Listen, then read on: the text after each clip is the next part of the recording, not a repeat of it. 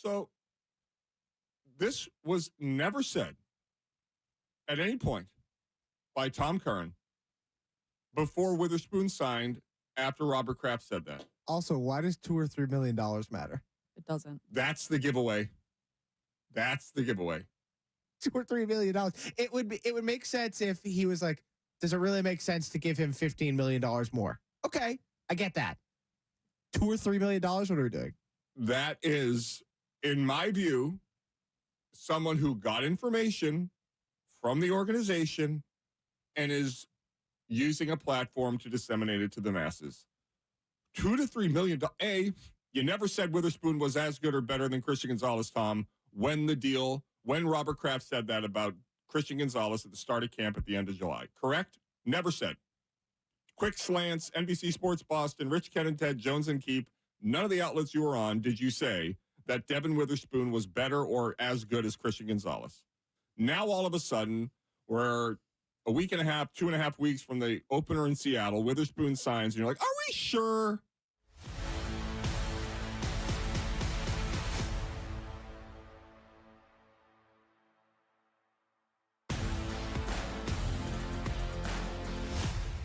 Them in contracts all the time. Patrick Surtain doesn't have the number one contract for corners in the NFL because other guys who've come after him to sign market-setting contracts that aren't better than him. Right. And here's the way that you need to frame it.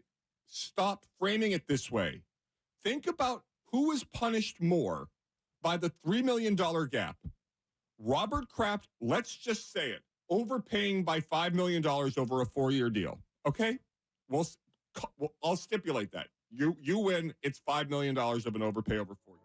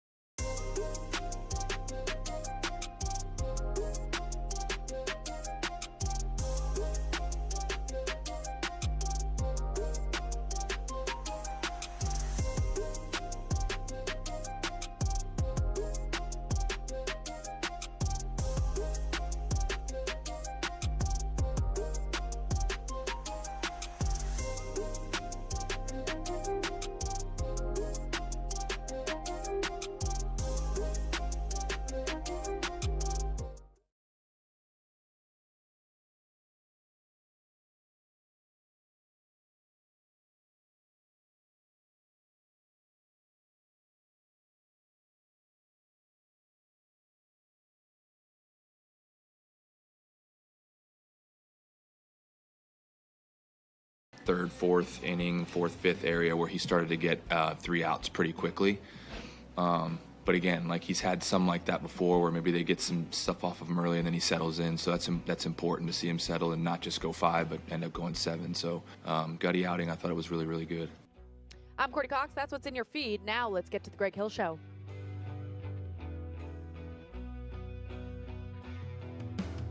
Rev up those fryers, because I am sure hungry for one. Greg Hill Show.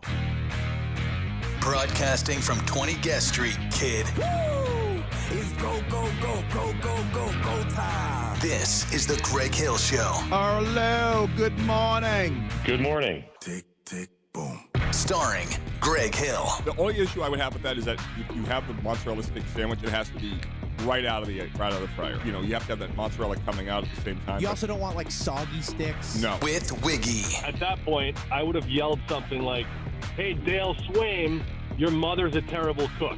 Right. And would that have been appropriate? That would have been fine with me. And Courtney. The man with the world's smallest penis has undergone a successful growth procedure. Happened on Monday, and things are going swimmingly. Usually when flaccid, rolls up like a belly button internally, but now it sticks out a bit. And Curtis. The second Mahomes is gone, the Chiefs they go from dynasty to nasty. And Shime. You slap anything in between 2 slices of Texas toast and I'm eating it. It's Like, just holy so smokes. good. Now, Let's get down to business. It's time to party! it's time for the Greg Hill Morning Show. Good morning. Good morning, everybody. Hello, good morning. Morning, everyone. Morning. Good morning, my neighbors. On Boston Sports Original. WEEI. Got my people. WEEI. When I say Greg Hill and you say show, Greg Hill. Greg Hill. Show. Greg Hill. Show. All right. Woo! It's go, go, go, go, go, go, go time. Well, that didn't work. So here we go. Greg, Wiggy, and Mego are with you now. Here you go. Tick, tick, boom.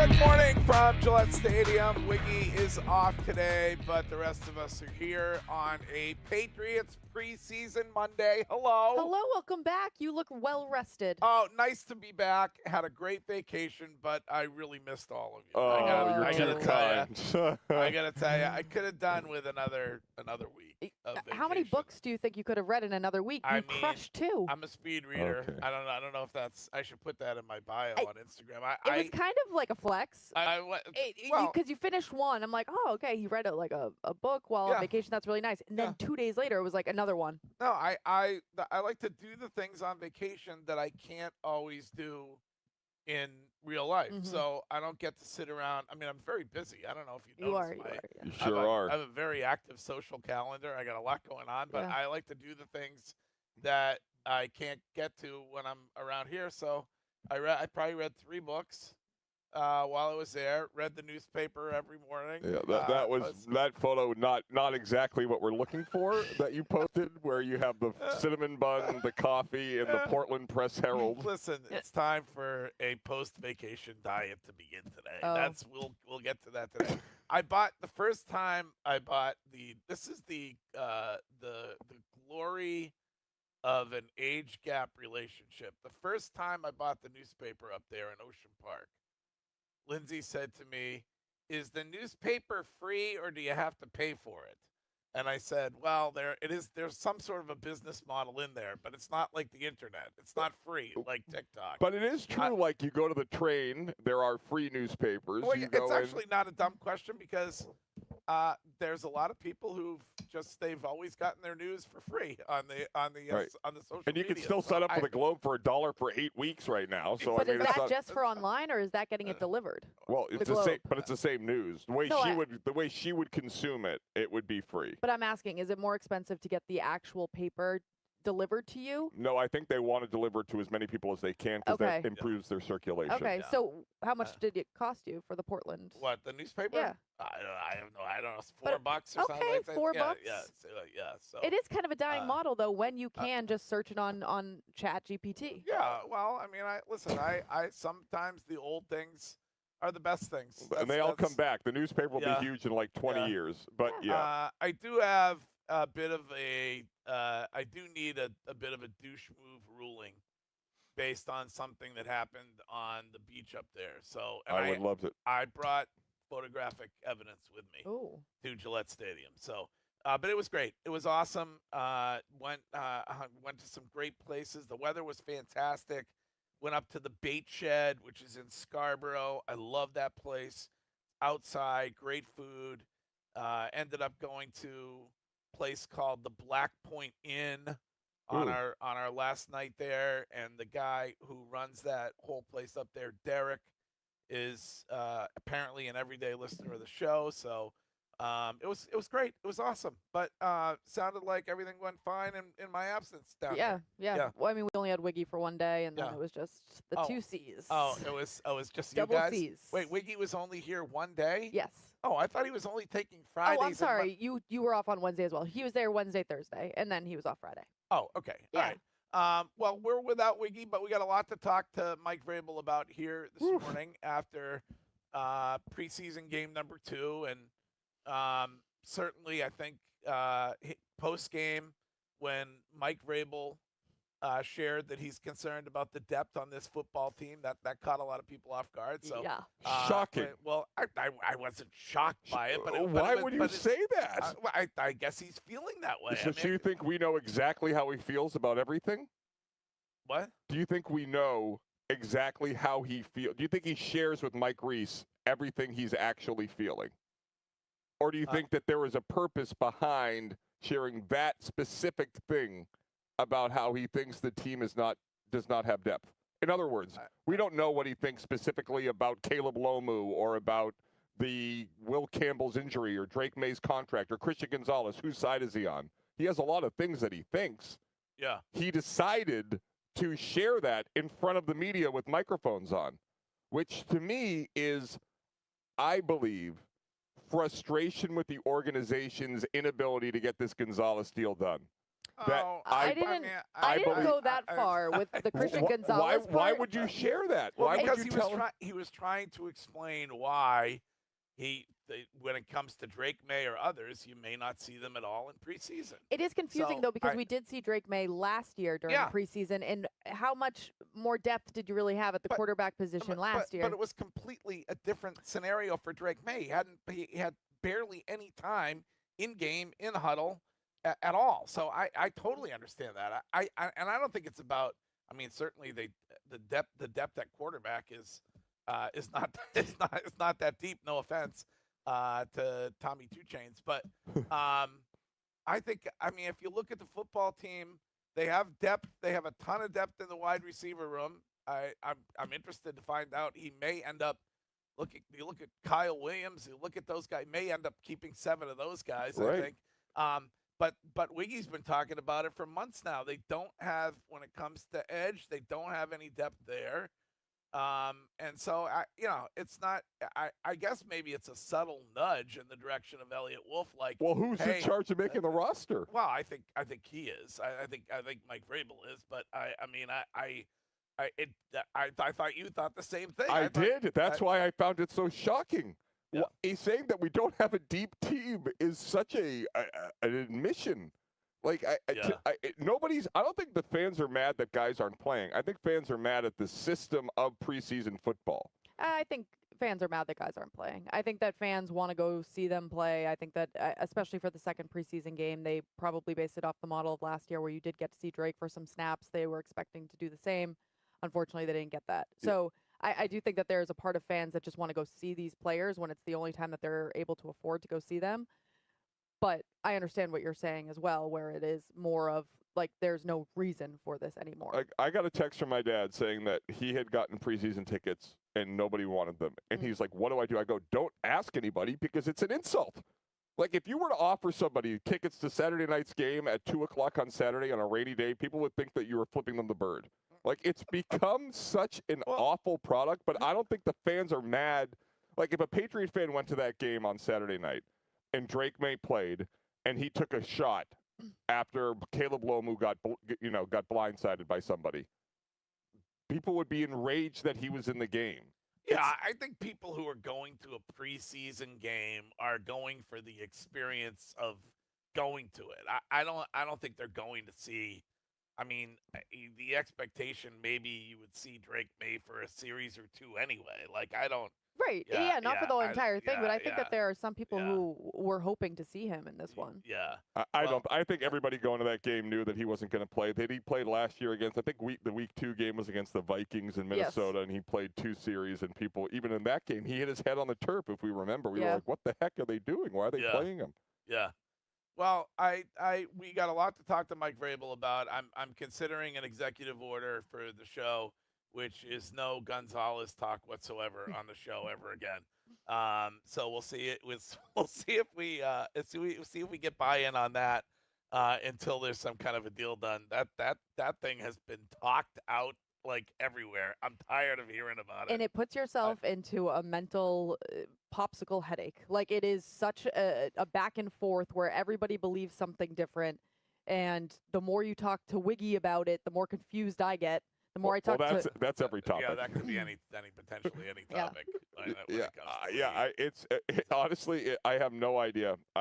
It doesn't sound like they're close. Elliott Wolf at halftime talked about how he's doing what's best for him. The team's doing what's best for them. I can't talk about it any longer until such time as there's a deal done or it's week 1. I guess and we're only 2 weeks away from the start of the season anyway. So they got 2 weeks to either figure it out or see what happens when they arrive, see if he gets on the plane, goes to Seattle or not. So, do you have FOMO that we're not covering the Browns given the Deshaun Watson press conference? We're going to get to that during They Said It, what Deshaun Watson said about what he was booed for. God. So They Said It is coming up at 7:50. We'll get to all that stuff.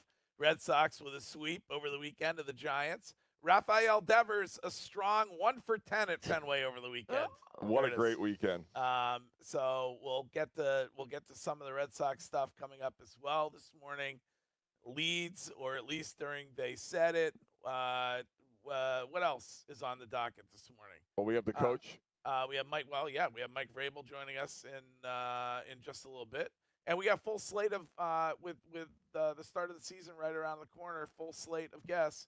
So every Monday on this show, Mike Vrabel and our guy Boomer Esiason. On Tuesdays, Ty Law is back. That lengthy negotiation is over. So Ty Tuesday's back on this show every Tuesday during the NFL season.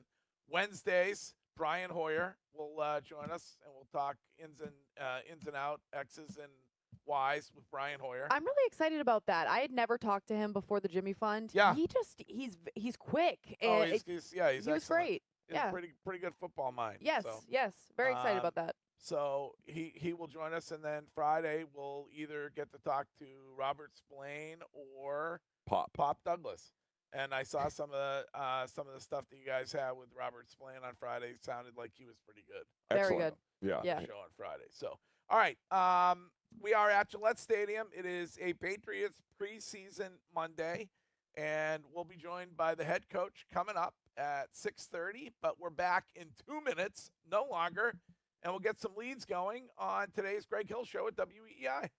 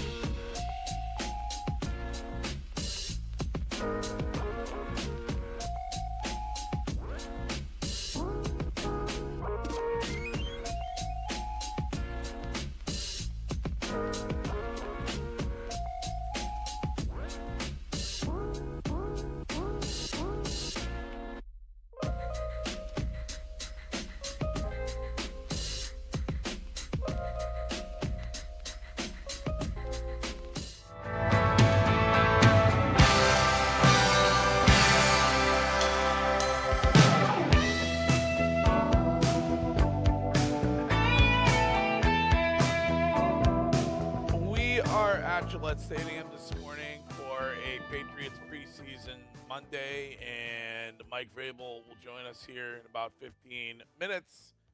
On Thursday, by the way, a bit of a bonus road show because we will end summer in New Hampshire, and we'll be doing the show on Thursday up at Tuscan Village. Oh. Have you ever been to that place? I sure have. It's fantastic.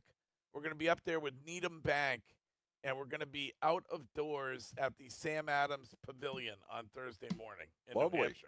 So look forward to seeing all of you there on Thursday morning. Gorgeous wedding venue there at Tuscan Village. Would have no idea, but of course you would. Of course. But there's all kinds of great. I was just going to say, you're going to a wedding there quite soon. I am? Yeah, Rob and Vic are getting married there. Oh, they are? Yes. Oh, that's very nice. Yeah, beautiful. Yeah, I'm really, this will be a great opportunity to hang with you guys one more time before summer is over and we get into the misery of winter. Which Curtis, I'm sure, is right around the corner. A gorgeous fall beckons before we get to winter. We don't have to get to there that soon. Fall, like, it lasts for like 2 weeks, and then it's just pure misery. I would have hoped you would have had a brighter disposition post holiday. Listen, I hate when summer's gone. I can't stand it. I can't stand it. And winter just hangs over us like a dark cloud of misery. It's just but we have a couple weeks We left. got football and apple cider We do. donuts. And you're a pumpkin spice bitch sometimes. Yeah, so like that's that is coming that's your true. way. That is true. Pumpkin spice is back. Yeah. So. All right, Sean, let's get going on it if we could, please. This is the Greg Hill Show. Time now for The Lead.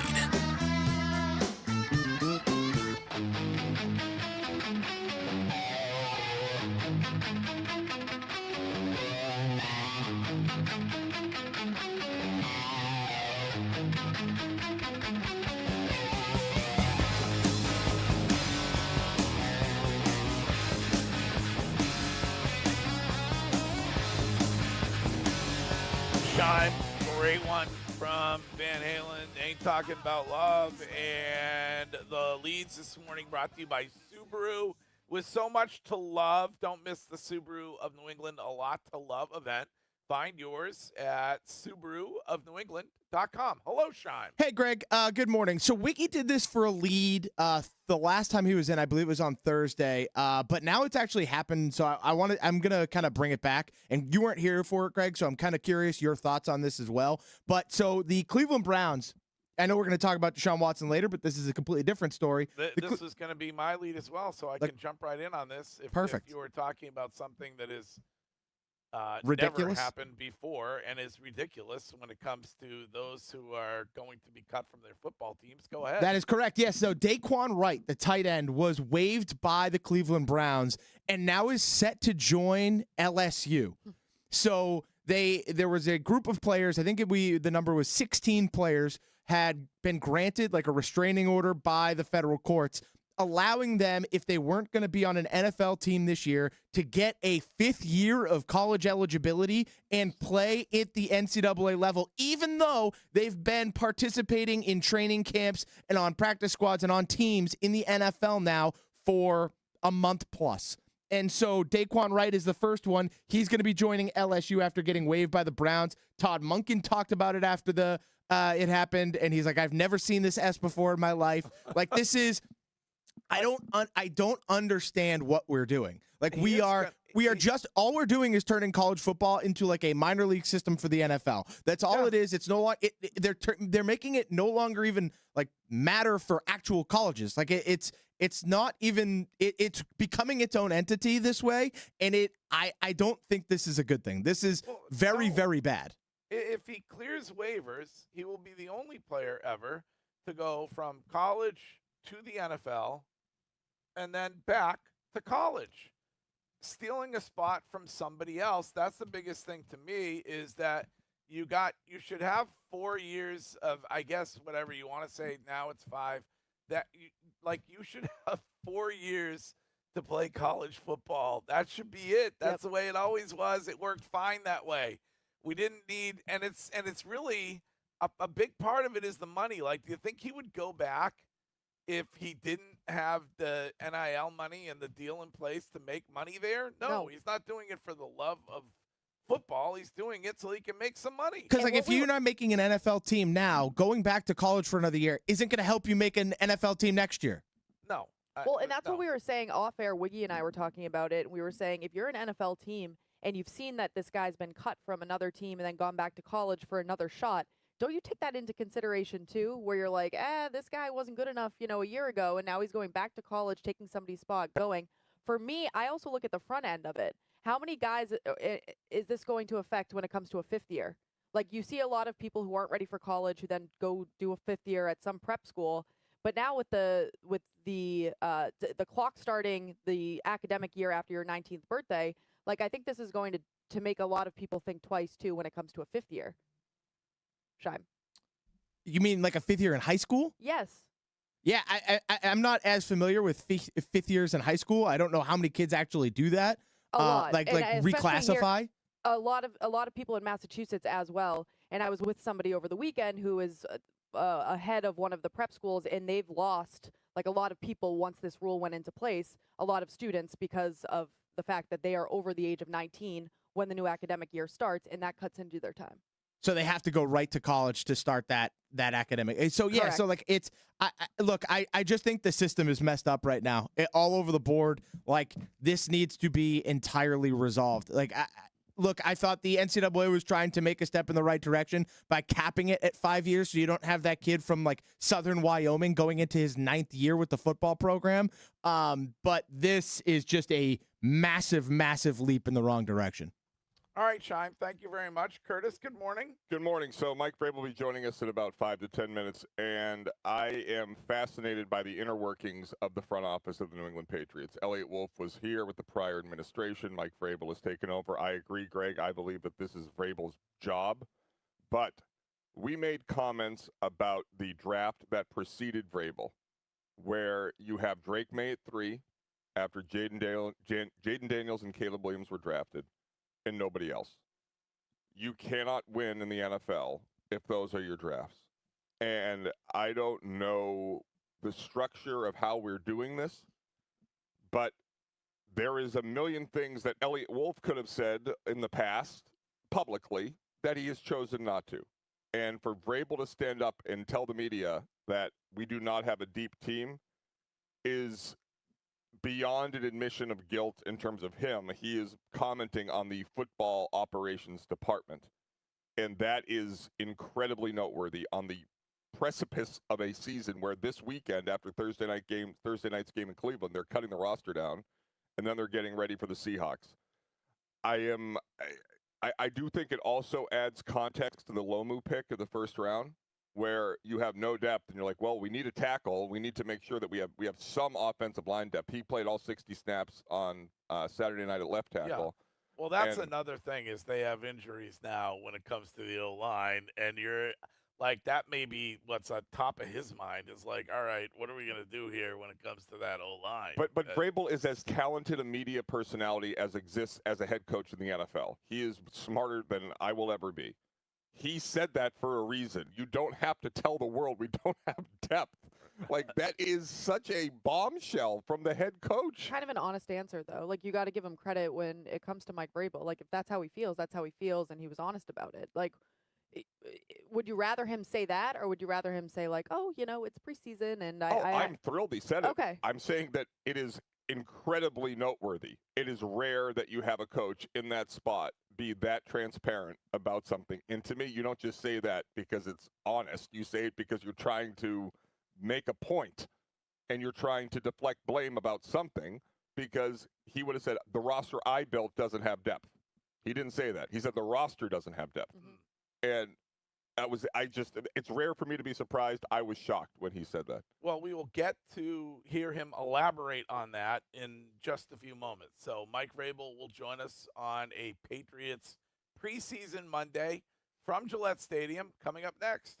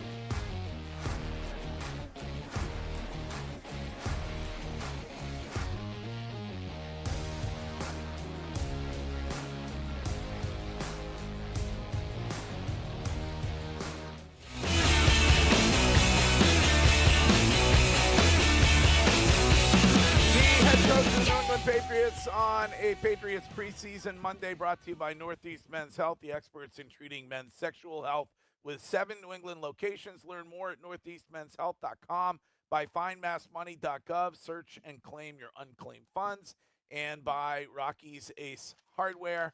Morning, Mike Vrabel. Good morning. How are you? Fantastic. How are you guys? Can I interest you in a blueberry? Hand-picked from Maine. Yeah, hand-picked from Maine. Please help yourself. I would ask, when you were establishing the identity for this football team and you chose the orange, did you ever consider the blueberry as one of the options? You could insert anything. Okay. It's just a figure. Okay, just a. It could have been a pineapple. It could have been a pomegranate. Okay, so it was just that that's what you're going to be when there's pressure, and when things get tough, and there's adversity, which there always is. That was just a reference. Apparently, that made the cutting room floor. I didn't see it. Yeah, I think it's a part of the show. I mean, I think that and it seems like guys are referencing it and talking about how the identity of this team is the orange. So it's not necessarily the orange. Okay. The orange again is just a reference of that's what it is. You can't really change it once it's. Well, I'm just here to speak on behalf of other fruits. Good, I who love are upset that they speak for yourself. I mean, have some meat. You're wasting away. Just speak for yourself. That's always the best way. They weren't chosen. Thoughts on preseason game number 2? I know we're not that happy with the defense first half. I thought we had a very spirited effort in the second half. I felt like that the guys were competing. I felt like they operationally and just defensively, we got some stops on 4th down. We gave up a play, but then the offense came back, and I thought there was a lot of really good things and a lot of really good efforts in the second half. Found yourself an emergency punter? Sure. Yeah. How did that come about? We needed a punter, and that was the first option I went to. He had been advocating for it. Nope. This was just being able to figure out what we need. We've got to have emergency snapper, we have emergency punter, different things like that throughout the season, and felt like that was necessary at the time. We've been talking a little bit about. Plus, it opens up so many fake possibilities. We could drop back and throw it from 15 yards when he's back there. Ooh, okay. You want Scheim to design a play for you? Scheim designed a play for Bill O'Brien. Didn't work out. Yeah, he hasn't used it. Didn't quite work out that way. But Scheim, would you be interested in designing a play for Coach? I'd be happy to give it my best shot. Okay. What was the play that he tried to give Billy O? Scheim? It was a really complicated play out of Trips 13 personnel. It was a whole thing. Football guy. Guru. Yeah, Professor. Yeah. He did compare me to Ernie Adams. Is that a compliment? Yeah. Kid knows ball. Yeah. Is that a compliment? It only works if it gains yards. Yes, that is true. What caught a lot of people's attention was you post-game talking about the lack of depth on this team, and I know you did it in regard to your thoughts about the starters not playing. But is that kind of a not so subtle message to the front office about, hey, we need some work? No, guys I mean here? we are the front office. You know what I mean? Like we're all making You are the the front decisions. office, yeah. I'm just saying we're all included in this. No, it was about the young guys that we have to develop, and you could see that the players that we kept out of the game, those are the guys, and then we have to be able to find some guys behind them to be backups, be first guy in, and be the third outside linebacker, be the third inside linebacker, be the sixth offensive lineman. These things that are so critical, be the third safety, and so those are the things that we're trying to develop, and I guess that's what I was referencing. If I can walk back, and I've already talked to Elliot this morning. I mean, these aren't issues that there's not. I'm not in a subtle comments. Yeah. That wasn't that. It was just they asked why we didn't play the guys, and we got to have everybody that we have available, and then continue to develop and see some guys that went out and played like they did on Saturday night to continue to build that depth. When you compare it to last preseason, and Drake did play in that second preseason game, was that because you needed to see, because he was a young guy and he didn't have a full season of starting under his belt? I couldn't even tell you. I couldn't even remember what happened Saturday before the game, let alone what happened last preseason. I figured that this is what we needed this year, and up at that point, we just played upwards of probably, I don't know, 40 snaps each day. Maybe they got 30 the second day against Philly, but I felt like that was good work, and I don't think that's, would have been smart. Either we weren't going to practice them against Philly on Thursday, or we were going to practice and then not play the game. Why don't you have good depth? Well, I mean, I think that, when you look at how you want to be constructed, we have to continue to draft very well. We have to continue to develop those late round picks, the guys that we can find that can be interior offensive linemen, that can be special teams linebackers, which is what we're hoping. When you look at Nam and Khalil, drafting some edge guys that you can develop and that maybe haven't played necessarily this 3-4 defense in the past, but that you're developing, and that's just kind of where we were constructed, and it's I think we can always work to improve that, and that's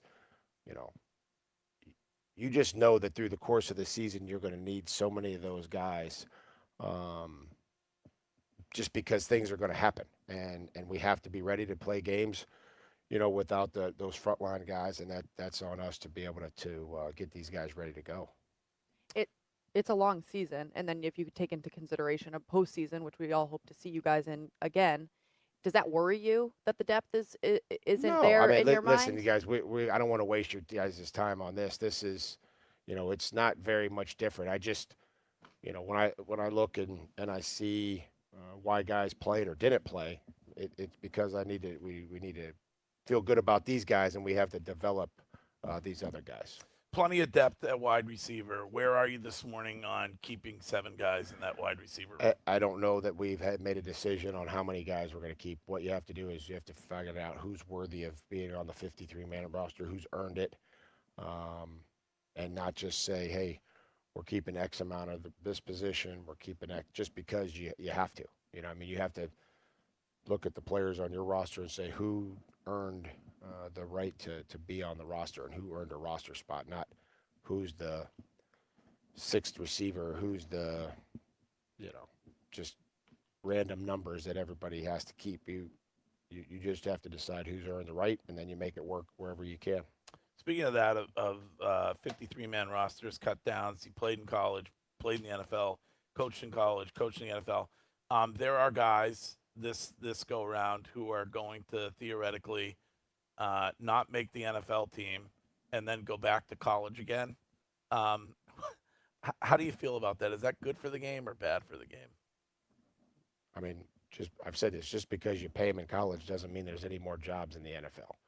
So just because a guy makes $500,000 in college doesn't mean that he's going to get a job in the NFL. There's still the same number of teams with the same number of roster spots. So I would imagine that they should get as much money as they possibly can where they can get it to help provide for their family and whatever they want to do. But just because you pay a guy $750,000 in college doesn't mean he's going to get drafted or doesn't mean he's going to make an NFL roster. It just means you got a lot of money to spend. Greg does. Speaking of doing the best you can for your family, earning the most you can, Christian Gonzalez remains the biggest story. And do you think he's being realistic? I mean, Devin Witherspoon's contract is signed, and most of us said, okay, now there's the market. This should get done relatively quickly. Why hasn't it gotten done yet? I don't have anything to add on Christian. I don't really. I think that we're working hard to try to get him, and we want him a part of our team for as long as, hell, certainly I'm here, as long as he can possibly be here. That's what we want to do. When it comes to Drake, you brought him up in joint practices. He looked great, impressing a lot of people. What's been the biggest improvement? What looked great about him, Courtney? Well, I thought that his completion percentage was pretty high. I thought his ability to work with A.J. Brown over and over again. I think some of those are sacks, and everybody gets this thing overblown. I hope we don't read everything that's out there on the internet and the social media. Like, we didn't do anything the second day offensively, and everybody says we did. I said, you guys should stand where I'm standing. So I appreciate the optimism, but we got a lot of work to do. You're never satisfied. Low T. Oh, yeah. Oh, you're dealing with low T? No, I'm joking.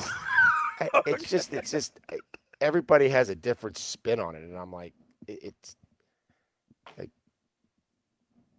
Drake's been fantastic, and I was just doing that in jest, but it wasn't. We didn't respond like we responded defensively the other day, and which was good to see.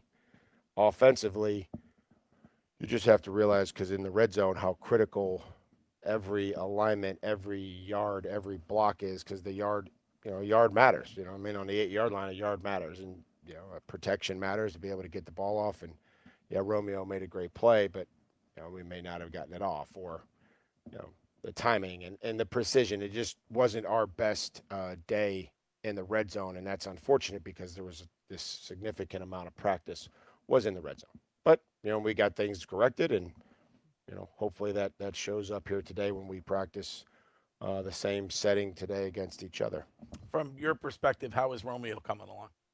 I feel like he's guess him and I, we got to figure out a celebration. He just got Rome just scores and chucks the ball. He's back in the huddle before it lands. I really enjoy watching him, his confidence grow. He's playing big and fast. And I think he's starting to really be comfortable. And it just looks like the more comfortable he gets, the faster he's been practicing. You feel like Andy got better from preseason game 1 to preseason game 2? If he makes him, he got better. He made him in practice, had a good week, and so that's pretty much, they have to go in for a kicker. That's how you evaluate him. We were talking off air after you came on last week too, and said he started off the season last year kind of on the wrong end of things, and then improved as the season went on. Is that just getting the jitters out if you're a kicker and able to watch film like you said he was going to? I've done a lot of things out there. I haven't kicked a field goal, so I don't know. I think everybody has. If you care enough, you have jitters, but I really try not to. I'm not over coaching them. I'll let Tom and Jeremy coach them, and Andy knows what he has to do to self-correct. I think his mental approach is really good. It doesn't, affect him a lot. It was good to see him bounce back, and I think that's what you have to be able to do so that it doesn't just snowball on you and become an issue. You turned over almost half of this roster, which is somewhat unconventional for a team that went to the Super Bowl. Who's emerged from your perspective on the leadership side of things? Same guys that we've always had, coming back. I think AJ's been a good addition to that leadership. Draymond Jones has been a good addition. I think the leaders have kind of been the same. I think Milt helps us lead, and Marcus Jones and Matt Collins do a fantastic job. Hunter Henry. Most of our veteran players, I think, really in their own way have a good reach. You had your second to last season here. You guys lost in 2007 in the Super Bowl. Is there anything that you gleaned from that experience and how you're coaching this team about the hangover? Obviously, many teams have lost the Super Bowl and struggled the year after. Is there anything that you learned there, or how Bill dealt with that, or that you're trying to instill in your team this year? I couldn't even remember. Yeah, what did we do after the Super Bowl that year? Well, Tom got hurt in week 1. And we won 11 games. Yep. And then I got traded, so. You and Castle went to Kansas City. I honestly, I couldn't remember what the focus was. Hey, you said you don't even remember Saturday. Right. Your memory's fading fast. That might be a low T thing also. It's not. I just remember what's important. Do you remember Kenny Chesney at practice the other day? Looked like you guys were chumming it up. Big country guy. I remember him being there. Came in. Yep. Came in for a day. Hey, the boys which will was fall. Great. All right, question of the week from Mike Vrabel, brought to you by Rocky's Ace Hardware. 7 of this. Did you want to get a picture or something with him, Courtney, or what did you? I would have. Yeah. Yeah, no, I think that Kenny Chesney's on my list of starstruck. I would be starstruck by Kenny Chesney. It would go like Taylor Swift, Justin Bieber, Kenny Chesney. No, Luke Combs before Kenny Chesney. Okay. Wow. Yeah, but he's up there. Top 5. Did he download you on the wedding of the century? I don't want to get anybody in trouble for any documents they may have had to sign at a wedding. So. Oh. I'll show you the picture someday. Did you have to sign an NDA to go to that wedding? I can't tell you. What are you looking at? You're trying to look at the question. Oh, question. Get out of here. 7, you can get out of here shortly. 7 of this team's first 11 games are on the road. What, if anything, can you do to get those guys ready for that? Or is that not even a thing you think No, I about? mean, you just have to, handle the environment. Certainly that'll be a great test on the opening night.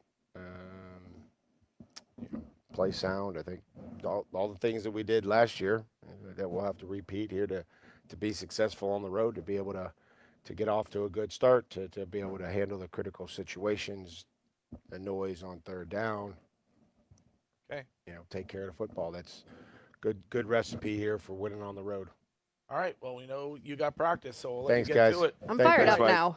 You're I ready- want to you're run ready- through a brick wall after that. Yes, All right. Yeah. Yes, you do. I do. Are you feeling He's not confident in anything. He wants them to be better. do you have the mentality of an orange? Yeah, Okay. or a blueberry. It doesn't Okay, matter about the or a fruit. blueberry. Does not matter. All right. Conversation with the coach is. We'll see you next Monday. All right. Well, you said that was awful. It was a joke, I think he yelled. Oh, yeah, okay. there was a joke. All right, okay. Phew. The conversation with the coach is brought to you by Cross Insurance. Cross Insurance, the official insurance broker of the New England Patriots, and we'll be right back. Holy cow. At Flex Card.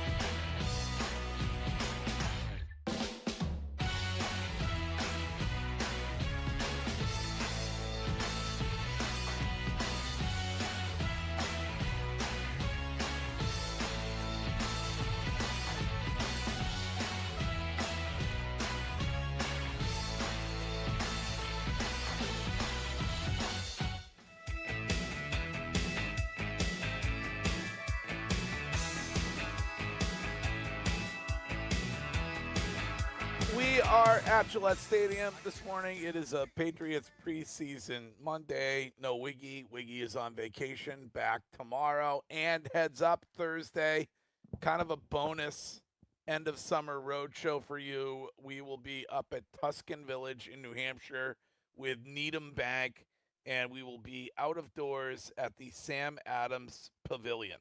So cannot wait. Thursday, there's only 2 weekends left in summer.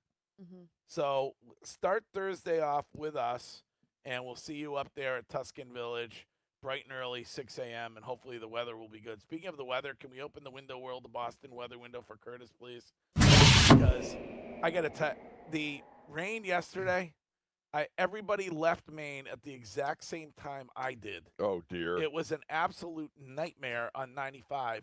Took me 3 hours, 45 minutes to get home yesterday, Curtis.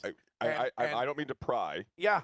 Why not get off the highway, grab a lobster roll, take a breath, bring Bullet out for a walk, and then keep going? We got off the highway to get food. This is one of my big problems. Like, you people want to mock and ridicule me for what I eat and what I don't eat. Lindsay, who is just a tiny, precious little thing. A speck. You know that. Loves McDonald's. Yeah. So we get off the highway, and I was hoping to go grab myself some kind of a salad wrap. Right. And she's like, nope, we have to go to McDonald's. And then I'm stuck. I have to get a Big Mac. Well, you didn't need to. Huh? There are healthier options. Like a snack wrap would have been. I mean, a snack wrap is not going to fill me up. I can't have a snack wrap. All right. When in Rome. So it's a real problem. I just gotta. I got to tell her, you go to McDonald's and I'll go somewhere else. Yeah. Is what I have to do. I'll just take the water. Yeah, the ice. Yeah. I'm really sorry she forced you to have a Big Mac. That but sounds anyway, awful. Anyway, it was a nightmare coming back. It was awful. Normally an hour and a half, but I mean, it's summer. What do I expect? Yeah. Right? Well, it is summer, and I'm really glad you had a nice trip. You look rested and relaxed. Thank you. 65 degrees in Boston right now. Going to be an absolutely perfect day. Afternoon high, sunny, 81. This week is great. Going to head to the Marshfield Fair tomorrow. Oh, excellent! It looks perfect. Cannot wait. And big fair guy. You really love a good fair, and you love a good farm. Really. By the way, thank you to our friends at Apex. Rainy Saturday. Went out there after the show. James dominated the ropes course. It was awesome. I had just been for the Ty Law event that we've had a couple times to the Great Hill Foundation in Corvus. That place. Holy cow, no square inches not dedicated to something fun or something for someone to do. They have a full Planet Fitness for you, Greg. It's a great place, Apex. It really was awesome. This week is going to be perfect. Really looks amazing in the 80s and sunny most of the week. All right. You can get a whole house full of new energy-efficient windows installed for just $99 a month from Window World of Boston. There are 4 local showrooms that you can visit. So, interesting back and forth going on in the Twitch chat. I am watching that with interest this morning because discussion about Mike Vrabel and his demeanor on the show this morning, which I thought was, I mean, he's all business. Yeah. I don't know. Did you feel like he was? Some people are like, wow, he's sounding Bill Belichick like, and I didn't really get that. I got a vibe that he didn't. He felt like his depth comments were maybe taken out of context, and I don't think he wants to talk about Christian Gonzalez anymore. I mean, I think that was sort of it, but I don't know. I didn't feel like he was. Yeah, I think that he's over talking about Christian Gonzalez because he's not going to say anything. I thought that you are 100% correct that he thinks his comments were taken out of context when it comes to what he said on Saturday.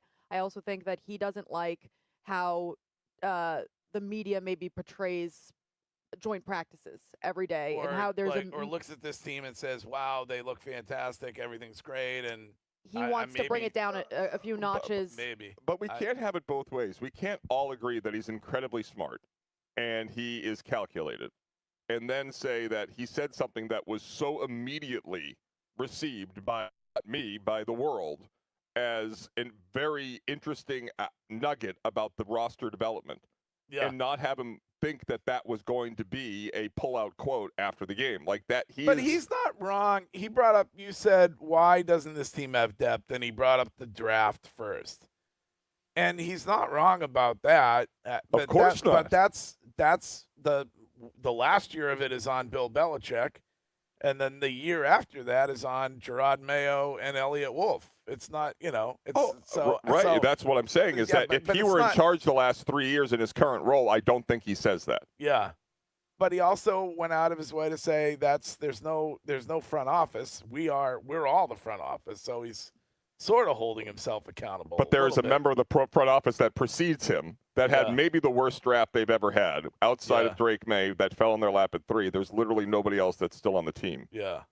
All right. Well, it was interesting. It was interesting. His demeanor. Oh, good point from guy from the 413 in the Twitch chat. Maybe he just ate one of your bad blueberries. He might have had a bad blueberry. That could be it. And maybe it was, or maybe he didn't like the orange thing. That was kind of weird that he was not. Why didn't he just buy into that? I mean, that's the identity of the team. You said they're an orange. Yeah. You squeeze it, you know what you get. So all right, we're gonna take a quick break. By quick, I mean 2 minutes, no longer.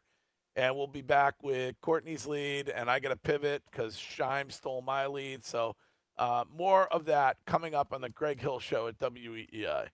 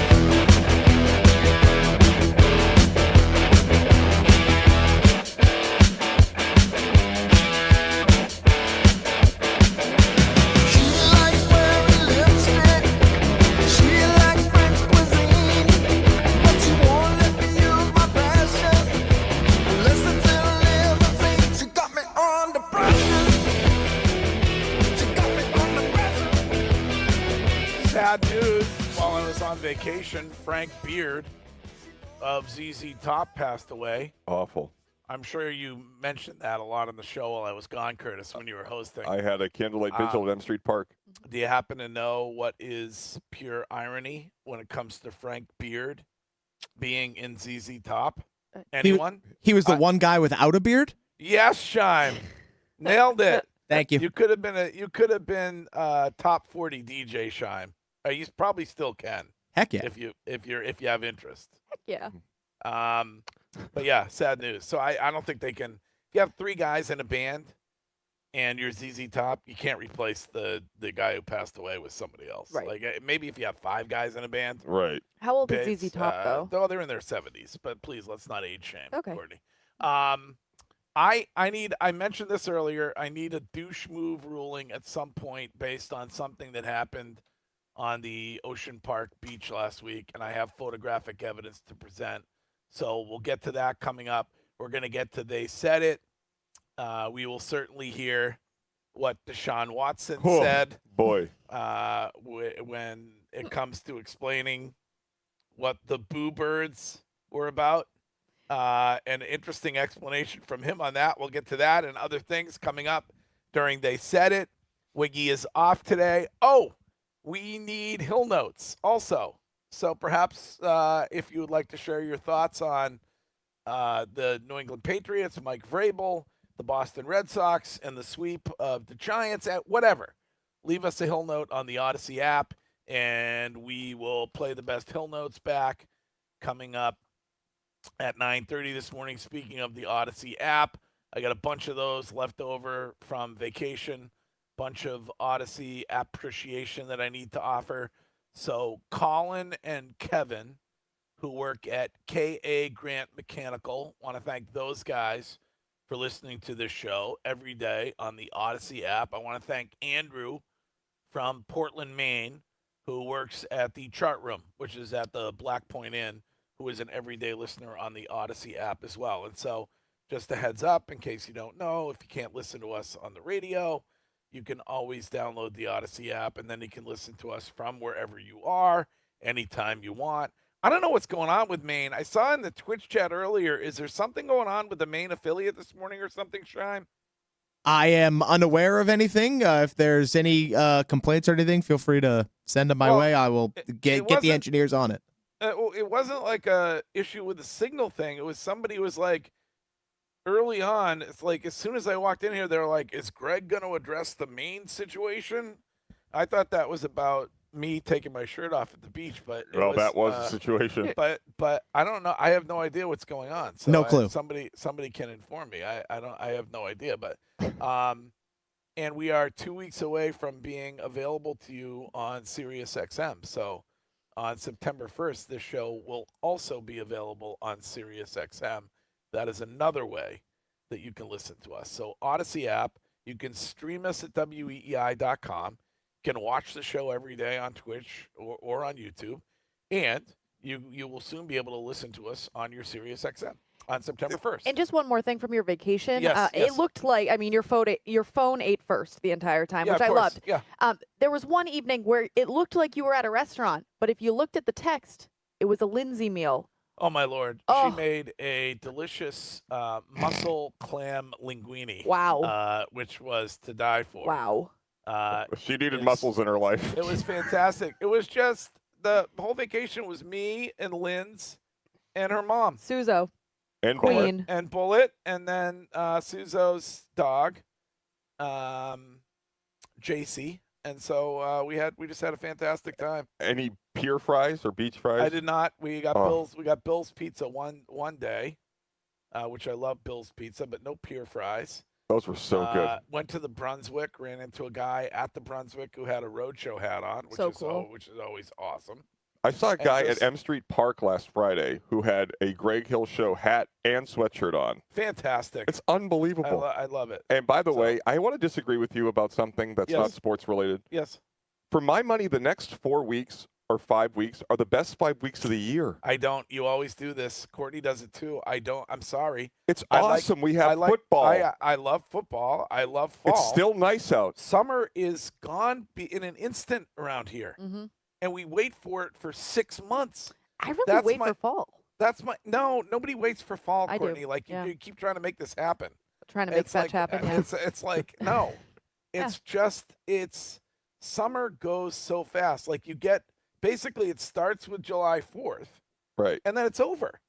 So Yes. that's what I get depressed. But the about. next 5 weeks, you get to be sitting outside at a restaurant watching a football game in nice weather. Listen, you get all the great food. You get the chilies. You can do the crock pot meals. You can do the soups. I'm with you. I had a pumpkin muffin the other day, and it Yeah. made my life. Yeah, it makes me sad. Maybe it's because I'm old. Well, maybe I don't have many summers well, left. you are in the fall of life. Yes. Okay. Anyway, Courtney, do you have a lead this morning? I do have a lead this morning. And if you feel like Massachusetts is getting more and more expensive to live, you would be correct because Smart Asset just released across the country what it takes to live comfortably for a family of 4. And do you want to know where Massachusetts falls on that list? I would guess we are among the worst. We are number 1 on the list. It costs you nearly $330,000 in annual income to live comfortably in Mass in 2026. That's the highest in the country. 3 states require incomes higher than $300,000. It's Mass, Hawaii, and California. The lowest, if you want to move, is in Mississippi, where it costs you $188,000 to live comfortably for a family of 4. That And Hawaii and California are actually places that are really nice. Yeah. That's wild. It is crazy to me. So this is the most expensive state when it comes to a family of 4. Correct. Yeah. In the country. And when you look at other places in the world, and I know Wiggy always says, like, why do we live here? Why do we live here? I do understand why people are migrating. They're going elsewhere because not only does the weather suck for a good part of the year, but it's becoming unaffordable to be able to live for if you have a family. Yeah. All right. Thank you very much, Courtney. You're welcome. First of all, my lead, Shime's lead this morning, same lead, but I can pivot real quick here. I agree wholeheartedly with Josh Allen, who was upset over the weekend because of a social media podcaster, Tony Farmer, who felt the need to leak private family information about Josh's teammate, Ed Oliver. Ed Oliver's son horrifically drowned, 2 years old, I believe. 2. Drowned in their pool. And apparently, obviously, everybody associated with the team knew about it, knew what he and his family were going through, didn't say anything about it. Most of the beat reporters in Buffalo knew about it, didn't feel the need to rush to social media and share the man's tragedy with the world before he and his family were ready to talk about it. It is gross. Disgusting.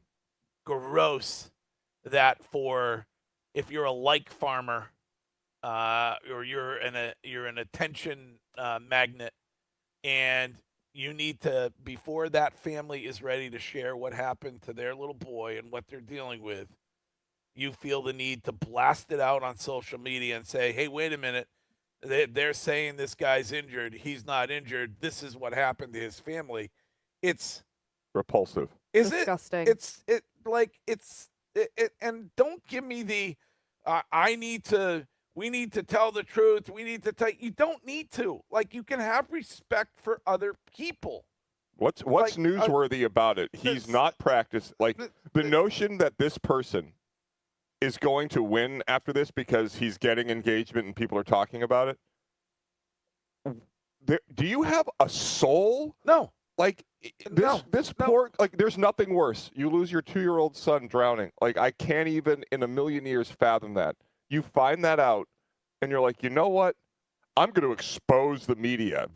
It's not a cover-up. No, it's a horrendous thing to do to a family who is grieving, and to do it because you're trying to get people to engage with you on social media is the lowest of the low.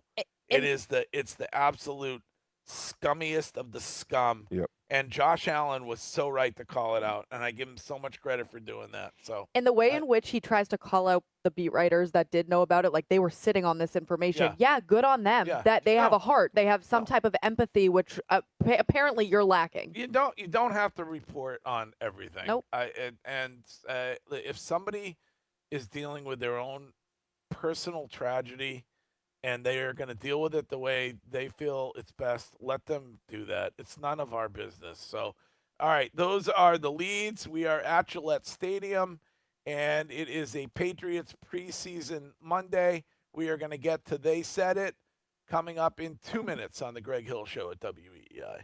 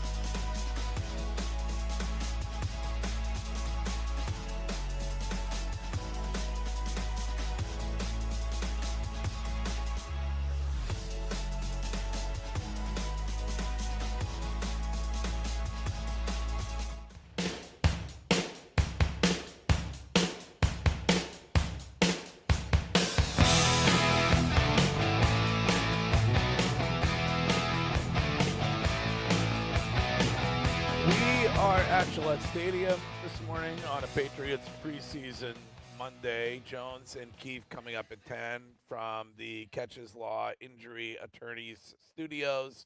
No fee unless you win.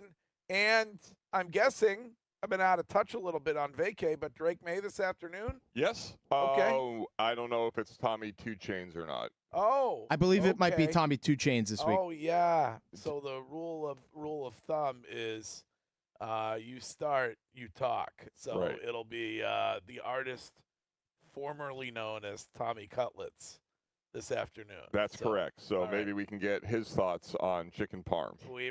Maybe we can. Wiggy, speaking of chicken parm, will be back tomorrow. But Chime, let's get right to it.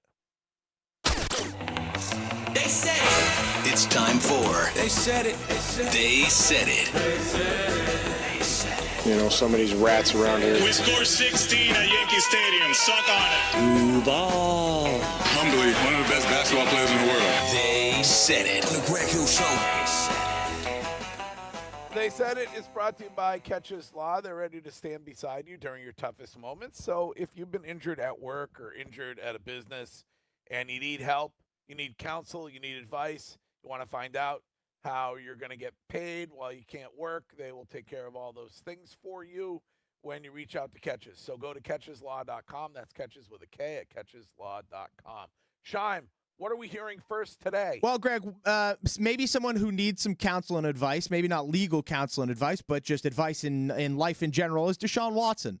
He spoke to the media about getting booed during the Cleveland Browns preseason game, and we can hear from Deshaun Watson. I mean, I didn't have no reaction. I think the biggest thing is, I think you guys know too, and I think the whole world knows, it has nothing to do about the performance. It's a little bit personal than that. So I think it's a disrespectful thing. So yeah, I mean, I'm gonna keep whatever I feel with me and my family internally on how I feel about that, and yeah, just move on. But don't you think, Deshaun, that winning and playing better would eliminate some of that booing? Last time I played on this field, I tore my Achilles, and that same fan base, they cheered when I got hurt. So does that have to do with, what does that have to do with anything about performance? When a person get hurt, especially for your own city, and they cheer. Does any of that make you regret coming here? No, I don't regret anything in my life. You know, I think the Lord put me through situations for a reason, so I don't regret anything at all. But you know, I had different thoughts on how it was going to be, but you know, it is what it is. You know, sometimes, you know, the tables turn, and I'm patient enough because I'm a child of God to, you know, wait for that time to change. So I'm not tripping on it. Not a very likable guy, Deshaun Watson, and also not very self-aware. Like I you know, you're being paid $230 million, whatever the number was, and you're just not that good. You know, it's obviously they're gonna boo you. They don't like you. So I don't know what to tell you. And he used to be so likable. I was a Deshaun Watson fan when I started on this show. The fact that he got up in front of a microphone and said that the reason that he's getting booed by sports fans is because of what's gone on off the field. Please take a look around the league. Take a look at history when it comes to sports and in issues that players have faced that are on the same level as yours. If you were playing well, you would not be getting booed. Cleveland Browns fans would be praising you. They would all become very skilled in the way in which they can say, well, he was never convicted. Yeah, well, true. Yeah. he didn't really, you know, it was an interesting timing for all these women to come forward. Like, you are so... It has to be you have to be a narcissist to have that take. To think that it has nothing to do than your poor play on the field. That it's not performative. But he's also the one taking it personally. Like, if you don't want people to be personal, then don't be personal in return. Also, I would say the notion that a person, any person, myself, anybody, would say I have no regrets, like, in my life, especially considering what he's been accused of doing. Like, of course we all have regrets. We would do things differently. Like, if you had a chance to. I find that I also thought on the other end, though, Shedeur Sanders was phenomenal in reaction to that. Did you see his sideline interview? I did. Yeah. Like, I thought he handled it with such grace that he was, like, you know, defending the teammate, even though it made him, you know, he's in a competition with them. I thought he handled it really well. For a guy who struggled last year on the football field a little bit, like, this is the perfect opportunity for Shedeur to endear himself to people and, like, give himself a legit opportunity to be the quarterback. Listen, I may have been on an island when it comes to Shedeur. I was not a fan of the process that got him to the NFL. I was not a fan of the way he conducted himself on draft night, but who knows? Like, he may end up being the guy out there. Well, it's always about who you're next to, not about who you are. So life's about context, and being next to Deshaun Watson is a great thing for Shedeur, because God, does he look good. What a disaster Cleveland is. Forever, that franchise. Just a dumpster fire. Oh, my God. I couldn't imagine. Like, what? Deshaun Watson's contract, is that the worst deal in all of sports? Yes, ever? And it's not even close. It was an odd time to do it, if you remember. Totally. And it's not only the deal, they traded first-round picks, too. Like 6 of them. Like, unbelievable. Sean, didn't they, like, wasn't it 6 picks to get him? I don't think it was. I think it was only 4 first-round picks, but they had to give him a fully guaranteed contract. No, it was a pick 6 is what he threw when he was signed. Trade. Let me get this right now. Internet, do your magic. It was in exchange for a first round. To the Texans got a 2022 first round pick, a 4th round pick, a 2023 first round pick, a 2023 third round pick. Geez, 3 first round picks. And what else? Like And it's a total of 6, I think. Yeah, it is 6 picks total. Yeah. But 3 first rounders. Unbelievable. Nuts. It's nuts. And I mean, what are his stats? Well, to be fair, like at the time, like outside of the controversy on the football field when they traded for him, he was like the next big thing. He had like a 70% completion percentage through 4,800 yards. Was awesome for the Texans. I can say outside of the controversy, Well, I'm just trying to. There were 30 masseuses who were claiming that he was touching them and taking it out. If I'm not totally mistaken, agree. Sean, I'm not mistaken. I believe Wiggy was mad that the Patriots didn't do that. Hand to God. I really do think Wiggy was like, why aren't they in on him? Like 2020, he had a ridiculously good football season. Ridiculously good. All right. Well, Now he's just bad. Well, I mean, bad. They take bad. I mean, this is. But the booing was not performative. No. It's a grudge. All right. More of They Said It coming up next. Get fresh.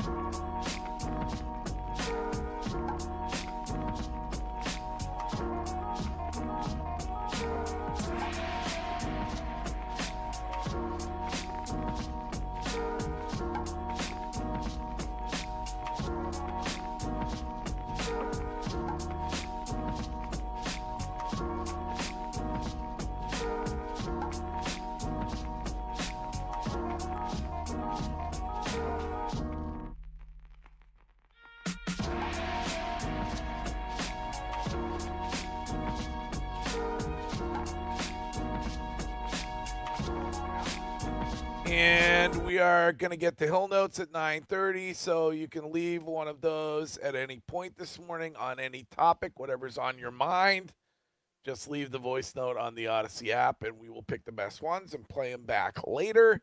And we were in the middle of They Said It when we were rudely interrupted, Shime. What is next? Well, Greg, let's hear from Jake Bennett, who helped the Red Sox get the win yesterday against the San Francisco Giants to complete the sweep. He talked about his kind of load management and the little extra rest he had heading into that Giants game. We can hear from Jake Bennett after the game. You got some extra rest coming in. Did you feel like it paid off for you? Yeah, I mean, I think, it was kind of just a little bit of workload management stuff. So, I mixed in the higher intensity bullpen, try to get a game feel. But yeah, it's great to get back out on the mound. With a month and change left in the regular season, you've talked plenty about your innings. How do you feel heading into the home stretch-ish kind of? I feel good. Body, arm feel really good. Just really trying to keep building off this outing and finish strong. All right, I like it. Gonna need to be able to count on a couple guys, arm-wise, in Jake Bennett and Peyton Tolle, who haven't necessarily gone the full distance before. So, I mean, listen, another sweep for this team. That Contreras Elon Musk rocket launch on Friday night was unbelievable. Wild. That thing 452 feet. I like their chances, Curtis. I really do. And you got Roman Anthony's going to play in Worcester tomorrow night. Back Friday night in the Bronx. It was very exciting up near me in Maine. Everybody was excited in Portland when he hit that dinger on whatever that was, Tuesday night, Wednesday night, Tuesday night, I guess. And so is it true you were keeping score at Hadlock Field? I was not. I did think about going over there and taking in an inning or two, but I was very comfortable. You were hungry. I was comfortable reading, but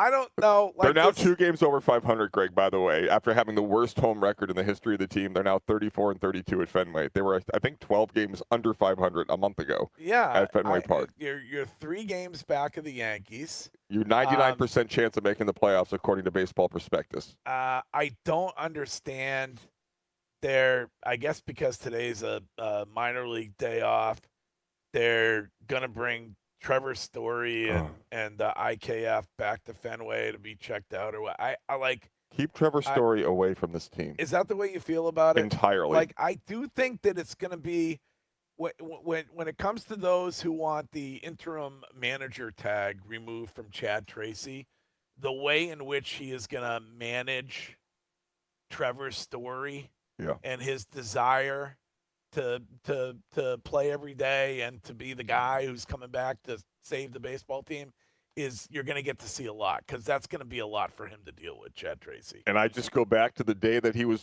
Chad Tracy was hired and Cora was fired, and Trevor Story had that pouty tantrum in the locker room in Baltimore. Pissed. And this team is better without him. It's nothing personal. Just, I would say, stay the hell away. Yeah, I mean, I just you run the risk of effing with the chemistry, do you not? Of course. When you want to hear a negative slant about Tracy and why he still hasn't been given the full-time manager job, according to Ken on Saturday, if there is a lockout, Worcester still plays. Oh, yeah. And if you remove the interim tag, then he can't go back and still do his job with the Worcester Red Sox. I don't think you need to, when people are, Shaughnessy wrote an article over the weekend about how you got to remove the interim tag. Like, I don't know what the rush is. Like, he's earned it. He has earned it, but he's not gonna be paid more. Like, I mean, But if that's the reason they want to have a cheap guy manage their AAA team while they're locking the players out, that is not a good reason to not remove the interim tag. Yeah. I mean, Bob Nightingale yesterday on social said that he's the front runner to be manager of the year. It's wild. And by the way, the Alex Cora to the Phillies thing, have you seen the Phillies recently? They've won 9 straight since that story came out. Yeah, well, he doesn't get the job if they make the playoffs, supposedly, so that might not happen. Cora might be banging trash cans for the Philly opponents in the playoffs. I just don't like the way these guys are constructed lately. chemistry-wise, I don't know that you want to throw Trevor Story into that mix. Nowhere near the team. Thank you. Yeah. Keep him the hell away. Yeah. So, but month left in the season. Well, we should do a roadshow Friday from the Bronx. Oh, yeah. Well, I mean, if everything goes well when it comes to Worcester, I'm assuming that Roman Anthony could play this weekend, right? That would be perfect. And what an opportunity for him. Nobody would remember a damn thing about the offseason, about Homewood Suites, about any of it. If he gets back this weekend, they win 2 or 3 in the Bronx, and he has a couple big hits, we're off to the races. Yeah. All right. Red Sox are in Miami for 3, and first pitch tonight, Courtney, is what time? 7:10, I'm guessing? Yes. Okay. On the Shaw's and Star Market Red Sox Radio Network and on the Odyssey app. 6:40. 6:40. Oh, you gave me the yes there. I know. I was. Sorry, I'm writing news, and my apologies. Listen, it's a lot. No, my apologies. News coming up. Yes. We news coming up at 8. Yes, very good Okay. news segment today. Good news segment. Yep. We are forecasting a good news segment We coming are. up. Okay. We sure are. News coming up at 8. More of They Said It coming up next. If you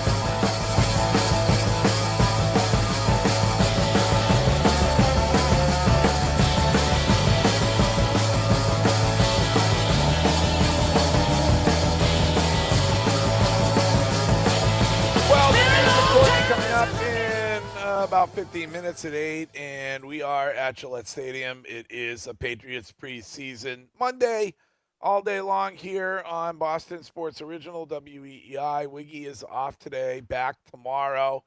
And then I mentioned a couple times this morning, but we're doing, I would call it a bonus road show in New Hampshire on Thursday morning. We are going to be at Tuscan Village, which is awesome, by the way. Awesome. And we will be there with Needham Bank, and we are going to be at the Sam Adams Pavilion out of doors on Thursday morning. So I hope you guys will come by and say hello as you make your way wherever you are making your way for the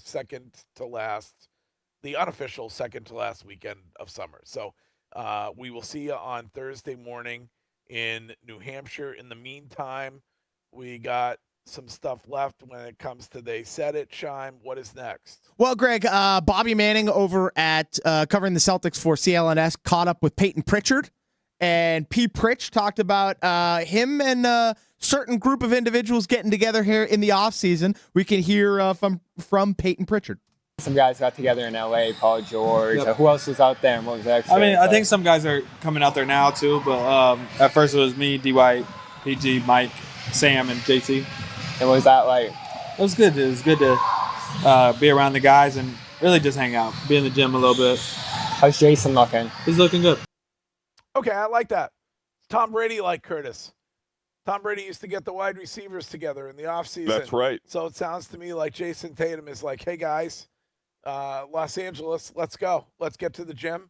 Let's throw the ball at the hoop and see what happens. Right, I like it. Don't be the smartest man in the room. We'll all get along. Yes. So I don't know. I sneaky feel good about the Celtics this season. Yes, I just do. Oh man. Because I think it's. What's their over/under, Shime, on wins? Let me check. I think basically odds wise, everybody's got them third in the East. I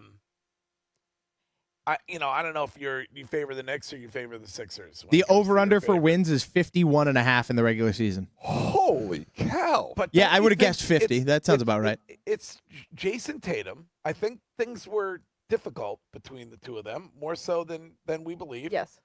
Even you acknowledge, even the biggest Jalen stans acknowledge that now. Yes, I was wrong. Yeah. But I do think that it was more on Jason that he was done with the relationship. I think that if the opportunity presented itself, Jalen would have been fine playing here another year with Jason. Well, because he's oblivious, Jaylen Brown. Like he doesn't think there's an issue when Batman is out. He thinks it's cool to share the stats of how great the team is without Batman. It's like Commissioner Gordon sharing the stats on how crime has gone down since Batman had COVID. Great reference, Greg. Well done. That was really good. Thank you. I'm sorry, but I think Jason Tatum is going to feel a bit freer. I think he's going to understand that this is his moment. But the roster's not good. And the pressure. I mean, was the roster not good last year? I mean, the roster's. It was.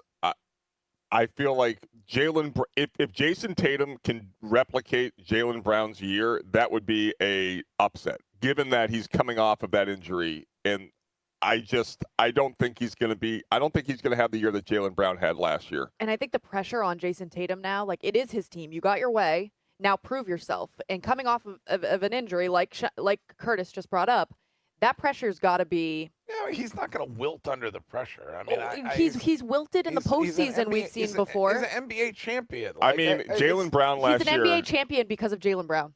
Yeah. Jaylen Brown last year, 71 games, 29 points a game, almost 50% from the field, 35% from three. Like that is to say that you're going to get that from Tatum this year would be great. And I'm not saying Tatum's not going to be capable of that. I just don't think next year you're going to get that. I would take the under of 50. They're not going to be 20 games over 500 this year. What was the feedback like? I was on vacation on Billy Banners on the show. We loved it. I think the audience was mixed, but my biggest takeaway was that they have been inundated with hate regarding the deal, like that they have felt the pain of the fan. Bill Chisholm and his staff have felt the pain of the season ticket holder, that the trade of Jaylen Brown was even more painful than even they had anticipated. Yeah. Not that they have no season ticket holders or any of that, but it did feel like Bill Chisholm owned the team and owned that this was painful for him. He owned it when he was on with us. Yes. Yeah. I saw some, like, I can't remember who it was, Celtics insider, say that interview proved that it wasn't about money. I don't know if you felt that way or not, or did it change your mind? No. On that, it didn't change your mind. I don't think it was about money. I believe him that he will spare no expense when it comes to getting a championship team. So to me, it was a better team when Jaylen Brown was on it. So it cannot be money. It has to be personnel on your team that no longer wanted to play with that person. He's just had 2 off seasons since he bought the team, and they've not spent. I'm looking at the Twitch chat. Wow, they love Billy Banners. Well, no, I was just asking for the feedback. I liked the guy. I thought he was a pretty good interview. Like someone How said, can you want people to be open and then somebody joins your show and is like basically just extemporaneously shares his innermost thoughts about something and you're mad at him? Like, I love that he came on. Yeah. I'd love to have him on again. I thought you did a great job. Why would we be? I thought it was interesting the stuff that he said about the new building. I was just going to say that. Like, for so long, and Wick was amazing with us, but Wick would always say, like, nope, no issue when it comes to the arena. Yeah. The fact that Billy Chisholm came on and immediately went to, I mean, it's fine sharing the arena as long as it's up to standards with what we're seeing around the league.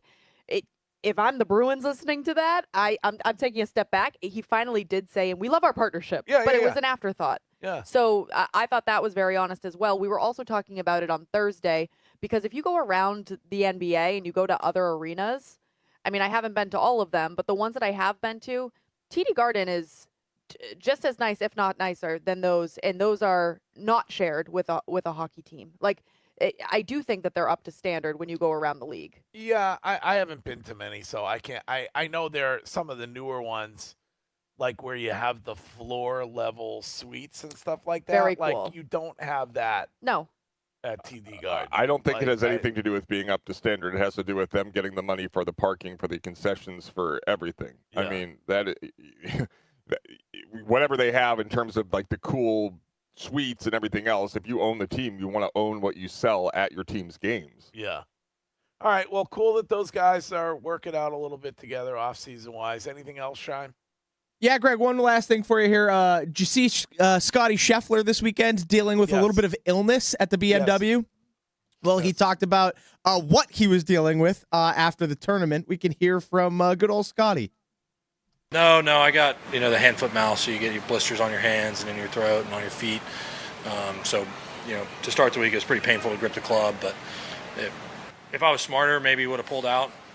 But I was playing so good, I felt like if I could knock it out quickly and just get through the first couple rounds, I'd still have a chance. But I think that's part of my stubbornness, probably, and that's probably a strength of mine and a weakness at times. Like I've never been one to ever pull out of a tournament, especially in the middle of it. That's really frustrating for me, and so I definitely didn't want to do that going into this week, even though it was suggested. Oh boy, he's got the hand, foot, mouth. Nobody wants that. Very painful.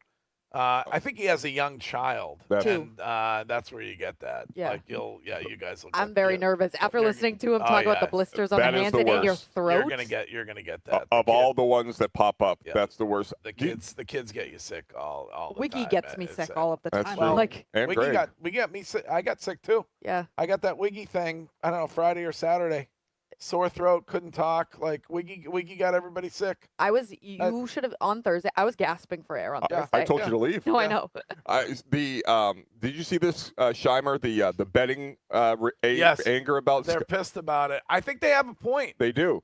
Scheim, how do you feel about that? That they don't alert those who are going to wager on the illness side of things as opposed to an injury side of things. Oh, so you're saying that bettors are mad because he's not like on the injury report, quote unquote, Correct. because he had an illness? I mean, look, I think that, that kind of sucks. Like illness should be listed on the injury report. Sometimes it is for football, not all the time, but sometimes. And so that's kind of a thing you need to take into account. It's unfortunate. But I mean, sports books are always going to win. Nobody's going to penalize them at this point. But I think the issue is that there are certain people that knew, that would know. And that you want to be transparent. Like if you arrive on Monday and you have hand, foot, and mouth, you should Yeah. probably tell people you have, especially with daily fantasy and all that. Oh, I lost big. I was on the poly markets and I wagered that the tournament was going to be interrupted by a wildfire.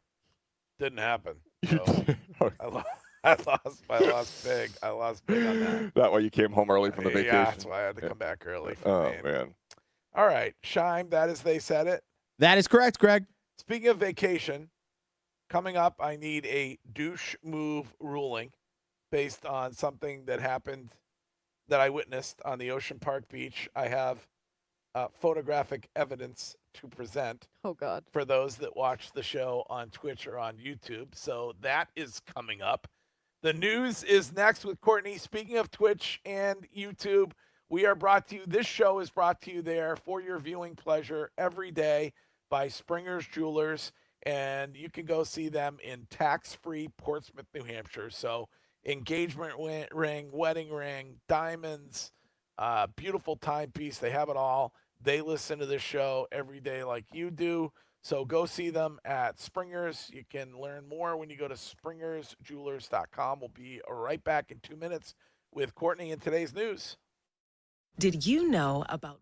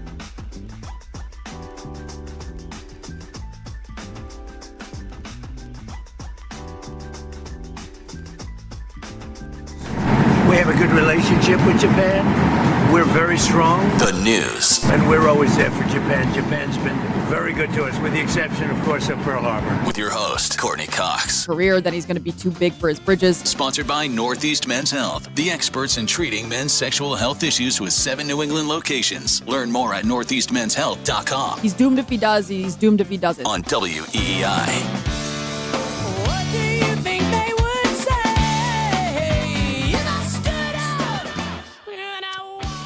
21-year-old Matthew Sweeney from Paxton was charged with OUI and vehicular homicide over the weekend for that accident on Route 28 in North Reading. It left a man and a minor dead. Awful. Terrible. Sweeney was speeding. Did you see, so the car was stopped at a red light. At a red light, and the guy was going, they think, 100 miles an hour. Yeah. Drunk. Yep. Slammed into them, and the car immediately caught on fire. It was awful. Which is so sad, too. You talk about a man and a minor that are stopped at a red light, driving responsibly, and have no control over somebody else's actions. We can hear from a witness speaking to WHDH. The driver, and then we saw there was a little, unfortunately, there was a little kid in the back. What if it was me? What if it was me and my family? That's why I ran over there and tried to help, try my best, but there was nothing. There's nothing we could do. Awful. Terrible. Awful. Yeah. So. The Boston Symphony Orchestra has never gone on strike in 145 years. And while the musicians are planning on it now, they've agreed to extend their current contract for 48 hours. So I heard they're striking because they want Grey Poupon and not French's yellow mustard. That is not true. In their dressing room. Nope. I can't imagine that you have a bunch of symphony orchestra players who are going to go on strike. Yes. I feel like they missed their big opportunity. They should have done this prior to the Esplanade. Yeah, agreed. Or they should do it right before the Nutcracker. Agreed. When they really need them. Yes, they are upset with the pay, the health care, pensions, and working conditions when it comes to the current contract. Yeah. So they have extended it for 48 hours. They moved the deadline to 11:59 p.m. tomorrow. Before anything happens, it gives more time to both sides to figure something out. You guys are wrong on this. I stand with the symphony. You do? Of course, and we're entering their peak season. The Pops. The Pops are where they make all their money, not the Esplanade. That's just one concert. Yeah, but what would you do? What would you do on the Esplanade if they struck? Well, I don't even know if they make a ton of money off of that. The Pops where they don't even play at the symphony orchestra. They play on the Hatch Shell. Hatch Shell. Hatch Shell, yeah. So I mean, the Pops is where that's what they're building up to. We just got the pamphlet. You got $150 pre-sale. I love the Pops. The French horn. I love those guys. Very good. Yeah. And the Lindsay Clancy trial resumes today after the defense rested last week. So the prosecution will present a rebuttal case before closing arguments begin. It is believed that Dr. Avram Mack, a forensic psychiatrist called by the prosecution, is expected to continue his rebuttal testimony today. He testified Friday that he believes Clancy suffered from major depression but did not meet the standard for postpartum psychosis and should be held criminally responsible. Now, I know the two of you have been obsessed with watching this. Yes. And making determinations about it. And so I will, before I say this, I will tell you I have not watched much of the trial. But you had all those people out there last week.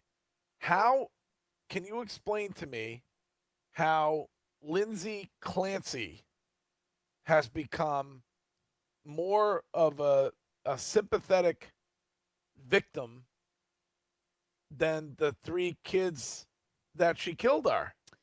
It's bizarre to me. I also found it bizarre. I found it very bizarre that all those people outside the courtroom, not one that I saw on any of the news stations on social media, had any types of signs for the 3 children that were dead. It was all about Lindsay. I think that women are feeling like it is their time to be able to be heard about how postpartum is not taken as seriously as it should. And I agree with them on that. I don't necessarily think standing outside and well, mental health issues don't discriminate, so men have them as well. Yes. But I do. It's a weird thing if you're a mother and you went through postpartum, and so this is your moment. I don't know that I would be choosing to support her and to feel more sympathy for her than I do for the 3 little kids who are not here anymore. I think that he has become a stand-in for men that women don't believe were there for them when they had struggles with mental health after the birth of a child. Yeah. And I believe, I'm not saying right or wrong, I'm just observing, and I would say also that the manner in which the internet has worked has been great. However, information was intended to give everybody an understanding of a topic. What we now have is tribalism with information. So people seek out specific clips, specific graphs of testimony, and is amplified by the million to thousands and thousands of like-minded people, where you're in this echo chamber, where at the end of it, you're like, oh my God, Patrick Clancy murdered everybody. And I'm saying like the ways in which people have convinced themselves of facts yet to be seen in evidence, or things that have been connected that were not connected. The people outside, that was horrifying to me. If I knew someone that was holding up a heart for Lindsay, if you want to hold up a heart for the 3 children that were murdered, all for it. Yes. But to do this for Lindsay Clancy? I had to look at it again because I was like, wait a minute, you're choosing to stand up you feel more sympathetic toward this woman than you do the children. It's just a weird thing to express. And we've combined postpartum depression with postpartum psychosis. They're very different. Postpartum depression occurs in roughly 1 in 8 mothers. Postpartum psychosis is 1 in over 1,000. Yes. So you're talking about something that is relatively common, that many women, maybe many of the women that are outside in support of Lindsay Clancy, experienced, versus something that is incredibly, incredibly rare. I think that the issue that a lot of women are finding with this is that it does seem like she asked for help from everyone. She, in some of the testimony that we had witnesses on the stand, her mother saying, Lindsay's mother saying that she was in the kitchen with Patrick and Lindsay said to them, I need to tell you something, and said, I am having these feelings, these thoughts of hurting the children. Yeah. For a woman to go and have to say that to her husband and to her mother, I can't imagine how dark of a place that must be. Yeah. And I think that as somebody who's gone through postpartum, a lot of people look at the physical aspect of you like, oh, you're healed, you're better, move on. And I think a lot of women are feeling like this case is opening a lot of people's eyes to things that go on the mental side and for a lot of women. Now, I don't support what the internet has started to do, because I think that we live in a time where everybody wants to be a victim. And I'm seeing there are a lot of videos of people showing them and their newborn babies and saying, same Lindsay. Yeah. What? Yeah. Yes. Yeah. And It's nuts. Same Lindsay? Like I'm going to... No, like I know what you felt and stuff, and that scares me that there are that many women out there that feel like they can. Listen, she should, and the choice is she spends the rest of her life in jail. Yes. Or she spends the rest of her life in a mental hospital. Yes. That's what the jury's going to decide. Wait, so people either one of those is where she should be. Yes. Like whatever the jury decides, that's fine. But to choose her as somebody that you're more sympathetic to, I think is misguided. There are 3 children that lost their lives. That should be the focus of this entire thing. Whether or not medically she was let down, which I personally believe she was, it was 3 kids that died. I'll tell you one thing. Sean Flaherty said it on the show during the telethon. That Kevin Reddington is an excellent defense attorney. Excellent. That guy, the guy has done an unbelievable job. There are very funny memes of people saying like, never in my wildest dreams did I believe a 70-year-old white man was going to be my feminist of the year in 2026. Well, he's done a really good job. A very good job. And he came out of retirement and did it for free, right? Yes. For her? Yep. Yeah. Yeah. All right. What else, Courtney? Boston officials are cracking down on college drinking as over 100,000 kids are returning to the city for classes this fall. Officials say they are cracking down and charging kids having parties in apartment and dorms. They're cracking down on fake IDs. They're cracking down on bars and restaurants that are serving underage. You know what? I got to say, I want to applaud the mayor of Boston I want to say that we're really catching the elephants and missing the ants because we don't have blood trails all around South Boston or anything. We're worried about What is going underage. on? Can I ask you a question? As someone who nearly drank himself to death, I'm not asking this flippantly. Why do we care if you're 19 and you drink in a dorm room? You don't have a car. You're under the responsibility. You have an RA. Yep. Rules are rules. It's so stupid. Yeah, it is. My ass. Rules are rules. It's kind of ridiculous. There are a lot of things that you should worry about if you're the city of Boston. I don't know that kids drinking in a dorm at BC or BU or Northeastern or whoever Who the hell cares? is the main thing that you It's should, like, let me focus let me on. clutch my pearls. College kids drinking? Right. And you pay taxes on it. Win-win. Do you know why the blood was everywhere in Southie? No. Are we going to get to that today, Greg? Crazy. No, I don't think they haven't said why. No. Just so like right by this James's sitter, the nanny that the amazing Liz in west part of Southie, there's just like blood trails all down the street. There's all these cleanup crews, no police, just cleanup crews. I'm guessing it might have been a fight. That's a lot of blood. A lot of blood. People sometimes get violent in Southie late at night. They sure do. Yeah. All right, we should take a break. We are at Gillette Stadium. It's a Patriots preseason Monday. And when we come back, the rest of the news with Courtney, that is in exactly 2 minutes. Next.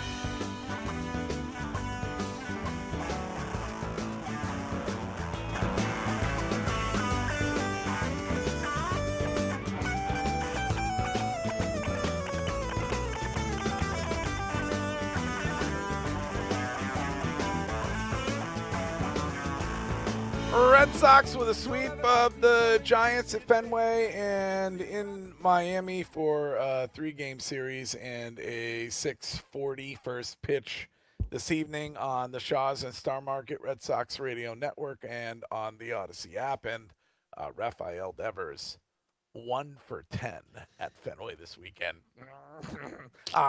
You can talk about that all day long here on Boston Sports Original WEEI. I can't wait for 10, not because it means we're leaving, but also because Jones is going to be back with Jones and Keefe, and he had the best tweet on it, just saying that this was the most perfect Devers weekend. He has a home run, they get swept, he's totally irrelevant. Mix of cheers and boos for him as he took the plate. Like I thought, mix? Yeah. It was a sounded mix. like it was mostly booze. According to Rich Keefe on the scene, he said it was mostly booze. Yeah, it was probably not performative. Well, but Courtney disagrees with Keefe. But I don't. I do not. Oh yeah. I don't. You're good. You're good when it comes to analyzing the audio of the boos and the cheers. I'm not analyzing any audio. I had an experience in person once, and I stand by that years ago. Yes. And so if Rich says that it was mostly booze, I trust Rich. Yeah. All right. Well, Sox with a sweep, and you can talk about that all day long here on Boston Sports Original WEEI. It is also a Patriots preseason Monday, and Mike Vrabel was on with us earlier in an interesting mood, and you can go back and listen to that on the Odyssey app if you missed it. In the meantime, though, we got to finish the news, and then I require a douche move ruling on something that happened on my vacation on the beach. But what is next news-wise? Well, we may have a Dad of the Year nominee. A dad abandoned his 7-year-old son on Mount Fuji and continued his climb. Well, he had to get to the top. Yeah, around the 6th station, which is roughly 8,200 feet above sea level, the 7-year-old said he was exhausted. Okay. No S. Well, wait, first of all, who is taking a 7-year-old on a climb of Mount Fuji? Couldn't get a sitter. Hardo. I probably couldn't get a babysitter. He took the 7-year-old and an older son. Okay. So when the 7-year-old says, Dad, I'm tired. Right, I'm tired. He says, hey, hang out here, gave him a water and some snacks. Nice guy. And then he went to Summit? Continued with the older son. Oh, my God. Wait, what? By himself? Yes. Yeah. It happened around 4:30 a.m. Oh, God. It wasn't until 7:40 a.m. that a mountain worker found the 7-year-old all alone, cold. It had started raining and fog had rolled in. What a jackass. Yep. So I get it. He probably trained. He wanted to climb. It's on his, his bucket list to climb Mount Fuji. But you can't leave a 7-year-old sitting there waiting for you to return. But what if the 7-year-old said, Daddy, I can do it? It does not matter. The police found him around the 8th station, so he had gotten pretty higher up. They returned him to the sun. There is no criminal charges. The police just reprimanded, cautioned him. And the dad says, sorry, made a mistake. Yeah, okay. Yikes. Terrible. Somebody who should be investigated further, Yes, I think, I agree. by the authorities. That seems like a very light punishment. Yes. Texas police officer is the latest guy to be caught up in a flock scandal.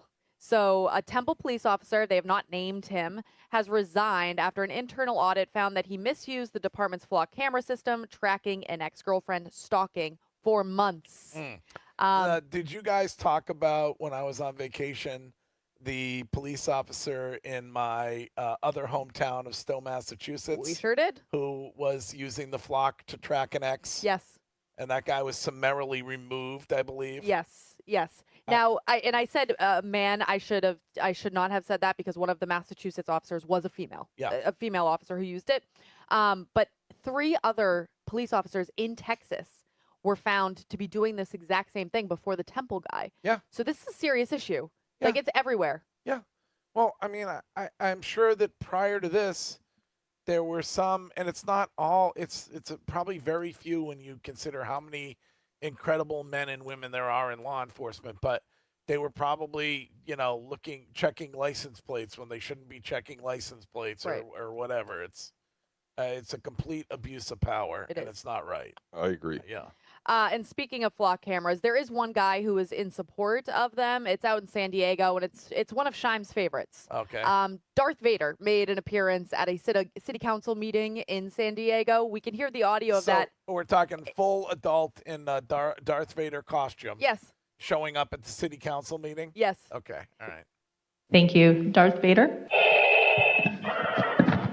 The Emperor is a fan of flock because we all know that the flock cameras are not only following the license plate readers, they are following children so that we can follow and surveil the rebel scum as they move from playground to playground, from playground to pool, from pool to gymnasium. I need this so I can stalk my ex-girlfriend. This technology will help us find Luke Skywalker in his X-Wing. I mean, a lot of effort on that man's part. A lot. Although I'm guessing he probably already owned the Darth Vader getup. Yes. But how about get a job? Yeah, well, I mean, he caught the attention of the public. It's called having a hobby. That's not a hobby. you know? There's no way that is met during non-business hours.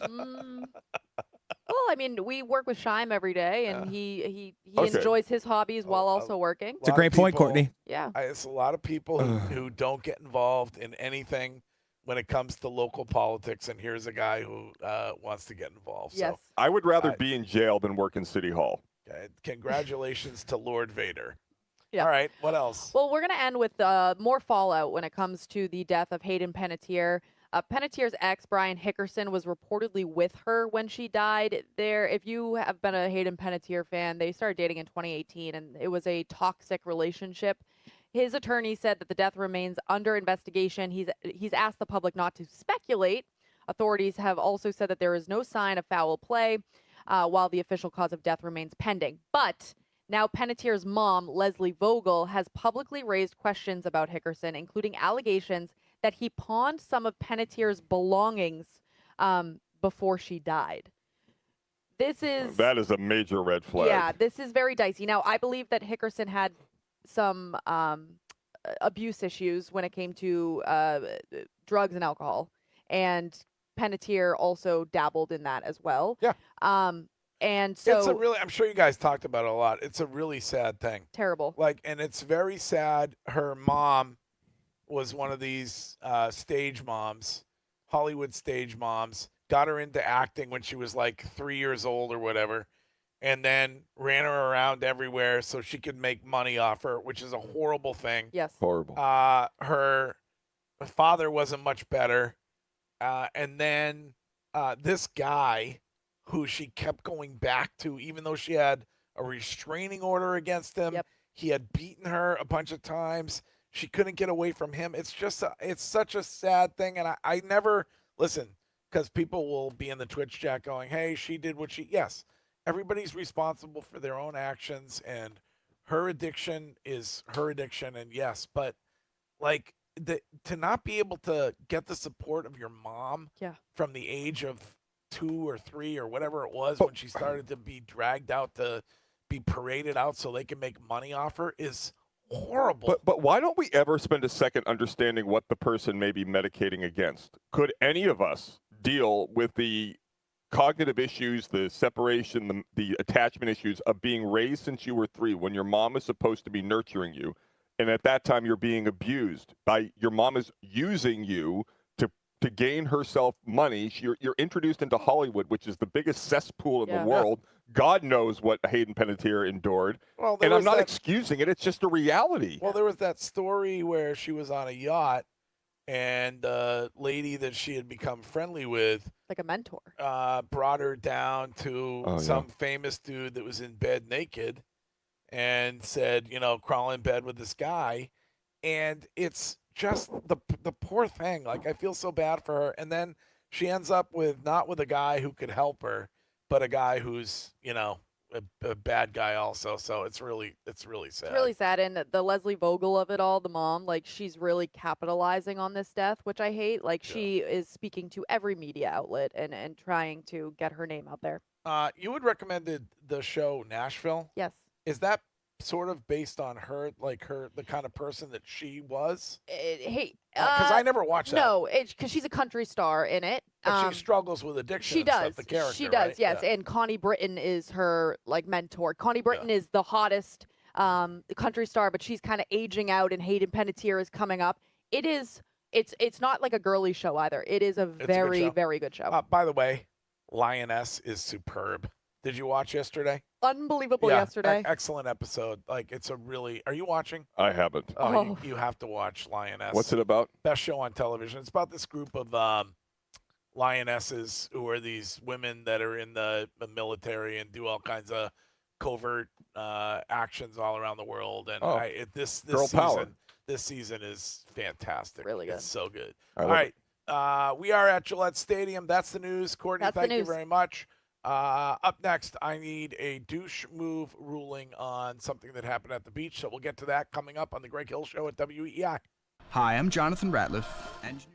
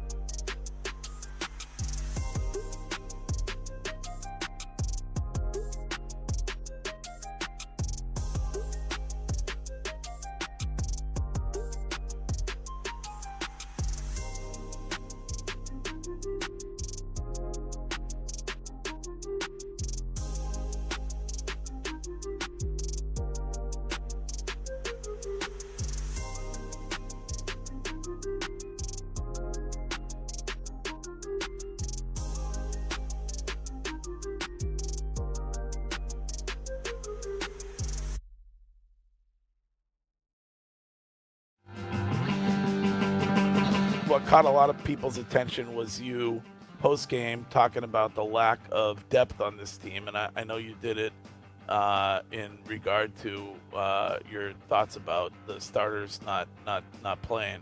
But is that kind of a not so subtle message to the front office about, hey, we need some more guys? I mean, we are the front office. You know what I mean? Like, we're all making You are the the front decisions. office, yeah. I'm just saying, we're all included in this. No, it was about the young guys that we have to develop, and you could see that the players that we kept out of the game, those are the guys, and then we have to be able to find some guys behind them to be backups, be first guy in, and be the third outside linebacker, be the third inside linebacker, be the sixth offensive lineman. These things that are so critical, be the third safety, and so those are the things that we're trying to develop, and I guess that's what I was referencing. If I can walk back, and I've already talked to Elliot this morning. I mean, these aren't issues that there's not. I'm not in a subtle comments. Yeah. That wasn't that. It was just they asked why we didn't play the guys, and we got to have everybody that we have available, and then continue to develop and see some guys that went out and played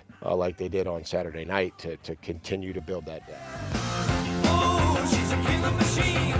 She got everything.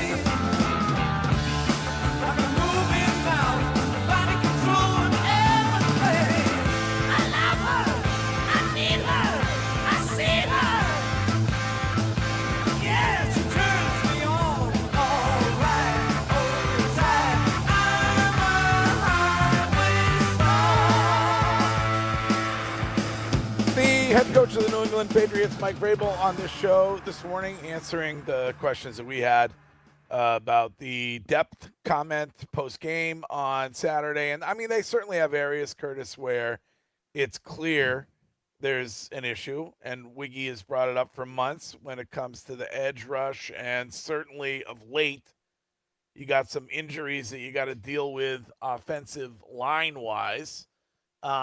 So I'll take him at his word that he wasn't challenging Elliott Wolf. He was just pointing out that they're gonna have to find ways to get some of these guys to be ready to go. Yeah, so. I would say the biggest reason they lack depth is because of Jalen Polk, Caden Wallace, Layden Robinson, Javon Baker, Marcellus Dial, Joe Milton, and Jaheim Bell. The year before that, Christian Gonzalez, who they don't want to pay market value to, I guess, who was their first-round pick, the last pick, first-round pick by Belichick. Then that was followed by Keon White, Marty Mapu, Jake Andrews, and who could forget the kicker they took in the fourth round, Chad Ryland. What a brilliant move by Bill. So if you want to know what he meant by that, it's that they haven't drafted well, and that's why they are where they are. Yeah. And one hopes they turn it around in 2025 with Will Campbell and Travion Henderson as their first 2 picks in that draft. Those look like hits. Yeah. So far. And I think he's getting there. It's a work in progress. He kind of flew by it when I mentioned that they basically flipped almost half of the roster. That's a roster that got you to a Super Bowl, by the way, last season, because he wants his kind of guys around here. So he's getting there. But I guess we're not going to see Drake May, and we're probably not going to see A.J. Brown on Thursday night. No. I would imagine. Not a chance. And you know what you're going to see is this is the tough part, because a lot of these early season games and even the preseason injuries, I think, are due in part to the fact that you're not practicing and playing with pads at all anymore. So when your body is not accustomed to that, and you immediately get on, and it's the real game where everybody's going 100 miles an hour, there's full tilt all the time, there's going to be more injuries. And I'm not saying they should play. I don't know. I don't have the answer, so I'm not saying that this is wrong or right. But the reason these guys are going to get hurt in week 1, and you're going to have a conversation, you're going to say, well, maybe Will Campbell would have been better, or maybe, Spillane would have played better, or maybe whatever. You're going to get the analysis after week 1. That's critical why the team didn't get the guys ready. We did it with Drake May after the Raiders lost last year, because he had only played 2 series in that preseason, and he was awful against the Raiders. And we said, well, maybe if they had gotten him ready with this offense and actual live action more, he'd have played better. Well, it's clear that the risk is less when it comes to joint practices, and that, in the case of Mike Vrabel, he brought it up when we were talking to him. They get a lot out of seeing guys in joint practices, so maybe there's not the need for the preseason games anymore. I don't know. I'd be all for it. Yeah. I mean, I don't think the owners, there's some revenue involved there, and it's a moneymaker. but it's insulting to your fans, your most loyal fans. Like, that thing Saturday night was a joke, an absolute joke. I tried to watch it. I really did. It was awful, and it's no fault to the McCourty twins or Zoe or anybody on the broadcast. Yeah. It was awful. It was unwatchable. You had the injury right off the kickoff, which took whatever little air there was in the. He was brought to a hospital here. Yes, but I haven't seen an update. He seems to be. It sounded to me yesterday like he was okay. I think they're gonna be okay. Hopefully, so that was like a 10-15 minute delay, and then they start the game, and it's DeVito, and it's really beneath the product. The NFL is the best product in all of sports. The preseason is a absolute joke. Question for you in the Twitch chat. Wasn't the roster that Bill put together good enough to get them to the Super Bowl last year? That's somebody who wants you to throw some respect on Bill's name. Oh, did Bill draft Drake May? You got to give Gerard Mayo credit. Well, I mean, Elliot Wolf gets credit for Drake May. I mean, but we all talked about how the turnover for leadership, Mike Vrabel bringing in leaders that he believed could help this locker room, and that's exactly what they did. So yeah, I mean, Bill's rosters had consecutive years of 4-13. Those were great. Yeah. All right, can I get my douche move ruling, please, Sean? And now another episode of Douche Move. What a douche. So, fantastic vacation. Loved it. Loved being back up at the shack. Extraordinary work, by the way, by Brees Hill, building the outdoor shower. I don't know if you saw that on my Did I see it? You see that on my OnlyFans? I got it sent to me 9 million times. All of a sudden, when you turn the camera and you were tarps off, it was like a jump scare. Wait, Brees built that? Yeah. Wow, good for him. Yeah. The kid, that's what the kid does. He's out there pounding nails every day, but it's a masterpiece. Beautiful. But anyway, here's why I require a douche move ruling. So every morning up there, my routine is the same. Take Bullet to the beach. Yes. Before I go get a cinnamon bun from Ocean Park Sub and Grocery and a coffee and the newspaper. And so I am at the beach with Bullet. I'm guessing probably by 7:15 every morning. I am out there on Friday, which is expected to be a beautiful day. And hopefully you're watching this show on Twitch or on YouTube, because you'll be able to see right now what I saw at 7:15 or 7:30 on Friday morning. You see that? Yep. Bunch of chairs. So there are, 10 chairs set up 7:30 in the morning. Not a single person on the beach other than me and Bullet and maybe a couple other people.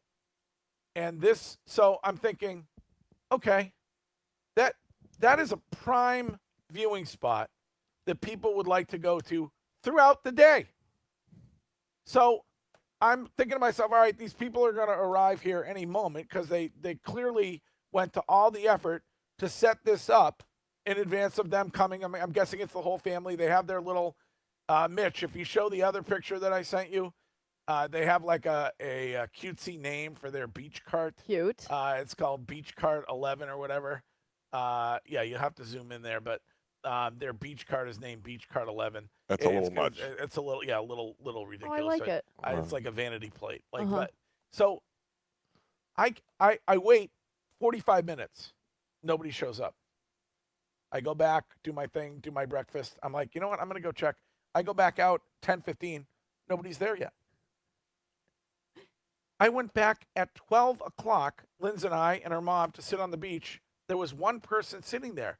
They are eating up that entire beautiful spot. That is position A1. Yeah. That is a douche move. No, it's Position A1 on the what? Not a douche move. What? Curtis wrong? is right. It's a complete douche move. That is the definition of a douche. Is it not? It is not your beach. Early bird gets the worm. Well, then So you have to be there to get the worm. No, they were there. They went out. They set up their space. That's the night before. That's not the morning. No, they went out there that morning. They lugged all their stuff, and then they got to go back to sleep for a few more hours, get their breakfast all ready, and not have to worry about where their spot's going to be. Not a douche move. I think it's a douche move that you went back and checked on it. You do? Yeah. Well, Old man move. Somebody has to police the beach. That was like the one time I went to Greg's pool with him in the middle of the day, and somebody left their towel on the thing, and Greg couldn't enjoy himself in the pool. Like, he was so focused on this one chair that a guy left his towel on. Because it's greedy. It's selfish. It's not your beach. It's selfish and it's greedy. That beach is so And, beautiful, so big. but- There's plenty of space. No, there's not. If you Exactly. So then you don't need to put your stuff out and take it up while you're not there. No. Also, Curtis,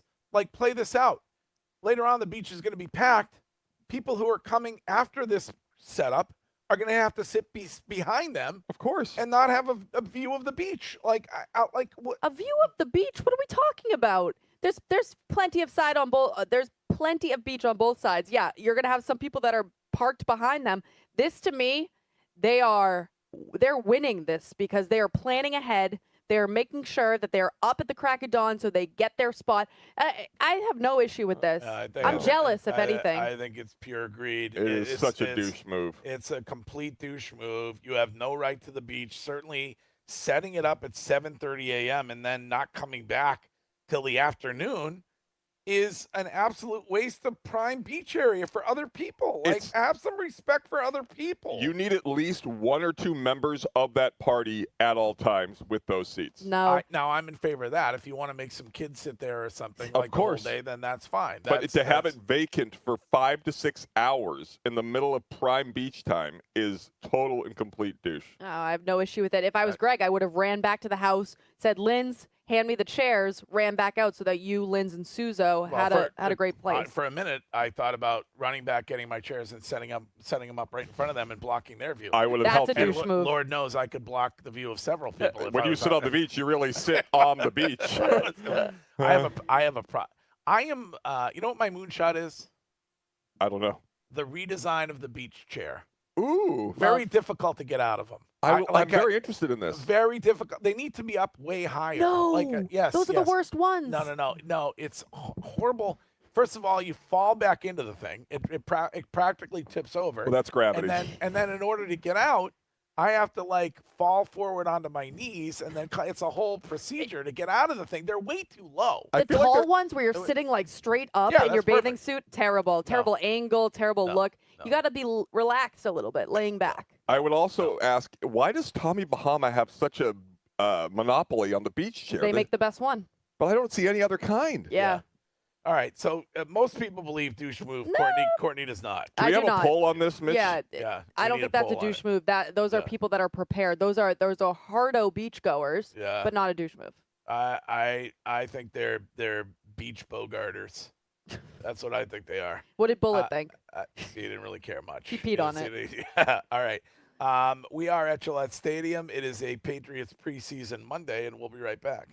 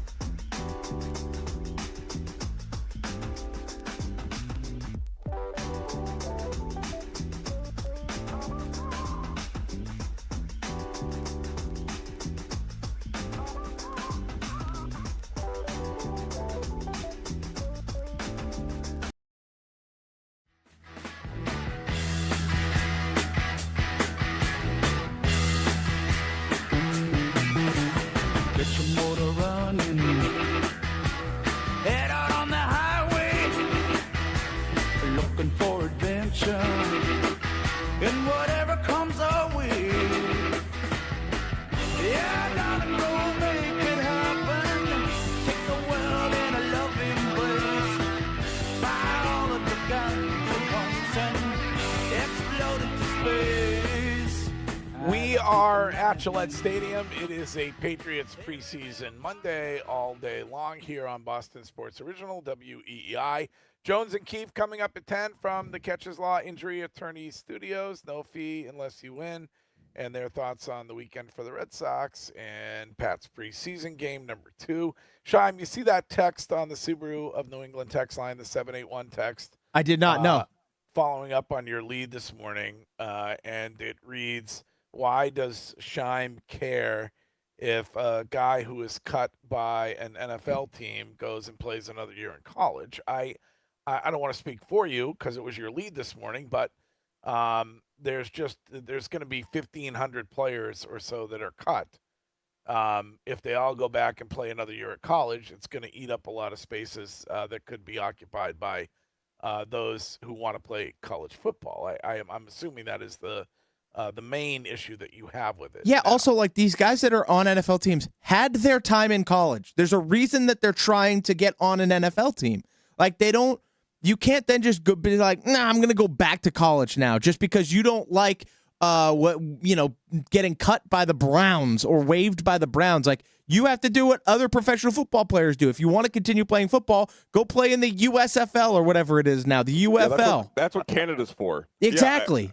Yeah, and not to mention, when you declare for the draft, you give up your ability to play in college. Like, it's black and white. We need some rules. You can't just have, like, I recognize we've broken down, like, you don't really need to go to class. You don't need to get paid. You do all these things. You can transfer without penalty. I'm for all the power to the player. But at a certain point, it can't be a guy gets cut and now next week he's starting for North Carolina in college. But what do we accomplish if, and I bring this up and Wiggy loses his mind, and I get it. I'm not on the players' side when I say this, but what do we accomplish if college football just becomes another competitive professional football league like the NFL, which is basically what it's becoming? It's always been a minor league system. It'll just be less. It'll be more regulated, one would hope. I mean, that's basically what it is. And the players earned it. Like, I do think that the colleges make so much money off the backs of these players. Like, I get NIL money. I think that players have deserved that for a very long time. I don't think you gain anything from it. I think it's just more for the player than it is for anything else. To me, I don't understand either how these players, and I hope Shime can explain it to me, can make this decision right now. I thought this rule was going into place when it came to the 2027 season. So how do we have these? So what happened is the NCAA decided that rule, like the 5-year max rule, right? And that was going to take effect for the 2027 freshman class. Well, this group of now NFL players filed a petition through the courts saying, hey, that should apply to us too. And the courts granted some kind of restraining order on the NCAA rule so that they could go back to college. But this dude, the linebacker from the Browns, Sean, tight end from the what's his name? Daquan Wright, has basically been cutting a deal with LSU while he is trying to make the Browns. Yeah, right. Todd Monken said in his press conference, and this may have been in jest, but he said, I was wondering why Lane Kiffin was calling me last week. It is so wild. Like, there has to be a line somewhere, and I hope this is it. Like, you can't have Mike Vrabel negotiating against Nick Saban. You know what I mean? Like, it's crazy that you're having these conversations. If you're a professional, you are no longer able to play in college, period. Yeah, you can't go back. It's like somebody in the Twitch chat was like, I have a job. I can't go and try out for another job, and if I don't get it, come back and get my old job back. Like, that doesn't work that way. No. Now, do you feel the same way? Because people are allowed to do what we were talking about it last week. Wiggy played with a guy that went and played professional baseball and then came back to college. And, like, when I was at BC, Dave Shinsky went and played professional baseball and then came back and played for BC football. When it's a different sport, are we okay? Because I think that's weird, too. Like, I think once you declare a pro, like, you should be out. I'm more tolerant of that because at least you're doing something for the first time. And I don't know. I mean, I just am. To me, if you're a guy and you're playing in the SEC, you get drafted in the 6th round, you go to that team, you don't make the team, you can't go back to that school. Right. You just that's just not that's not a precedent we should set.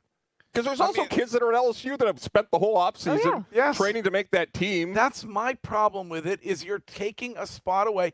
You weren't, whatever happened. You're not good enough to be on the Browns this season.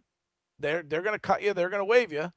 So now you're going to go back and steal a spot from somebody else who hasn't played college football or hasn't started in college football yet or whatever it is.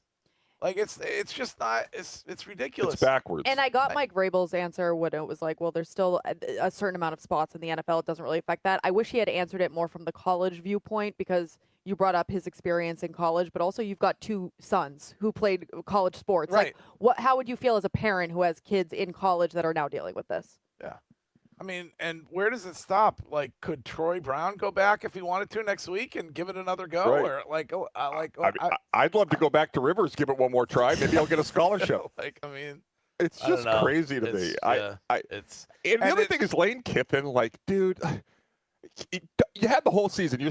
God knows what LSU spent on their roster. You're really trying to poach a guy from the Cleveland Browns. Yeah.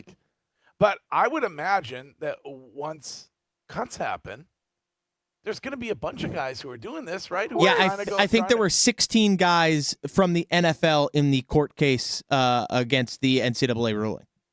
Right. So that's the projected number.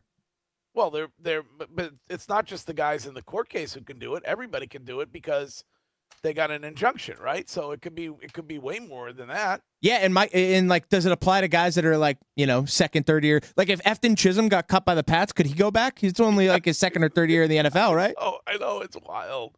What if Tom Brady tries to go back to Michigan? It's ridiculous, very ridiculous. All right, we are at Gillette Stadium, and it is a Patriots preseason Monday. And a reminder, we're going to get the Hill Notes in about a half an hour.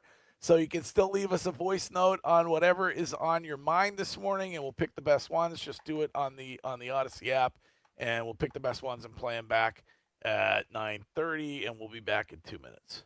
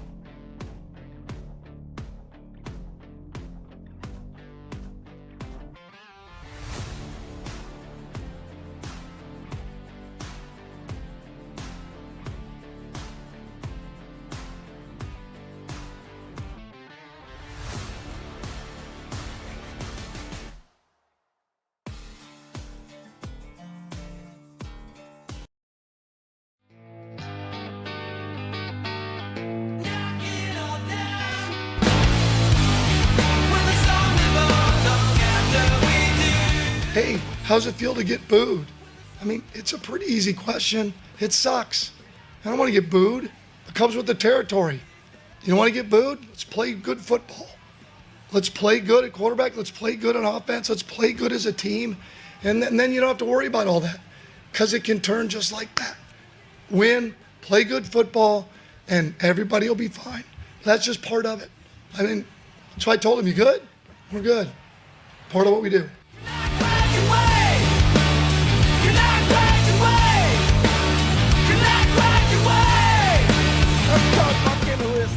head coach of the S show that is the Cleveland Browns, and common sense guy there, Curtis. Like, hey, Deshaun, you got booed because you're not playing well. It has nothing to do with anything else. So play better, and maybe you won't get booed. Like but he's in for it all year long because it's going to be an issue all year long. As long as Deshaun Watson remains on that football team, whether he's starting or whether he's the backup. And the other thing I never understand is when a guy like Deshaun Watson is shocked that it's, quote, personal with the fans. Being a fan is by definition personal. You take losses personally. You are personally invested. Your team has wasted $230 million on Deshaun Watson. And not only has it been wasted, there is zero accountability. There is no mirror that Deshaun Watson will look into and accept that the reason he is hated is because he sucked and made excuses. Does he have a legitimate gripe? I wish Wiggy were here. He's off today, but he'll be back tomorrow. Does he have a legitimate gripe when the fans were cheering because he tore his Achilles last season? Yeah, that's legitimate. He does? Yeah, That's a personal issue. Like, you never are going to cheer when somebody gets injured unless you hate the person off the field, and that's clearly what had happened, because I think a lot of fans were upset with the deal that was put in place during such a weird time. I don't think that you can equate that to now getting booed when you suck.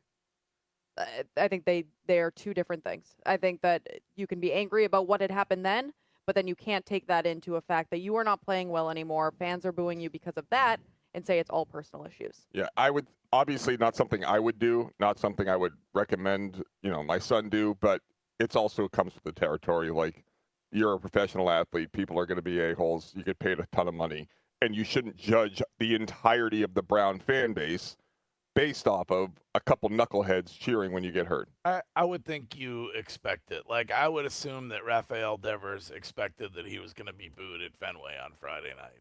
Yeah, well, I think it's different when you're on another team. But yes, when it's your own fan base cheering when you get hurt, like that's rare. Yeah. I mean, that's a rarity. You seen how much it costs to go to an NFL game? I mean, those people paid for it. They have the right to boo if they want to. Sure. They have the right to cheer if he gets hurt. Yeah. I mean, Ken cheers when I'm on vacation. It's hurtful, but I just find him to be one of the more loathsome individuals in all of sports. Like just Deshaun Watson. Oh, God. Is he on your emergency top 5? Absolutely. It's him and Alex Rodriguez forever. Emergency top 5 of people falling from grace, though. Like, he was at the top of the top. You're winning a national championship with Clemson. I don't think he was quite top of the top. College is different than pros. Oh, okay, but I'm saying, like, you were so high when it came to your college career. Yep. And to be where you are now is such a fall off. Like, it's on the same playing field as a Johnny Manziel. Well, like, even on top of that, Courtney, even after the college success, he was having success in the NFL. Like, he was in playoff games. He was having great NFL seasons. And then everything went sideways. Yeah. But he's also collected he has to have collected $100 million so far. What is his guaranteed? Is it close to $300 million? I think it was 230. 230. Okay. So what is he? What a deal! What is he complaining about? Yeah, go cry into the money. But Wiggy would say, like, you don't understand because. No, I do understand. I would be like, yeah, no problem. I'm QB3, great.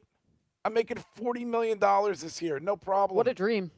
I was like, no problem. Yeah. Yeah, so he's been with Cleveland. He is 9-10 as a starter.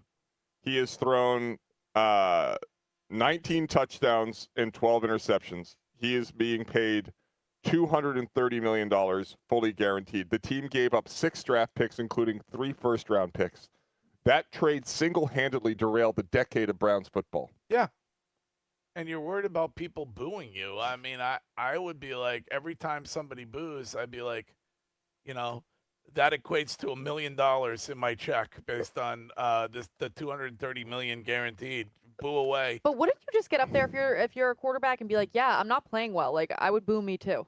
Instead of saying that I have no regrets in my life and the only reason I'm getting booed is because people don't like me. Right. The no regrets line is just so tone deaf. Well, because he thinks that people believe that there were 30 individual massage people who made up stories about him for a bag of cash. Right. with Tony Busby. That's what he thinks. His final year in Houston, which Shime alluded to earlier, he threw for 4,800 yards. He had 33 touchdowns, 7 picks, passer rating of 112.4. Absolutely unbelievable season. And then since he's gotten to Cleveland, he missed 2021. Just an absolute dumpster fire. Awful. Probably puts his beach chairs out early also. Oh, we got a pull up for that. Let me get this. Oh, we do? Yep. Early returns. Let me see if I can find this. Important the way the question was asked. All right. So Mitch put up a picture of the said incident on the beach. Okay. And asked, is putting your chairs out early on the beach unattended a douche move?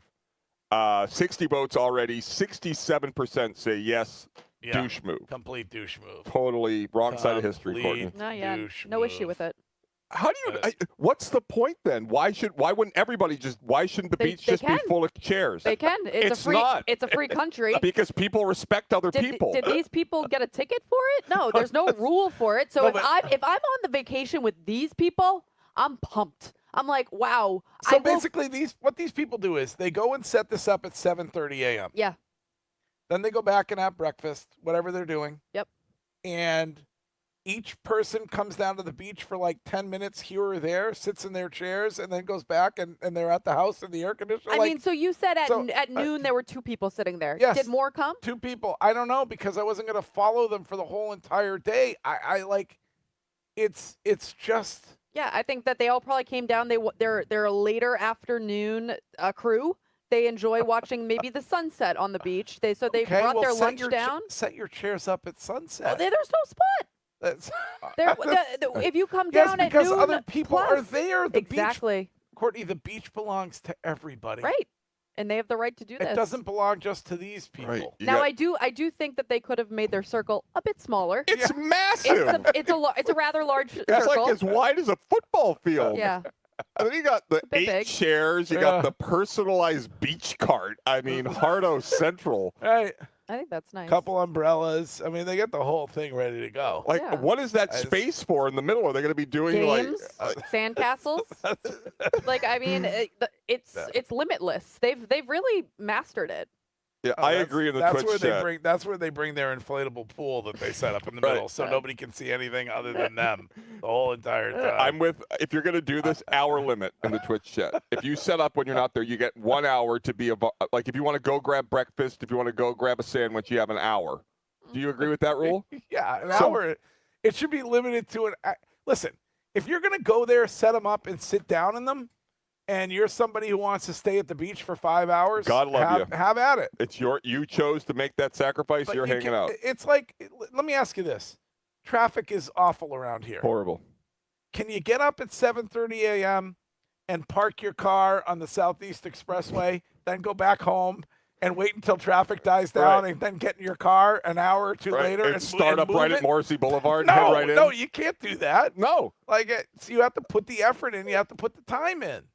It's a shortcut. They put the effort in. They put the time in. No, they didn't. Yes, they just you still had to go time do in. it. They just went and took a nap for 5 hours. But you still had to go. Okay, so what's the Why difference? can't they nap in their seats? They could, but they well, chose they're not to. They have umbrellas. They seem to work well. They got the shade. They got the beach cart. They really have mastered it. It's really, I mean, it's just like brazen disregard for simple respect for other human beings, other beachgoers. Like, I think the only way that this is a douche move is if you are at a resort pool and you go and put your towels down for the day, because I don't like that either. Yeah, I think that's a douche move because there's only a limited amount of chairs. There's only a limited amount of beachfront. Now, somebody in the Twitch chat was like, they're not even facing the beach.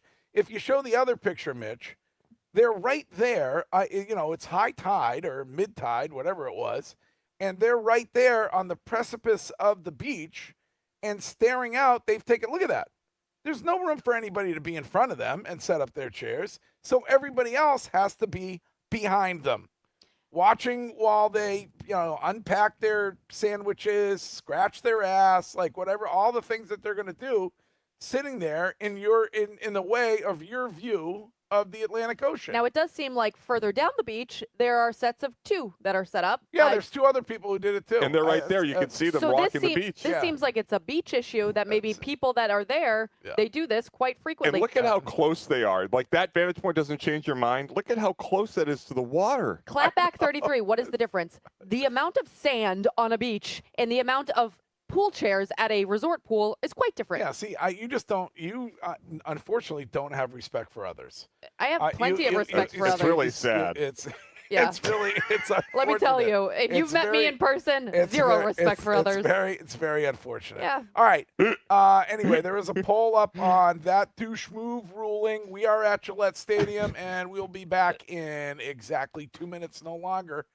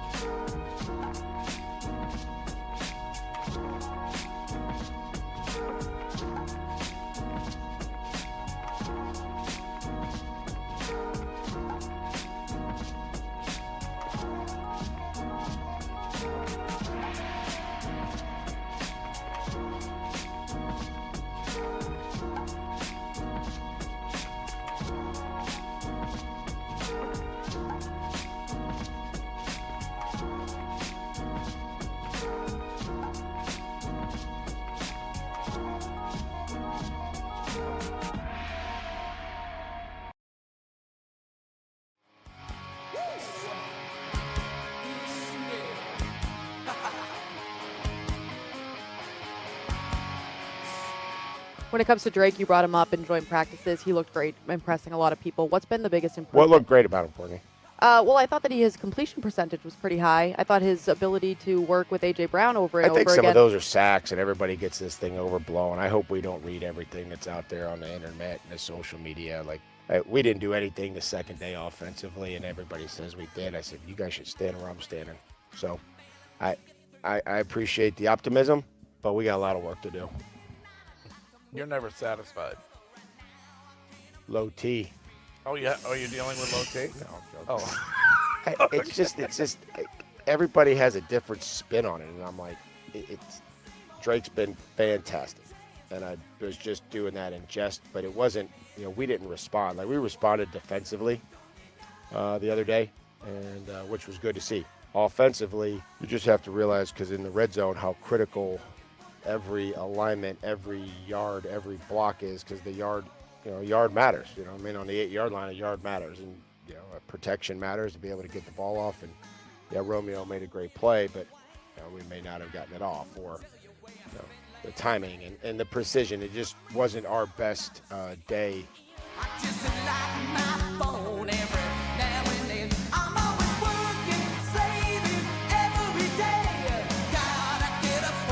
Mike Vrabel on this show earlier, who says you can't read much into what the reporting is or isn't when it comes to joint practices and preseason and training camp and all of it, Curtis. So I'm on board with that. I appreciate that, and he's never happy. Yeah, I feel like that was I thought we got a little Belichickian type of interview this morning from Vrabel. Not entirely. Yeah. But I think a little bit terse, a little bit on offense. Sassy. A little sassy and he's not all ready business. to anoint anybody yet for what they've done in joint practices or last season. He was kind of like that with Drake last year, too. Like, when everybody else was praising him, if you brought Drake up to Mike, he kind of didn't join in on that. It was like he wanted to keep him humble, and clearly he has. So it's worked for him. Yeah, I feel like you had a great answer, though, quickly on your feet when he was like, what did you see, Courtney? Well, I was trying to remember. I think it was like 13 in a row completed. I wanted to ask Shime. Oh, Shime knows. Yeah, I think he was Don't worry about 14 of 16 on the day or something like that. Courtney's With right. 2 drops, they weren't on him, though. Yeah. No, one of the interceptions, though, was I think it was the pass to A.J. Brown, but it was kind of like a tip drill. Like, it was one of those things. Right. Shime got it tattooed on his inner wrist. Always. I mean, I understand what he's saying, but you can't deny that the what you hoped. Again, it's not in game, so it's not regular season. But what you hoped would happen between he and AJ Brown seems to have happened. Yeah. So, and you hope the same happens when it comes to Romeo Doubs, and I don't, you know. He didn't really give me an answer on. I guess he hasn't decided yet on how many wide receivers this team is going to keep. I guess some of that depends on what does or doesn't happen with Kayshon Boutte, but you could make a case for 7 wide receivers on this football team. I do not think the roster, the lack of depth elsewhere on the roster allows you to have 7 receivers. I think you're going to need more bodies. I don't think Kayshon Boutte or Kyle, one of those two, Kyle or Chisholm, I guess he can play special teams, but Boutte or Williams will not be on this roster, I don't believe. One either by a trade or something else, but I don't think you'll. Yeah, I mean, in light of him bringing up the depth thing, whatever his motivation was, it is an opportunity to do what you can see what you can get for Kayshon Boutte. I don't know. But, Shime, are you going to get anybody that can make a difference on the football team for him? You're really only going to get picks, right? Yeah, probably only picks, unless you can get, like, Houston seems to be in need of a receiver, unless you can get maybe somebody from their defense to add to your defensive depth. That's the only way I can think of it. But, like, you're not going to get any player of major impact. In hindsight, do you think differently about the Caleb Lomu pick, Shime, given the offensive line woes and the depth that they're lacking there? Not really. It's not like he's been great. I heard Mego was on with Rich on Friday filling in for Jones, and she said he was like the worst guy at camp this past week. Like, I still feel the same way I did. I think it was a dumb pick. I think you could have gotten depth on the offensive line in free agency if you really wanted to, or if you wanted, developmental linemen, you could have gotten them later in the draft. And I think you could have used depth at other positions, like, I don't know, pass rush. Well, but they're now light there because of injuries. I mean, they went out and got a 36-year-old as insurance last week. Right. I mean, they need bodies there. If they don't get back to where they were last year, even I'm not saying the Super Bowl, but win a playoff game, is it going to be the depth? Is that going to be the buzzword that they just got crippled? They didn't have the second-level guys ready to go. They played too many games last year. No. You don't think? No. Oh, I think that'll be one of the major reasons, because last year you just had such good injury luck. Nobody of major import got injured until really late in the season with Will Campbell. Like, the Milton Williams injury was kind of irrelevant for the defense because it happened at a point in the season when you were rolling. You didn't really need him, and then he was healthy and ready to go for the playoffs when it was really important. And so, like, I think one of the undervalued stories of last season was how healthy this team was all year long. Yeah, I feel like in the Twitch chat, somebody says it's going to be the lack of pass rush, which Wiggy has been all over. So, I mean, if you're not going to be able to pressure the quarterback, you're going to have an issue. Well, that would really be helped by the guy that we are not talking about anymore playing in the secondary. If you don't have a pass rush, that would help. That guy. I also think we have an executive order. No more Christian Gonzalez talk. No, no. We are all done. One benefit that could happen last year was the easy schedule was the big talker as to why the Patriots got where they were. They have a very fortuitous schedule as it pertains to distance between games. So they open on a Wednesday. Yeah. Then they play a week. They play the Sunday following. So they have about a half bye week there. They have the bye week after Germany. They have a Thursday night into a Monday night game. There are several weeks where they are given more than a week's time in between games, which is a way to sort of buffer a team that lacks depth. It's a very small thing, a nuanced thing, but I do believe that may come into play this year with the Patriots. It's the best thing to start on a Wednesday. You basically get an extra bye week. I don't want to get you too excited, but the Munich moonshot is getting closer and closer. Shut up. Closer and closer to reality. Are you serious? I interrupted my vacation for several conversations about it. Oh my God, I am. Are you guys really going to go to my homeland and leave me behind? Oh, that's your homeland? I didn't realize that Yeah, was very your much. I homeland. have family in Kaiserslautern. Oh. Okay. Okay. of the week. Hell yeah. That's why I have you saved in my phone as. Excuse me, I have family in Kaiserslautern. Yeah, What? Shime is What? as German as it comes. Yeah, I was made in Germany, Shime. I don't know if you know that. So Yes, I do. Hamburg. Yes. Yeah. Yes. Kaiserslautern. Kaiserslautern. Slough. Yes. Oh. My grandmother was from there. All right. Anyway, we must take a break, Bitte. unfortunately. When we come back, we will get to today's Hill Notes next. Hey.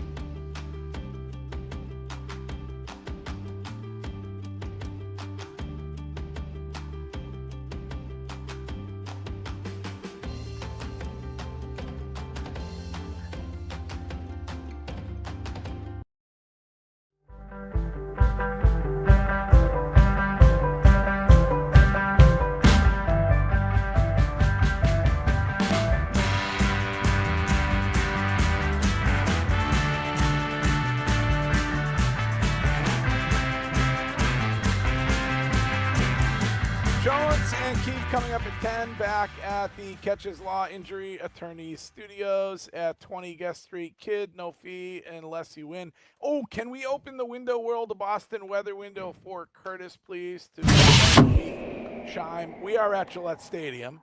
And Curtis, not a great weekend, but it looks like a pretty good week coming. Am I correct about that? Great week coming. Tomorrow, perfect day for the Marshfield Fair. If you love roller coasters, well, not roller coasters, but fun fair events and frivolity. Today, 72 degrees, sunny, afternoon high of 80, 78 tomorrow.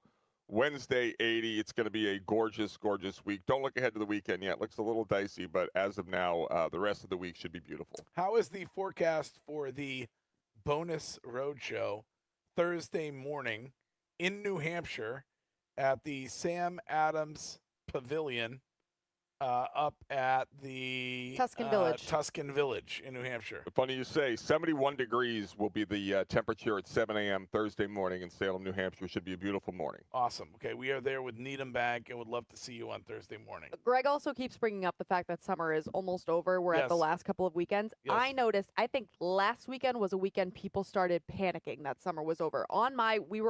Santo and I were also in Maine, and we were driving back yesterday morning. We passed two people on the highway, pulled over on the side of the highway, throwing up outside of their vehicles. I think people went hard in the paint this past weekend. Maybe. I think that they are trying. People do that all year long, though, really. I think they start panicking when fall is on the way. People were throwing up because they were afraid of the last summer? weekend of summer? They were hungover. Okay. They were All right. hungover. That was You put a lot of thought into these things. I love you, Courtney. You have your brain is so unique, and you think Santo and I were both saying, wow, that was kind of crazy. We saw two people on the highway pulled over, vomiting outside of their car. May I ask you a question? Who brought it up first? Santo spotted them, and I said, I think people are trying to get it in before summer's over. And then Santo's like, there's no need to argue this point. Good point. Good point meant I want to get back to the radio. Yeah. Great point.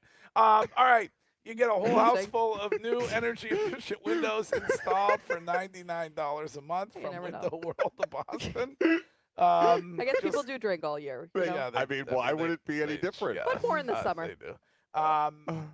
Just go to windowworldofboston.com and Chime, let's get to Hill Notes. Hill Notes is brought to you by Coleman Electric, Kuhlman. A bunch of really good electricians helping homeowners like you not get electrocuted. Remember, It's electric.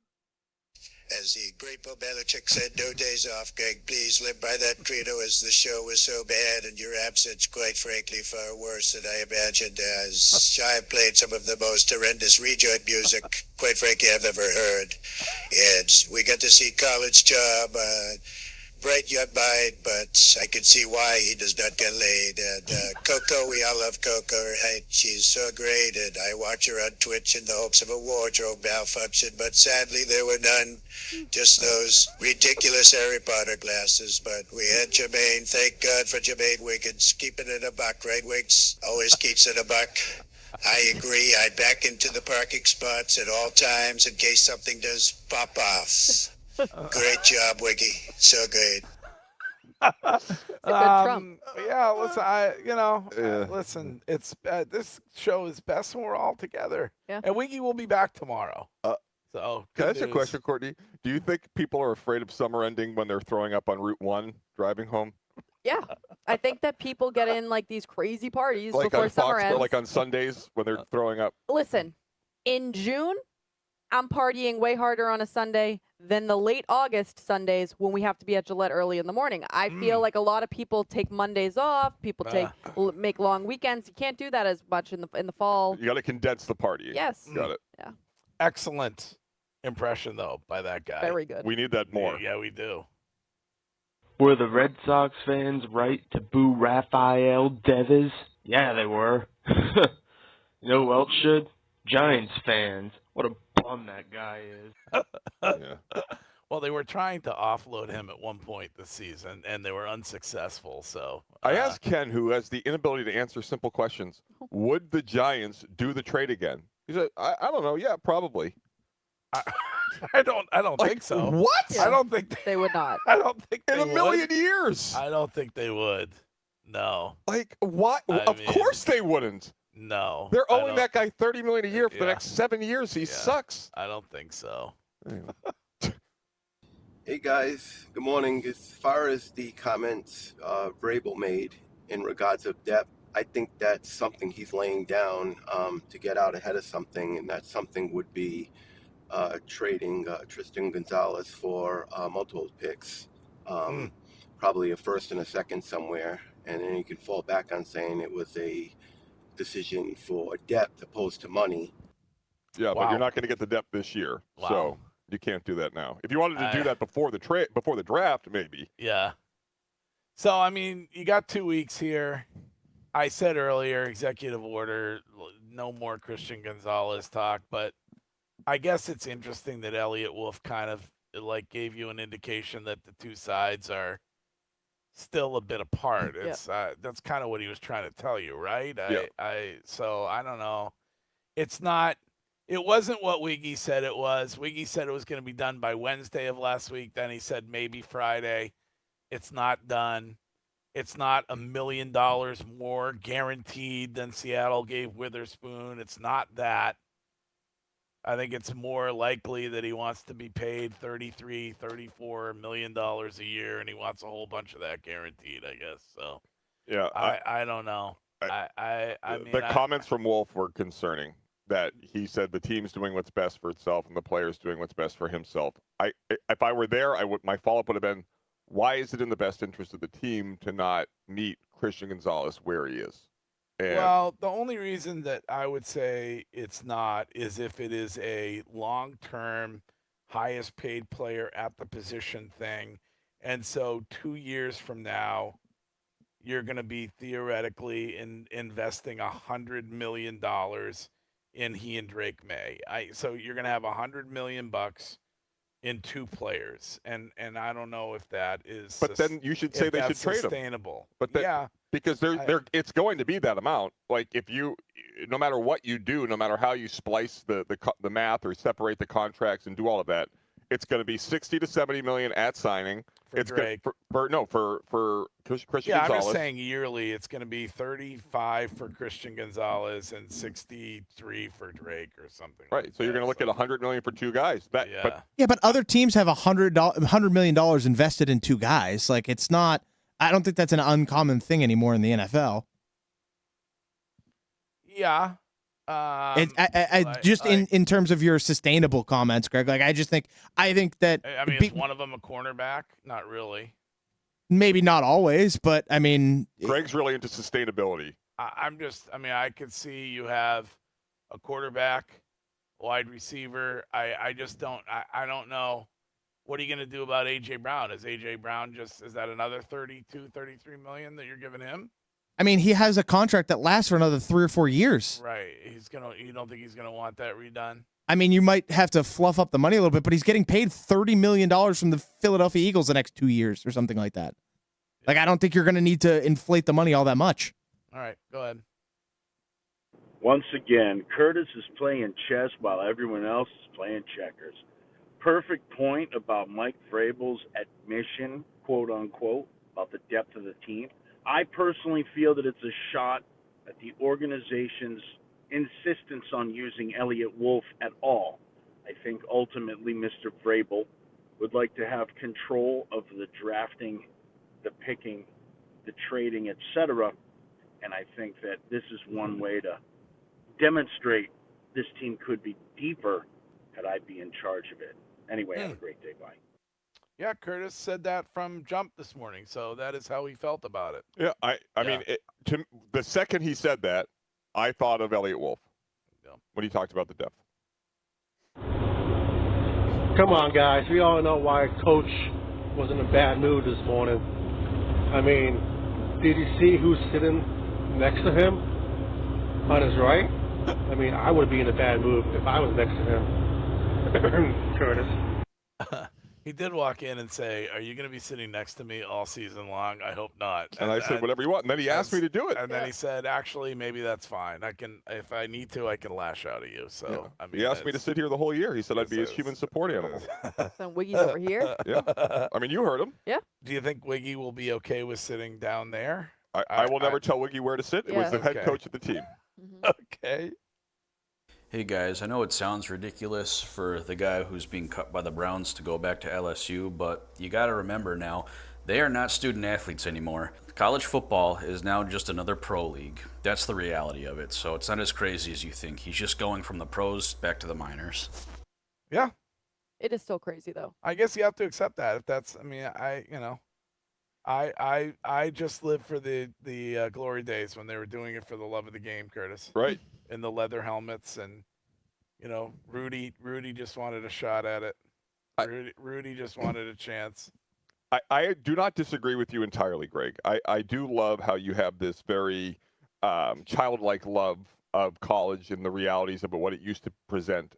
I miss the real collegiate atmosphere and the lack of the invasion of these agents and everything else. Like it is different. I love college football. Like this weekend at noon, I'm going to be watching TCU beat the crap out of North Carolina and Dublin, and it's going to make my Saturday. I love it too, but it's going to come to a point where like these players, I love when a player plays for a specific team when they are in college, then they get to the pros and they are asked about their biggest rival team. Like that's going to go away. These players aren't going to have a rival anymore because they're just transferring to whoever's going to pay them the most money. Correct. And either the money aspect of it is either going to water everything down. Like you used to have your powerhouses, and when it came to recruiting, they had an advantage because everybody wanted to go play for Nick Saban. Everybody wanted to go to Alabama.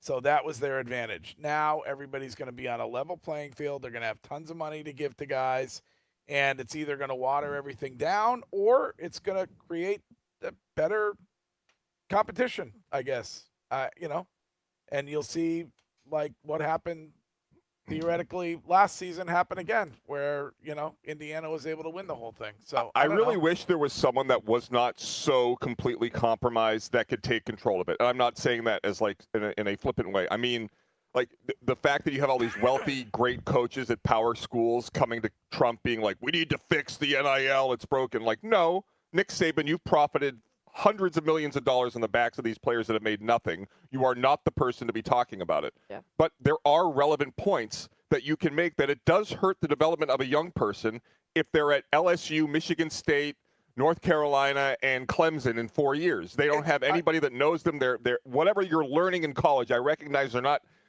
doing organic chemistry. But the reality is that you do develop, like guys like at Boston College, and we were there, Matthias Kiwanuka, Luke Kuechly, Mark Herzlich, Matt Ryan, these guys that even lesser players that maybe never made it to the NFL. There is a huge What about my guy base. Pete Kendall? Pete Kendall, great example, awesome guy, one of the best linemen in BC history. Was there in the 90s. They come back. They honored Tom Coughlin. They honored Jay McGillis. They do things, and there is a reservoir of support. You're a BC guy. And just Notre Dame, it's far bigger, or other schools. Like you can go to these schools where when your career is over, and sadly many of these careers are done in 3 years, you can go back to a place where you have support, where you put blood, sweat, and tears into, and you get something out of it. Now it's just mercenaries. Yes. Speaking of the president, you brought him up. Did you guys talk last week about how it sounds like he may interject himself in to the Major League Baseball situation and save baseball for next season? We did not. I did not see that. Okay, yeah. He made some interesting comments on it. What did he? I saw him at the race this weekend. Yeah, He's a big seam head? Yeah, so he's gonna. I think he may get involved there. Wow. He may save baseball. He may save we baseball. need that. We need that, Curtis. Make baseball great again. I mean, apple pie and baseball, really. Honestly. And people throwing up after a rough summer weekend. I can't buy that take. Go ahead, John. That'll do it today, Greg. Oh, all right. Hill Notes brought to you by Coleman Electric. If you need an electrician, call Coleman. It's electric.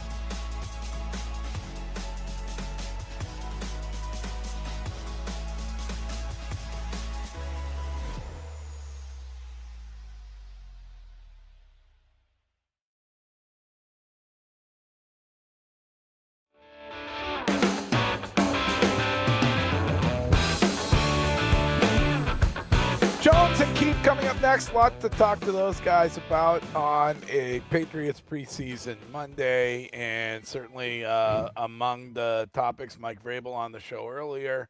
A little bit testy, I guess. I enjoyed it. I did too. I think he's having fun. Yeah. Maybe too many questions about the identity being an orange. I have no idea, but you got all the juice out of it. You can talk to him about that. And of course, Trevor Story back at Fenway today for a full evaluation, and whether or not you want him added back into the mix is an interesting question. Curtis says no way. Outside of Trevor Story's immediate family, who else wants him here? I don't know. Is there a casino that he could go visit with Cattell Marte? Is it possible that he could take him off somewhere for a while? What a bizarre situation that is. Is the dude like going through something? I mean, I guess I don't even need to ask it, but he missed the game at Fenway entirely, and then over the weekend he's just randomly like playing blackjack at a casino with a bunch of fans while he's supposed to be playing baseball. Yeah, the manager for the Diamondbacks too was pretty emotional when speaking about it. So like something. Lavillo, he used to be the bench coach. Yeah, here. something was off. He was asked about it. He said, "quote It's not a choice I would make." About casino over ballpark. I don't know. I think I might make it. I love baseball, but I enjoy a good casino. Right. Also, we know Wiggy would hit the table. Of course he would. Absolutely. So, and Red Sox with a sweep, and they're in Miami, and you got a 6:40 first pitch today on the Odyssey app and on the Shaw's and Star Market Red Sox Radio Network, and it is Ranger Suarez who goes for the Red Sox this evening. So. Where are you? Are you back to where you were in the middle of the run? Are you back on the Red Sox are going to at least a deep playoff push here? Yeah. What'd you say earlier? 99% scientifically 99% chance they're a playoff team. So you're telling me there's a chance. I feel like I don't expect another historical run, but I also don't expect them to lose many series here. I think they'll win the majority of the series that remain here. What are they, 71 and 59 or something like that? 12 games over 500. So I expect they'll be right there, and that they. I'd love to see them get the opportunity, get the Yankees out of there, and have the opportunity to play those games at home. I think that was certainly a disadvantage for them last go around. But I mean, anything can happen in the playoffs, right, Curtis? Anything can happen. I love where they are. Same. Perfect time for Roman Anthony to come back. I think it's. Are we? Yeah. Is he in Worcester this week? He is. Yes. Tomorrow night. He's playing in Worcester tomorrow night. Yep. And Worcester to the Bronx, pretty easy. Boom, get right there. Boom. Right. Probably roll him out in some kind of a laundry cart or something. Get him out of there and get him off to in time for the Yankees. Get him with a Don't ask for any autographs. No. So. Yes. And get that hand, that ring finger, a big glove cushioned for the flight down, so he's good to go. I'm guessing he's going to DH, right? Yes. You'll have him DH. You'll have Duran in left, and that'll be your team going in. Maybe hit him lead off. Yeah. Friday night, Yeah. Yankee Stadium. Enter the Hornets' nest. I love it. All right. Well, it's great to be back with you guys. Great to have you back. If you missed anything this morning, go back and listen to it on the Odyssey app. That includes, of course, Mike Vrabel, who was on with us this morning. A douche move when it comes to those who are setting up their chairs early on the beach. You can relive that experience on the show this morning and anything else that you might have missed on the Odyssey app. And we are back in the studio tomorrow morning, all of us at 6. Nice job back there, Shine, today. Way to go. Great job by our Vice President of Twitch and YouTube Services, Amen Corner, over here at Gillette Stadium. Jones and Keefe next in exactly 2 minutes. Bye. Now we shall return. We were so glad we could make it, but so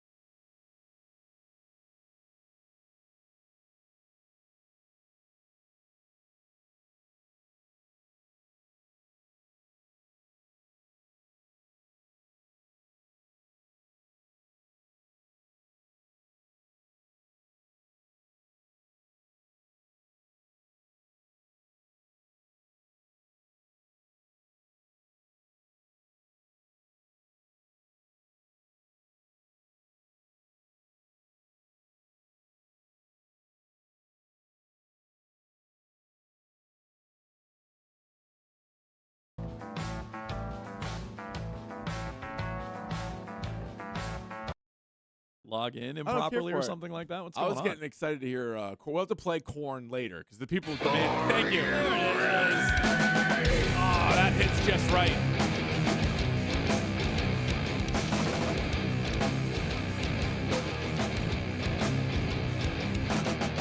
Are you ready for a Patriots Monday, Keith? Yes, I am, Jones. Did the Patriots play on Saturday? Some of them. Not really. No, not any of the Not good really. ones.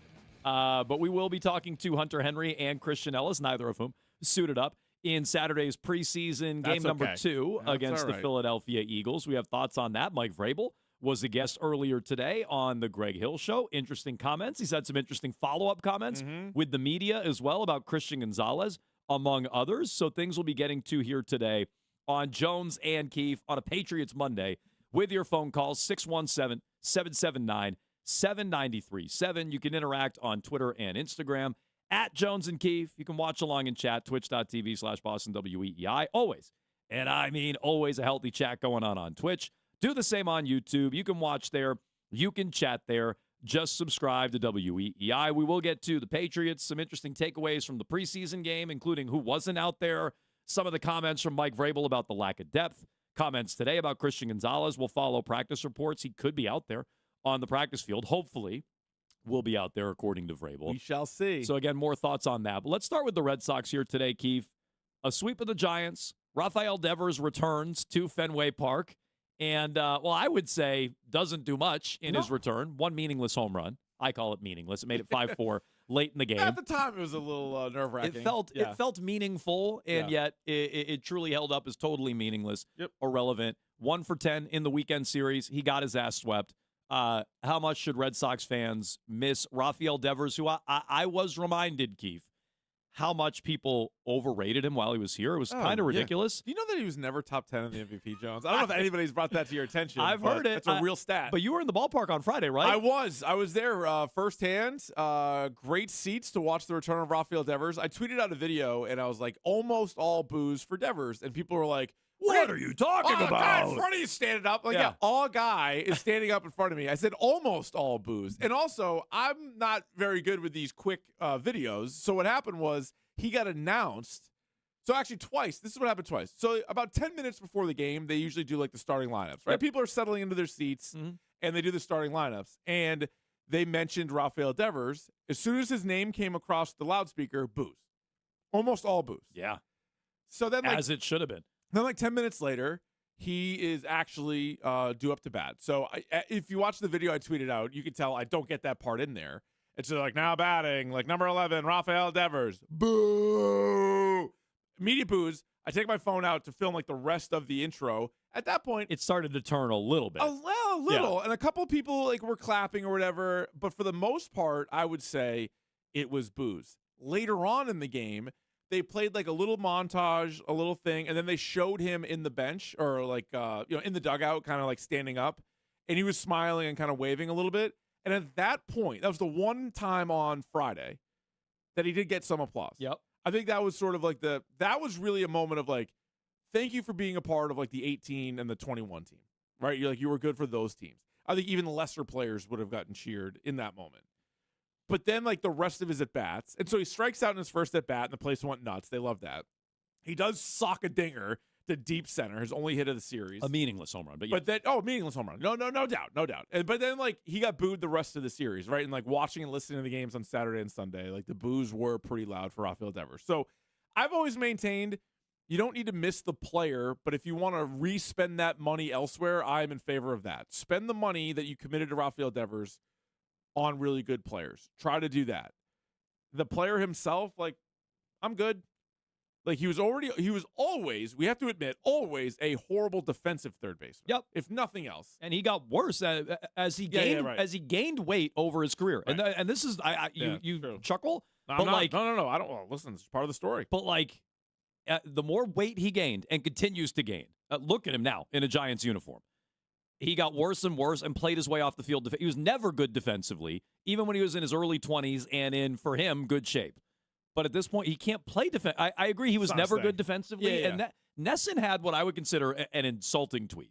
Oh, no. One of the best hitters in the history of the Boston Red Sox. Is Disagree. how they quoted the Devers montage. How deep are we going down on this list? Well, when I say he is top 10 home runs in the franchise. Okay, but when I say Ted Williams, when I say that's exactly what I'm talking about. He's not one of the best hitters in the history of this organization. That's nonsense. I don't think so. Nonsense. I would agree. Like, so I don't care. So Devers had more career home runs than Betts probably while he was here. Probably. I don't even know that. He was on the team longer. I mean, not like even some of these counting stats, like, you gotta kind of like look into it. Not even close to who was a better player. Like, would you rather like the MVP season of Mookie Betts or just like a bunch of seasons with 25, 30 home runs? Like, that's good.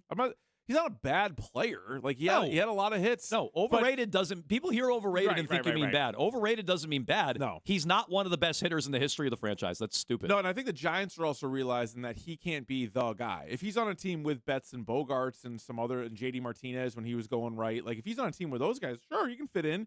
He could hit a bunch of home runs, hit in the middle of your lineup. He had 80 more home runs than Mookie Betts. Yeah. So who's a Yeah, better but hitter? how many more games did he play than Mookie Betts? Yeah. And who's a better I mean, hitter? that's still 80 home runs. That's how many more seasons. Okay, but who's a better hit? Who was a better hitter while they were here? Not even Betts close. was like MVP. Oh, no, I'm not arguing that. I'm just saying 80 more home runs than Mookie Betts. Well, I'm just saying I don't think the 80 Yeah, home but runs is all that relevant. But I wouldn't just go through the list of home runs hit by like on the team and be like, these are the guys that are the best hitters in team history. In like 250-ish more games.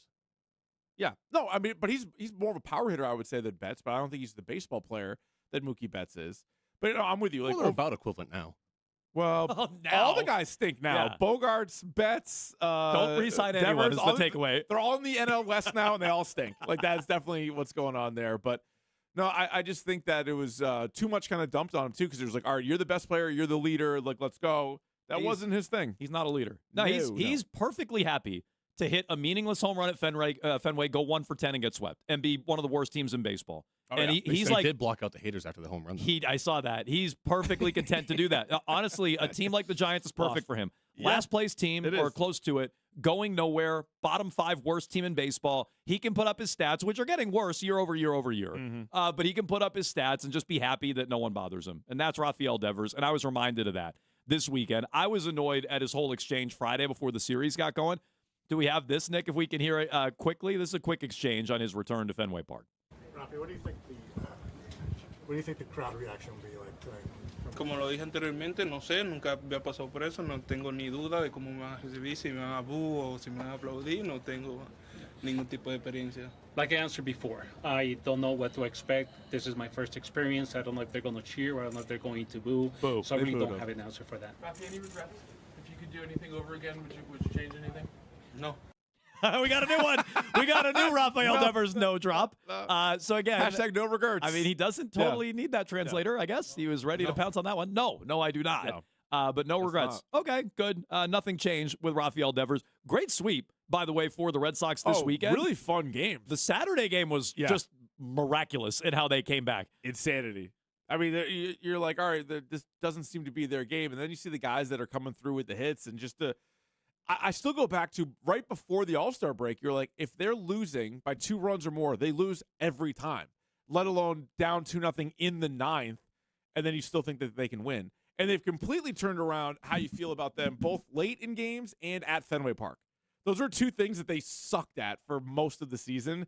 And one of the points where you can look back on and be like, all right, why is this team different? Like those are 2 different examples. But yeah, coming back and just scoring runs the way that they did, awesome.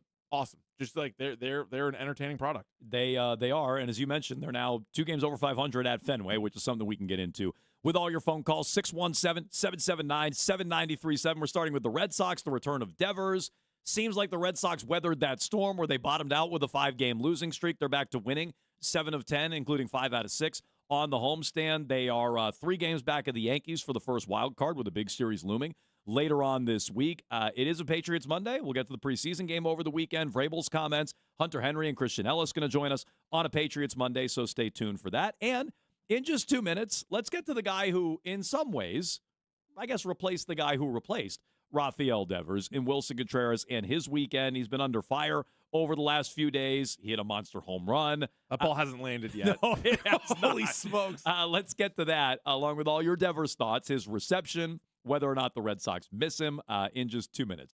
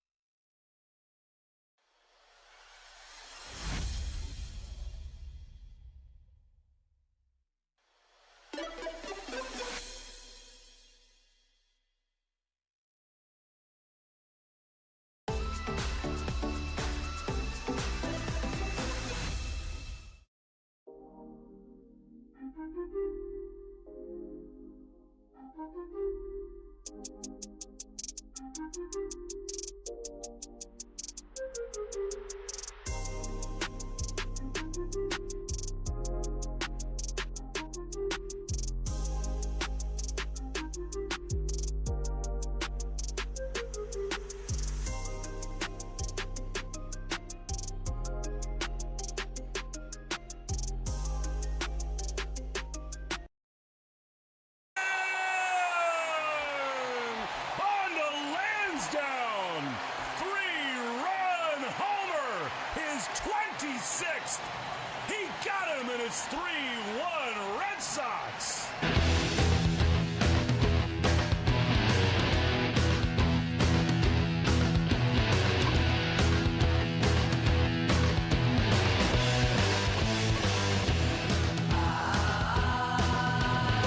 I mean, you said it, Keith. That probably still has not landed. That was an absolute, no doubt, moonshot. I mean, you saw Wilson Contreras' reaction. It was basically Manny Ramirez. Smoked. You smoked it. You saw Abreu's reaction at first. Like the second it went over his head, he's like, that thing's gone. He's like, I mean, see you later. 450 feet, and I forget what it was off the bat, 112, 113, maybe higher than that. It was ridiculous. And if you listen closely, you can hear young Cece Keefe screaming her head off. She was there for that, standing on her seat. It's funny. Somebody showed, like, you know how those different, like, stat pages, they show you, like, the trajectory of the ball or whatever. They're like, it wasn't coming down until, like, after it left the stadium. Like, it was like, it just shot up, and it was, like, still going up, like, over the monster, over, like, the ads and everything else. Ridiculous. Yeah, that was smoked.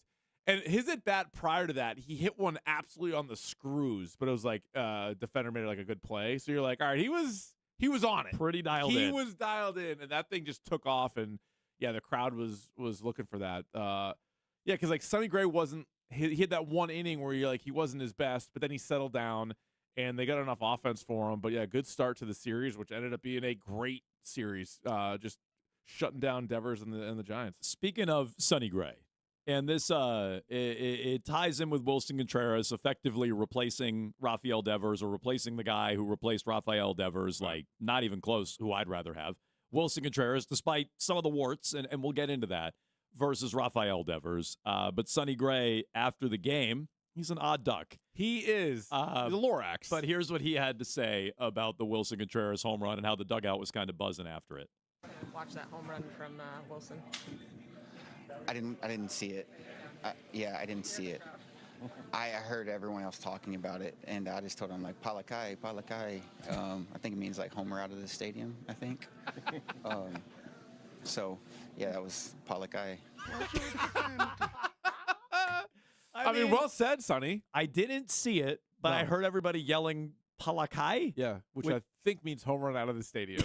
I don't know there was a Spanish word for home run out of the stadium. Directly translated, I believe that means home run out of the stadium, doesn't it? Am I correct in that? Red Sox have 8 million translators. Somebody can translate that for them. So then I said Palakai. But I guess Palakaye is what they were saying, to the street. To the street? To the street is what that home run was, That's super cool. Palakai. It was, no doubt. Hey, listen, it helped him get his 16th win of the season, whatever it is? Yep. I mean, the guy's been just dialed in.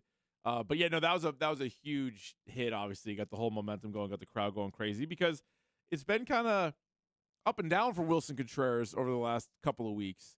And it was funny because once again, I missed some of this. Yeah. But when you, I don't know if it was the day you were with Ball or Mego. Yeah, I think we talked about a little bit of both, but it was more fresh on Thursday. With Dan. Yeah. More not running it out. Yeah, more getting into it with a fan, which Chad Tracy was like stunned by the conversation after the game. And so it's like you have more of that. He hits the moonshot in the series. He doesn't do much else in the series, in fairness, offensively. But yeah, you have all this with Wilson Contreras. He is, again, in some ways, the replacement for Rafael Devers, who really did nothing all series and got swept, while Contreras did the sweeping. He's had the better season. I think he's been the better player. He certainly gives you defensive value, which Devers doesn't. But then you also have all these weird things going on with Wilson Contreras that have been happening all year. Like, he's been so good offensively, but he feels like such a ticking time bomb that I am getting a little just nervous about when that next moment is coming, and does it happen in a short series, and does he, short circuit a win or something like that for you. And I am getting a little nervous about that with the experience with him. So he already got suspended once, and it felt like when he came back from that, he was like taking his foot off the gas a little bit. Yep. But now a couple of these interactions he's had have been with fans and not opposing teams. Right? Like one thing when he was like throwing his helmet at the other team or like barking at the other team or telling them it's going to be a problem and all that. Now it's sort of like yelling at fans. But then it also falls back on the guys, I'm super hurt. And Chad Tracy says it's okay if I don't run. And you're like, yeah, I guess. But then that led us to the question, like, well, then if you're Chad Tracy, I think even a caller brought this up last week, maybe don't play him as much. Like, hey, I'm glad you're trying to gut it out. And I know, like, you want to play every day. The record's been fantastic when he doesn't play. Exactly. And maybe he needs a day off a week until the end of the season, or maybe even more.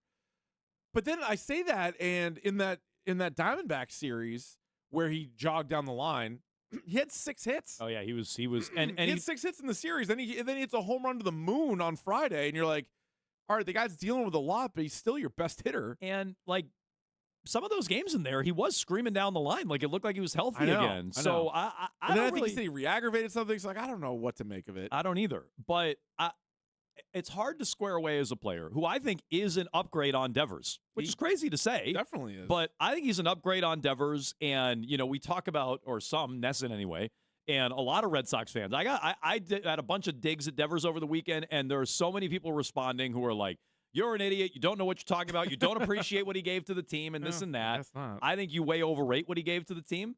He wasn't a full-time player in 2018. They probably win the World Series with or without him. That team was stacked in 2018. Yep. He was great in 2021. He helped him get to the ALCS. He never really did much else the whole time he was here in terms of big postseason at bats or anything They like didn't make that. the playoffs. Right. All those other If years. he's as good as he's supposed to be with how many teams make the playoffs, it was 5, I think, every year he's ever been in baseball. He wasn't an impact player on a winning team. So, to me, as much as Wilson Contreras, I think, can be that, I am worried about some of the other stuff that comes along with it. But that home run was awesome to get the series started on Friday because they started a lot of these games kind of behind the 8 ball and losing and had to battle their way back against a not very good Giants team. That series could have gone very differently, and instead they walk out with a sweep.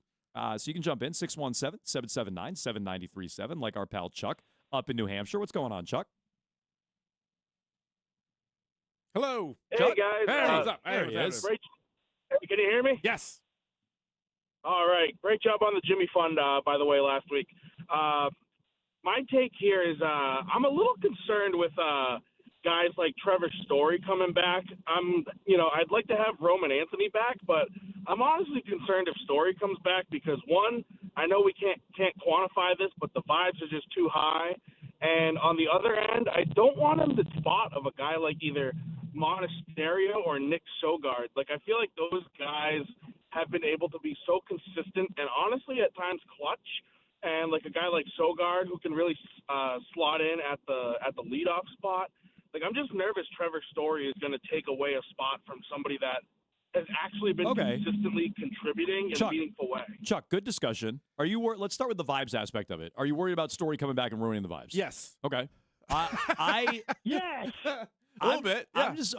That's on my list too. I'm much more worried about him just not being a very good player. Right. But then it's like, well, who do I actually want at shortstop? Because Monasterio started that little league home run yesterday with just a horrible throw from shortstop. He then, later on, this could have been very costly. Was it the 8th inning when Guerrero came in? He, just sat back on a ball that was, routine grounder of all routine grounders. Yeah. And the guy beat it out to first because I think Monasterio was afraid to, charge it and hum it and make, and he was late on the play.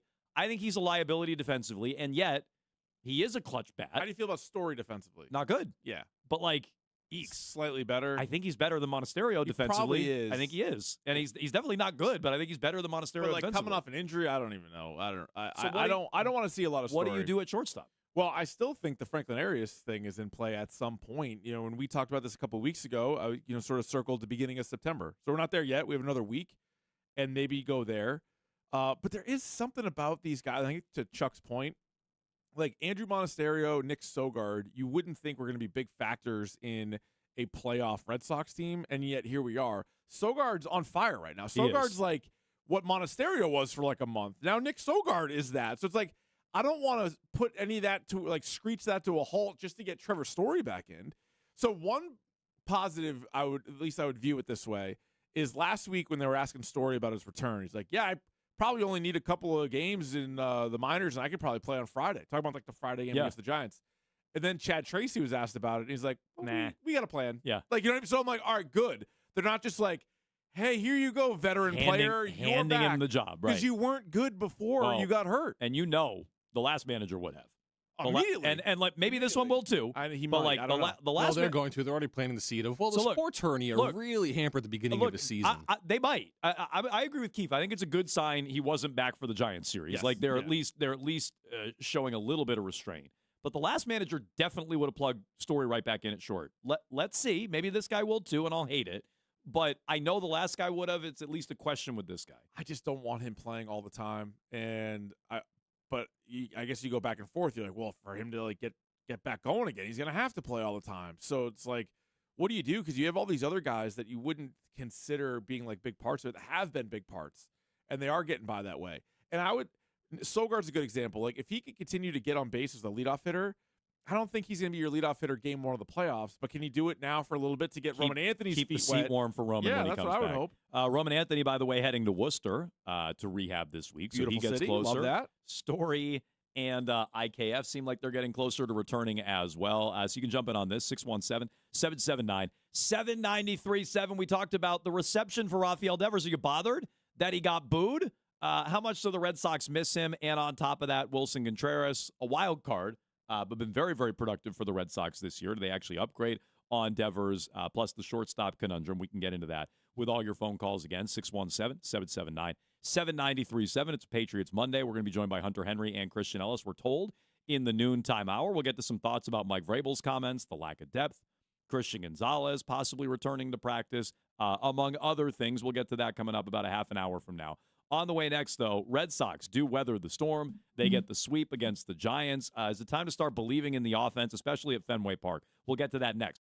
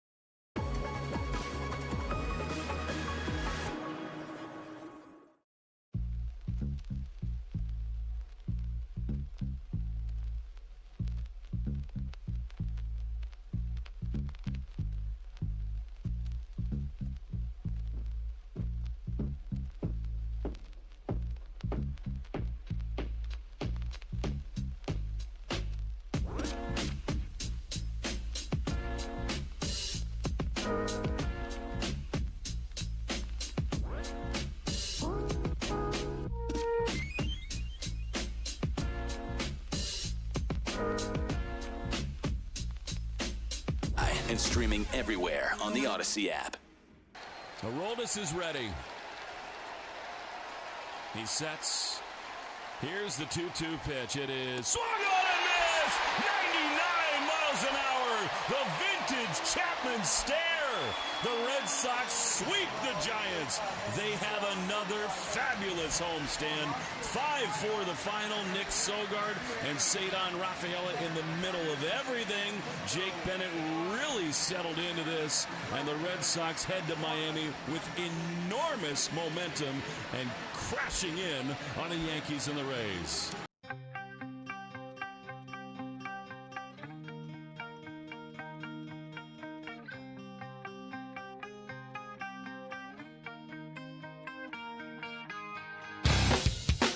Jones and Keefe here on WEEI. We are live in the Catches Law Injury Attorney Studios. No fee unless you win. Are we doing that again? Are we looking at the Rays in the standings? They're 6 back. I'm not looking at the Rays, but you know what I was looking at when I was looking at the standings earlier was maybe the Yankees. Oh, now this is tough because the Red Sox play the Yankees in a series after this. The Yankees are worth looking at because you have a 3-game set later this week. No, I was thinking two ways. Either you catch the Yankees and then you host the wild card, or Yankees catch the Rays and then you don't have to play them in the first round. And again, not that I'm scared of them. I just want to sweep either way. Sweep either way. Either way, for Red Sox Yankees who want to sweep, it's not the worst thing in the world if the Yankees catch up to the. Oh, interesting. I just want a 7-game series with the Yankees, just like as a fan. That's what I want. So I'm saying, like, if you play them in the first round, great. I think the Red Sox can beat them. But I think it would be better for us. It'd be better for baseball. Yeah. If it was like a real series. Look, the ALC ass. Look, I think people who say Red Sox Yankees, the rivalry's dead, I think that's foolish. It's not dead. It's not dead. It's not dead. what it was 20 years ago when it was the greatest rivalry in sports. Who amongst us are? I mean, 20 seriously. years ago, I was in much better shape. Trust Honestly. me. Now, a mess. Not in good shape, mind you. I was just in much better shape. But no, like when people say no way we're losing to a pitcher named Schnitzel. Well, hopefully you don't run into him too many times. Update, you did. He's nice. Yeah. He's I still audibly gasped when he threw that first pitch in at like 101. oh, a smooth 100, like an effortless 100 on the black. So look, I was not ready for that. Schnitzel in a 3-game series, by the way, is even scarier. Yeah. So like I'm with you. While the rivalry is not dead, it's not ever going to be what it was 20 years ago in 03-04. Yeah, want the games at Fenway. Yeah. Well, all right. What would you rather? Ooh, maybe I'll save it for Wednesday. Would you rather the Red Sox be the top wild card? It's a Monday there, Tiger. Yeah. Or Plus Jones isn't here on Wednesday. Oh, that's true. Oh, I'm not here Wednesday. You're right. Oh my God, you're gonna miss these good would you rather's. Or would you rather them host the Yankees in the wild card, or wait until like the ALCS? Oh, I mean, I would rather wait until the ALCS, but because then you go down to Tampa, it's gonna be all Red Sox fans anyway, and then you can go win that series. Well, and I'd love to just win on my Tampa actually sneaky stinks take that I've had all year long, where their roster's not impressive at all. Junior Caminero, and I guess Yandy Diaz. People like Yandy. Sprinkle in Yandy Diaz. Sure. Have the Red Sox totally weathered that storm? They dropped 5 in a row. We're starting to get nervous. What's going on with this team? Wilson Contreras isn't running out ground balls. I guess he's still not. But they've won. He doesn't have to. He has an agreement with the manager. They've won 7 out of 10 since Keith, including 5 out of 6 on the homestand. Now, as we illustrated earlier, the homestand could have gone a lot different. In all these games where they were down and battled back, Saturday night was a miracle the way they came back and won that game from dead and lifeless and doing nothing, having the bases loaded in the 8th and not coming through, and then winning the game the way they did with outs to spare was crazy. Have they weathered that storm? Are we now no longer worried about that? That was a hiccup. Yeah, I think they did weather that storm, because if you look at the amount of runs that they have scored over the last 6 games, that stands out. And that's with the current group that they have. That isn't even with a big shot of reinforcements, because who knows what you're going to get out of Roman Anthony and Trevor Story, or if you're even going to get Meade back. Right, you might not. But those are 3 guys. Maybe 1/3 of your lineup is different, but maybe it isn't. And at least these guys have been able to prove they could do it, because with this pitching staff and with the defense, if they score 5 runs, you feel pretty confident. And 5 of the last 6 games, they scored 5 or more runs. They won 5 out of the last 6 games. They did win a game that Saturday game. Crazy, right? Comeback. They only scored 3 all in the bottom of the 9th. But, I feel a lot better about it, because after the Pittsburgh series, you're like, Pittsburgh? What was that? And they lose 2 out of 3. That was kind of frustrating. You knew that there was going to be losses, right? You have a 15-game heater, then you follow that up with a 9-game heater. You're like, all right, eventually there's going to be a losing streak. Eventually there's going to be series losses. But for them to kind of stop it and win 5 out of 6, definitely feel a lot better. And we'll see where it goes. I mean, they got Miami for 3. Although, funny enough for the Red Sox, it doesn't seem to matter. No. The opponent, it might even go the other way. It might. They might lose the series against Miami and then win the series against the Yankees. They played horribly against Toronto and the A's and Pittsburgh. Although the Giants do stink. They just bounced back with a sweep against the Giants. But again, all those games, at least the way they started, was not ideal. Did I say it was a 3-game series with the Yankees? We got a bunch of texts about that. No. We were talking about 3 games in the postseason, I thought. Maybe I said it's a 3-game series as well. It's a 4-gamer coming up, doubleheader on Saturday. We were tossing around a lot of numbers. They're 3 behind the Yankees, and the Yankees are 3 behind the Rays, but they have a 4-game series. A wild card series would be 3 games. So perhaps I misspoke on top of that. I apologize, but I see a bunch of texts on that. So it's a 4-gamer with the doubleheader on Saturday. The offense, Keith, you just hit on this. The offense is legit, and this is without Anthony and without Story if he comes back, and without Meade, who you may never get back. Carrabba said this tweet yesterday. The Red Sox lead the American League and are second in baseball in runs per game, 5.42. On-base percentage, 342.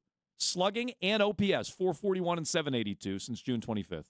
They're 39-13 over that span, the best team in baseball. They lead the AL and are second in baseball, runs per game, on base, slugging, OPS, and have the best record in baseball. That's what they've done since the end of June. So, I think it's time to buy in on this offense, and I think it's time for anybody who still misses those hitting coaches. Maybe we should CC Catherine Veritek on this. Anybody who still misses the hitting coaches or the game planning or anything like that, no, I think they've completely and totally figured it out. I think it's actually our fault. I think we misread or misinterpreted her tweet from months ago Yeah. when she was like, "Oh, the smartest guy in baseball." She actually meant it. It wasn't sarcasm. We read it as sarcasm. That's my knee-jerk reaction, sarcasm. I think she was right, though. She was like, Craig Breslow is the smartest man in baseball. Plus, everybody wanted Fatsy fired with like the first week of the season. Yeah. Well, not Cora. No, Cora didn't. And Cora not- was like, not- over my dead body. They're I like, mean- all right, dude, you're done. Well, that's too. why they all went. Well, right. Not Cora, which is ridiculous in retrospect. Fan-wise, everybody wanted Fatsy gone. And didn't Bregman kind of stand up for him last year, too? Yeah, I think Bregman got in the way of that a year was ago? the assistant hitting coach anyway. Right. Yeah. Again, he fixed everybody's swing but his own. Although he is tearing it up right now for the Cubs, if you want to pay attention to Bregman. Oh, yeah, he's turning it on. He actually is having a good Not that turnaround. I miss him, per se. He's a guy I desperately wanted back. I like what Durbin's given them. Yeah, Durbin's been solid. You know who I don't really like is the guy that we didn't like when they traded for him. Adley Rutschman. Is he going to do anything? No.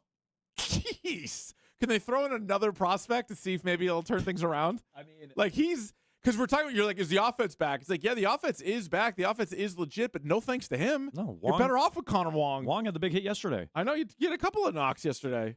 Yeah, no, that is What, the warning frustrating. track flyout with the bases loaded didn't do it for you? No. And he just like labors around. Like, he's a hoss of a guy. He He's is a a big hoss. dude. Yeah. But just Getting hossier by the day, I think. I also made a mistake. I threw him into my parlay over 1.5 total bases. That didn't have a prayer. I told you Devers Dong. Eeks. You did say Devers Dong. You did say Devers Dong, but I wasn't going to put that in a good vibes Boston parlay. Thank you, Keith. But yeah, Rutschman, you'd like to see Rutschman get going just a little bit because he's doing whatever the opposite I mean, of that is. here's the thing. We tried to warn you. We did try to warn you. We're like, he's not that good anymore. The And everyone's guy, like, he's an all-star. the Shut your guy mouth. hasn't hit since the beginning of May. And like maybe it's injuries, maybe he just wears down. Like I'm not saying he's like a bad player per se, but what you gave up was absurd. Yeah. And I don't know You see what Ianson? No. Oh, he threw like an absolute Did he? gem the other day. No, I did not see that. Yeah, oh yeah. Bunch of strikeouts, bunch of whiffs, was it? I saw this tweet going around. Was it like 16 swings and misses or something? Now again, I don't know what level it's lower level, but he was throwing heat. Is Liam Hicks hurt for Tampa? No.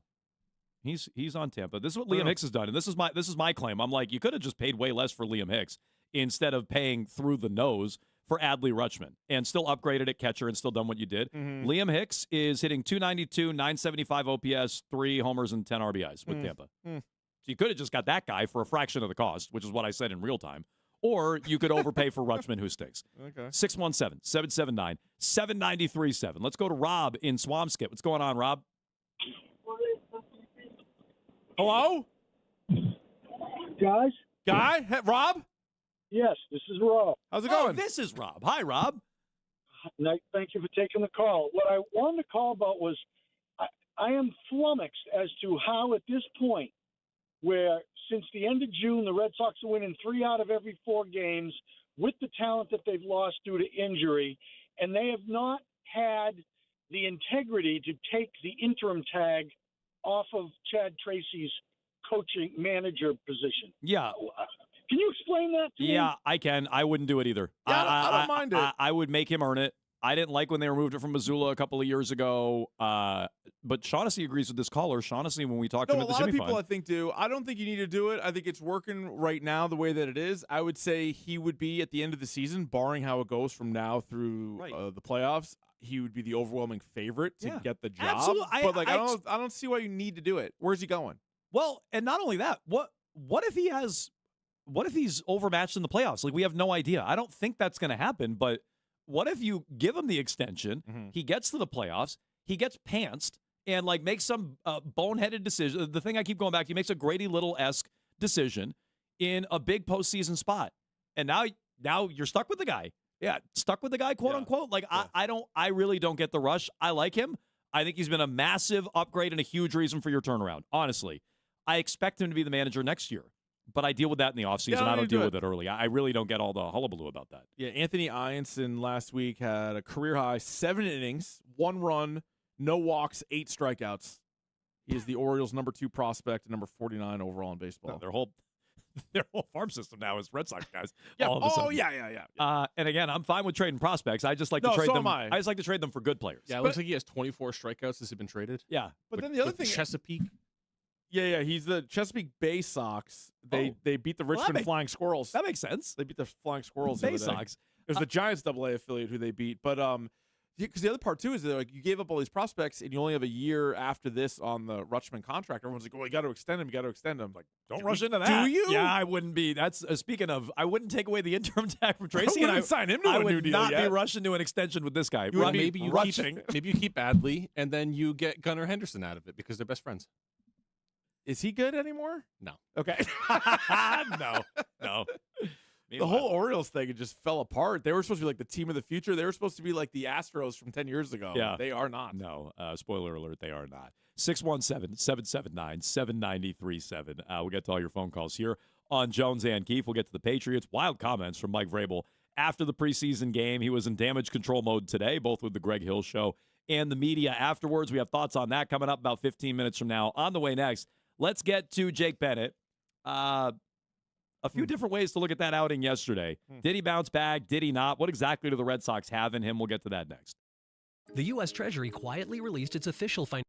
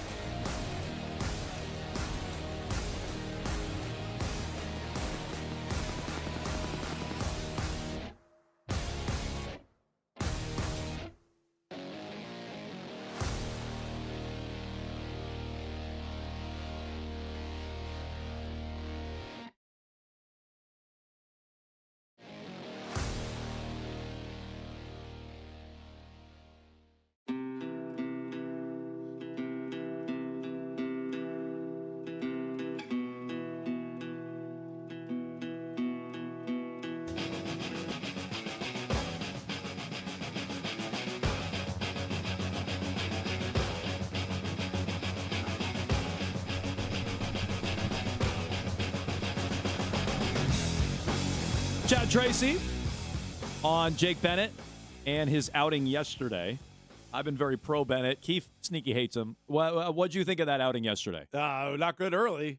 Settle down, though. Settle down and relax. No, I don't hate Jake Bennett by any means. I had him below Peyton Tolley, below Connolly early when Early was still here, although who knows the status of Early and when he's ever going to throw again. I think he's like a good story, and I've enjoyed what he's brought to the table, and he's really helped them. I think come playoff time, though, I don't even know if you would really need much of him, meaning like I don't think he's going to be one of the starters. He's not going to be a high-end, high-leverage reliever. Maybe he's squeezed off the roster, honestly, like depending on who's healthy and how that all shakes out. I wouldn't be shocked. There might not be a role for him. So I think he's useful, and they're going to need him every fifth day now through the rest of the regular season. He gives you a chance, but yeah, I don't know. I think he's a notch below all the other guys you have. So he came out and got, talk about hard contact in the first couple innings. Well, you're everything was a rocket to start the game yesterday. I thought it might be a Bulk Hogan game. Yeah. Like when after he got rocked, you're like, oh, maybe they go Bayo here for like the rest of it. And then he has how many straight innings where it was under 10 pitches? You're like, I think right in the middle of the game, it was like every inning was 9, like 8 pitches. 7, 8, 9. And it was like, so that was great. And he got just 7. He went 7 innings. The fourth run that scored was garbage. It should have been a ground out. Yeah, it was a little league home run where you're chucking it around the infield, starting with Monasterio. Was it Abreu had to throw after that. No, so he sort of like ends on like a high note kind of thing, just for him overall. Like so he goes out there. It did not look like it was going to be a game in which he went 7 innings. So I guess this is my analysis on Bennett. It makes me rethink because I'm with you. I don't know how much he was ever really a factor in the. If he was pitching like he was a month ago or 6 weeks ago or whatever, you're like, oh, they really have something. He's in the rotation, whether you have Crochet or not. He's in there. Now I'm not so sure he's even on the roster. I'm with you on that. But so no harm, no foul. If he just finishes out the year, he's probably feeling it a little bit, way over his innings limit, although he denied that yesterday. He's like, I feel fine. My arm feels great. I don't feel tired. I don't know what else he's supposed to say. Right. But just to pass along what he said. I am cooked. That's what he said. Mm-hmm.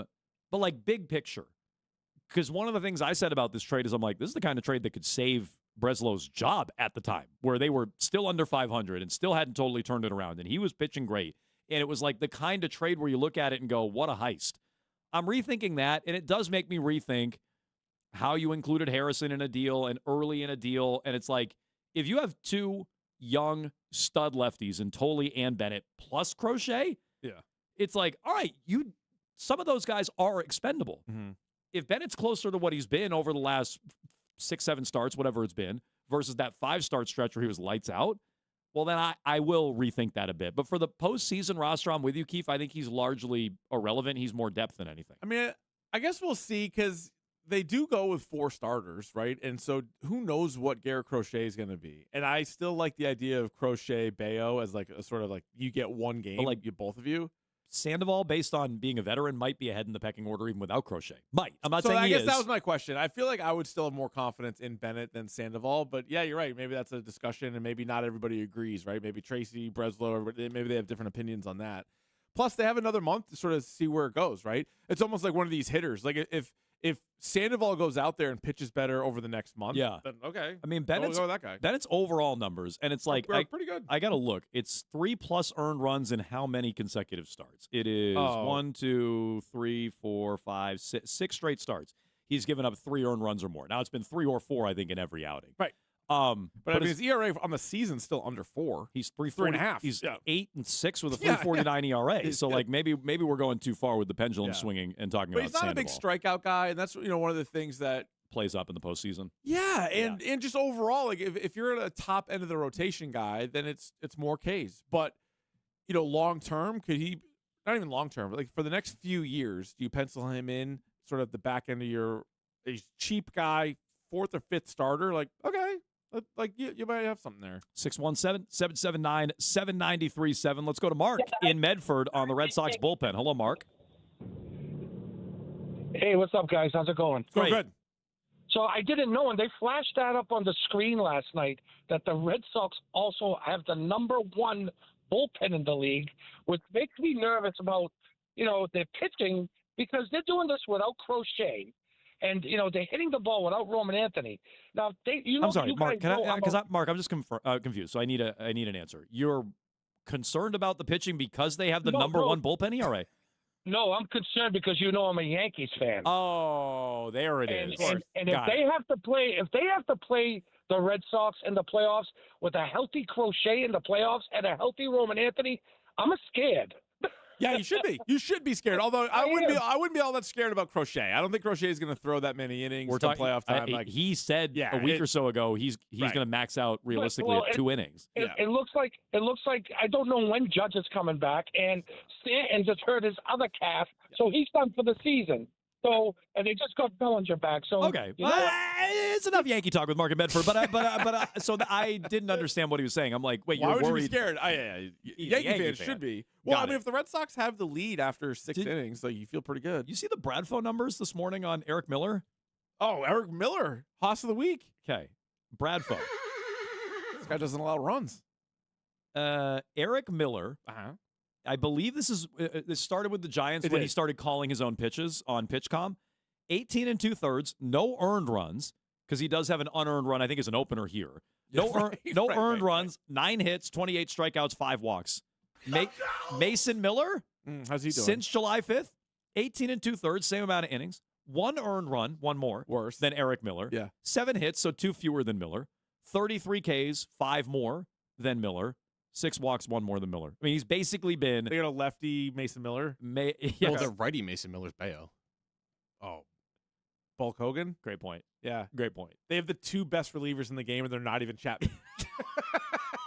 And they got pretty good news over the weekend on Whitlock, who seems like he, for the second time this year, is going on the IL and is going to be back relatively quickly. Guerrero, too? Like, Guerrero's he'd be a lot of teams' best reliever. He's filthy. He comes in and throws. It was listening to Hunter Pence yesterday on the TV broadcast. Oh, yeah. Merloni was doing it with Hunter Pence. And Guerrero comes in and he's like, that was a sinker at 101. He's like, that's not a 4-seamer. He's like, that was, and most Red Sox fans are aware of that. But seeing somebody else react to it and be like, oh, that was a sinker. It's like, yeah, dude. That's what this guy's been doing. Put the bat down, take your gloves off, just be like, hopefully he throws 4 balls. Like, I'm not hitting that.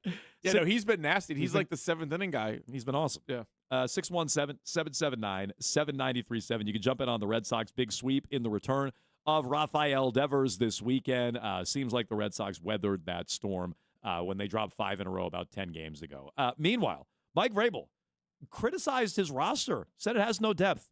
Who's he criticizing? What's he talking about? Let's get to that in 2 minutes on Jones and Keefe. It's 5 o'clock.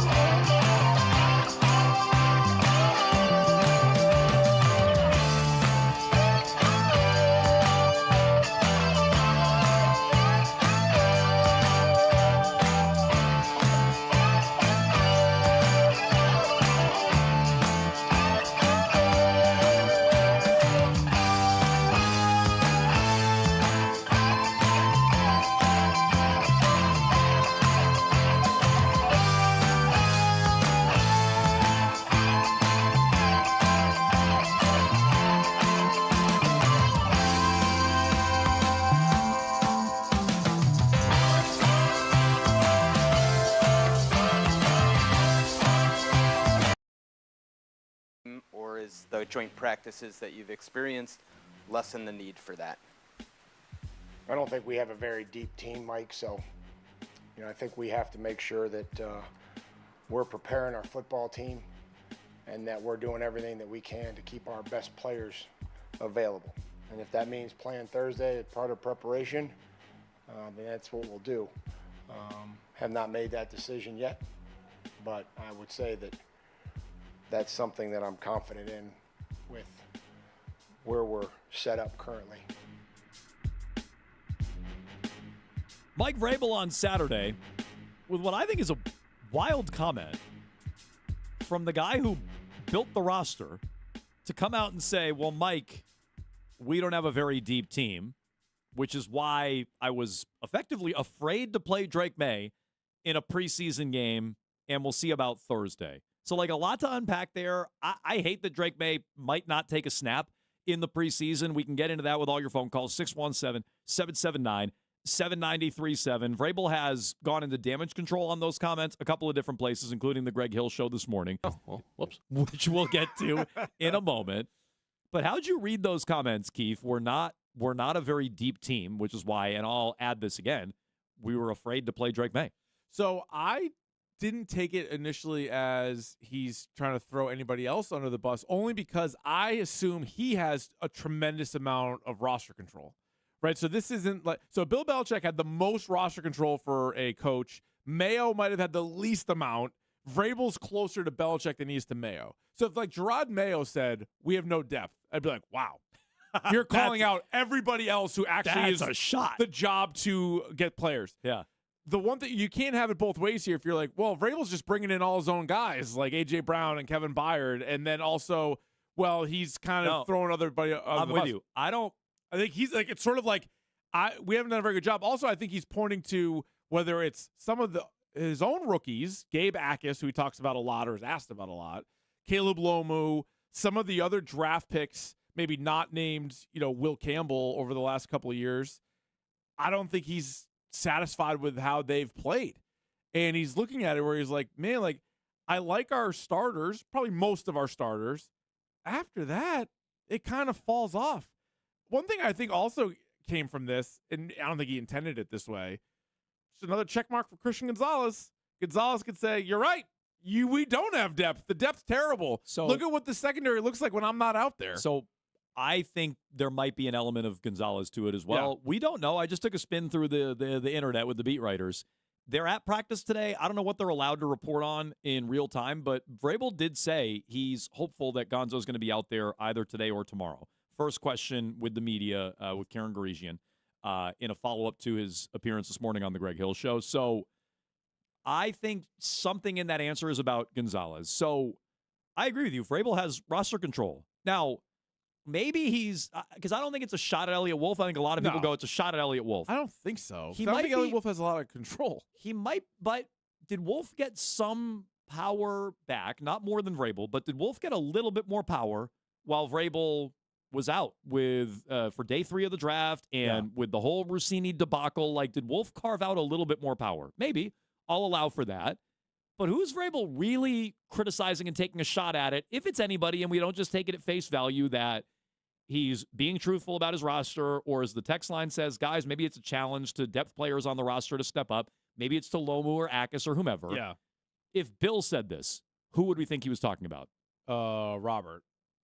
Right. But that's another tough one because it's I think Bill loved the deal too. Robert obviously loved the deal. But I don't know. Are they not? Are they not paying enough for their players? Well, I think they're paying. Well, I think they're paying most of their guys actually pretty well. I was surprised at how much they threw at Dobbs and they went for Milton. Yeah. But specifically on Gonzalez, is he taking a shot at Kraft? I have no idea, but I would not rule it out. If Bill said this, that's 100% what I would think. But I also don't know how many teams around the league, and this sort of goes back to the question about just whether they play or don't play in the preseason. How many teams love their depth necessarily? Great question. I can't imagine many. Because when we're looking around for another edge rusher, it's well, who's just got starting edge rushers to spare? Or when any team around the league is well, I don't really like our third tackle. No kidding.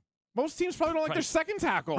How many teams have great tackles? And the Patriots secondary, I love the secondary if you can tell me those 5 guys are on the field. But as soon as you pull one of them or 2 of them away, you're that's not very good.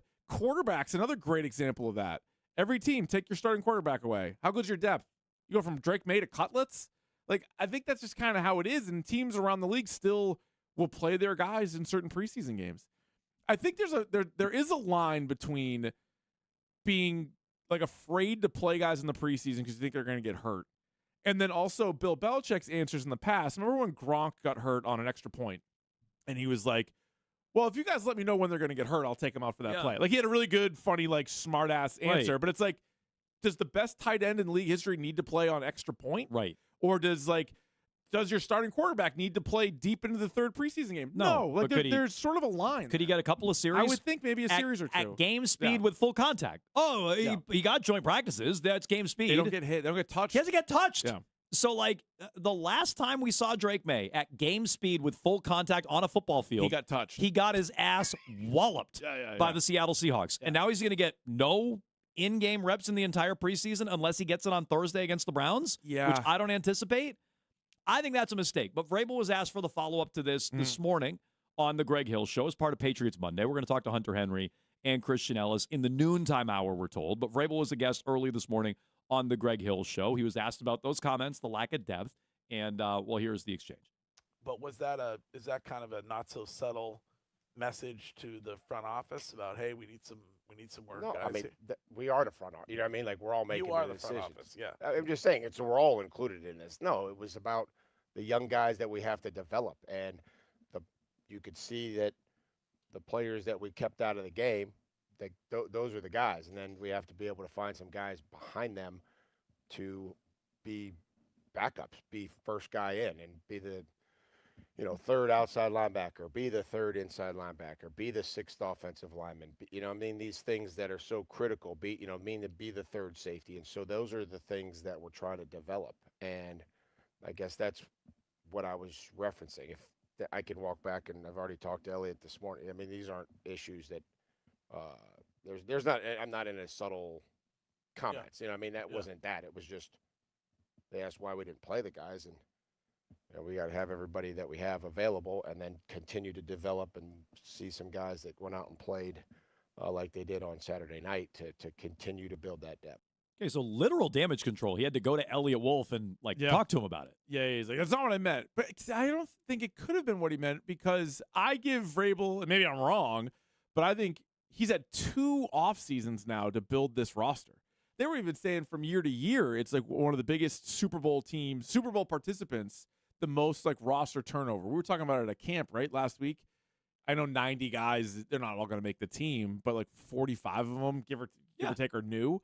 So, like, it's a lot of his guys, and I would say, Elliot Wolf has whatever title he has, but I feel like Mike Vrabel gets say. I think it might have been even more just damning, like, they're not really happy with the draft class. Now, they haven't even played a game yet, so I'm not saying it's bad, but they're just like, point, though. I wish these guys were better. I wish they were further along than they are. I wish Lomu was making more of a move, and I wish Akis was here, and okay, fair.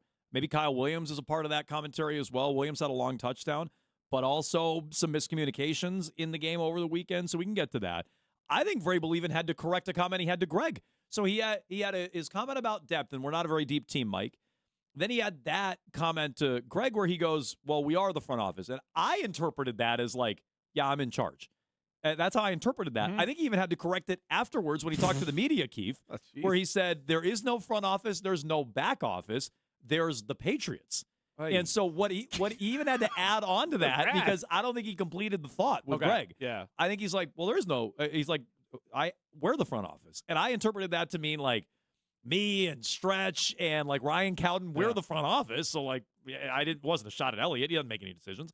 I think he even had to correct it even farther and be like, well, no, it's all of us. And like, that was a wild comment that got away from him. And maybe he meant nothing by it. And he's like shocked at the blowback to it, which is why he had to seek out Elliot Wolf. Maybe. But I wonder if somewhere in there he's frustrated with Kraft and the Gonzo negotiations. Maybe he's frustrated with the draft, which, by the way, he wasn't at all of this year. He was not, no. Maybe he's frustrated with the whole situation where Wolf has carved out a little bit of power, or just Elliot Wolf's mere presence in the building. What do you guys think is going on with Mike Vrabel? 617-779-7937. And are you okay, like apparently this texter is, not playing Drake May in the preseason?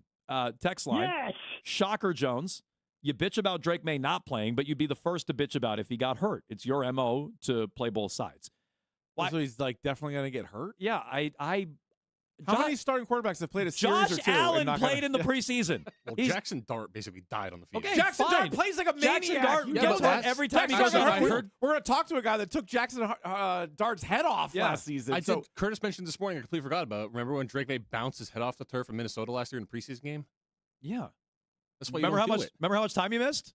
None. That's right. He's never missed a start. It's caused conversation of, well, he bounced his head off the turf a lot. I don't think Drake May deserves to be lumped in with guys like Jackson Dart. Josh Allen plays every week. Josh Allen played in the preseason. Josh Allen doesn't need any preseason reps. Well, there is a conspiracy Josh Allen played in the behind that, isn't preseason. Yeah, the theory is maybe they put him out there because it's a new stadium. Oh, well, that's so that's stupid. Okay, fine. They still put him out there in this texter's mind to put him in harm's way to open up a new stadium. Yeah. So I want Drake May to play in the preseason. I'm not telling you he has to play a lot. He played last preseason. Guys like Allen are playing in the preseason. He should play.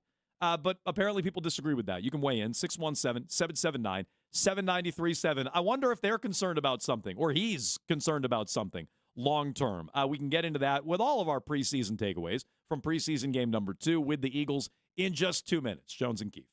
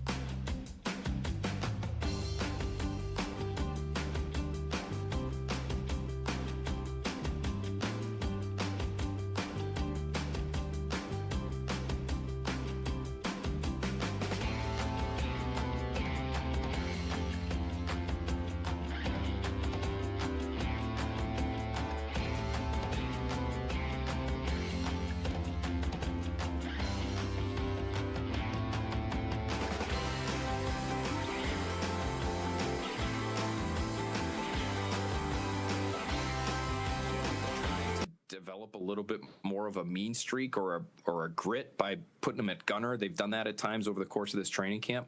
You know, try to run through these two guys that are going to try to block you, Kyle, as you go try to tackle a punt returner who's going to try to make you look stupid. Like maybe that develops a little bit more of an edge for him. He's a nice guy, but I think right now he's kind of a deep threat with a lot of speed, and then after that, I'm not sure what. Yeah, he's Philip Dorsett in progress, basically. But he was supposed to be Steve Smith.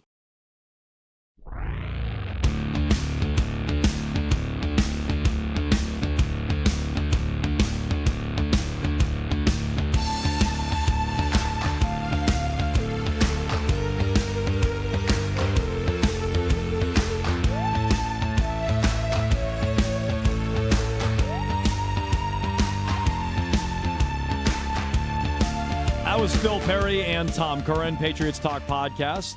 We'll talk to Curran about this tomorrow. They were discussing Kyle Williams, who is on the Philip Dorsett track.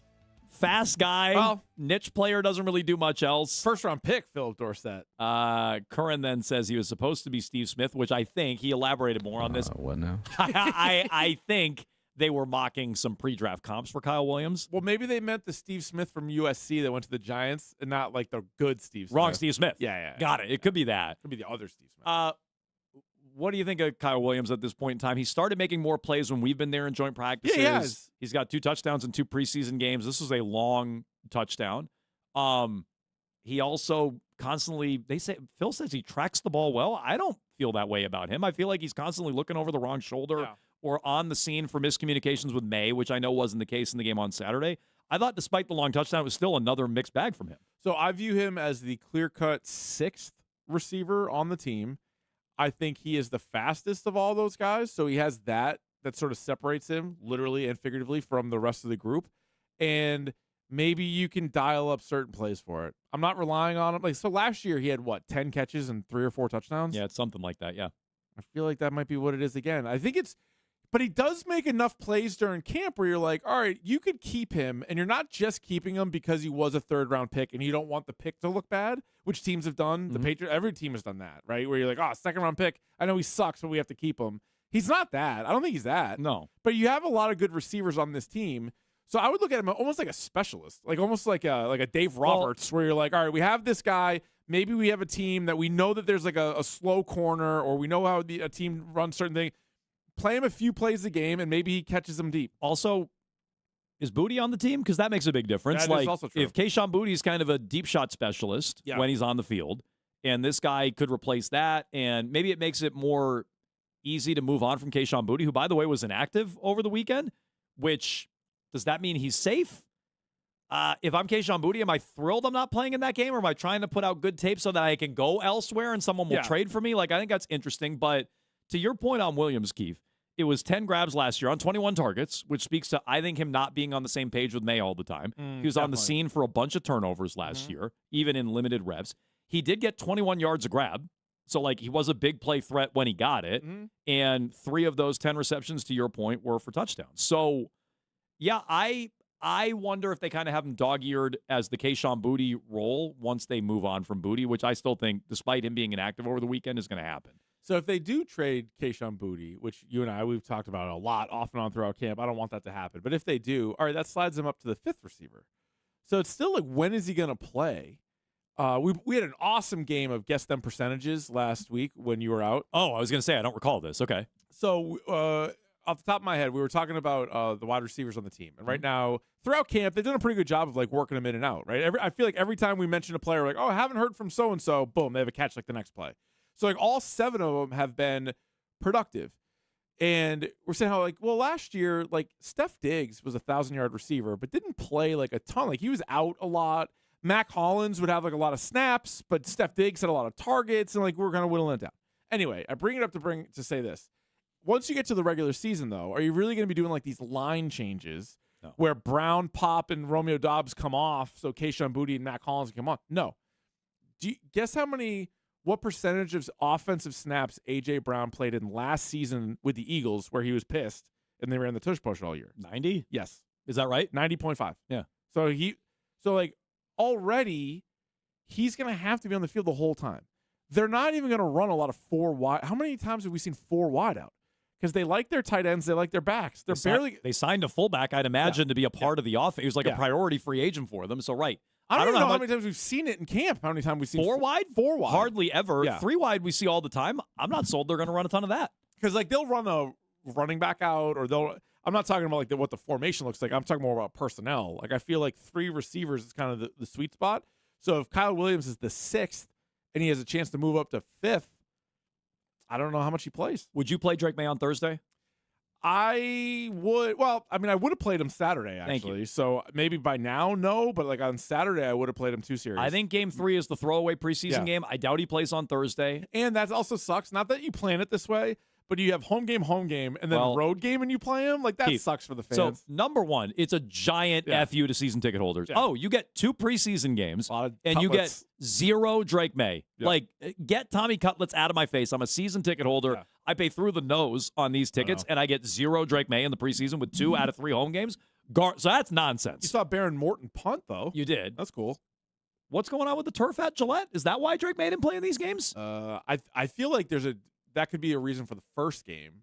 I mean, do you think it's?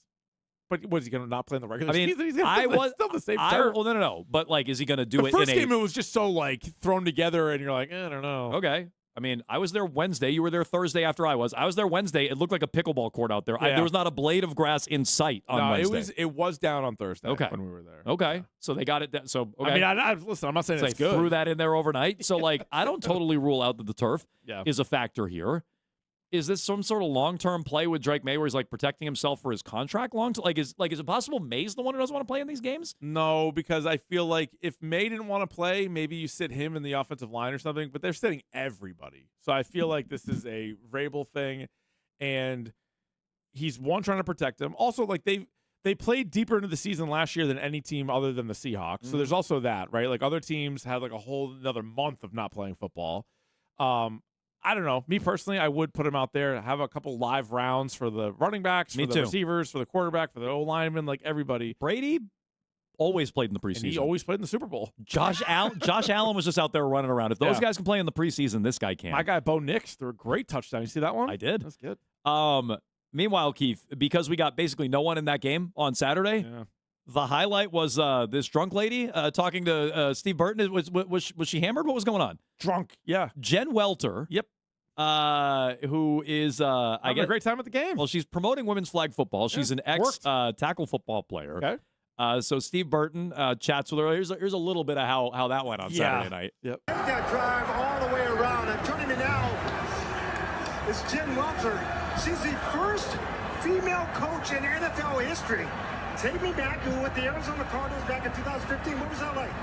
You know what? Best time of my life with the best crew in the world, with a head coach who said, we got to change things. And he said, football is ready for this. And his offensive philosophy was no risk it, no biscuit. And personally, I think we risked it and got the biscuit. There you go. Sorry. I've been drunk. I mean, look. The best part is if you didn't see it, she's like, before she gets brought over to the interview, she's like clapping for some play behind her. She's like cheering on a play and then turns around. Her eyes are rolling into the back of her head. So, I mean, look, this is how I sound on most Saturday nights. I don't mean to judge. She was better than Joe Namath all those years ago. She didn't try to like kiss Burton or anything. So that was a win. But thanks to the Patriots for not playing anyone in this game. That was the highlight. That was my big takeaway from the game on Saturday night. You know what? Best time of my life with the best crew in the world. She should have pulled I just want to kiss you right now. Should have. But that is the key Pepsi takeaway. The perfect pairing. Brought to you by Pepsi, the perfect pairing for the game day spread. Tailgating deserves a Pepsi. Jones and Keith here on WEEI. We'll get to your Patriots preseason takes. We'll get back to the Red Sox as well in the noontime hour. It is a Patriots Monday, still scheduled to be joined by Hunter Henry and Christian Ellis in the noontime hour, so stay tuned for that. And I think we got to get to this Deshaun Watson news, Keith. He is officially now the starter for the Cleveland Browns, which feels like a mistake after his meltdown over the weekend. Let's get to that coming up next. I don't know who started calling me.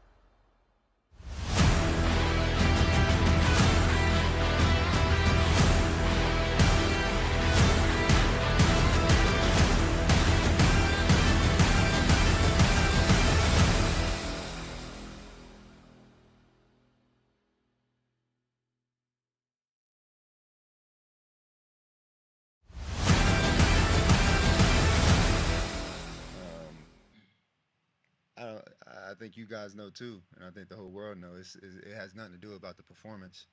It's a little bit personal than that. So I think that's it's a disrespectful thing. So yeah, I mean, I'm gonna keep whatever I feel with me and my family internally on how I feel about that. And yeah, just move on.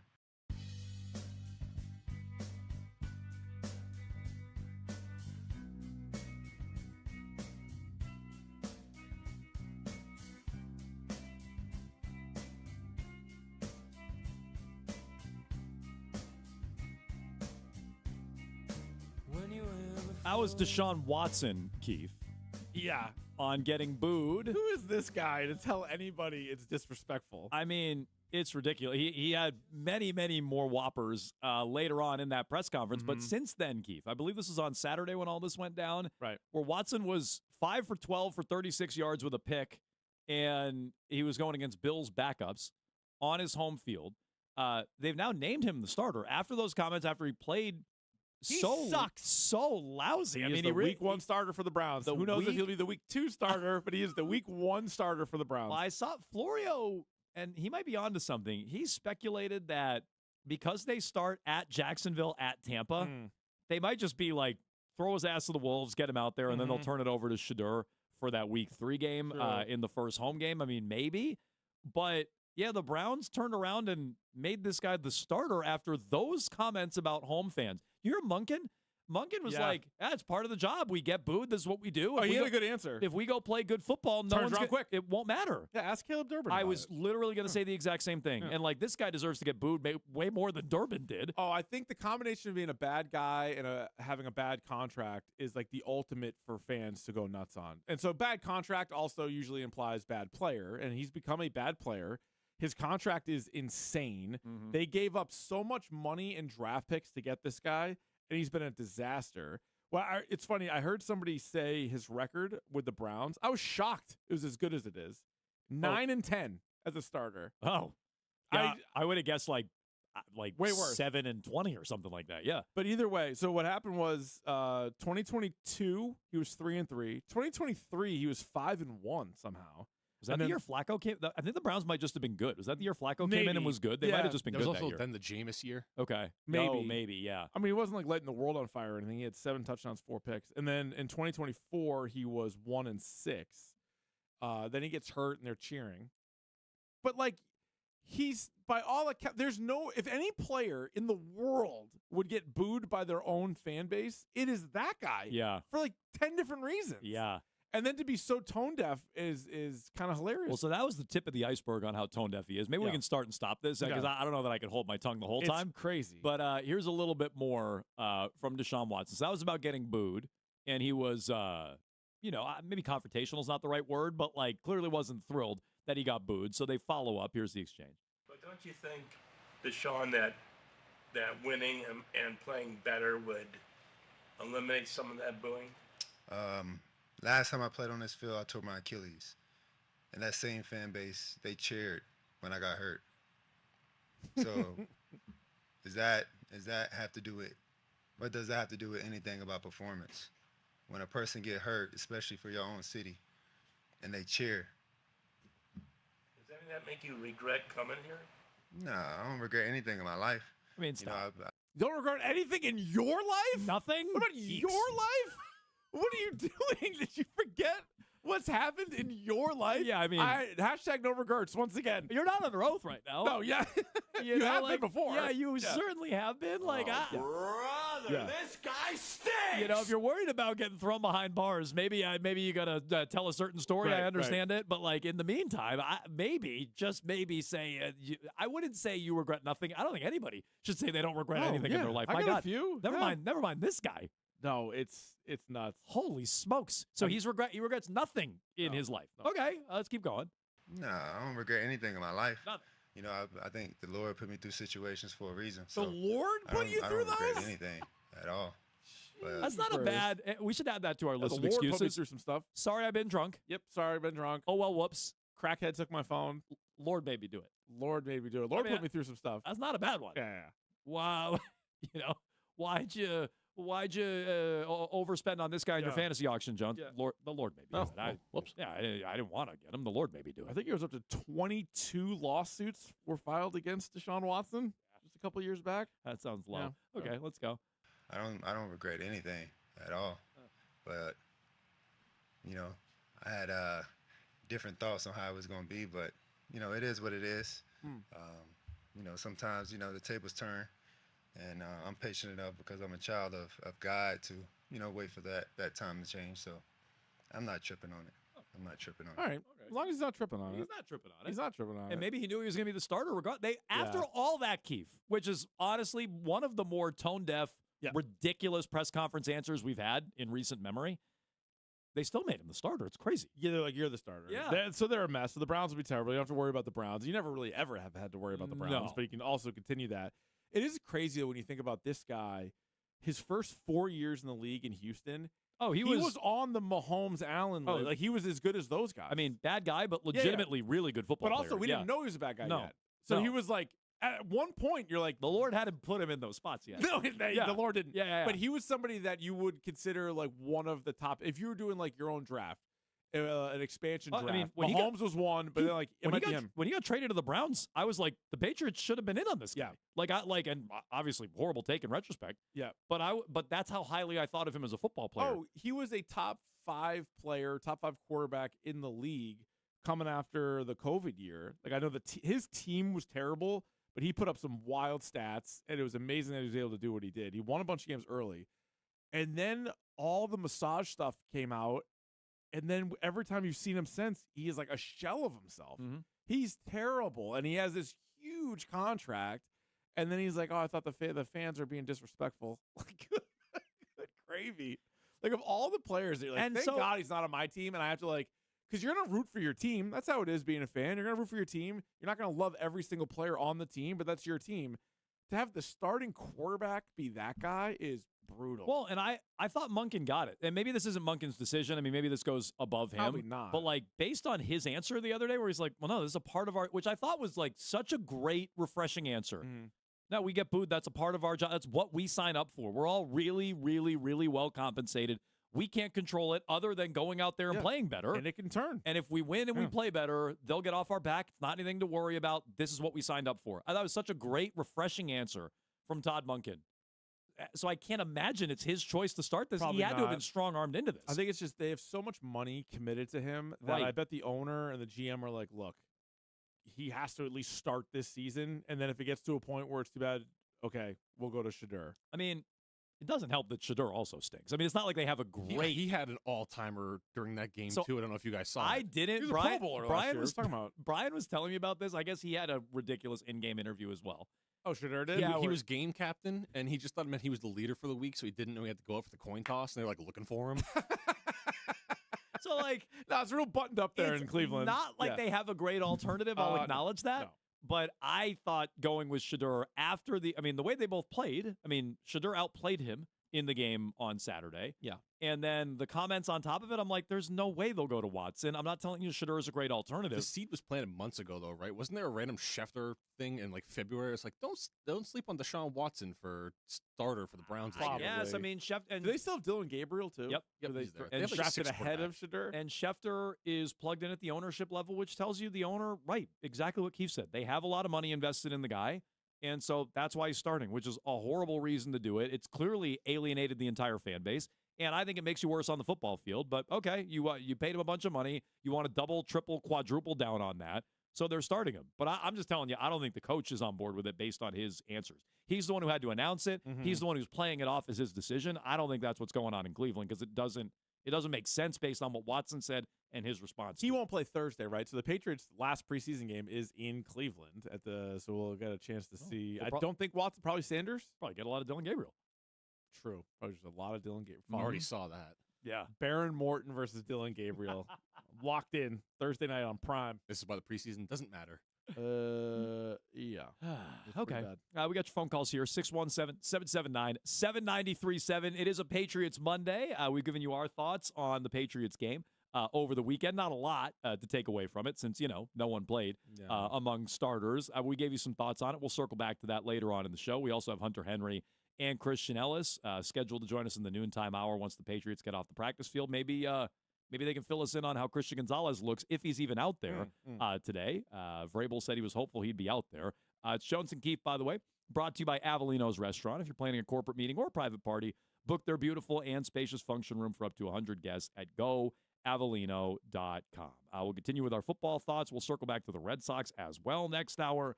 On the way next, though, Keefe, the Jones family has a new pet. I saw this on the internet. This is great news. We're very excited about it. This is awesome. We'll get to it next.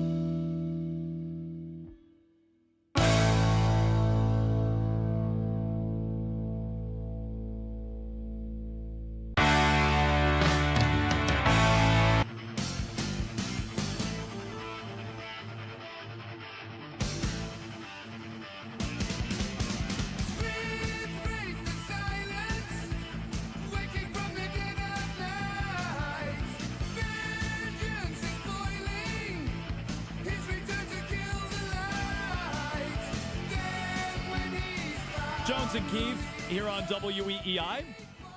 It's a Patriots Monday. Patriots should be wrapping up on the field shortly. It is a practice that's closed to the public, but the media is there. So I'm waiting to see confirmation as to whether or not Christian Gonzalez was or was not out there today. Vrabel said he was hopeful he'll practice today or tomorrow. Karen's question was about today or tomorrow. Yeah. He said he's hopeful he'll start doing some stuff as he works his way back through the return to play protocol, which I was wondering he was sneaky inferring a concussion, but Nick corrected me and said he's now said that about multiple players. He said it about Barmore. He said it about, I forget who else. I think it was Akis when he was coming back. Got it. And so, because I was wondering if maybe he was giving us a little insight into what Gonzalez has been dealing with, because no one really knows. Apparently, he hobbled after a play where he crashed hard to the ground, but he crashed hard to the ground. Right. I think Terp even mentioned to us last week, which is probably why this is in my head.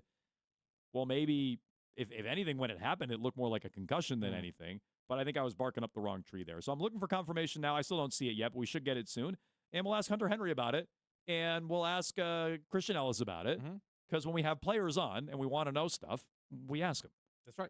That's what we're going to do. Unlike the media down there with the Drake May press conference. By the way, a new player to the Patriots, a new punter, because Bryce Behringer got hurt, hence why we saw Baron Morton shoot it a few times. According to Mike Reese, they have brought in veteran Matt Hack. Oh, Matt Hack. Yeah, Matt Hack. Hackasack.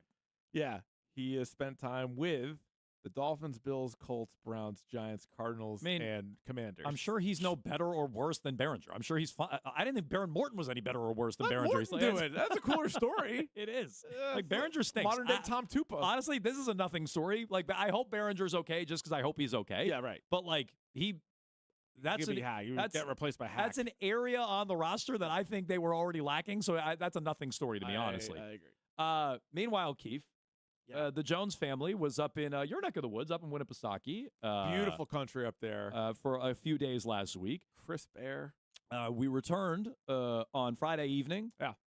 I was watching the end of the Red Sox game, minding my own business, having myself a nice Coors, Keefe. Oh, good for you. To cap off the weekend. Yeah. Red Sox. Guy is drunk. Red Sox. I sounded like Jen Welter. I mean, I did. It's fine. You're having a good time. It was Friday. And so I go to walk out. We have some recycling on the back porch. I go, all right, let me put my latest can out there on the back porch. For the environment. We walk out there, and I see through the door that there's something out there. I was about an intruder? I was about to just walk out and step on this animal that I initially thought was a cat.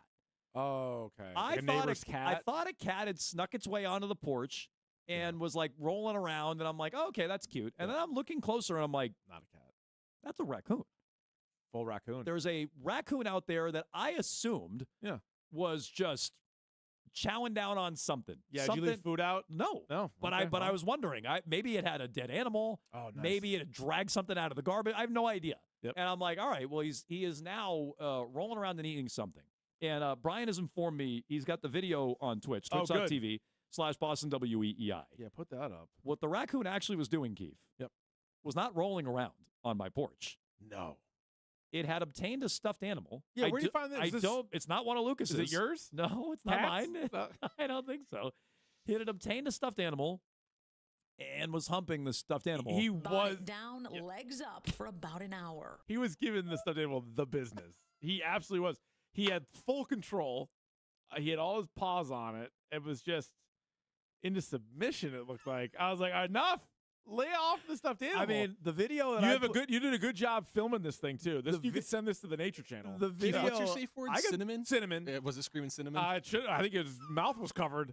The raccoon was like, I could send this video to OnlyFans. Yeah, I mean, it was outrageous what was going on my back porch. He was, man. And so That's not a good sign. That means there's probably a few raccoon in the area that are like in heat. What do you mean? That's what that means? Well, he's like, I think there's something in the air, and he's like, I can't help myself. Pheromones? Raccoon pheromones are out there? Yeah. And he's just all horned up for going to town? She was leaning over the bar, and Bailey was behind her. Like Pepe Le Pew, but for raccoons. Bailey was the raccoon. Yeah. she was the stuffed animal in this I- scenario. I think so. That is precisely what was going on. Oh my God! Out on my porch. So then, but just really making it his own Well, so place. Like, he seemed very comfortable there. So I had to kind of grab him, put him on the ground, and then sit on him. So if you watch the video, and again, it's on twitch.tv/Boston WEEI. You can go seek it out on my timeline as well. Then he kind of cuddles with it at the end. Jones WEEI. So Keith, I'm now watching, and now I go he's smoking a cigarette. I go, hey bud, like enough. You told him to cool it? I finally have enough. Yeah. And so I don't know. The video's like 2.5 minutes long. I don't Certainly know the what sexiest position. I don't know what inside me, Keith, told me to make the Caesar Milan noise. Would have been the raccoon. You give him a chance. A reverse Paul Brown. I decided to make the Caesar Milan noise. Oh, I hit smart. him with that. They need to be calm and submissive. So I don't know what inside me said I You've need seen enough Caesar. You need to make this noise, but that was my go-to noise for the raccoon. And it bothered him enough where now he's run under my table outside. Yeah, you have like a tarp over it, so he's almost like undercover. It's almost like a new house. For him. So which now I'm second guessing if we need that out there anymore, because now I don't need a raccoon's home out there. There's going to be a raccoon family or in there. a in no whole time. cluster of raccoon out there. You know what's a missed opportunity? I feel like you should have just given him lots of grapes, because you've seen those videos and we've talked about them with Billy. I don't want him coming back. Well, Keith. they're kind of cool. There's also that old guy that has a YouTube channel that he feeds them hot dogs. The hot dogs. I should have done that. And there's like 30 raccoons come to his door. And That's he's what I making should have raw done. hot dogs. So he Is goes. that one of it standing in a drive-through getting a donut at a Dunks? Yeah, that's fun. So he goes under there. Yeah. I'm like convinced he's living under there now. Oh, and so yeah. the next morning, Keith. Yep. I'm like, what do I do? Like, what I if think he just lives there Yeah, now. but I'm like, what if he's in there when I went out the next morning? Because I don't know. I think you ask him if you want some coffee and you just go about your day. I watched him a few different Invite him times. in, watch replay of the I game. scared him out. He'd poke his head out. He even went out and like shuffled around at one point. He went right back under there. I'm like, no, no, stop doing that. he I don't likes want that you under spot. there. So the next morning, I go out there. It's early. I don't know if he's under there. I'm kind of making my little noise. I'm making my Cesar Milan noise. Smart. I kind of hit him with like some noise out there. He didn't care. He didn't respond to that. I slammed the slider a couple of times. Yep. And I'm like, I don't think he's in there, but I don't know. So I still wasn't sure. I did not want a raccoon scurrying out, running at me. I was like petrified of You this. just got to make sure when you do open your door to your house that you shut the door, because he might just scoot right in. There might be more stuffed animals in here. Oh, there's tons. If he made it all the way upstairs to Lucas's room. So yeah, What is that stuffed animal? Okay. Is it a squirrel? So here's what here's what I found after I meekly turned the hose on the little thing. Oh, lightly. Now you're hosing down a raccoon? But I didn't know if he was in there. I wanted to like rattle his cage a little bit if he was in there. So I turned the hose on the thing. He's not in there. I'm convinced he's not in there. I remove the tarp, the cover for this back table and And then it chairs. jumped out at him. No. But I Arms go, wide out. all right, well, he's not in there. And I take a little lap around the table, and sitting there is this poor dinosaur stuffed animal. Let's call it used. A used stuffed Discarded animal. like a used something. Uh-huh. And I will tell you, he had the terror in the eyes of this stuffed animal. Oh, yeah. Just the pain in his eyes. He's seen some things. I would, yeah. And so he's just lying there completely discarded under the table, which I had to now Lifeless eyes, black eyes, doll's eyes. I had to dispose of this stuffed animal, but do you think he left it under there to come back the next night? He could be sending a message to you. Yes. Or he's just like, I'm done with this. And Yeah. I'm going to another house to hopefully find another. I will find a new stuffed animal, a new creature. conquest. Yes. I think there might be some of that. As it were. But like, listen, I'm not worried about this anymore. Okay. Well, so Tonight, a man's desperate search for his beloved pet raccoon. That's Jones. So I threw away the stuffed animal, but Did you touch it? No, I Oh. put like a garbage bag over Smart. my hand, like hazmat suit style. I picked it up and threw it kept him away. in a bathtub before bringing him to an exotic veterinarian for a checkup. Oh, you could bring him to a veterinarian for a checkup. I should have. But like, is he gonna come back looking for it? Is he like sad? Is he like, do you come back the next night? Well, He's like, wait a minute. I feel like my pal, the Stuffy, probably will be back. the slam piece Stuffy there is not there anymore. What the heck? I think he will be. I think he 100% will be back. Okay. I mean, there's no reason for him not to be back. He spent at least one good night there. I'd say And like you said, you were out of town for the best night of his life. It looked like you were out of town for a couple of days. Yeah. So we don't know if he was there the night before. I really don't. This team is DTF, Jim. It's the raccoon. But so, yeah, I'm not saying that's tough. I'm not saying the Jones yard or back porch anyway is giving the Keefe family a run for their money with the animals, but No, but that's cool, and that's one that we don't typically have. No, we need one in our collection. We got everything else. I haven't seen the a Keefe raccoon. family menagerie. You got like everything. No raccoons. Groundhog, ermine, fox, rabbit, hawk, deer. What else we got back there? Oh, squirrels and chipmunks, obviously, and every kind of bird. Bats. We have all that stuff. But I've not seen a raccoon yet. Wow, that shocks me. Snakes. We had snakes. Yeah, Terrifying. you don't deal with those. No. I run away screaming. Okay. Well, any advice you have on what I should do, I'm think happy to take you it. Just feed them. That'd be my advice. They're super cute. Just slowly chip away at Lucas's stuffed animal session. Just, Exactly, leave a stuffy outside every time. Damn it. Yeah, it's Took peace an- offering. Took another one. Raccoon just has a harem of stuffed animals out there. That's cool. Okay. Well, any advice would be much appreciated. 617-779-7937 on the phones and text line. Again, you can seek it out on Twitch as well, twitch.tv/Boston WEEI. Meanwhile, Keith, let's get back to the Red Sox. A successful homestand in the return of Rafael Devers. Do the Red Sox miss him? Should fans have booed him? Let's get back into all of that.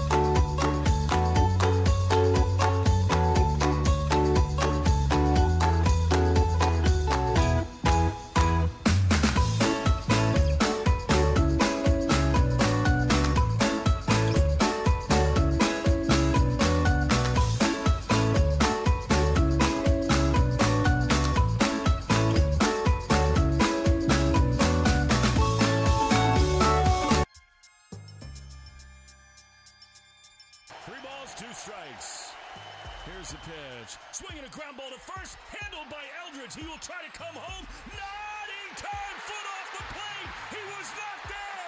White scores. Will, you're the hero. And the Red Sox win it 3-2. I'm going to look at this. Obviously, San Francisco wants to look here. The force play was on at the plate. The catcher, Kisner, came up the line to try to glove it. It looked like his left foot was not on the dish, and we will wait for New York. After view, call stands, winner stays. And the Red Sox have won it!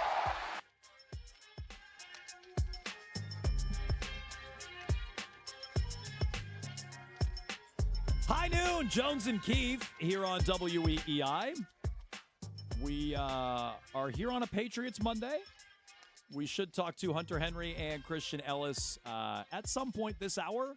We're waiting confirmation about Christian Gonzalez. Mike Vrabel said he was hopefully going to be out there doing stuff today. All right. So we should be getting news on that shortly.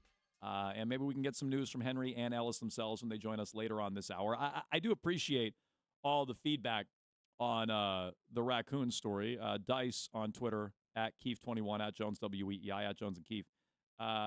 Jones went outside the next morning and there was an Uber waiting for the dinosaur stuffed animal. Could be, yeah. Text line is suggesting I should leave out a cigarette for the raccoon. Felt like he needed one. I also thought this was helpful. You could just play Zoe and Beetle for them, and it'll go right to sleep, and then you can cage it. Oh, then you can trap it. You can cage you it. Can trap it. Yeah. Release him somewhere else. Yeah. That would just, the silence would put him to sleep. Yeah, right. I understand. Is what that would be. I get the reference. So you can jump in here, 617-779-7937. It's how you get in touch with Jones and Keefe. That Saturday walk-off, Keefe, was ridiculous, where it went from a dead, lifeless team not coming through in the 8th inning with the bases loaded to then getting the walk-off victory on Saturday, following it up with a come-from-behind victory yesterday. They were down in the game on Friday as well. Wilson Contreras hit one a million miles, and they have the sweep in the return of Rafi Devers at Fenway Park. Did you think he was out at home? Yes. I kind of did too. Now they do the full celebration. They feel like they won, but then they were going to review it. But you're like, all right, it's a forced play at home. And you're like, the throw beat him. So it's really a matter of like, all right, was his foot there? It felt like Eli White got like a slight delay. Or like he was running, but then he thought he was like, all right, I'm either safe or not. And then he's like, oh, crap, ball's coming home. And then he kind of kicked it up a notch. And I was like, he might be out. And like, how anticlimactic would that have been? Place is going nuts. They're literally on the field. They're chasing each other around. And then it's like, all right, 2 down. Let's keep playing. So, yeah, I mean, they were all well, and they had ripped off Abreu's jersey at that point in time, and so like Abreu's he had to stay in the game shirtless.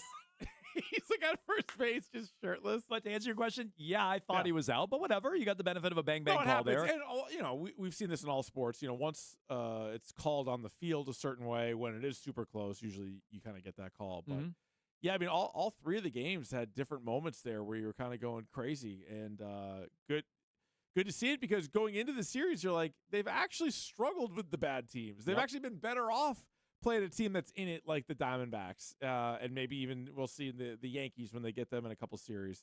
But this was one where, obviously there was some emotion there with Devers. That sort of made this series a little bit more.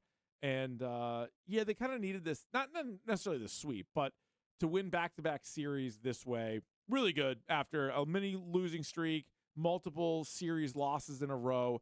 Not that anybody had concerned themselves with like missing the playoffs because they'd built such a big lead, but just like the way they were playing. Yeah, that to me is more what it is. Last week, I was not concerned about them missing the postseason, but I was starting to get concerned about their ceiling and where they can go, and not to overreact to a sweep of the crummy ass Giants, but all right, I feel less concerned about that than I did last week. Going into that D-bag series and certainly coming out of this Giants series. You were there on Friday. Oh, yeah, it's great. When Devers got booed. He sure did. And he got booed all weekend long. He did. Which I think was the right way to handle it. I think the fans handled that the right way. I think he was wildly overrated while he was here, Keefe, and the way he left was disgraceful. So I really don't mind booing him. I thought more people could have booed him, quite frankly, but he got it pretty good this weekend. Yeah, we talked about it on Friday, just sort of like recapping it. It's like, all right, here's someone who was publicly saying the team needed more help, right? Going back a couple years ago, like publicly being like, we need better players. So it was like calling out front office, calling out his teammates in a way too, but being like, we need better players. They go out and get Alex Bregman, and then he pouts about it, and they're like, hey, could you play first base for us? He's like, nah. Every other guy on the team, by the way. Like, Bregman showed up, he's like, I'll play second. Mookie Betts, a former teammate of his, has played like 4 positions for the Dodgers. Xander Bogaerts has played like 3 positions for the Dodgers. Like, all these guys play different positions. They ask him, and he's like, I won't even pick up a glove. So he's not even playing first base. Then he gets traded to the Giants, and 2 days later, he has a glove in his hand. Do you remember? I had forgotten about this. I mean, hearing it again, I'm like, right. Henry flew to Kansas City to meet with him, right? Which I remembered. The detail I forgot, Lou brought this up. I think it was Lou over the weekend. He stayed an extra night. Kansas City. Yeah, I don't think John Henry wants to go to Kansas This City. is not a billionaire's city. Barbecue. This is not a billionaire's city. This is not, Monaco or something like this. No. And so he flies in. He's scheduled to meet with this prima donna a-hole player. And he goes to Kansas City to meet with him. It goes so poorly, he stays an extra night to talk this guy into it, and he still says, no, I will not play defense. I won't do it. And so we knew at the time, you and I knew at the time, that was the end for him, and they traded him. So the way he left was disgraceful. Again, I read that Nesson tweet earlier. I don't have it in front of me. They called him one of the greatest hitters in franchise history, which is nonsense. I just feel like how many names are we going down? I think he's one of the greatest hitters in the last 20 or 30 years, never mind history. Yeah. Like, I think they had a couple of guys who were better hitters just on the 2018 team, which, by the way, he was a bit player on. Yeah. So, yeah, I'm sorry. I think people wildly overrated him, and I think he deserved what he got this weekend. And I'm happy he got booed. He should have gotten booed. He shouldn't have gotten a free pass and cheered by the fans in his return. He shouldn't have. It's just crazy that he was so stubborn. He was the worst defensive third baseman in baseball, and then is mad when they bring in a Gold Glove third baseman who has, World Series experience. And it's like, hey, look, there's first base and there's DH. Like, can you help the team out? Can we do it? Like, we have a better lineup now. Can you help us out? No. And so it is kind of convoluted overall, because then you get to the point where they trade him, and as a fan, you're like, I feel like this is a really bad return, right? So it's like, but that doesn't mean he's like a better or worse teammate. That's just added to the story. So then it became, people were getting mad at Breslow for like the return, and then they were mad at Henry because it's like, you just gave you just signed a $300 million contract, and now the first sign you get out of it. Then that's all fair to feel that way. But I just think when you boil it down to Rafael Devers, I'm more than fine with him getting booed by the crowd, which he did pretty much the entire series. There was a moment. Were the Keys actually booing? Yeah, Cece was happy about that. Cece was booing her pants off. She was having a great time. She just loved to make noise during the game. So I was like, she heard other people booing. She's like, boo, boo, boo, boo. So she was into it. So she was booing. I wasn't really doing either one. I was just kind of like looking around for the reaction of it. He did quickly get like a little bit of a cheer / acknowledgement, because they showed like on the screen a couple highlights. Yeah. Hey, remember in the World Series when Eduardo Nunez played over you? Remember that? Yeah. Yeah, they showed that. And then they showed him in the dugout, and he kind of like did it happen. But you know what's funny is his first at bat, also proving that he got booed pretty overwhelmingly.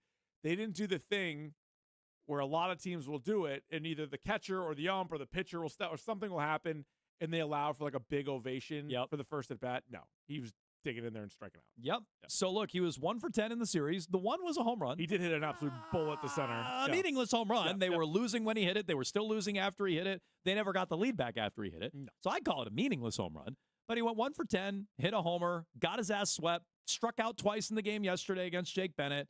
Like, what is his record with the Giants? Because they have been terrible. He torpedoed them when he got there last year. If you want me to do the math on it, I can do it real quick. I still keep it these numbers. I still have the Devers master file. I can get into it. Yeah. But a perfect return for Rafael Devers in his return to Fenway. I think he's only signed through 2033. So sure, that's good. Yeah. Be 400 pounds by then. Here's Rafael Devers on Friday with a quick exchange on his return to Fenway Park. If we could. It was quick update of the standings, by the way. The Giants in the NL West are 27.5 out. Okay. So they got to kind of get going here. They have not been eliminated yet. I'll do the math but real quick. But they might want to get going. On the Giants' record since acquiring Rafael Devers. I'll do the math on it real quick. But here's the exchange from Friday. Rafi, what do you think the crowd reaction will be like today? Como lo dije anteriormente, no sé, nunca había pasado por eso, no tengo ni duda de cómo me van a recibir, si me van a boo o si me van a aplaudir, no tengo ningún tipo de experiencia. Like I answered before, I don't know what to expect. This is my first experience. I don't know if they're going to cheer or I don't know if they're going to boo. So I really don't have an answer for that. Rafi, any regrets? If you could do anything over again, would you change anything? No. Okay. Okay, again. Rafael Devers and Deshaun Watson. I'm not saying they're the same guy. I'm not saying the same guy. Good point, but a similar answer. No regrets. No regrets on anything. By the way, I believe on a quick search, he's not the Giants since acquiring Devers. They were in playoff position when they got him a year ago. They were. Since then, they've gone 92 and 128, I believe. Yikes.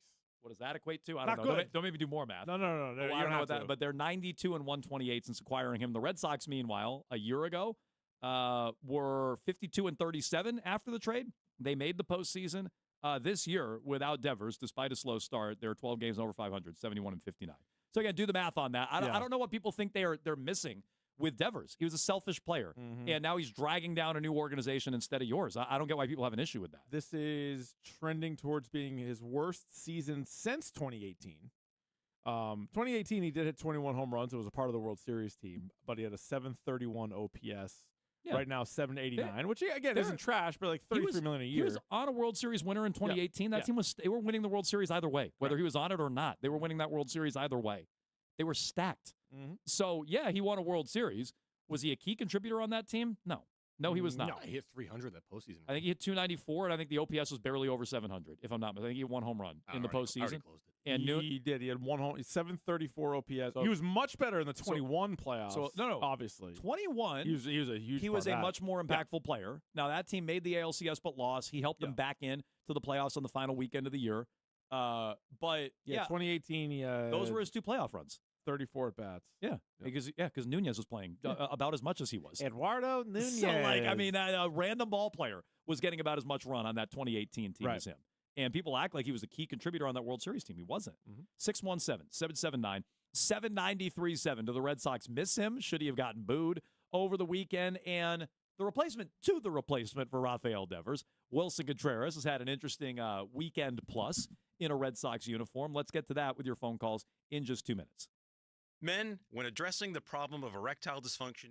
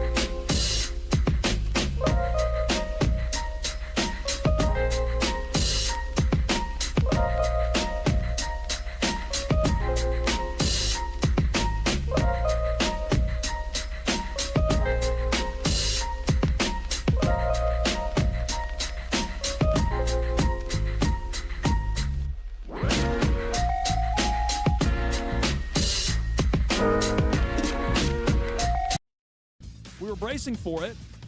Mike Vrabel hinted at it this morning, but Christian Gonzalez back in action for the first time since August 10th. Our very own Justin Turpin has a video up now at Justin M. Turpin. Nice job, Turp. Turp says he was a full participant at Patriots practice today. So not just back, not hopefully back like Vrabel said and doing some stuff and working through the return to play protocol. Full participant, back like nothing happened. Because maybe nothing did happen.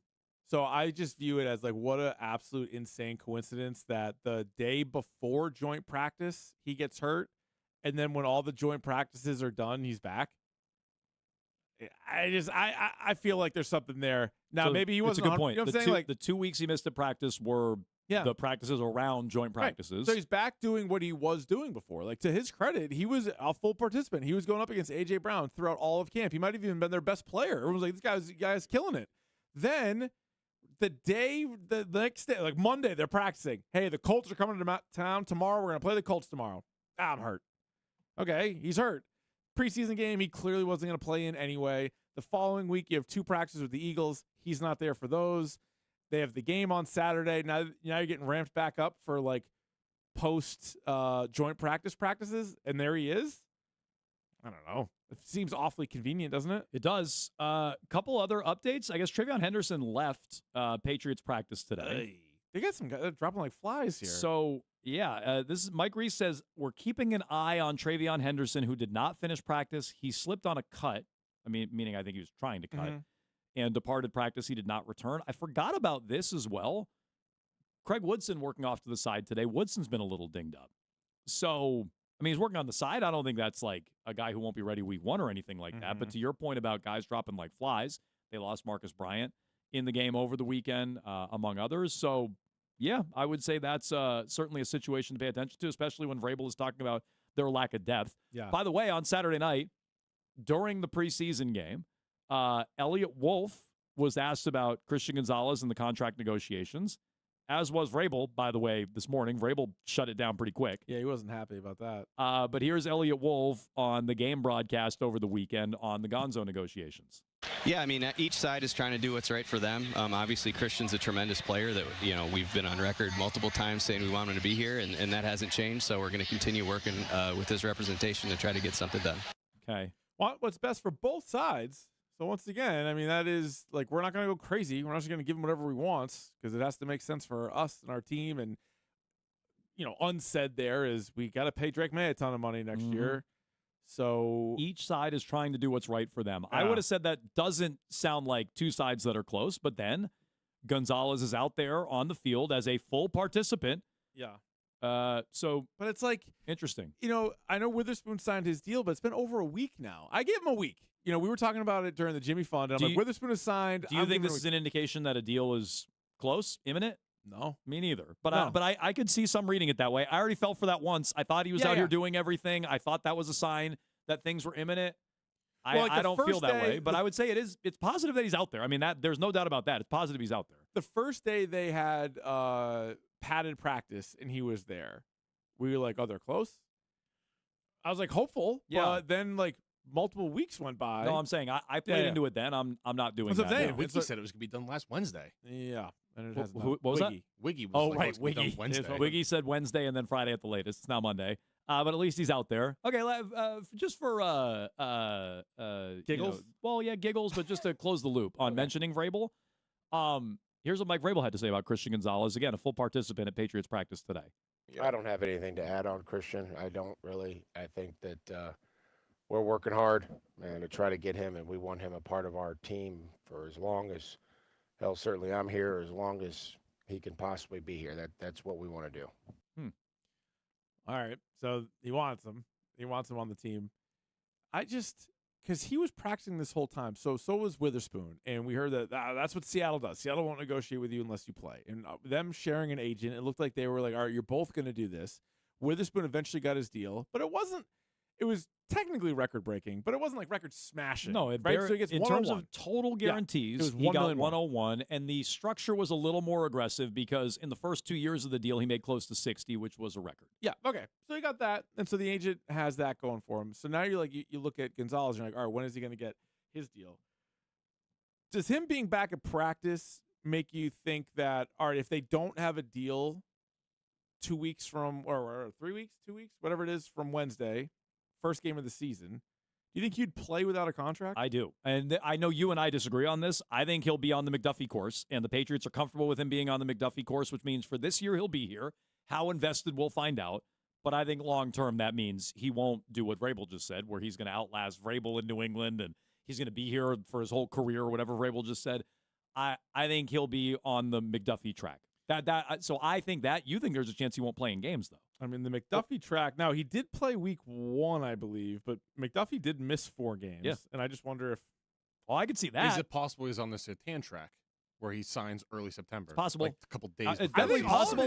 Do I feel good about that, though? Yeah. No, I don't. I don't feel like they're close. Listening to Vrabel, listening to Wolf over the weekend, just kind of, people thought Witherspoon would sign and then Gonzalez would sign in the blink of an eye. It didn't happen that way, so no. Could that happen? Sure. But you're asking me what I think? I don't think that. No, my prediction would be right before the season, he might get quote-unquote hurt just like right before joint practice. So he's doing this. He's like, hey, this is my part. I'm holding up my end of it. And if we can't get a deal done, Ouch, if my I'm not gonna hamstring. I'm not going to do the joint practice. Like maybe I'm not going to do the game. Now, Yeah. I'm not going to sit out the whole season. That's not a good business move either. I need to. What is it? 11 games, 13 games, no, 11 games for the contract to toll. Yeah, yeah. So he's like, I'll be there, but also it's like I'm banged up. Right? It's not like I'm. Or he shouldn't want to play the banged up game. Guys, my left hand is hurt. My check signing hand is okay, but you know what? Ouch! I hurt my left hand, and I don't know that I can play. Well, the team's like, okay, well, you're hurt all the time then. So Charles Woods trying to guard Jackson Smith and Jigba, though, I think will also That'll is go a great. message. Maybe it'll be Kendall Vildor at a pick It over could the weekend. be. Maybe a Carlton Davis. He's looking really good. No. By the way, Phil Perry added a little bit more to Gonzalez. He said he had his hands on the football twice in early one-on-one and 2v2 period. Nice. Nearly picked the Drake May attempt for A.J. Brown in the back corner of the end zone. All right. He adds, physically, Gonzalez looked like himself in the competitive reps that he received. Smooth. So that is the feedback there. Meanwhile, we got our pal Johnny in Brooklyn waiting patiently on Rafael Devers. If you want to jump in on Gonzalez back at practice today, you can. We await Hunter Henry and Christian Ellis here on a Patriots Monday. So here is Johnny in Brooklyn on Devers. Go ahead, Johnny. Hey, thanks for the call. I appreciate it. Real quick on Devers, I was not a fan, but I don't want to of the trade. I don't want to rehash it. Just to say that the Jaylen Brown trade kind of sets the bar for what a really bad trade is in this town now. So, we have a new low for sure. I want to ask you, since you were talking about the Patriots, I have not been following their preseason as much as I usually do. Do we have anything at running back apart from Ramondre and Henderson that we can feel at all excited about? If you can give me an update on that, thanks, guys. Appreciate it. My answer likewise would be no. I think it's just those two guys. And the way it went for Henderson today at practice, it might just be Stevenson. They might have to figure something out then. Get ready to learn Jam Miller. Jam Miller, Lan Larison, Hassan Haskins. Thank you. That is the other name I was trying to think of. So, yeah, I would say I felt good about their running back depth before Henderson left practice today. I guess we'll see where that goes. According to Phil, he slipped on the turf today, did Trayvon Henderson, during 11-on-11 rushing attempt. That was real grass. He said slippery turf today. Oh, okay. Yeah. That's real grass. Look at No. Kraft and all the owners are like, those are grass fields back there. I was like, yeah. See? You can get hurt on grass. Yeah. Since he brought up the Jaylen Brown trade, what were you just telling me about Bill Simmons? So I haven't heard it. I saw him tweet out something about this is he may have talked himself into it. So Simmons talked himself into the Paul George trade? Yeah, so I'll have to listen to the cut to see like sort of what the context is. Is he sarcastic? I hope is so. Is he like joking around, or is he really talking himself into the trade? Well, he just tweeted something out. He's like, I have an announcement, but then the announcement is just like a video from his podcast. So I'll have to listen to it to see. All right, we'll have to dig in on that. I don't know who's gotten to him if he's in on this trade. I have some guesses, but anyway, you can jump in 617-779-7937. It's how you get in touch with Jones and Keefe. Mixing in Patriots thoughts here on a Patriots Monday with all your Red Sox weekend takeaways. Let's get into what we were going to do there. Wilson Contreras and, a monster home run mixed in with, not exactly always hustling, getting into it with the fans. Late last week, what do we expect out of Contreras as a replacement to the replacement for Rafael Devers? We'll do that coming up next.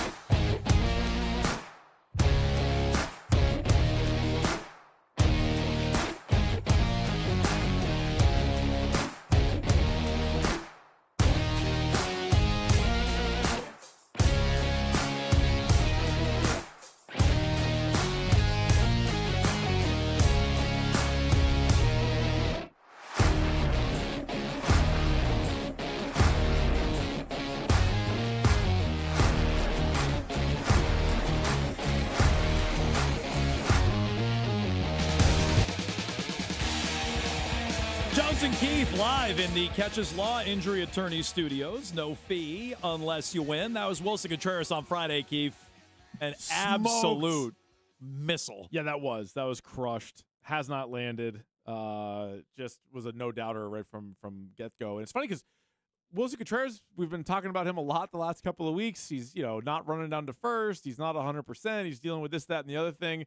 Well, he had 6 hits in the Arizona series, and then he hits a ball to Mars on Friday, which got the whole crowd going, got the team going. So, I don't know. Maybe Chad Tracy needs to figure out a way to manage him, meaning like extra days off, because you need this guy. And if they do any kind of damage in the postseason, you got to assume he's going to be at the center of it.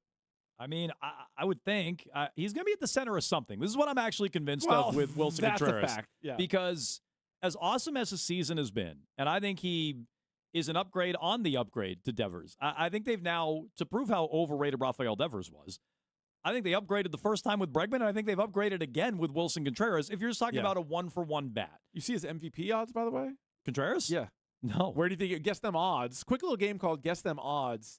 Yordan Alvarez is like the heavy favorite, obviously. How many other names are above Wilson Contreras? Or like what spot would he be in? 7. 5th? He's tied for 4th. Wow. So who's ahead of him? Yordan, who else? Junior Caminero. Okay. Bobby Witt. Okay. And then Bobby Witt. According to that's what it says. No, I'm just saying. What the hell? That's what it says. They're terrible. They're all a little bit different. So in actually in one place he's 4th by himself, and then in another outlet he is tied with Ben Rice. Ben Rice? But, yeah. So I mean, he can finish as 3rd. No. Hearing those he can names, finish 3rd. Hearing those names, he should be 3rd. Yeah. Wow. I agree. And Caminero's excellent, and Tampa's got a better record, so fine, give it to him. But he could be 3rd. And I know he always go back to my listening to those names. He should be 3rd. He would be 3rd on my bet. Wow. Pretty nuts. And I always do that same joke about Devers and his MVP votes, but the reality is like they've had multiple guys since then. Some have played with Devers, like a JD Martinez. Obviously, I'm not even talking about Mookie Betts, who won the whole thing. Mm-hmm. But then one of the guys that they replaced him with is Wilson Contreras. At least the money, or at least the spot in the lineup, has been Wilson Contreras, and he is having a career year for himself. He's had a really good career prior to this, but whether it's Fenway Park or just whatever it is, he has been even better this season. So I think again, I thought Bregman was an upgrade on Devers last year. That was at 3rd. Devers, they wanted to play first. He refused to do that here. He's done it in San Fran. I think Contreras has been an upgrade there. Either way, 1-for-1 bat. I think he's an upgrade. He's been phenomenal. He might finish 3rd in the MVP. He should. But all that said, Keith, I guarantee he's going to be in the middle of something. It might be yelling at a fan. It might be throwing his helmet at an opponent. It might be a clutch 450-foot home run. There's a large range of outcomes with Wilson Contreras, and I guess that has turned into a bit of my concern. He was getting into it with the fan the other week. He wasn't running out a ground ball again. There's now a history of that, so I think he's going to be in the middle of something. I'm just not sure what. Yeah, I know. Would you rather him yell at a fan or another player? Because at least with the fan, another player. Yeah, but that's what got him suspended. Well, I didn't say throw his helmet. You just said, yeah. Oh, just yelling. Yeah, you're just yelling and pointing his finger at a pitcher Yeah. who hit him again because he's leaning over the plate. He does. I'm fine with that. Run hot against the opponents. He does sit on the plate a little bit. It's another guy running hot though on the fans. You already got enough of that. Jaron Duran's already got the market cornered on that. We don't need another one of those. That is true. We can get back to the Red Sox coming up. A sweep over the weekend in the return for Rafi Devers. 617-779-7937. But as we mentioned, it is a Patriots Monday here on Jones and Keefe, and we are pleased to be joined by Patriots tight end Hunter Henry, brought to you by Drains by James. You can visit drainsbyjames.com. They give a poop about your pipes. By Shaw's and Star Market, the fastest way to get fresh groceries, no membership required. And by Verizon, the New England Patriots, powered by Verizon 5G. Hunter Henry, welcome back. We appreciate it. Hey, guys. What's up? Oh, we're doing pretty good. We heard, I guess today, was there some issues on the practice field out there? It sounded like guys were slipping and sliding out there. Were there some issues out there on the practice field? Yeah, I mean, it was we were breaking in the lower field, but we'll be all right. Congrats on the contract extension. And it's funny, I think we talked to you a little bit about it last year. You had played more games for the Patriots than you had for the Chargers. But now this is entering year 6 for the Patriots. So it would officially be more seasons with the Pats than the Chargers. Does it feel that way? Does it feel like you've been here longer, shorter? How does it feel? Yeah, I mean, I feel like a patriot, man. Obviously, I really appreciated my time with the Chargers, gave me a chance to come into this league, and drafted me and giving me a chance. And but now coming over here and being over here, gosh, 6 years, what a blessing. Excited for this year and years beyond. It's not your first big contract in the NFL, but any purchases that you've made or have dog-eared with the new money coming in? No, man. No, I'm just excited to just have some more years with the guys in this locker room. We got a special group. So just my wife was excited, so always, and the kids were excited to stay. So just more security on, just kind of where we're going to be. What's it like having the same head coach and the same offensive coordinator for back-to-back years? You've been here in New England for a little while, but you've dealt with a lot of different coaching changes over the years. Yeah, gosh, it's nice, man. It's a breath of fresh air for sure to kind of, build upon what we did in a way last year and find just, I feel like obviously understanding the offense, but like truly just having a one-on-one of the offense and dissecting it and kind of figuring out where I fit in and different things. And I think a lot of guys are enjoying and, relishing that opportunity to kind of grow from what we did last year. So it's interesting. We've spent some time talking about Drake May and how he has not had reps in a preseason game this year as opposed to last year where the first-team offense got quite a few. You just mentioned being in the Josh McDaniels offense for the second year in a row. Maybe that helps in regard to not getting reps. But do you feel like you want some game reps in the preseason to get you ready for week one? Shoot, personally, I'm good, man. I got a bunch of reps. I've banked a ton of reps in my career out there. I feel good. I mean, I'll be honest. Like we've had 3 joint practices too, where I'll say, those are definitely a higher intensity practice where we're able to go against another team and get a ton of reps. I mean, you almost double, sometimes triple your reps in a joint practice. So that's really what it's all about. If whatever Braves wants and decides, we'll roll with. But whatever it is, man, we'll be ready to go. What can you tell us about Eli Raridan? We've had a chance to watch some of the training camp practices thus far. Seems to be like working in there, getting some reps there with the first team. But going from last season when you had a fellow veteran tight end in the room with you, now going with a rookie. What can you tell us about him? Yeah, he's doing a great job, man. He just continues to get better, learn every single day. Throw a lot at him, and he continues to grow from a mistake or grow from something doing well. He's a lot of fun to be around in the room.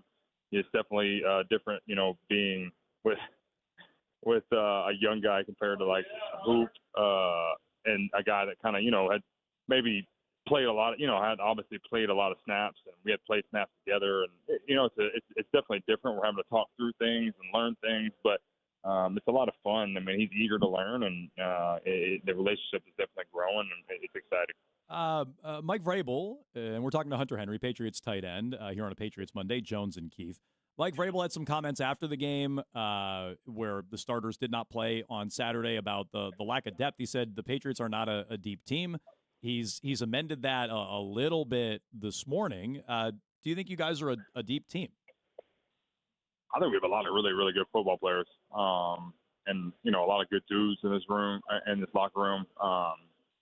And shoot, I go against the ones and the twos. I mean, I feel like there's a lot of different, play styles and different kind of guys, and trying to earn a role and where they fit in. But I think we got a lot of really, really good football players, a lot of high-level football players.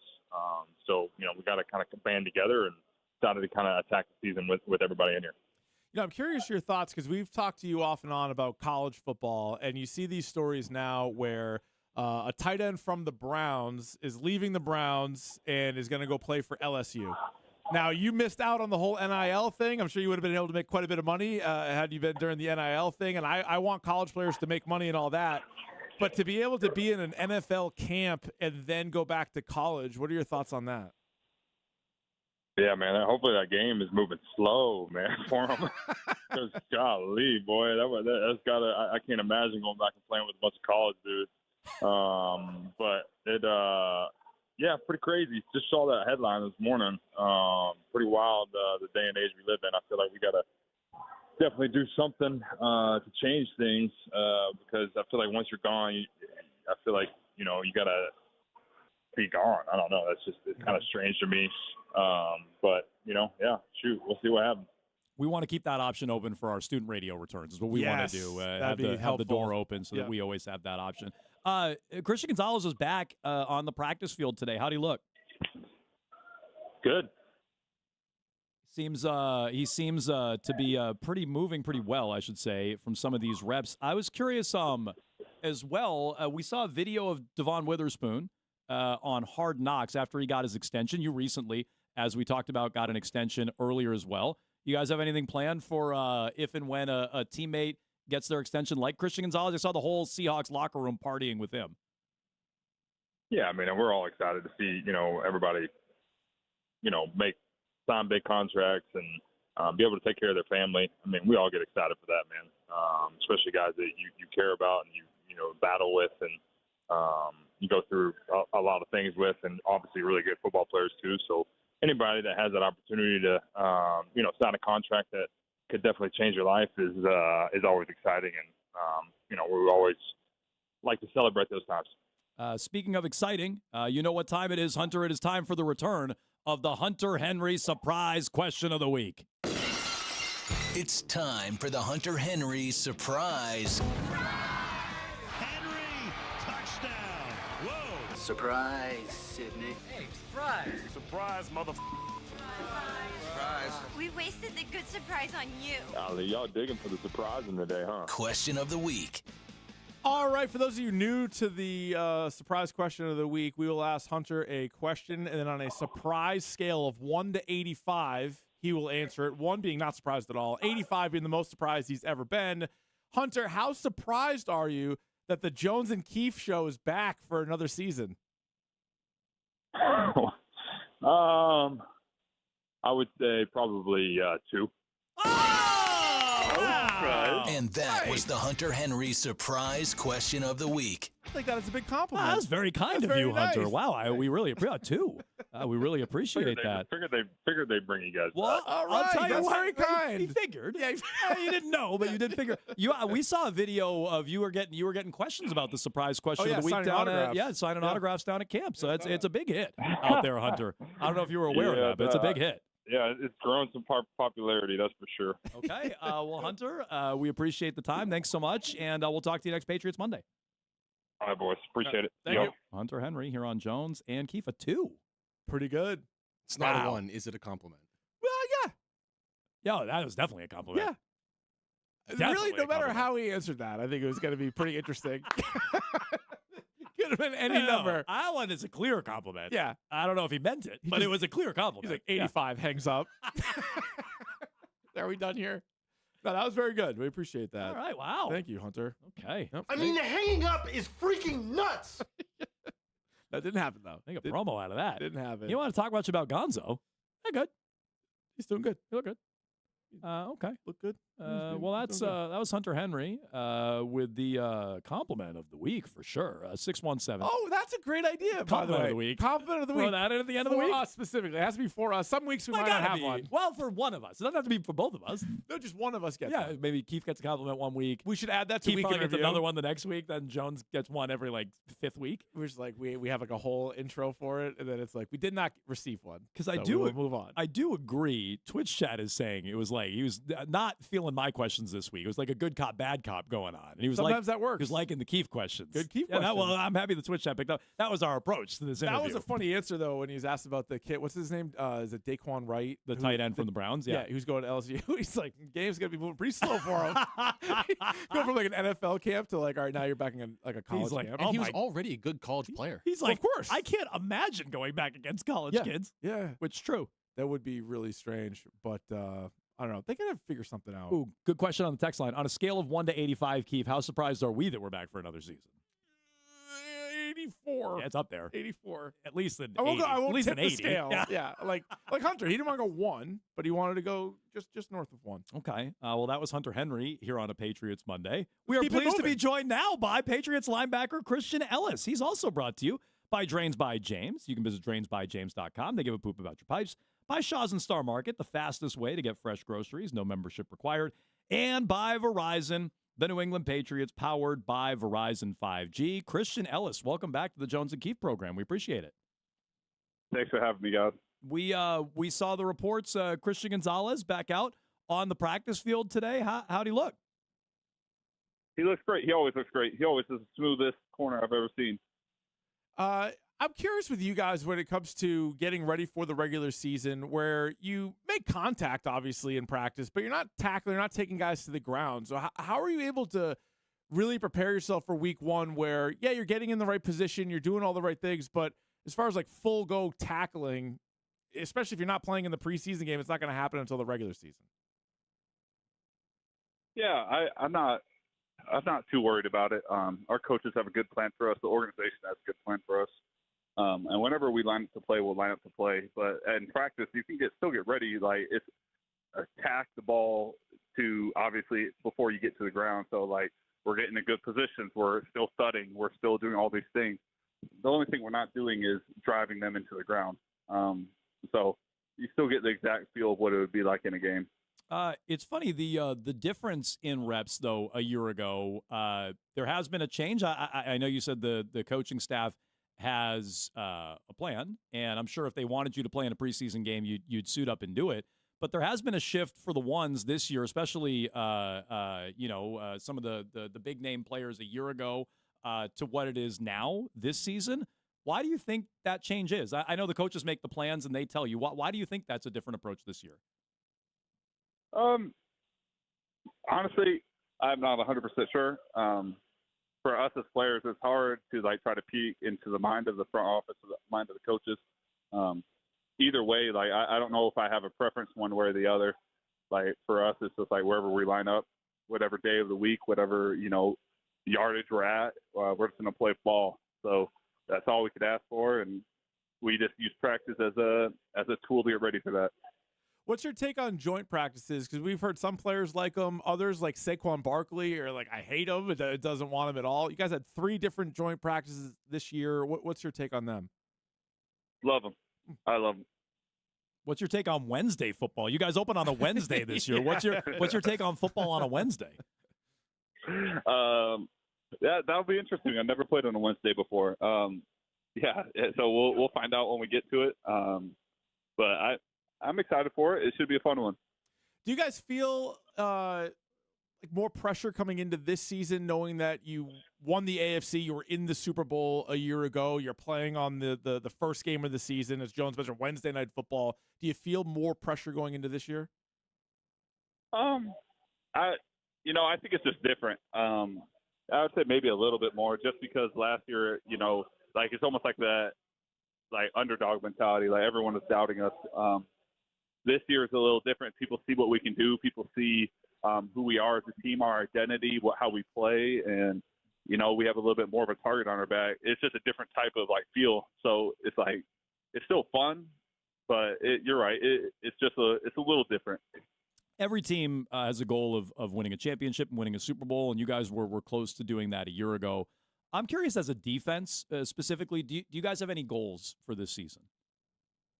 Yeah, we want to be the number 1 defense in the league. That's always the goal every year. From the top end down, we want to stop the run. We want to have the most turnovers. We want to have the most touchdowns. That's our identity, and that's how we're going to try to come out each week. What can you tell us about the second-round pick, Gabe Akis? Obviously, it was sort of like a strange time for him to get onto the field, but he's been on the field now for a little while. We've heard Mike Vrabel talk about him, sort of the ups and downs of a rookie player, but from your perspective, what can you tell us about him? I love him. He's honestly just a great guy. He comes in, he works hard, runs to the ball, he does his job. It's you can't complain about that, and then he has all the natural abilities too, and he shows out. So I love him as a person, love him as a teammate, and he's going to be great for this organization. Okay. Christian Ellis, Patriots linebacker, back on Jones and Keefe for a second season here on a Patriots Monday. Christian, we appreciate the time. Thank you so much. Thank you, guys. All right, thank you. Okay. Christian Ellis on a Patriots Monday, brought to you by Drains by James, Shaw's and Star Market, and Verizon. He was, I don't want to say Ben Johnson-esque. You saw Ben Johnson's comments about wanting to, like, shatter records offensively and, like, be the highest scoring team of all time. And he's like, I want to blow teams out. He wasn't quite that with the Patriots defense, but he wasn't far off. No, number one defense, lead the league in turnovers and touchdowns. Okay. I mean, that'd be a good year. That would be really I'll go good. out on a limb and say that'd be a good year for the defense. Really good. Better chance. Patriots are the number one defense or the Bears are the number one offense? Oh, Bears offense. I thought you were going to say Patriots. I was like, Patriots number one No. offense. I'm saying, but like, if we're talking about, Yeah, Ben Johnson probably closer to it, but I'll I cook something up. I like the confidence. Me too. 617-779-7937. You can jump in here on Jones and Keefe, Hunter Henry, and Christian Ellis on a Patriots Monday. If you missed any of that, Odyssey app, AUDACY. You can get it on your phone. It's free. Take it with you wherever you go. You won't miss a second of Jones and Keefe. We can get back to the Red Sox and Patriots preseason thoughts as well on the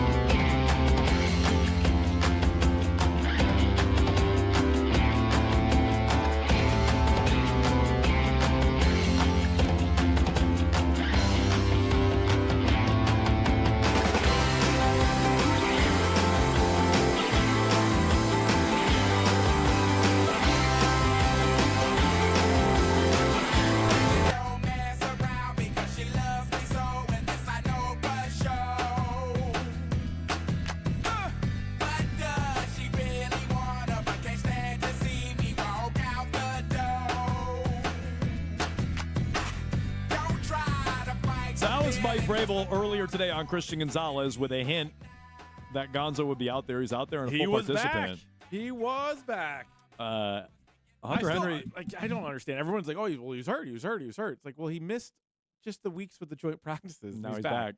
He did everything prior to the joint practice, and now he's back as soon as they're up. I don't know. That's strange. Hunter Henry said he looked good. That was his full answer on Christian Gonzalez. Yeah, I didn't expand too much on that, but he did say he looked good. Christian Ellis said that he was the smoothest corner he's ever seen. Also, not a lot of elaboration there, which makes me think Vrabel's been like, guys, we're not talking about him.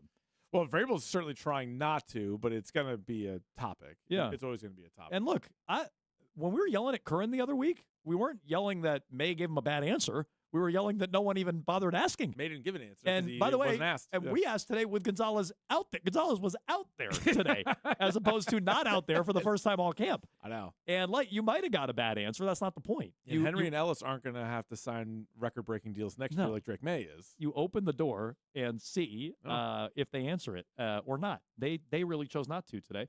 Texter says, smoothest corner he's ever seen. That'd be Dion. That means pay my teammate. Oh.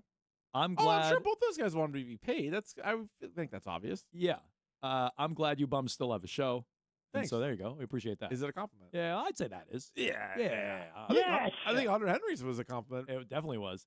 But just saying, it wasn't a 1. So there's a little room for surprise. A little bit, but I would say it's only Monday, and there's 2 nominees for compliment of the week. That's not bad. He also did have a brag in there how he plays against the 1s and the 2s. You'll hear that again on Friday.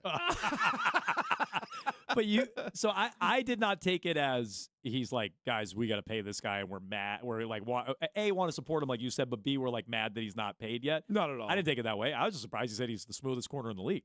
He didn't say best, the smoothest, but is Surtan's pretty smooth. I'd say he's pretty smooth. Yeah. No, Mr. Smooth, Sam Perkins. What was that? That was Sam Perkins? I think Sam Perkins. Oh no, Big Smooth.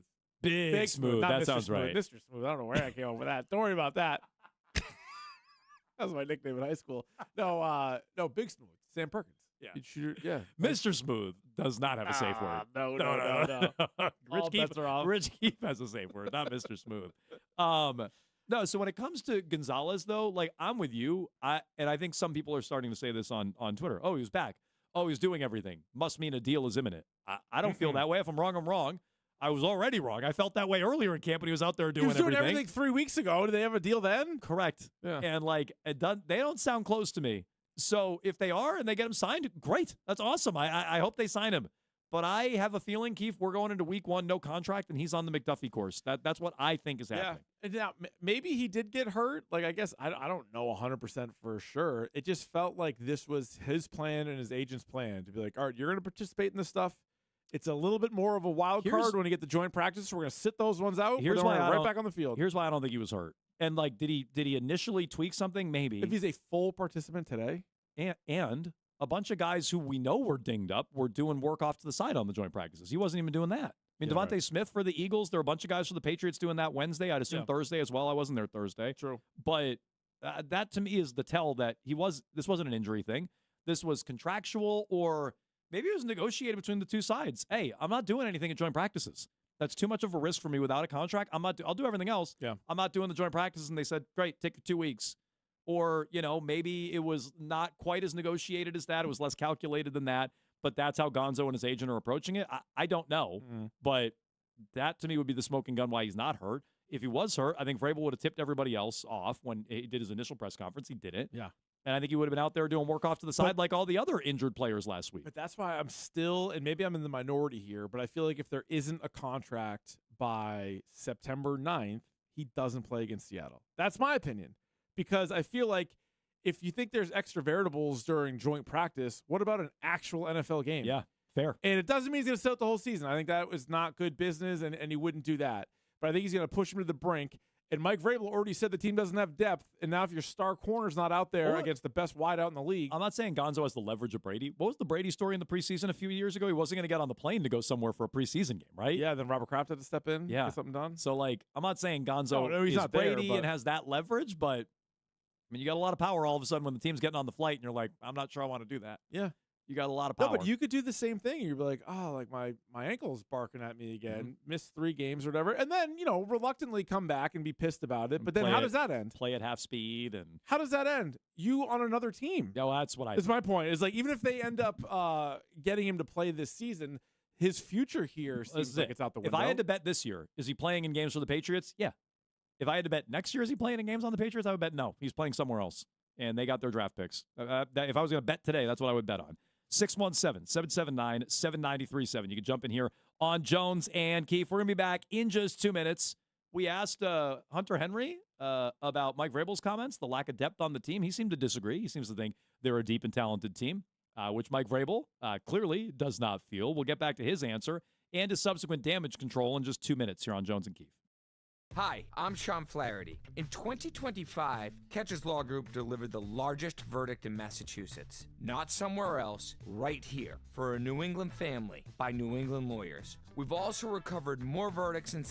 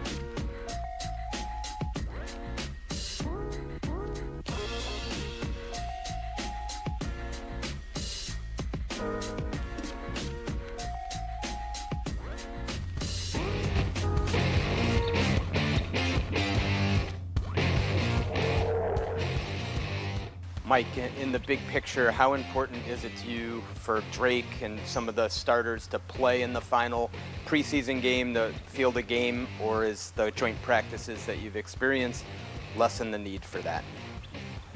I don't think we have a very deep team, Mike, so I think we have to make sure that we're preparing our football team and that we're doing everything that we can to keep our best players available.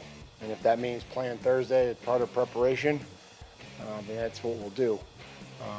Have not made that decision yet, but I would say that that's something that I'm confident in with where we're set up currently.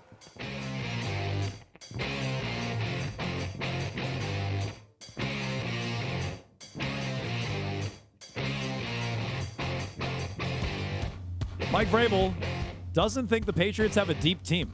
Huh. It's I think he's right, though. I think he is right, but I also wonder how many teams love their depth. I don't think he's right. I think you don't think they're very deep? Or you think they are deep? I think they have way more depth than they had a year ago. Oh, well, that might be true. But I think last year, that's why a lot of people were surprised because the roster wasn't great. But some positions they don't. Like edge rusher, they have no depth. I think linebacker, all due respect to our guy Christian Ellis, I think is sneaky an area where they don't have depth. I think they might be better at quarterback than they were a year ago with the backup. I know Cutlets is on the roster, but I think Cutlets as a backup is an upgrade on Dobbs. I think wideout might be the only spot they do have depth. Wideout, they're absurdly deep. If Raritan can play, they might be deeper at tight end.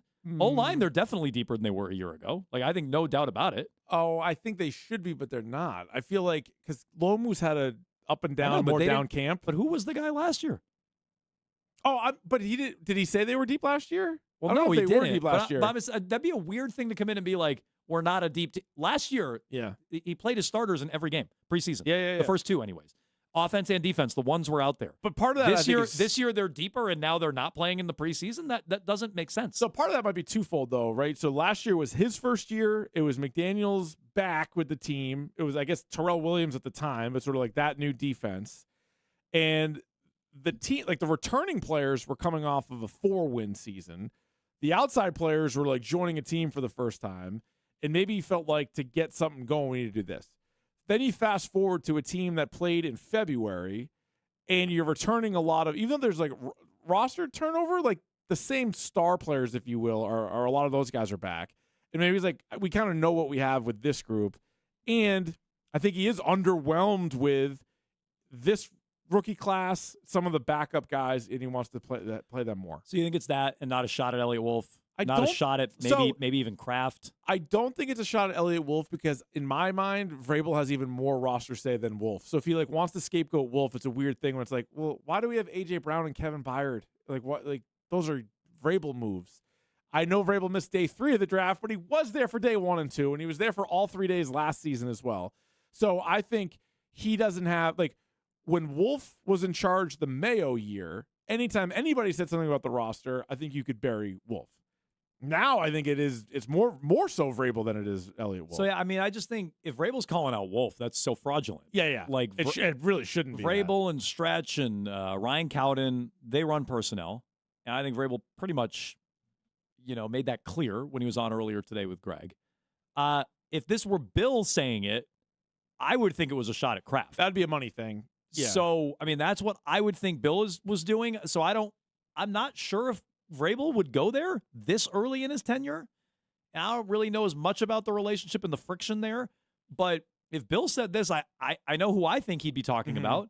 It would be Kraft. But maybe he's just annoyed at Wolf's mere presence, or maybe he is annoyed at Kraft and the Gonzo negotiations, because I think largely Kraft has actually spent more than I would have thought the last 2 off seasons. So maybe he's annoyed about the Gonzo negotiations, or maybe he's just motivating players, telling it like it is. He really believes it's not a deep team. But that's just shocking to me. Last year, I didn't think they were deep. All the guys played in the preseason. This year, they're deeper, in my opinion. Yeah. And he's afraid to play guys in the preseason. That, to me, just doesn't compute. But also, this season and how Mike Vrabel, view Drake May is completely different. That's true. Than last year at this time, where you're like, all right, he's going into his second year. True. We don't really know what to expect. Josh Allen's playing in the preseason. No, I know. As much as we look at Drake May as a known commodity, Josh Allen is a much more known commodity. He's arguably the best quarterback in the league. He's playing in the preseason. Well, I'll tell you what, no matter what happens the first 4 weeks of the season, we're going to be able to look back at this and be like, all right, what did they do? Last year, Greg Bedard was saying, what a soft camp. This team has had a really soft, they don't hit, they don't do anything. It's a soft camp, right? And then they lose the opener. They started 1-2. They lost a couple games out of the first 3 and then clearly turned it around and we're in the right direction. This year, it's one of those things where you're like, all right, you've pretty much had all your starters on ice, at least for the preseason games. Now, those guys are out there taking the joint practice reps. Yep. Hunter Henry, Ellis was, they were both talking up the joint practice. Ellis was. Ellis loved joint practice. He's like, you get so many reps, blah, blah, blah. They had joint practices a year ago and played in the preseason. Yeah, true. So True. Something doesn't line up there. And I don't know what Vrabel's doing, but I do wonder if it's somehow related to the Gonzo negotiations, which, by the way, another step today. Gonzo back out there and apparently just A-OK, ready to go, look like himself. So you guys can discuss 617-779-7937. We were going to get to some more Patriots preseason takeaways, and we can still do that, Keith. However, Jason Tatum's father has discussed the state of the Celtics roster. And let's just say he put it in very unflattering terms. You know what show? You know what show he went on? What show was that now? Ultimate Dads Unplugged. That's the real name of the show. Ultimate Dads Unplugged. Yeah. Nice. That could be us. We're dads. I had my fantasy auction this weekend. That's basically what it was. Ultimate Dads Unplugged. Change your team name. Yeah, that's I might a good have team to. name. Yeah, great team name. We're going to have to fight over that one. So, okay. So, LeVar Ball's on this podcast? That's right. And Jason Tatum's father went on and spoke about the state of the Celtics roster, and I'm going to say unflattering terms. That's a fair way of putting it. Let's get to that in just 2 minutes on Jones and Keefe. Join us this August 20.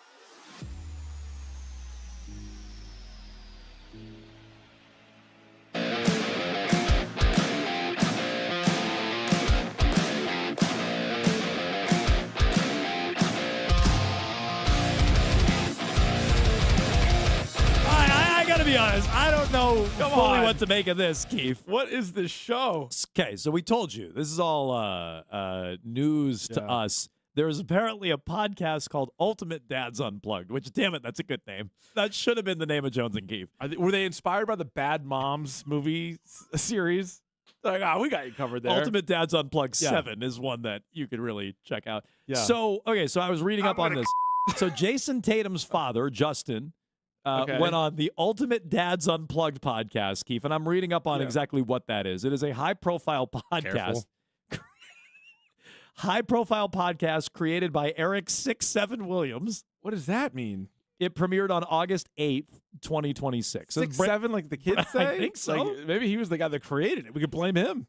It is co-hosted by prominent fathers. All right. Who do you got? Best Including fathers. Darth Vader, Homer Simpson. Who are the best dads? Dwayne Wade Sr. Oh, hell yeah. Oh, Dwayne Wade was a junior this whole time? I guess. That changes everything. LeVar Ball. Of course. I've interviewed him, you know. And Quentin/Marcellus Brown Sr. I don't know what that means. What does Marcellus/Quentin Brown Sr. I don't know. mean? So then I'm reading up on it. Dwayne Wade Sr., father of NBA legend Dwayne Wade. Yeah. LeVar Ball, father of NBA players Lonzo, LaMelo, and LiAngelo Ball, it says, but I don't know that. Well, he's his father. Yeah, well, he's an NBA player. No. He briefly was. Yeah. And then Quentin/Marcellus Brown Sr. is the father Why of. are you saying it that way? That's what it says. It's written as Marcellus/Quentin Brown like Sr. hyphen? Father of NBA Like player the guitarist? Jaylen Brown? Wait a minute. So Jaylen Brown and Jason Tatum's dads have done more podcasts together than Jaylen Brown and Jason Tatum have? Was he on there on the set? Or maybe he just is like a regular on this show. I have no idea. I'm unfamiliar with the Ultimate Dads Unplugged. Ultimate Dads Unplugged, but apparently it's maybe Jaylen Brown's father, Dwayne Wade's dad, and LeVar Ball are all there chopping it up with Jason Tatum's dad, Justin Tatum. And here they ask him about who's going to win the title, like just like a softball question. And then let's listen. I think Jaylen Brown, according to Google AI overview, his father's name is Marcellus, but he's also known as Quentin Marcellus. So Quentin/Marcellus, that explains that. I go by both. Okay, you can call me either one. Anyway, you pick on names. Yes. I respond to so both. Jaylen Brown's dad with two names is here, along with Dwayne Wade's dad, LeVar Ball, and Jason Tatum's dad is on here. There's enough player podcasts that all their dads need to have a podcast too. Him about the Celtics. I'm sorry, about who's going to win the title. Who's going to win the title in 27? And he apparently takes it to the Celtics roster in unflattering terms. Let's hear it. Realistically, I might say New York might run it back. Hell no. If you don't say, hey, the team your son on, you got to be crazy. You see, he said his son. I said, you better say your son. Right now, roster. Who cares about the roster? I do. What's your profanity? There's a lot in there. So basically, the roster is crap. So somebody else, either Jaylen Brown's dad, maybe pick the Sixers. Is that what I'm inferring? He's like, well, I gotta be honest. That was a bit of a mess. I gotta be honest. I don't actually know what just happened. I don't know who's talking. I don't know what they said. I don't know why they said it. Even if you told me why we played it, I wasn't even clear on who was on the podcast. But Jason Tatum's dad says /Marcellus. I might say New York might run it back. Yeah. And right they go, come on. Right now, the Celtics roster is crap. Yes. And so the takeaway. He made it sound, or he did say it was worse than that. I'm dressing it up as crap, is what he said. Tatum's dad thinks the Celtics roster is terrible. That's the takeaway. Yep. Regardless of all these dads getting together and having a podcast and putting out the videos and picking NBA futures, but Tatum's dad thinks the roster stinks. Why do you think the roster stinks? Is it because Jaylen Brown's no longer on the team? And why do you think Jaylen Brown's no longer on the team? But Jaylen Brown's dad being on the podcast does change my opinion of this a little bit. Like, is he just trying to be complimentary of his son? I mean, I don't know. Or does he think the roster's bad? It's the worst roster I think Tatum's ever had in the NBA. Now, it might fit better than some of the other ones. Started a playoff game with Evan Fournier. No. Yeah, but like the roster going into that year. It's the worst roster Tatum's been on, maybe. It might not be the worst team, and like you said, it might fit. No. It might. They might have more wins. They might go further. Like to Nick's point, there's been certain times where they played big games with weird lineups, but some of that was injury, right? Like his first couple years in the league, like when was Gordon Hayward playing? When was Kyrie playing? Like that was different. But maybe we do a deep dive into that. But it might be one of the worst. And it's funny that his dad's like, yeah, the roster stinks. And like, well, why? Because the cheap owner and/or Jason Tatum doesn't want to play with his kid. I mean, we assume Paul George is washed. Do we assume Jason Tatum's dad? We used to assume this was Brady. I don't know as much about Tatum's relationship with his father as we did about Brady. But you know, I mean, Tatum's godfather was Larry Hughes, right? His dad played collegiately with Larry Hughes at St. Louis. Oh, right. So do we assume that Tatum's father is speaking for Tatum? Yeah. Well, I mean, that's not fair. You're right. Like, sometimes they do, sometimes they don't. But, yeah, I would think so. Does Tatum think the roster's crap? See, Tatum might not, though, because doesn't he I feel like Tatum likes Paul George. I think he loves Derek White. I think he actually even loves Sam Hauser. Tatum might not think it's that bad, but it wouldn't be bad to have that excuse. So if they don't go very far, it's like, well, the roster's not good. He might be happy with it. I bet he's more happy with the roster and with like the personalities on the team than he was the last couple of years. Yeah, and he might even have he might even have an alternate take on why the roster's crap. He might be like, well, Jaylen shot his way out of town to the point where we had to get rid of a more talented roster. I mean, that might be his view on it. Mm-hmm. I would have said, tough, like make it work with him. Yeah, right, exactly. And apparently you didn't want to, but that might be his view on it. But okay, can I hear the unplugged dads one more time? What happens when the dads go unplugged? Because they're just chopping it up here. I want to hear. These guys are just having a good time. I want to hear this one more time. Realistically, I might say New York might run it back. Hell no. If you don't say, hey, the team your son on, you got to be crazy. You see, he said his son. I said, you better say your son. Right now, roster. Who cares about the roster? I do. cares about the roster? I What a wild do. thing. That's How else do we pick when the I winner? evaluate the future champion. That's pretty much my first bit of criteria. I'm like, whether who's or on the not the roster? roster's crap or Yeah, not. who's on the team doesn't matter. We're not talking about the Larry Bird Celtics. I might throw those guys a couple What do you of care who's on the team? downloads. That's a good. Seems like a good podcast. These guys are kind of keeping a loose clubhouse. Look, when the dads go unplugged, Yeah. it's a loose clubhouse. No doubt. No doubt about that. One of those worst rosters, that 2020-2021 season, opening night was Marcus Smart, Jaylen Brown, Jason Tatum, Daniel Tice, Tristan Thompson. That's Wait, the starting was- lineup from opening night. From which year? The 2020-2021 Celtics. Is Daniel Tice that much better and or worse than And Keita? it was Jeff Teague, Shemi Ojeleye, Grant Williams, Pritchard, and Robert Williams off the bench. Hold on a second. Hold on. You said 2020 into the 21 season? Yep. All right. Yeah, they were 500 that year. But who else was on there? Are we missing somebody that was on like the roster at least? I traded for Maybe Evan not. Fournier during the season, Maybe not. but that team was horrible. Kemba though. Kemba was on that team. He just wasn't in that lineup. Bad knees Kemba at that Yeah, point. maybe, yeah. He was an all-star the year before. But at least Kemba was on the roster. he averaged like 19 a game that year. Okay. But I got you. All right, so that might be at the time. But it's Lord. been 6 years since it's been that bad of a roster. Yeah, that's also true. Okay. According to Jason Tatum's dad. But also, like they the had roster, Brown. The roster Like, blows. Oh yeah, Jaylen Brown was there. They had an all-star Jaylen He Brown. didn't play in the playoffs, but he was there. Yeah, that's what I'm saying. So like, who's the second best player on the Celtics right now? Paul George. What? I think. Derek Peyton, White. Peyton probably. Pritchard. Oh no, I mean, but that's either my way, point. White It's or White or George. So already it's a huge fall off from even 2021 Jaylen Brown. I think. I'm just mulling over who's actually the second best player on the team. George is going to score the second most I points. think That I would might say- not make him the second best player. You and I are both down on Derek White, but that'd still be my maybe I'm answer. 2 down on Derek White if I'm taking Paul George over him, actually. Mitchell Robinson. Yeah, but either way, that's a terrible number 2 Yeah. compared to what he's used to having. That also is covered on the Unplugged Dads Nasty. podcast. Terrible number 2. That's most of the Unplugged Dads podcast. They just talk about that over and over again. It's kind of one note, a actually. bit much. Yeah, Yeah, it's a bit much. Okay, well, that's fun. Yeah. 617-779. We'll have to check in with those guys throughout the season, I think. What other You can only Unplugged play Dads are they 15 getting on seconds there? at a time. Yeah, Well, we might need to check in. Yeah, you gotta listen on delay. Daily grab bag bit, maybe. Yeah. Okay. We'll get to your phone call, 617-779-7937. You can jump in here on Jones and Keefe. You can also jump in line for Rich and Ken with Ted Johnson. They come your way at 2 o'clock on a Patriots Monday. We'll get you the clip du jour. And on the way next, it's time for Grab Bag.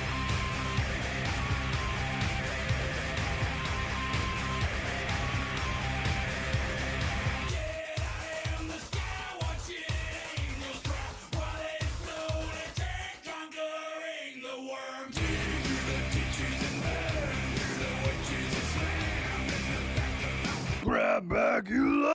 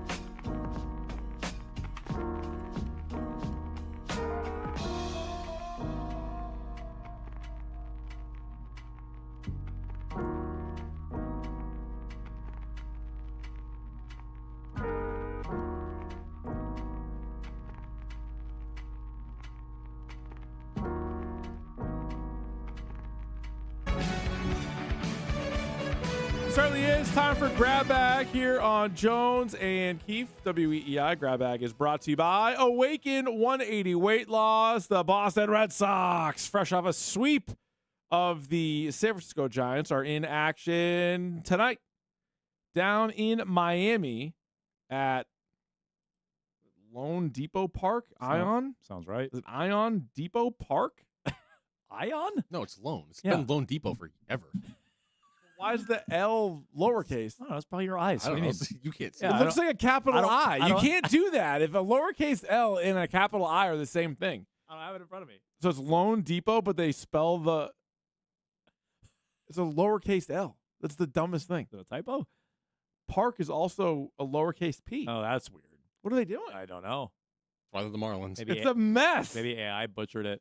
6:40 first pitch. That means 5:40 pregame right here on WEEI. Ranger Excellent. Suarez on the hump. He's 5-3 with a 3.41 ERA. Miami counters with Sandy Alcantara, depending on who you ask. Dude, he's been good. Yeah, he's 13-8 with a 3.46. Is Otto Lopez? What's he been earned run doing? average.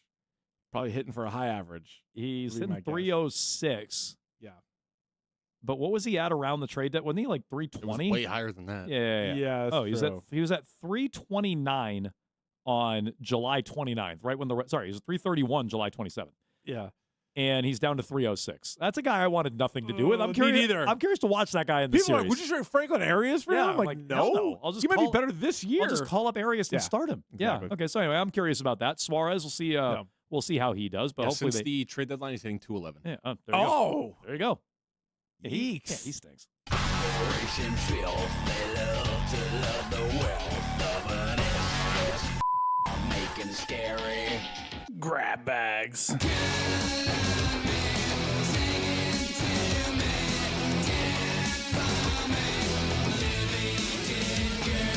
All right, we brought this up with Hunter Henry, but Daquan Wright is leaving the Cleveland Browns and going back to college. He's going to play for Lane Kiffin at LSU. How would you, Adam Jones, fix the college football thing right now? Really all college sports, but I think specifically college football. NIL, years of eligibility, So when you can go pro and bat, all that stuff. easy.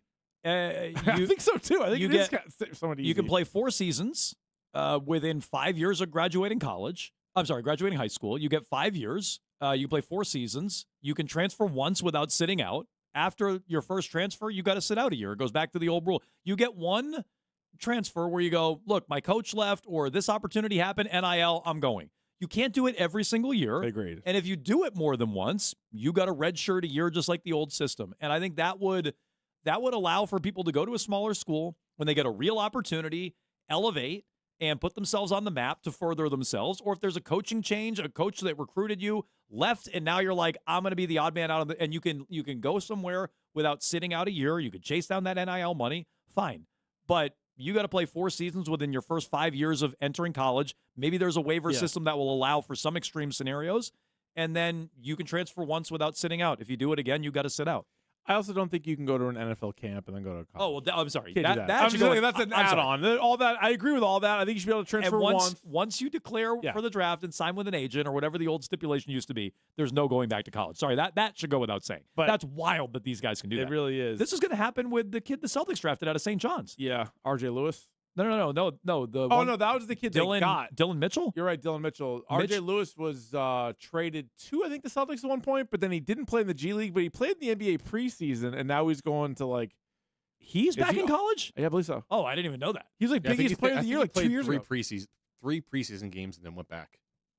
Yeah, that was the guy who Patino benched in like an NCAA tournament game. Yeah. Okay, so anyways, I didn't even know that. No, that Dylan Mitchell kid who they drafted this year, there was talks that he might just go back to St. John's after getting drafted by the Celtics. That's wild. It's like, guys, let's kind of Let's figure button that this up out. a little bit. I also saw, this is somewhat related, I saw a graphic. It was the top 5 highest paid quarterbacks in college versus the top 5 highest paid rookies quarterbacks. Okay. So Mendoza, being the number 1 overall pick, made more money than everybody. Yep. But I think the top 4 college quarterbacks all make more than like Ty Simpson this year, who's like the second highest paid. Carson rookie. Beck's a perfect. How much money was Carson Beck making last year at Miami? I'm sure he's making way less with the Cardinals than he was last year. That's strange. Yeah. when it's 10 in the morning and my job is mad boring. I don't think I can get through the day. Open the Odyssey app, and just like that, next thing I know, it's 1:30, and it's time to grab the grab bag. Ashton Genty might just have a sprained ankle, it looks like.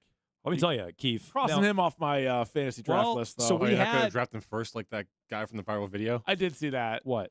There was a video going around over the weekend from somebody that held their fantasy football draft like a week or two ago, and first pick guy walks up there with the sticker, Ashton Genty, first pick. Nice. Nice. So we had our auction over the weekend. Oh, how'd it go? I went pretty well. I feel good about the squad. Who'd you spend the most cash on? Derrick Henry. But I think that I don't like that face. I don't like that pick. Derrick Henry for 78, and $78. Yeah. At how much? 1,000? 200. Oh. Yeah. Bijan went for 104, something like that. Yeah. So, anyways, neither here nor there. Yep. But the point is, Mhm. that's why you don't want to do your auctions early. We happened to do ours early this year because our friend was up for a wedding. He was going to be in town. It was a chance for everybody to kind of, as many people as we could get in person. So we did it early, but I that's early to draft, and this is why you don't want to do it. Like Ashton Genty went for 90-something in our auction, and like there was a moment in time where you're like, I might have just blown $90 on a guy I'm not even going to have on my team. Yeah. So I mean, that's why you don't want to do it too early. But it sounds like even if he's got a sprained ankle, and he's going to miss some time. It's not the alarm bells that were ringing last night. Jones and Keefe Fantasy Football League is back a week from this Wednesday. We will have our draft, and we will stream it. We'll tweet all that stuff out. I know who Jones is taking. Seriously. I'm pretty in. I'm going to be honest. I'm pretty in on Derrick Henry, if that wasn't clear. Yeah. Very good. Yeah. Mother, don't want to go to school today. I think I'd rather go outside and grab bag. 49ers owner Jed York has been arrested. God. He has pled no contest to misdemeanor charges. One of the highlights I read in here was he allegedly arranged to pay $140 for sex at a trailer park. Yeah. He was. So I don't know what he was. Bonnet down, legs up for about an hour. He was arrested reportedly at a place called the Wheat Hill Mobile Home Community. Okay. In what was the town again? In Ohio. Yeah.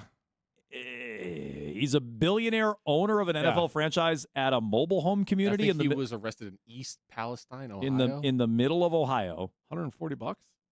Could have just grabbed the stuffed animal off of Jones' porch. What are you saying? That's a lot or a little? I wouldn't know. I don't know what it is. I wouldn't know. Yeah, you said that very confidently. Yeah. But no, this is like. Well, then I said he had like criminal tools, and I was like, what is that? Like a wrench or a saw? Or like, what are we dealing with here? But no, apparently his phone was used to arrange what it was a criminal act, I guess is how it's written here. That's a criminal So apparently tool. like the phone is. Got it. Because my mind goes Yeah. wild. I'm like, what could it be? Just walking around looking like the Hamburglar. Right, exactly. Could be anything. Yeah. Be a nail gun. But what a sketch ball. It's like, when Kraft is driving around and showing up at some strip mall, you're like, what the hell is he doing there? And this guy's at a mobile home in Ohio.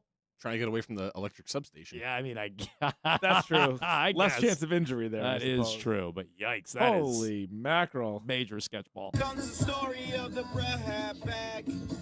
Get ready for another sick brag. It's more than just a catchy song. Be careful not to make it too long, cause one day Jones and Keefe gonna be the champions of the world.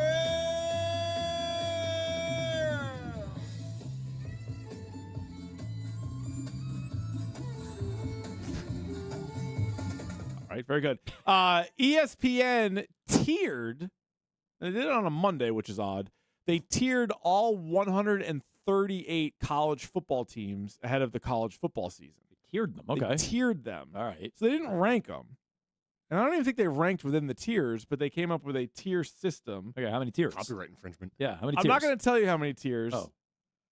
Guess what tier North Carolina was in, though? What? They just numbered them. 10. They were in 7. No, they were in the 15th tier. 15 tiers? Yeah. No, Wow. there's more than that. Well, how many? I think there's 20 tiers. They were in 15th out of 20 tiers. The Bill 20th. Belichick. The 20th tier was, quote, technically still FBS programs. That's probably like UMass. And it was highlighted, in my mind, by UMass. Yeah. Tier 19 was called Not the Worst, although it sounds like you're pretty close. Yeah. Tier 18, Are We Having Fun Yet? Tier 17, Works in Progress. 16, You Could Make a Case. For what? I don't know. A bowl game? What? 16th Maybe. tier? You can make a case? What's Tier 15 says, If Indiana Can Do It. Oh.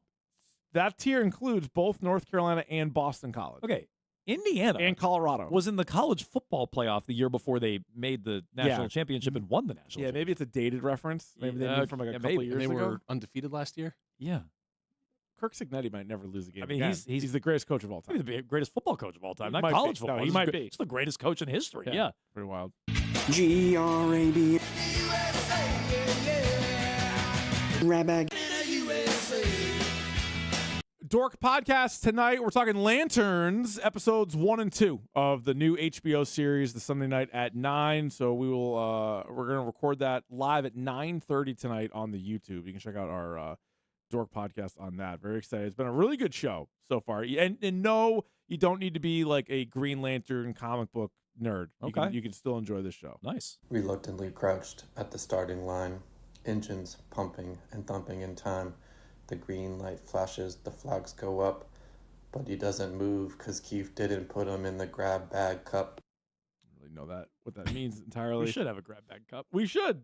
All right. Does the beautiful and talented Tracy Bingham follow me on Instagram? I've had some good Instagram posts recently. And I haven't been here for a few days, but she still doesn't? At Rich Keefe WEEI, though, for those that are interested. All right. Putting the X-rated into X. These guys are stupid. Has Bob Ryan tweeted. Okay. People want to know, has Bob Ryan tweeted? I'm sure. Yeah, a lot of eye tests. He's like doing these magic eyes, trying to find the number in the eye tests. Celtics question. Celtics lead said, who's the most underrated player in Celtics history? Not the best, not the most famous. Most underrated. The guy who deserves way more respect. What did Bob say? What would you say? What did Bob say? Bob said Don Chaney. Oh. Yep. Okay. Yeah, who was a really underrated Celtic? Yeah. I feel like Celtics fans overrate every player ever on the roster. That's a hard one, to be honest. Okay. So you have no answer. Well, I'm just thinking. D. Brown is the answer. D. Brown? D. Brown's the man. I love D. Brown. Oh, you won a dunk contest. Anyway, he also has a couple of Trump tweets. And then lastly, here's a hard eye test. Which number is missing? And it's 1 through 50, although one of them is missing.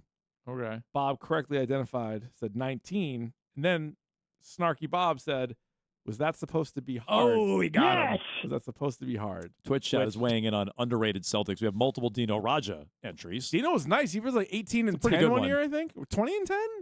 Reggie Lewis. Well, I understand what you're getting. I would say he's not underrated by the fan base. No. So interesting. But yeah, a lot of Dino Raja actually on there. Okay. Don't it always go to show you don't know what you got till it's gone. They paved paradise, put up a grab bag. Ooh, grab bag. All right, Jones, let's find out who the best baseball performer was from yesterday. Was it Chase DeLauter? 3 for 4, 2 RBI, 2 runs. Was it John Rave?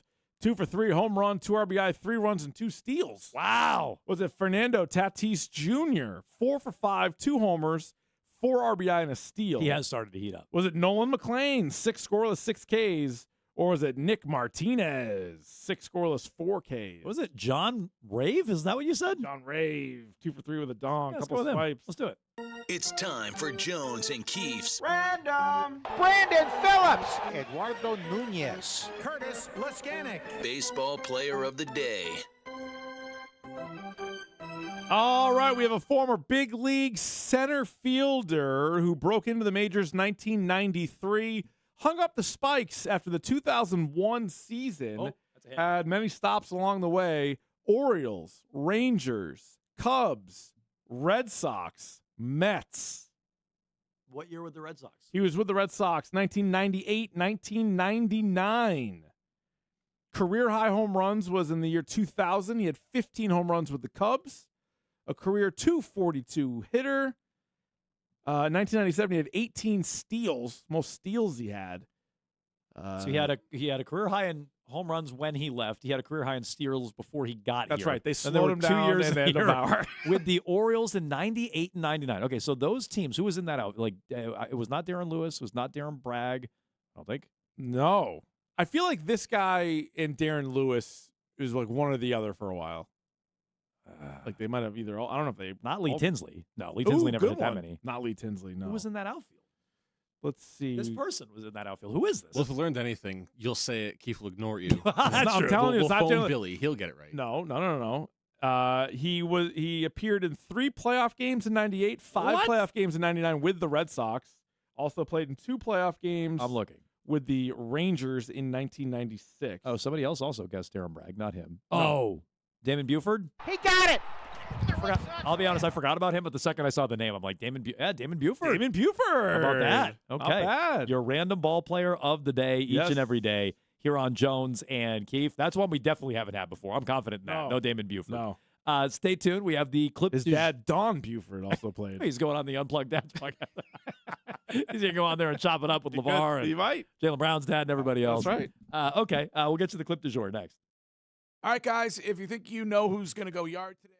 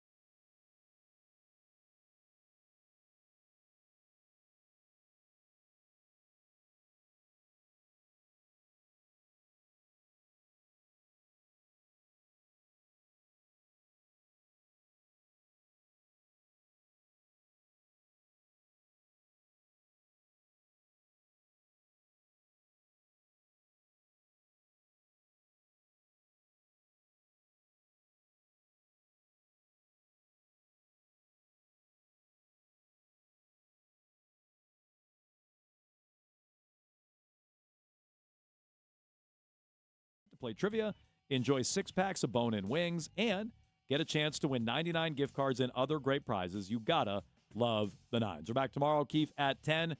Tier Tuesday. Tommy Tuesday. Kiefer Madness. Stay tuned for all of it again. It's tomorrow at 10 on WEEI. Rich and Ken with Ted in just 2 minutes. Stay tuned.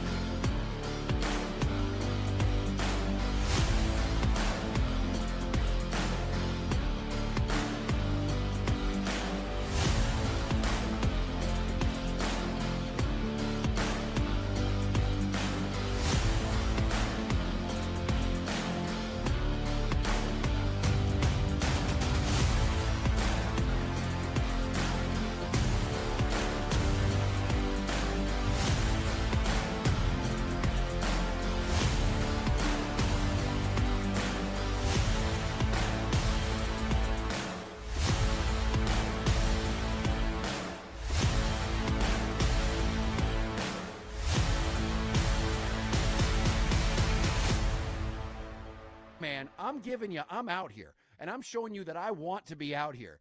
But I need to also make a business decision, and I'm not going to snap my ankle, and I'm not going to get injured in the preseason while I'm trying to negotiate this contract. And the leverage is still there. It is. And maybe it will turn, Ted. You might be right.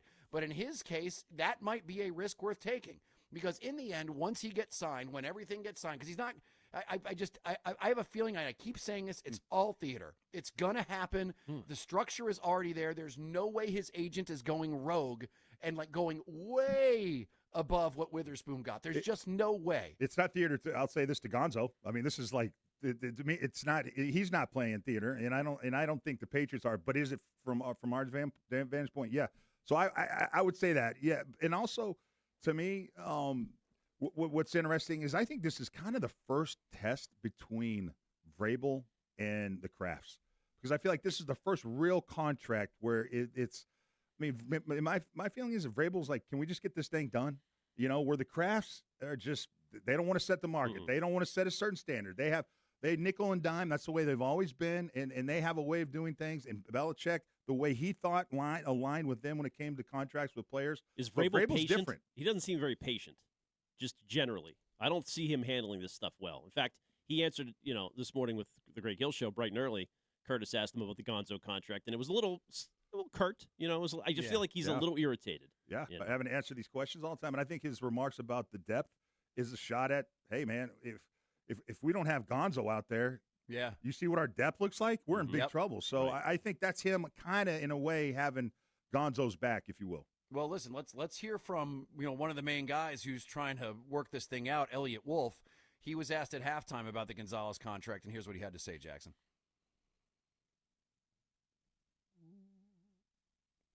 When everybody panics. I was in a situation before when you're a player and you want a new contract. Everyone's talking about Christian Gonzalez. We saw Witherspoon in Seattle get his deal. Does that impact it, or is this just we're just trying to figure everything out? Yeah, I mean, each side is trying to do what's right for them. Obviously, Christian's a tremendous player that we've been on record multiple times saying we want him to be here, and that hasn't changed. So we're going to continue working with his representation to try to get something done. Blah, blah, blah. That was a nothing clip if I've ever heard a nothing clip. That is, it's just like, we love him so much, and both sides are working really hard. We've been on the record many times, many times. I wish they would just say at the last, we've been on the record many times saying how much we want Gonzo back at our price. That just finish it with at our price. And is Elliott even in the room? I mean, I think he is, but like, well, he is when he's not getting coffee. Yes. I want to just have a sounder for nothing clip where nothing was said. It's like almost like one of those math problems you did when you were like in middle school where the negatives and the positives just turn into a zero. Yeah. That's what that was. Yeah. You know what? We love Christian. We love Christian. I mean, of course you love him. We're trying to make both sides something that's good for both sides. Oh, are you? Now that's what you're doing at this? I see. For a minute, I thought you wanted one side to be really, really happy and the other one to be completely pissed off. Thanks for clarifying that. There is one thing that he did not say that he has been saying, though, in reference to Gonzo, and that is I did not hear him say Christian Gonzalez is under contract, which is, to me, as a player, I just want to. That's a shot. Ooh, yeah, really? You get right. Nothing. Thank you for reminding me that I'm on. Oh, I didn't know that. Thank you, Elliot, for reminding me that he did not say that, which I was waiting for that phrase to be uttered. He didn't do it, so maybe the Patriots are softening a little bit. Can we hear from Vrabel this morning, though, Rich? Because I think this is interesting, too. Just his tone here in the morning, asked about Vrabel. Asked about Gonzalez. Well, I'm sorry, I don't have that exact one. Okay. All right. My bad. There we go. Because I did hear it, and it was very, very short and terse. It was just like, it sounds like Vrabel's sick of talking about it. Like, he kind of wants this to go away. Now it's football time for him. I got to deal with everything else that's going on in the field. And to your point, Ken, I think that I don't know how much power Vrabel has, to be quite honest. Like, and Ted, you might have a little bit more of a sense of whether or not that means anything if he ends up going to the Crafts and saying, "Hey, man, get this done." I do have it now if you want it. Okay, yeah, let's take a listen to it. A little bit late. Sorry. Sure. Greg does. Speaking of doing the best you can for your family, earning the most you can, Christian Gonzalez remains the biggest story. And do you think he's being realistic? I mean, Devin Witherspoon's contract is signed, and most of us said, okay, now there's the market. This should get done relatively quickly. Why hasn't it gotten done yet? I don't have anything to add on Christian. I don't really. I think that we're working hard and to try to get him, and we want him a part of our team for as long as, hell, certainly I'm here, as long as he can possibly be here. That's what we want to do.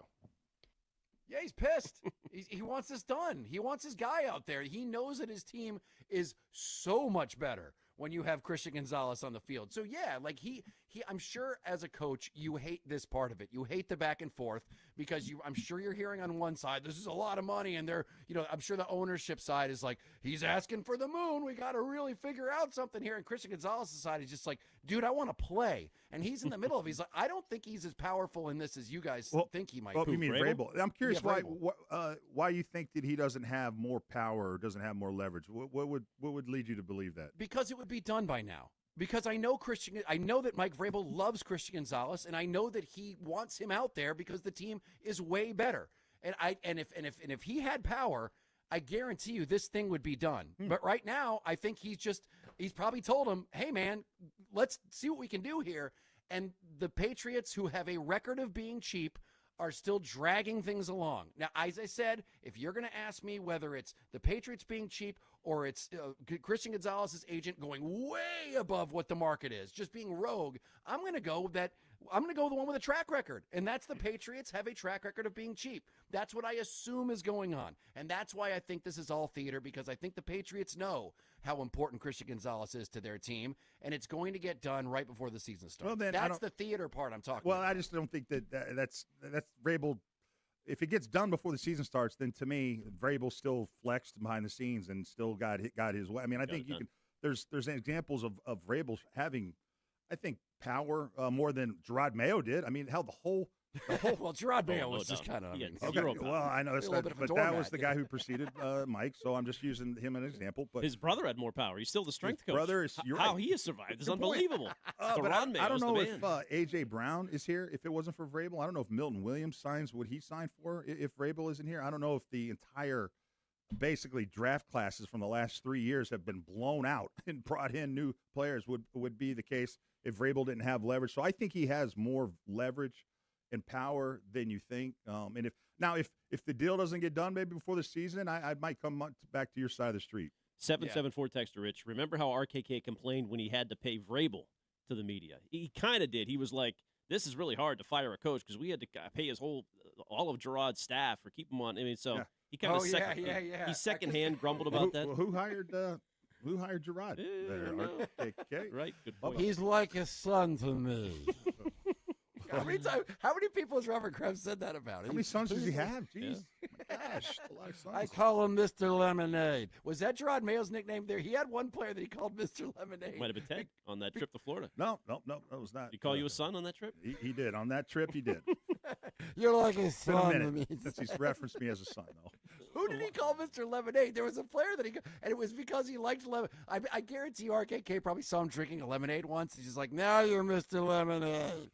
And just for the rest, it's like The Office when they Alan called Branch. Jim Halpert too. Oh, who was it? Alan Branch, D tackle. Oh, okay. AI tells like you. I anoint you. Yeah. Lemonade. From Mr. now on, Lemonade. your name is Lemonade. I guess he actually did bring him lemonades. I don't know. I bring you lemonade. It's honestly, he probably saw him once doing it and just gave him the nickname for life. It's like, as I said, in The Office when Andy saw Jim Halpert eating a tuna sandwich and called him Tuna. Just because he had one day he brought a tuna sandwich, and that was the nickname that stuck. Didn't Mayo call Kraft Thundercat? Yes. Mm-hmm. Oh yeah. Sure did. In his opening his opening statement was, his opening press conference. That was, I thought, a bold move for him. Yeah, he went there, man. Yeah, I'll give him the owner a nickname immediately. Well, it worked out for him. 617-779-7937. The Red Sox, absolutely. I'm telling you, man, the comeback kids, baby. If you're not feeling it about this team, then you aren't watching. If you don't think that there's something going on with this team, and you are not paying attention. But all of a sudden, the chemistry is about to get spun around in its head with these players coming back. Trevor Story, and now you got Roman Anthony. Where do they fit in? We will get to all that right after this in 2.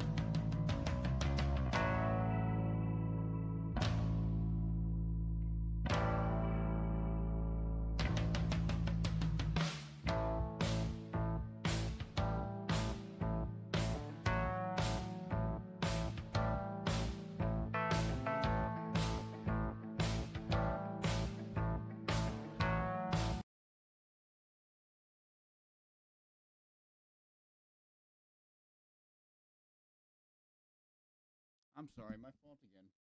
Nothing's playing. All right, it's Rich and Ked with Ted Johnson. There we Ken, why don't you just do like some fat boy stuff? Like, all right. The heavier, it sounds even heavier when it comes from silence, doesn't it, Jackson? It is. Yeah, that's what I was trying to do there. Yeah. All right. It is Rich Shirley, Ken Laird, and three-time Super Bowl champion Ted Johnson, 93.7 WEEI. It's these 2-minute breaks, man. You know, we give the listeners what they want, and then the producers get all screwed up sometimes. Well, listen, man. You know, Jackson, you're doing a good job filling in. Stiz is on vacation this week, and Jackson, you are the man behind the board, and I know you got a million things going on, so we appreciate it. You can call us at 617. Well, how about them Red Sox? They just keep finding ways to win, baby. Hit it, Jackson. Eventually. 3 balls, 2 strikes. Here's the pitch. Swinging a ground ball to first. Handled by Eldridge. He will try to come home. Not in time. Foot off the plate. He was not there. White scores. Will, you're the hero. And the Red Sox win it 3-2. I'm going to look at this. Obviously, San Francisco wants to look here. The force play was on at the plate. The catcher, Kisner, came up the line to try to glove it. It looked like his left foot was not on the dish, and we will wait for New York. After view, call stands, winner stays. And the Red Sox have won it! All right.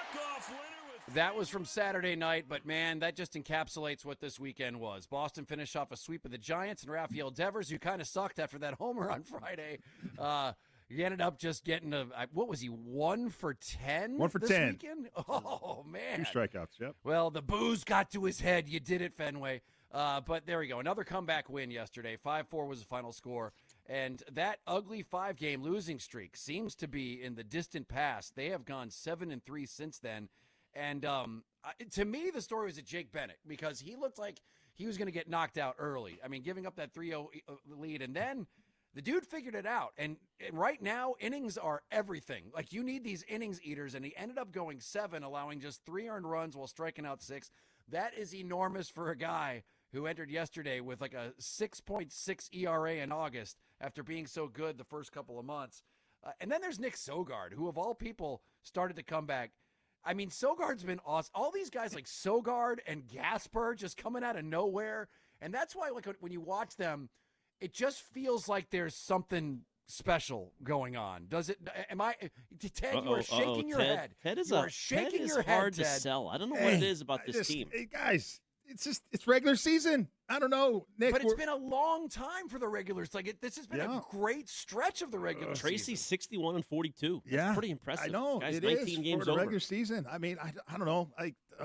You see what happened to them last year? They won game 1, and then they got knocked out by the Yankees. By the Yankees, who had Judge, who had a healthy Aaron Judge. Yep. Are you better than your team last year? That's the major question. You know what? They got to be, right. I mean, Yes. they hit the pitching clearly is better. Is the bats? Do we feel like we got a much? I mean, we're cool? Okay. Oh man, Anthony Siegler, he's so. Boy, you've seen him. You always go to Tony Siegel's. My God, the and hate. Durbin. How about Durbin? How about Monasterio? Durbin's awesome. Yeah. Do you have a problem with Durbin? In the playoffs? Do we know what they are in the playoffs? Do we know what? My greatest fear, Rich, is that all these little guys do nothing in the playoffs, and Ted is going to say, "I told you so." Every game of the whole week, of the whole series. It's I'm easy just telling to you. have I can tell you what Devers is in the playoffs. The guys, I got over a 300 batting average in the playoffs. So these guys look great in the regular season. I'm just worried about what it looks like in the postseason. That's all. You have every reason to, because a lot of these guys have not proven themselves. Absolutely. All you can judge on is what you have seen over the last couple of months. And what you're seeing is a team that figures it out. And what you're also seeing is a team that against the best teams, not the Giants, but against the best teams, they seem to kill it. It's almost like they play to their competition. And it seems like every night there's a different dude, but Cedon was awesome. He took over. He was 3 for 4 last night. He made that diving catch that may have actually saved Bennett's afternoon, huge, which was massive. Right in the first. But it's like kind of, this team seems to be like dudes like, Sogard, Gasper, Raphael. It's just, I love this term, lunch pail guys. These are the dudes that seem to, it truly is like, it doesn't matter where you are in the lineup. you seem to have your moment to shine. Jemai Jones, Eli White. Yeah, all those big names, those big name guys. I mean, geez, Connor Wong. Geez. But okay, well, how about the big name guys are delivering too? Contreras hit the longest home run that I remember seeing in forever on Saturday night. That's true. So I mean, it's not like it's just the guys who aren't big names. The big name guys are performing as well. So you get more impressed when it's these dudes that come out of nowhere, and that's why I think that this feels like something's happening. You feel like this is sustainable. That all these guys that have never proven it in the postseason will prove it this time in the postseason, and that they'll go on a postseason run. If 2 months is sustainable, yeah, because for 2 months they've been playing this way. I remember a team in 2001 that did that. Hey, now you're right. That's a good point. I don't know, but I don't know, man. There was I'd say a lot more accomplished players on that team than people really realized, at least on defense. But it's true. I mean, there are a bunch of guys on here that you're like, all right, is this going to be somebody who out of nowhere is going to make a huge difference? I don't know, but you have enough of the bigger names that are figuring it out. The pitching's wild. Like that's going to be. I still am really worried about how they're going to be able to stretch these guys and make it all work. But how about Dump Truck? Dump Truck, ever since they got them's got like a 0.0 ERA. He even opened for Bayo one day and did fine. I mean, yeah, I like him. So it's right now, like as I said, you watch a weekend like this one, and you realize that slump they went through was exactly that. It was a slump. It's no longer, is this who they are? Have they been this way at the beginning of the season? When you take a look at the way they're able to rally and come back, you can now take a look at that and go, okay, they went through a slump. It's an August slump, which happens to even the best teams. What did you think of Ken? What did you think of how Jake Bennett pulled out of that yesterday? Like how important do you think is Bennett to postseason run? He's not that important, to be honest. I mean, he probably won't start in the wild card round. He'd be like a bulk guy. So he's your fourth or fifth, right? Yeah. Okay. That sounds right. Okay. But he's Gray, Tolley. He's had a great rookie season. Great Tolley, Suarez. Yep. Okay. All right. I mean, we're all going to be looking at him and comparing him to who'd they trade? Not Peyton Tolley, but Conley Early. Yeah. As far as and I will say this about Bennett. I thought he was toast. He was getting rocked to start the game. Yep. I mean, and he doesn't throw hard, so when he gives up a couple, you're like, oh boy, he just doesn't have it. I thought the same thing, dude. And you know what? Unlike what you've seen sometimes out of Bayo, he hung in there, man, and he toughened down. And I love the fact that they let him kind of work through it because he needed a good outing considering he hasn't been playing that good recently. But it is just a week ago. To Ted's point, I mean, they just lost 2 or 3 in Pittsburgh a week ago, and we're coming off that 5-game losing streak. So things change so quick. Yeah. But now that at least this is a kind of sweep, Rich, which I just feel like they can now ease up a little bit. They are 6.5 up on the third wild card. They're 8 games up on the elimination line. Yeah. You could afford now to put Trevor Story and Roman Anthony back in spots and Great just see how they look over the last month. If the season ends today, are they're hosting playoff games? No, they're going to New York. Well, then they got some work to do. They got some work to do. That's true. That's all I'm saying. They got to play. They got to play some games at home. If I mean, to me, we saw what happened to them last time or last year. Excuse me. I feel like I'd feel a lot better if they had some playoff games at home during the playoffs. By the way, Ted, you want to hear something? This is crazy because I saw this and I had to look it up. So the American League right now, heading into the playoff race, is insane. There are only 4 teams in the American League that currently have winning records. 4. Yeah. The Tampa Bay Rays, the Yankees, the Red Sox, and the Chicago White Sox. That's it. Every other team in the American League is either 500 or below. And in Major League Baseball history, this is crazy. No team with a winning record has ever made the postseason. I'm sorry, no team with a losing record has ever made the postseason. So we could actually see that change this year. You might actually see a team with a losing record end up making the playoffs because of how whacked the American League is right now. Right now, Cleveland's the wild card team at 65 and 66. And you're right, at the run differential, Sox I think they're 1 run shy of the Yankees for the best in the AL. And I don't think they're getting healthy anytime soon with the big guns from New York. They're playing pretty well. This is the path. It's like the Patriots It's- had last that's a year, little like bit of that. Celtics had 2 years ago. I mean, this is. I mean, And I hate to give Jackson credit, but Dice is right on the Twitch chat, 508. Ted, let me throw some 01 names at you. Jermaine Wiggins, J.R. Redmond, Anthony Pleasant, household Bobby names, Hamilton. all of them, household names back then, all of them. You ripping Wiggy? He helped you win. I'm telling you, he's a household name. You're saying that we didn't have stars, man. Well, that's those are the stars. point. Tony Seagulls is this year's Jermaine Wiggins. He might have 10 catches in the wild card game.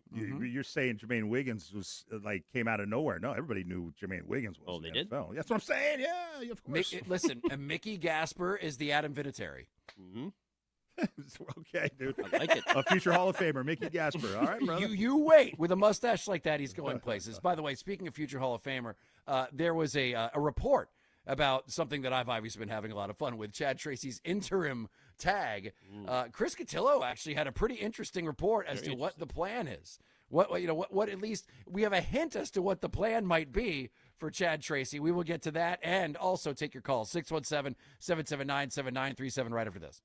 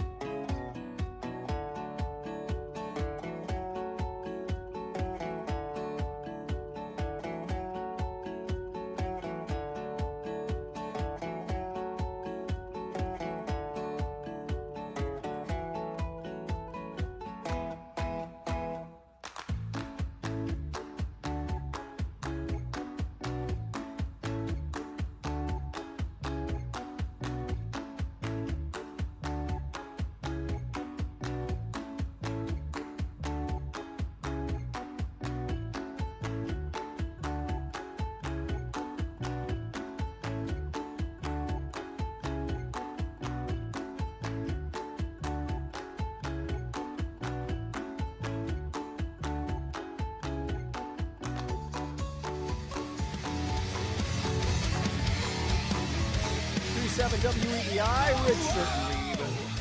Ken Laird, three-time Super Bowl champion Ted Johnson, and it is a Patriots Monday. Ours is bleeding over into a Patriots Tuesday. Tommy DeVito and Marcus Jones will be on tomorrow, and then further down the road, whether it be next week or the week after, you will be able to hear Drake May every Monday right here on the Rich, Ken, and Ted Johnson show. So you can call us as well. Deshaun Watson's going in every week with our Cleveland sister station. Boy. Cleveland Browns Monday. We got to hit that. Oh, man. You want to get to that now? Although I teased the Chad Tracy stuff. We'll get into the Deshaun Watson stuff as well, because boy is if that's a gentleman that just has done everything wrong, like the worst way. He's a horrible human being who's handling everything wrong afterwards. Like he couldn't be. I don't know. I don't get what the Browns are doing. There's a reason they're a loser franchise. Dude, they gave the guy basically $300 million guaranteed. I mean, it was less than that, but like plus gave up 3 first-round picks to get him. Oh, dude. They set the market on a deal that everybody knew was a bad deal. Like everybody knew that was because at that point we all knew what he did. I think at that time there was like 2 cases, and then it turned out to be like 25 cases against him, right? Yeah, but in that case, like 2's enough. Like it's like it's just bad. You know what's interesting is that he started his tenure there in Houston. I was down there doing radio in a lot of Texans programming, and I was there for that big hurricane that with 51 inches of water was dropped during that, which is insane. He gave his first paycheck to the 2 ladies that worked in the cafeteria that lost their homes in the hurricane, and who does that? Who gives their first ever NFL paycheck, and then it's only been and then for the first 7 games of that season, I'm trying to remember, was that 2016, 17? They had the best offense in the NFL, best offense in the NFL, and then he tears his ACL in practice. And he's never been the same after that. Gave his whole paycheck to some ladies in the training room, I think, a little shortly after that. I think he did. You're right, Ken. Easy line to draw there, absolutely. What were we going to talk about? Chad Tracy. Interim Chad. Chad Tracy. It's the Rich Certainly pivot. Chad Tracy, he is someone that I have been on the train. I think the interim tag's the stupidest thing ever. It's amazing what he's done. He continues to go up in the odds to win American League Manager of the Year. I mean, the guy's, I don't know how you can look at what he was able to do and just come in with a team that was a dumpster fire and turn it into a legit contender and one of the best teams in the American League. And matter of fact, I mean, during the time he's taken over, I believe he might have the best record in the American League. If it's not the best, it's like the second best. He's right there. But that's been the question. Like, why are they jacking around? Why aren't they taking the interim tag off? Well, Chris Cotillo wrote something that I thought was fairly eye-opening. If you want an answer as to why they aren't taking the interim tag over, because it sure doesn't sound like they're sold on Chad Tracy.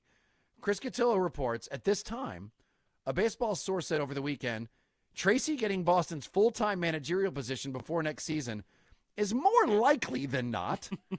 Still, the Red Sox at this point appear intent on being deliberate in their decision-making process.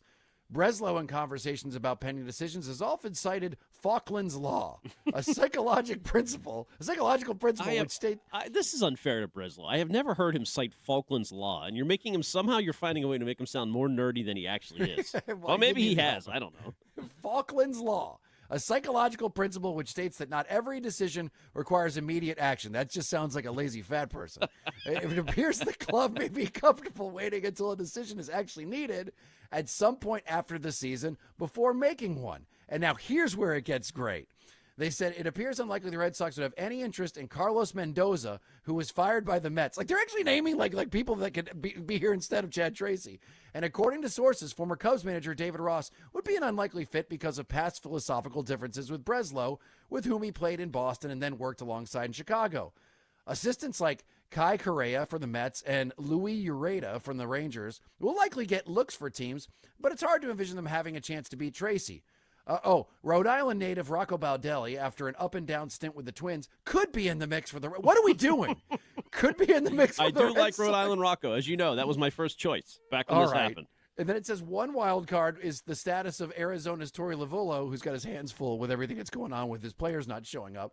A revered manager with deep ties to the Red Sox and an unsettled. Why are they even entertaining having these other players when Chad Tracy? Like honestly, even if they get to the playoffs and get bounced in the first round, this dude got thrown into a no-win situation and somehow turned them from a historically bad team into one of the best teams in baseball. Even if they go and they get bounced in the first round, it would suck and it would be a disappointment. That dude has earned his position as manager for the Red Sox. Boy, but the picture you paint, though, let's say it's ugly in the playoffs. He mismanages something or the team turns on him somehow. Then don't you think there's a chance they do go to Rocco Baldelli or to Torey Lovullo, who they know so well when he was here with John Farrell, who was just on the Jimmy Fund Telethon last week with us? I mean, I don't think if they don't give him the full tag now, there is a scenario where the playoffs go bad and they reevaluate the situation. So, but the only way I would see what you're saying to be true is if you said if they turn on him, right? Like we had that audio from Wilson saying he's a nice guy. Now, since then, they've talked a little more glowingly about him. So I think the locker room likes him. But things change quick as an athlete, right, Ted? I mean, something could happen where you're just like, for sure. This guy doesn't have it. I just think the managing in the playoffs is so different than managing a regular season. And I think of all the major sports, I think baseball, the coach manager is the least impactful on wins and losses. So it's just hard for me to get worked up about this story.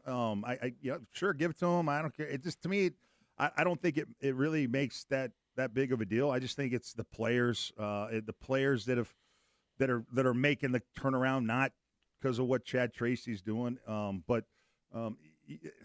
just think there's in the playoffs, every pitch is, a big decision. So I'd like to see how he manages the team once they get to the playoffs. It's hard for me to feel like, I don't know, anything other than I think he's done a good job. I'm not so sure that you should ink him to a major contract just based on what we've seen so far until they go to the playoffs. I'd like to see how he does in the playoffs. And Rich, his biggest test might be coming up now with the return of Roman and Trevor Story. That might be his toughest work to date.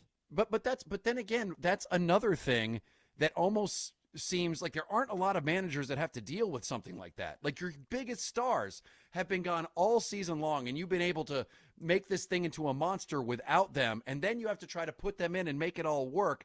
This is like he's been thrown into the fire, and he's made it work. There aren't many worse situations you can get tossed into, and there aren't many better returns than what Chad Tracy got. And I'm telling you, if you end up getting rid of him after the playoffs and you bring in, Torey Lovullo, people are going to riot. I like Torey.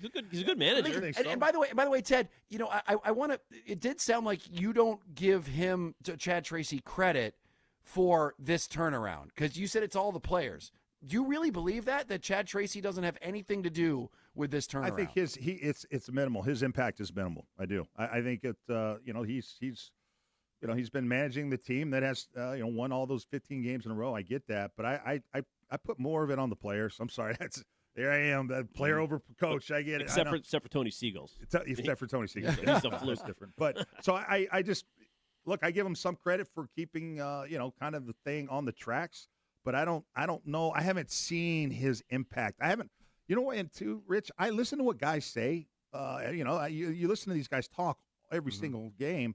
And I have yet to really hear anything that would be like, man, they love their manager. Oh, the manager's this, the manager that. I mean, I think his impact has been obviously overall positive, but I don't think it's had such a major influence and is the main reason, or even the top 3 reasons why the Red Sox have turned it around and are where they are right now. It's the only thing that changed.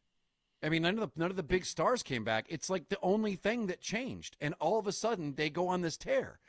I mean, even if you can't point it at one thing or another, there's got to be something to the fact that this team was historically awful, and then all of a sudden you bring in this new manager, and he's literally the only change that they made. 5 weeks to get. I mean, they 5 weeks, and what changed was Lorenzo. Let's be honest.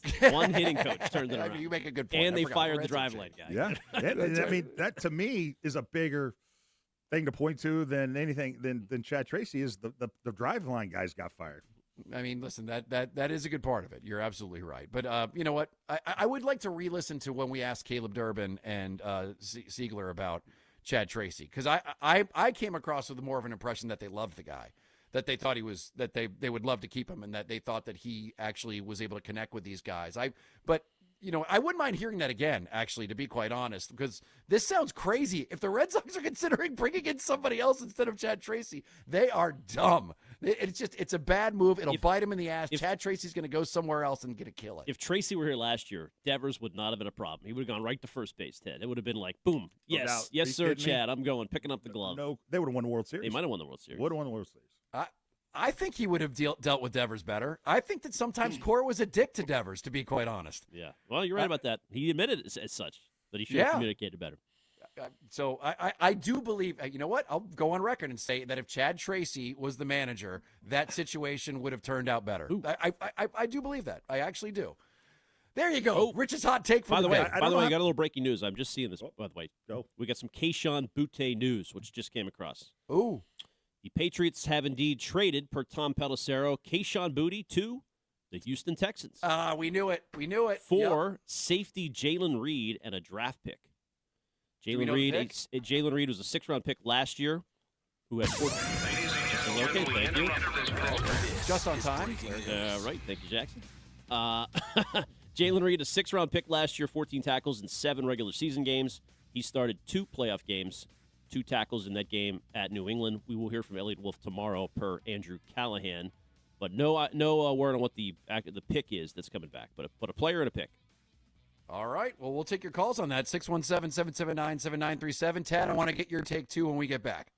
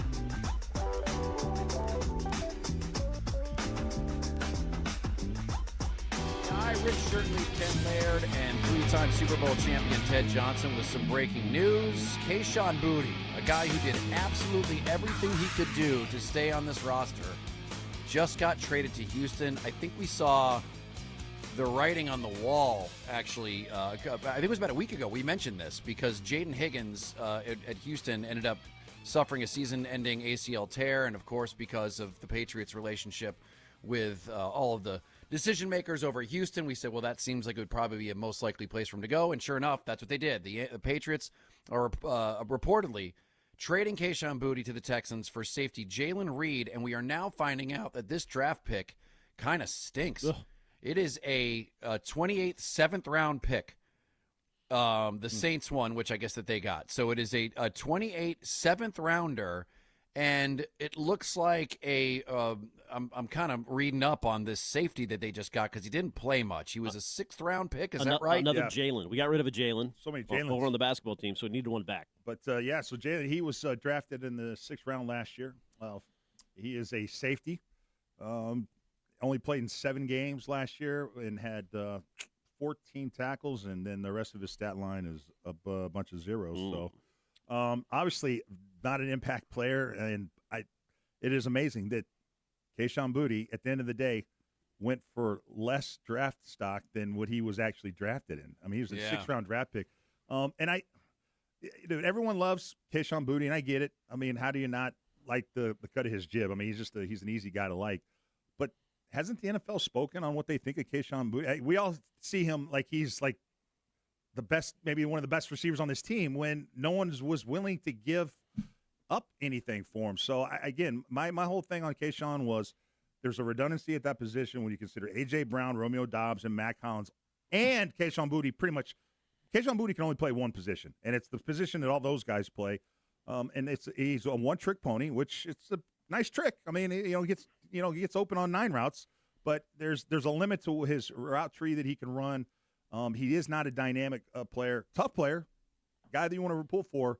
But I don't think this is as big of a loss as like a lot of people are going to think. It is kind of shocking they sent him to an AFC contender, though. I mean, just the fact that for not much, they waited all this time. They tried. To your point, there must have been nobody, Rich, that was offering him anything. Because, I mean, otherwise, You at least send him to the shocking NFC. They only got a 7th rounder because Right. which team, the Texans or the Patriots, were more desperate in this trade deal? Right. Far and away the Texans. Unless this new Jalen is really good. I don't know. Maybe this is the favorite season of his career, Jalen. Here we go. And you talked about his value, and you know the one thing that I think we all agreed with Kayshon Boutte is his value with the Patriots is obviously so much better than any other team because of his chemistry that he has with Drake May. As I said, I thought that he would just be like an escape hatch. Like you throw him in there when you're getting used to playing with guys like A.J. Brown and you have all these new receivers around you. Kayshon Boutte's a dude that you already have a relationship with and you've got that chemistry.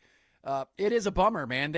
I don't think you could have gotten less for him. I think that what were we all saying? Like a 3rd rounder, 4th rounder? Right, you know, you most likely get it. No, that's what the hope was. That was the hope. But I mean, this is probably a long shot, but do you think they use this safety as a nickel guy and they're worried about Gonzalez in the contract and this is kind of a fail-safe in case that happens or, you know? That would be the worst plan ever there, Ken. Don't ever get into coaching. That would be a terrible plan. No, I'm just trying to think of reasons, you know.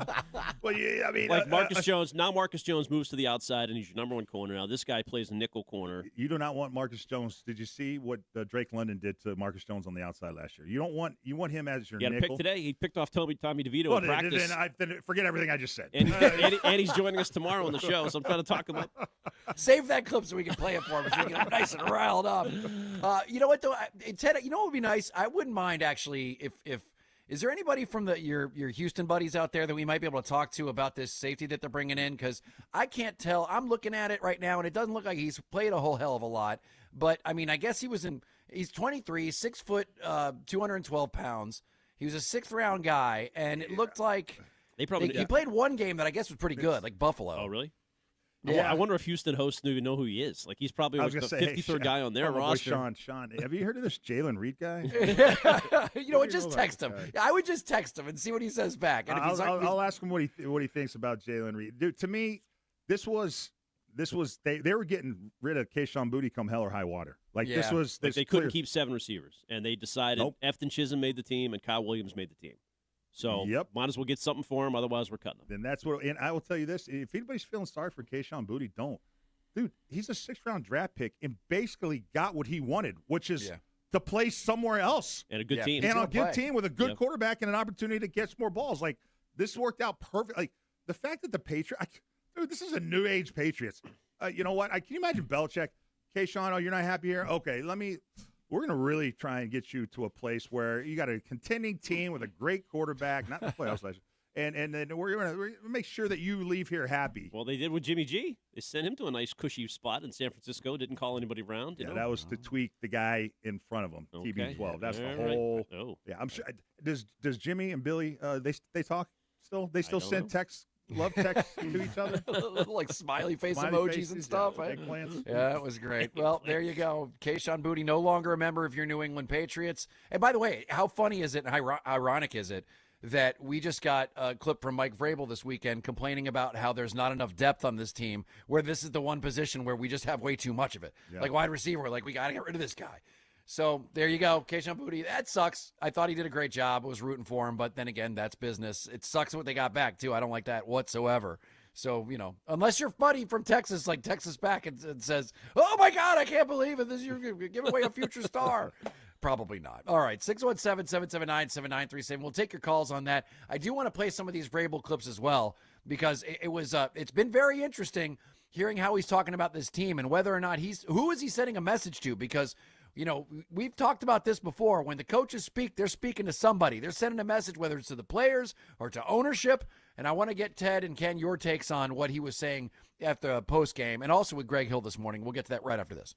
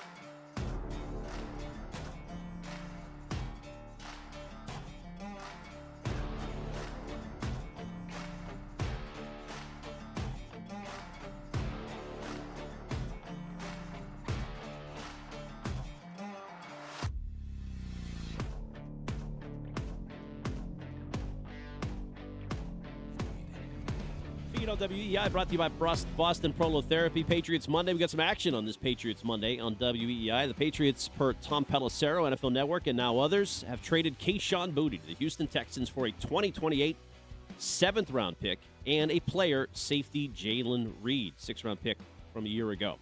Training camp practice number 21 today featured the return of corner Christian Gonzalez. He was a full participant and, per reports, appeared to be moving well. If your doctor said surgery was the only solution for your joint pain, get a second opinion. Do what Ted and thousands of others have done. Eliminate your joint pain at Boston Prolotherapy, online, bostonprolotherapy.com. I'm Ken Laird, and that's what's in the feed at WEEI.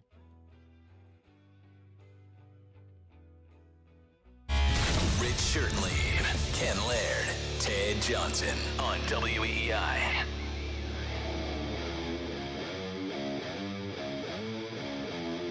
WEEI, Rich Shirtley, Ken Laird, and Ted Johnson. And you can give us a call at 617-779-7937. And as I said, breaking news, Kayshon Boutte has been traded for a backup safety from the Texans and a 7th-round pick, the 28th. I mean, it's like you're really getting nothing. But this is, by the way, this is kind of a side effect of when these things the news is broken. I'm going to give all of the reporters in NFL reporting world grace to never have to say anymore, as first reported by at blah, blah, blah, blah, blah. That's it's important. Like, you want to get proper credit. We don't care if you were first. The news is the news. Yeah, like, we don't, but the people that do Yes, reported it first do. No. That's different. If somebody had an interview with somebody and like they were the ones who asked the question, then fine. That is obviously something you should give credit to. But if it's just a trade happened, that's the news is the news. It's not like Scoop. No one was going to find out if Scoops McGee didn't get in there and find it out. Like everyone's gets blasted out a news release, and That's the not first true. one to That's tweet not true. This didn't happen like that. Pelissero had it first, and I think that's important because certain guys get certain things before others for a reason. So I just like to include all the pertinent information, and that includes Tom Pelissero getting it first. All right. Well, I that drives me crazy. Like every tweet, like you don't have to credit the first guy that did it. Now, unless it's wrong and you want to be able to go, well, this a-hole is the one who got it wrong. I was just reporting his words. Then maybe in that case, it might be okay. But once it gets blasted out to everyone, it's like, who cares? Like that. Like I don't need to know who's the first to report it anymore. Agree to disagree. Oh, yes. There is a decorum that we must have in our reporting world. I don't give a rat's ass. Just tell me the news. All right. So that's what's going on right now. On top of that, you had Mike Vrabel, who did not seem very happy with what he saw out there on the field this weekend. Ted, I don't know, like when you were done watching that game, were you as down on this team as Mike Vrabel seemed to be? Because he was not a joyful man. I thought he was a little bit performative to some degree. I didn't think it was that bad. It was kind of a drip, but I don't know, it's a preseason game and you got all your backups. You have no starters in there hardly, So, why not? If, as a coach, you kind of maybe haven't yelled at these guys in a while. I woke up on the wrong side of the bed today, and he decided to kind of lay into him. So I don't think that's, even if it's performative, good. You felt like he needed to do it. I didn't think it was as bad as what Mike maybe saw, but he saw a reason to do that. I like when coaches do that. I love it. There's something I can't stand when coaches, there's something they're watching getting repeated over and over again, and they don't do anything about it. Dude, call a timeout, rip them, and then see how they react to the ass whooping. So I didn't mind what he did. That's your Parcells upbringing talking right there. Yeah. That seems to be right from his playbook. Yep. I want to play these two clips back to back here because first Vrabel was talking about the lack of depth in the post game. Let's first play what he said afterwards and let it roll. You got it there, Jackson? Mike, in the big picture, how important is it to you for Drake and some of the starters to play in the final preseason game to field a game, or is the joint practices that you've experienced lessen the need for that? I don't think we have a very deep team, Mike. So, I think we have to make sure that we're preparing our football team and that we're doing everything that we can to keep our best players available. And if that means playing Thursday as part of preparation, then that's what we'll do. Have not made that decision yet, but I would say that that's something that I'm confident in with where we're set up currently. All right, Ken, I've seen a million takes about what he's or who he's talking to when he says we don't have a very deep team. Who do you believe he is speaking to with that answer? Well, the obvious first reaction was Elliott Wolf. He's unhappy with the drafts the last couple of years, and he's looking around, and they had a lot of turnover, too, from a Super Bowl team, which is, partly his fault because he's now in charge of the front office with his guy, Ryan Calden. But I think more so, to me, he's looking back at, other than Drake May, that's the last guy from the draft class that's the only guy from that draft class that's helping us. And I got to put a roster together, 53 guys. I have about 35 that I believe in right now, and he's frustrated. Now, he kind of backed off that, pretty significantly this morning. So, maybe that it was just in the heat of the moment. He kind of offhandedly said, this is why I didn't play the starters because I don't want anybody to get hurt. But it felt a little personal to me. I don't know to who, but I'm assuming Elliott Wolf. That was my first reaction. Yeah, this draft class has underperformed up to this point, and this one, last year's, certainly has. So, it basically, Vrabel is, had brought in like 30 new guys last year, and he brought in 40 new guys on the 90-man roster this year. So he's almost complete overhaul of the roster from what it was before Mike got here 2 years ago. Yeah, and I think that message people are saying, is it to Elliott Wolf? I think it was to the players on the field. Like you're not very good. You want to earn a spot on this team. You need to play a hell of a lot better than you did. I think that he knows these. I mean, obviously, I think that they just hope they would get more out of these guys, and that was a foot in the ass. That was a public foot in the ass. You are not good enough to be considered depth. So you best step up in preseason game number 3 and show me something. That's at least that could be, because even last week he ripped the kicker for missing kicks, and that whatever, maybe that worked. It motivated him a little bit. But like Rich, after Drake May, I mean, Jalen Polk retired, for God's sake. Like, what would it be? Can you imagine if some of the guys they picked in that draft were like Drake May and were coming into their own right now? If Jalen Polk was becoming a star, if Caden Wallace was a mauler on the line, if all these other guys, Layden Robinson, Javon Baker, Joe Milton, my guy, is somewhere else thriving, as we saw this weekend. But you know what I mean? Like, that's the 2024 draft class. This is the year those guys are supposed to be kicking ass, and there's only one here that's left doing it. Yep. And I want to hear the follow-up from Greg. I heard this morning when Vrabel was on the Greg Hill show, because that makes your ears perk up. Our depth isn't very good. And Greg asked him to kind of clarify, and Vrabel kind of did. Let's let it roll there, Jackson. But is that kind of a not so subtle message to the front office about, hey, we need some work, No, guys? I mean, we are the front office. You know what I mean? Like, we're all making You are the the front decisions. office, yeah. I'm just saying, we're all included in this. No, it was about the young guys that we have to develop. And you could see that players that we kept out of the game, those are the guys. And then we have to be able to find some guys behind them to be backups, be first guy in, and be the third outside linebacker, be the third inside linebacker, be the sixth offensive lineman. These things that are so critical, be the third safety. And so those are the things that we're trying to develop. And I guess that's what I was referencing. If I can walk back, and I've already talked to Elliott this morning. I mean, these aren't issues that there's not. I'm not in a subtle comments. Yeah. That wasn't that. It was just they asked why we didn't play the guys, and we got to have everybody that we have available, and then continue to develop and see some guys that went out and played like they did on Saturday night to continue to build that depth. Ted, you just made a face. I didn't mean to put my own commentary in there.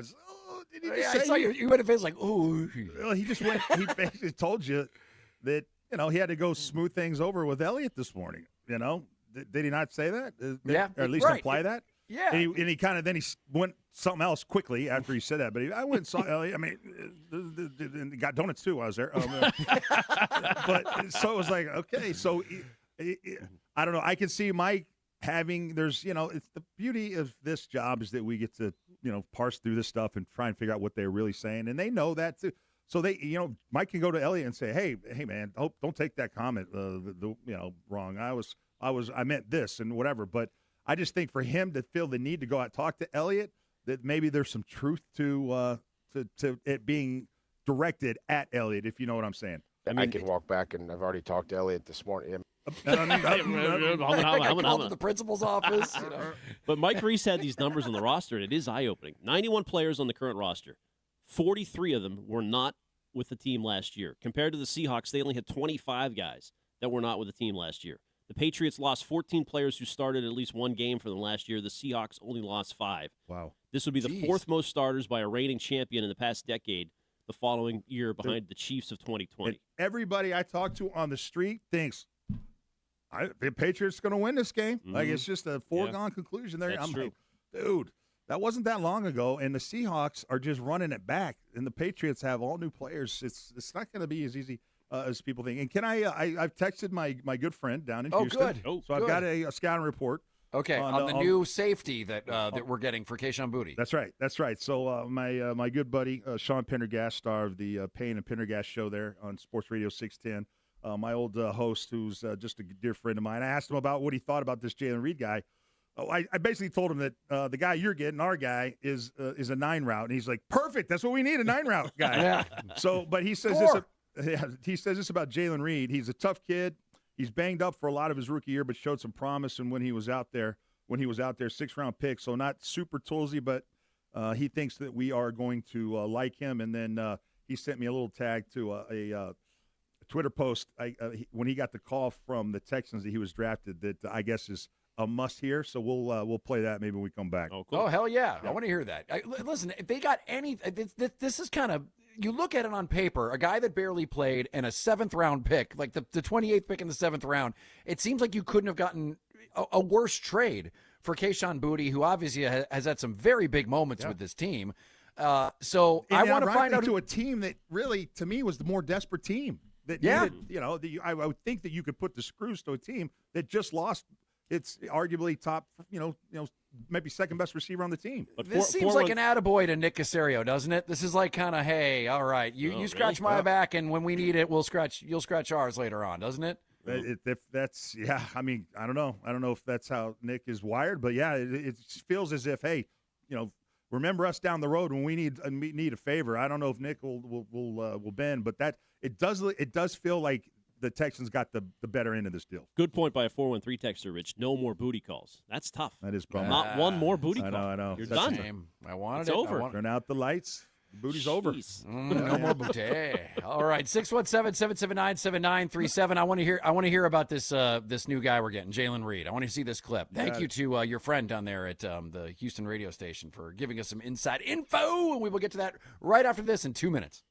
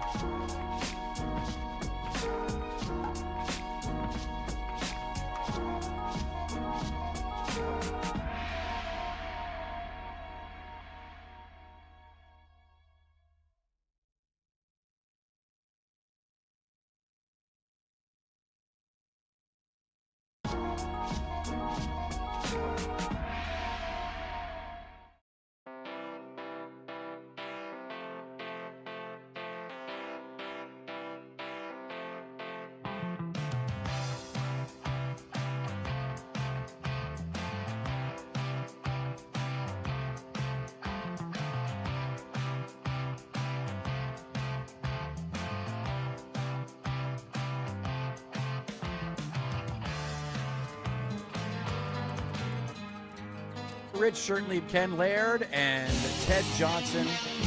617-779-7937 is the number that you can call, and there has been a trade just here in the last several minutes. Kayshon Boutte no longer a member of your New England Patriots. That kind of sucks. As I said, I was rooting for him. I love when I see a guy play his ass off in preseason, and obviously he had several highlight reel moments last season. But it's just, for Mike Vrabel complaining that there's not enough depth, there was one position where there was just way too much of it, which is, I guess, a good thing. But he's no longer a member of your Patriots. He's with the Houston Texans. And what we got back was, on paper, was kind of trash. You got a guy who barely plays. He was drafted in the 6th round. He's 23 years old. This is Jalen Reed, 6 foot, 212 pounds, safety.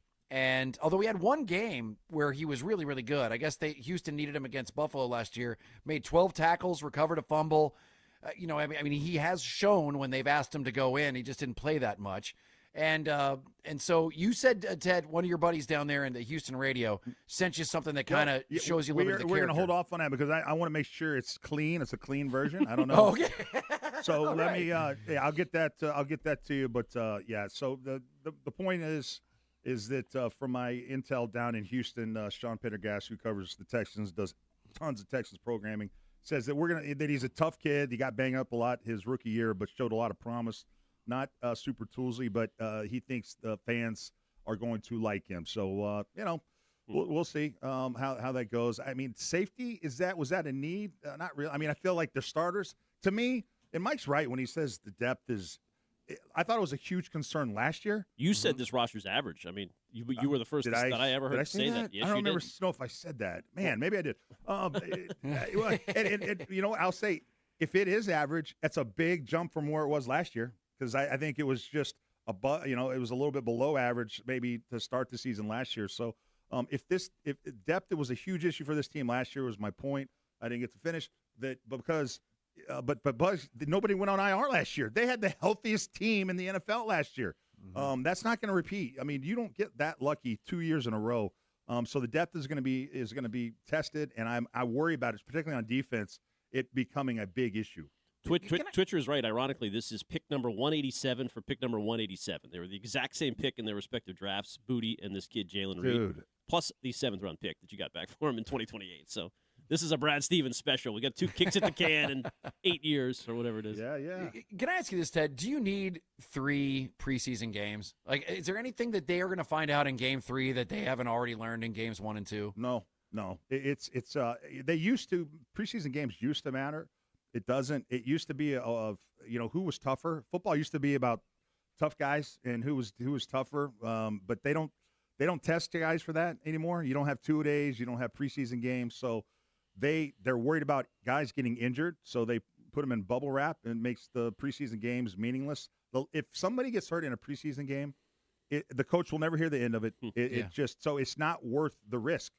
So preseason games are a complete and utter waste of time. And the thinking is, Rich, is that eventually it's going to go from a 17-game schedule to an 18-game schedule. Yeah. And they're going to have go from 3 preseason games to 2, and then that's going to be the trade-off.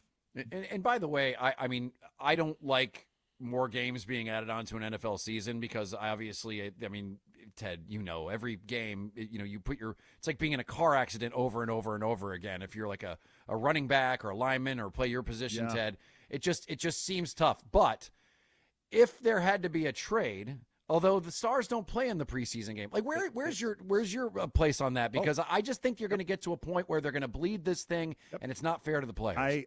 I have to disagree with you. There was a time in which I would agree with you, but after 2011, everything changed. Why 2011? What does that mean?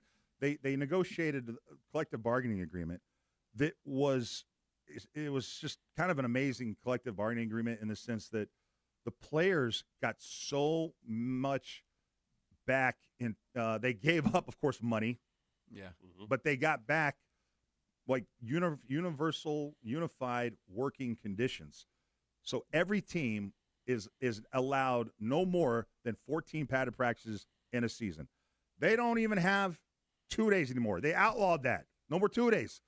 So you cannot have padded practices twice in one day. You have to get every 3rd day in training camp off. That's part of the collective bargaining agreement. And you can't hit for the first 5 practices. So the old days when I played, when it was like, real football, you could say, adding an 18th game, adding another game to the schedule, adding a 17th game, was not in the best interest of the players for the health-wise. But now they hardly hit in practice. They hardly hit in two-a-days. So adding another game, Rich, these guys puts more money in their pocket. No player is going to say no to that. So it's not the same as it used to be. You're thinking of those bygone eras when the football was just really awesome, but that's the good old days. We're all John Waynes. That's what players, you can say okay, the Sunday game and then having to go play a Thursday game is like that's the one I think only kind of thing you can point to where a player can say, hey, you guys don't care about our health. Other than that, I think the working conditions, the way they were renegotiated in 2011. Too, they hardly hit ever anymore. So adding another game really, to me, isn't that big of a deal. I just kind of felt bad for the fans watching Saturday. And now, people were into it, I guess, surprisingly late. If you were at Gillette, some people had the tarps off and they were celebrating at the end. But don't the fans know what they're getting to see? I guess maybe you know what you're in for, but it's just you still have to spend real money on those tickets. You go there, and it's just there is nobody on the field. It is legitimately a AA or a AAA baseball game. There is not. I mean, unless you want to just see Drake on the sideline. You can see Drake in the stadium, and he'll sign some autographs. Mm-hmm. That's it. It's just he's got a headset on. He does have a headset on. He seemed like he was in a good mood. So would they? I know, Ted. I've seen kind of this talked about before and bandied around. But how would they do it? If you only had 2 preseason games, would they start the season a week earlier, or would they extend it because it already goes pretty damn late? Like, I mean, they're already like bleeding like into the second week of February. Would it go into the 3rd week of February at that point? Nope. They'd start just like they were. Like they always have. But they would give every team 2 bye weeks, and the Super Bowl would be moved back a week. Another week. That's what I'm saying. So you would okay, yeah. So it would be moved back to the 3rd weekend now in February. Wow. Or the 2nd. What is it? Because it's Valentine's Day this year. Yeah, Feb 14th. So that is 2nd. So it's the 2nd now. They moved that back once they added the extra game. So it's the 2nd. And then is it what's the work holiday? Is it President's Day? So everybody. So the Super Bowl would be the Sunday before President's Day, which everybody wants. Oh, right? I'll take that. That's all right. Because how many times have you said that the day after the Super Bowl should be a national holiday? There you go. I think we've all agreed with that. It's just moving it back 1 week. That satisfies everybody that's always said that, Rich, which is pretty much everybody, right? All right. Well, I'm. You know what? You convinced me. I'm okay with that. As long as because that does make sense. As long as a player, because I want to hear from the players. Because I'm not going to sit here and white knight. Like the whether or not these guys are going to get injured when you're sitting here as a player saying no. They would want it. Trust me. And you know what you're going to see now? You're going to see now more if they go to an 18 game, which I think is inevitable. You'll see more like the NBA. You're going to see guys get sat in games. More at the end of the season because of that's the kind of what is it? That's the that's going to be a whatever load management.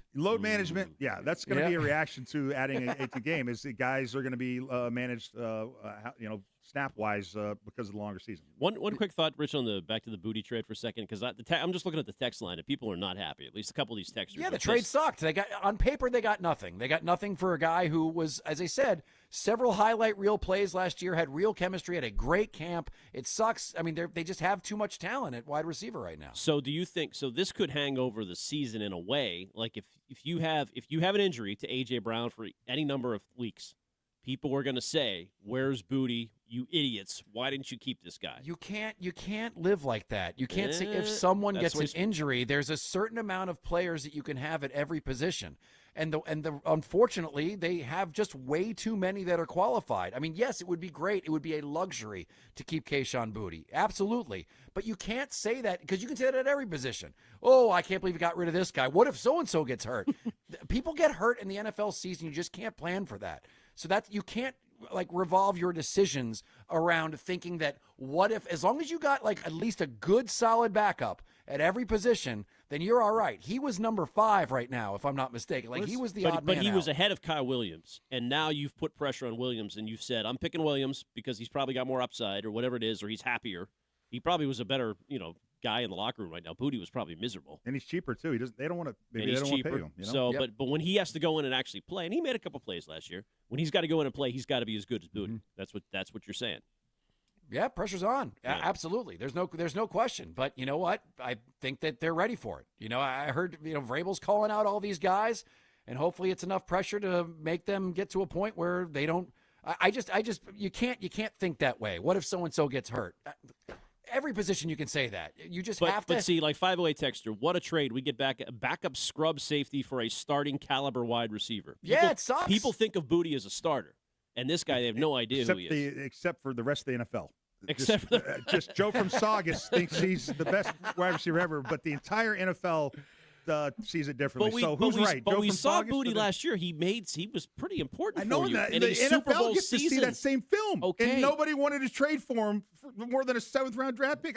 Maybe the NFL's spoken. I'm with you, Joe from unless Saugus. unless they got a better deal and they're giving Casario an attaboy. I'm No, telling you. no way. Unless there's something there. Mm-hmm. They're trying to hook up their old buddy. Pelissero had it first. That's right. Make sure you credit Tom Pelissero. 3 days from now, make sure you still credit him. I put it in my notes. All right, 617-779-7937. We'll continue to take your calls. Also, Chad Tracy, it sounds like the Red Sox aren't 100% convinced that he's going to be the manager. This is the dumbest article. Boy, are the Red Sox, they just can't get out of their own way. And I'm not talking about the team. I'm talking about management. This is really, really dumb. We will take your calls right after this.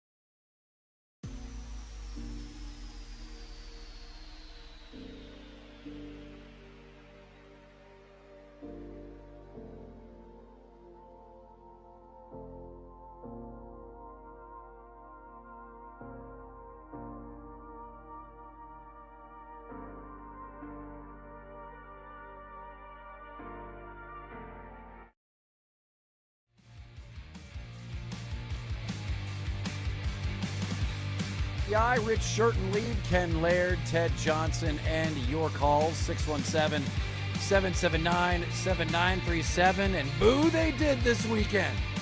Rafael Devers is returned back home. Boo! And what did he do? He hit a home run. He hit a home run right after that, and then he went 1 for 10. Was this it? Oh.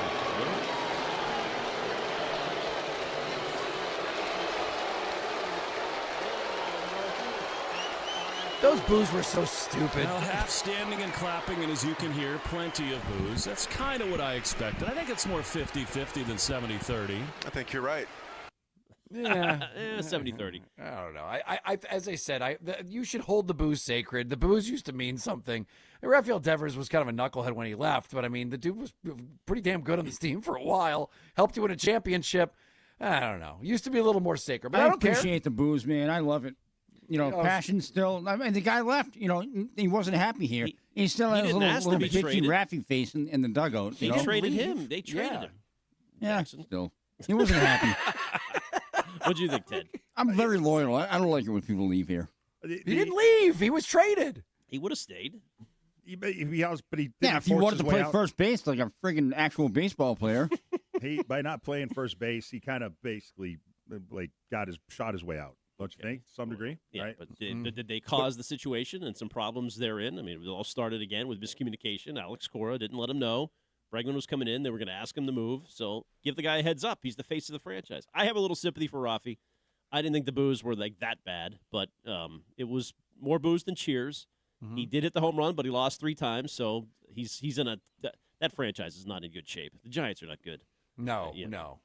And then he went to 1 for 10. So I mean, it's like happy homecoming. And the interesting thing is the Giants were when before they made that trade with Rafi, they were doing good. Right, same as the Red Sox. At least they were like neck and neck, and they've just tanked. And they've been terrible ever since Rafi Devers got there. And they'll say back in San Francisco that it's not all Rafi Devers, but they kind of highlight that trade for Rafi Devers as the point in which things really started to unravel. I'm curious what you think in the who won the trade in that that deal? Curtis asked me this weekend, and I was humming. I kind of like Vrabel when he was asked by Greg this morning what he thought of the front office.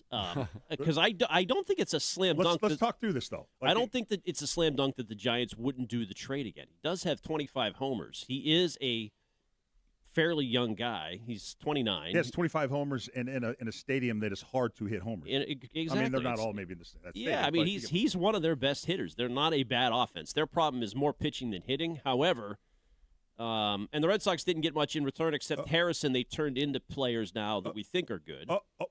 We think? Oh, now we're not sure? The 4A players you're not sure. I mean, Caleb Durbins, the Andrew Monasterios, and the Anthony Z. They got 3 players from that trade for trading Kyle Harrison, who they got in that trade for Rafi Devers. You said they stink and they're unproven, and you want to see them in the postseason. Just because I got the upper hand right now. No, you don't. I mean, they traded Kyle Harrison, who they got in the trade for Rafi Devers, to the Milwaukee Brewers for Caleb Durbin, Anthony Siegler, Andrew Monasterio. Do you think those are good? And then the money that they saved by getting rid of Devers, they signed guys like Ranger Suarez. They signed guys like Wilson Contreras. I'm just telling you. I mean, that's not a direct correlation. They crushed that trade. Crushed it. I mean, they took money. They did get money back, which was part of the reason they got less of a return in the first place. They were criticized for that at the time.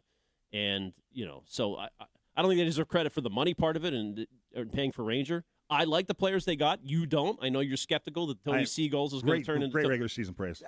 Ted just said that he thought it was a great trade. Like you're talking yourself out of your own position. Not in the first hour of the show. Ted said they stunk. But he just said they crushed the trade, and there's no question they got out of that albatross. 50-50. I think it was 50-50. I honestly think.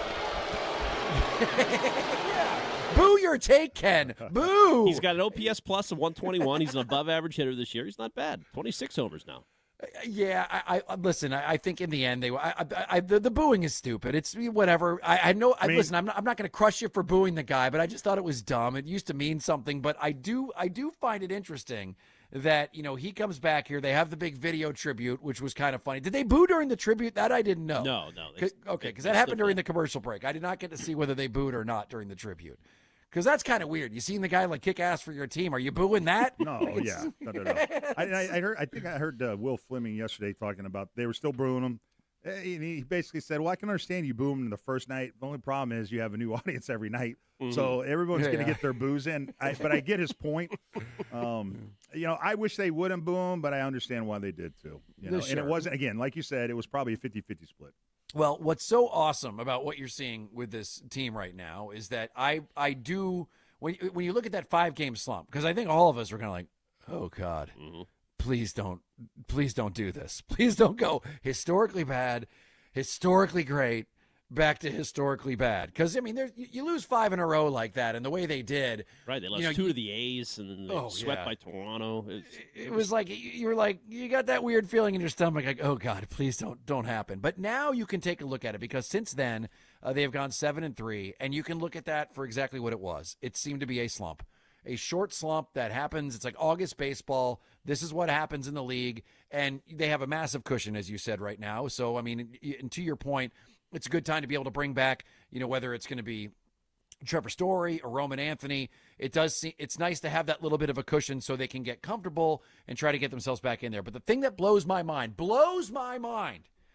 is that there was a report that came out from Chris Cotillo that it does not seem like the Red Sox are set on Chad Tracy being the manager at the end of the season, that they might actually be considering bringing somebody else in other than Chad Tracy. This is the stupidest. They can't help but shoot themselves in the foot constantly. But the one thing, is this a Cotillo invention? Because I read it again, and the reporting is that it's more likely than not that he is going to be the full-time manager, but they're intent on deliberating, and there are other options. Like it doesn't make sense. What's the report? Okay, it's unclear. It's totally unclear. Let me read it as written. Let me read it as written, and you tell me. So this is from Chris Cotillo, who is a great reporter. We all agree, right? He is a great Red Sox reporter. His stuff is solid. He wrote, at this time, a baseball source said over the weekend, Tracy getting Boston's full-time managerial position before next season is more likely than not. Before next season. Still, the Red Sox, at least at this point, appear intent on being deliberate in their decision-making process. Breslow, in conversations about pending decisions, has often cited Falkland's Law, a psychological principle which states that not every decision requires immediate action, which I said is just laziness. It appears the club may be comfortable waiting until a decision is actually needed at some point after the season before making one, and this is where it gets scary. They said it appears unlikely the Red Sox would have any interest in Carlos Mendoza, who was fired by the Mets. And according to sources, David Ross would be unlikely fit because of the philosophical differences with Breslow, blah, blah, blah. Assistants like Kai Correa from the Mets, Louis Ureta from the Rangers will likely get looks for teams, but it's hard to envision either having a chance to beat out Tracy. Good. Then, Rhode Island native Rocco Baldelli, after an up-and-down stint with the Twins, could be in the mix for the Red Sox.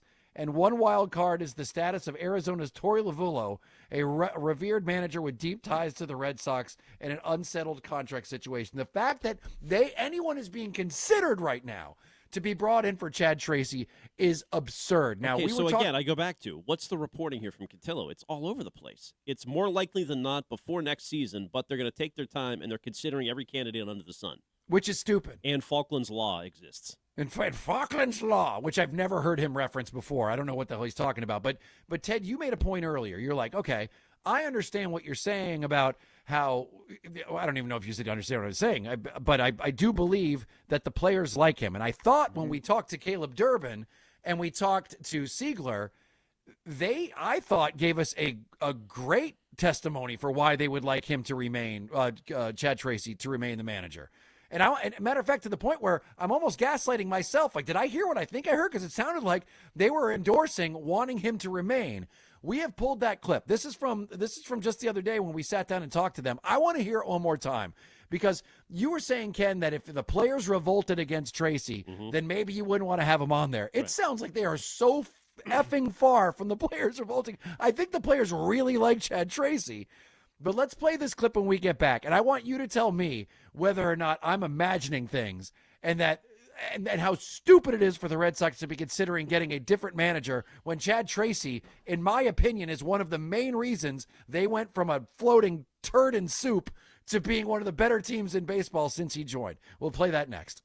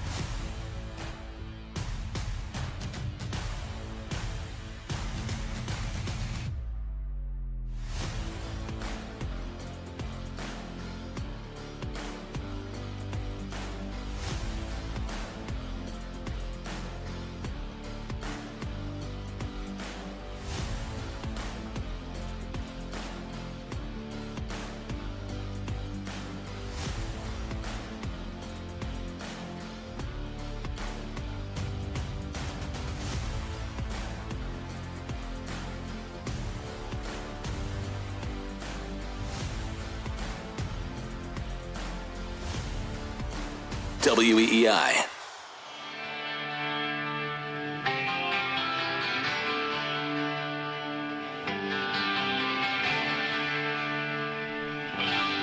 It is 93.7 WEEI. Rich Shirton-Lead, Ken Laird, Ted Johnson. Love this song, though. Ted had a musical request. Jackson, swing and a miss.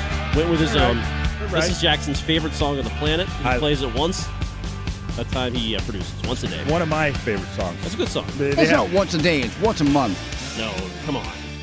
It's a great song. I thought it was the next break, Ted. I'm sorry. My bad. Brother, don't you apologize. It's a tough job. Hey, you know what? We can do it over again. We can just reset. We could, but we're not gonna because this is the Colts, one of my favorite bands, at least. And I was thinking that too, but I just completely forgot our conversation from 15 seconds ago. That's all right. No, I texted you about 3 hours ago about it too. Don't worry about it. Right?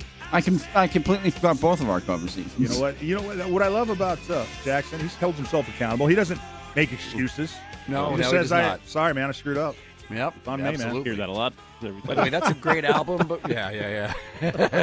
That's a great album, but unfortunately, it's the album All right, turn it down. All right. That's a good album, but it's Sorry. unfortunately the album that temporarily ruined Metallica. It was because Metallica heard that album and said, "We want that producer," and then came Bob Rock, who made the Black yeah, that's Album. what people who hate Metallica say.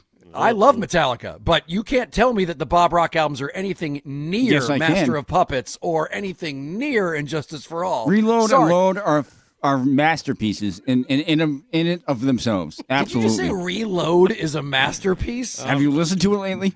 Reload has like 6 good songs, and I mean good. It's not Master of Puppets, which is effing perfect in every single way. It isn't Injustice for All, which has 1 on it, which might be one of the greatest metal songs ever written. And Lars had to just like go slow time. They convinced him to like just He was you know what? drumming. Yeah, like be a jazz drummer, Lars. No, that's the guy that wrote Battery. You're like, come on. All right, And they listen to Fixer, the entire thing all at once, and then tell me what you think. It's amazing. There's good songs on it, but it sure as hell ain't the Fleming Rasmussen era, and it's not even the Rick Rubin era afterwards. So I will stand by that. That dude ruined Metallica for a short period of time. All right. Nonetheless, we digress. Teddy, You know we're who's going to not- do your bit next time. Don't you sweat it, buddy. No, I'm sweating it, Ben. You're all right. Well, what was the bit? We had a bit coming Don't up? worry, Is that don't what- worry not a about it. bit. Well, just, you know. Nope. Yep. Just the song. Just the song. All right, just a song. Okay, good. I can't wait to hear it. I can't wait to hear what Rush song it is. I'm such All a right, mess. 617-779-7937. You know what?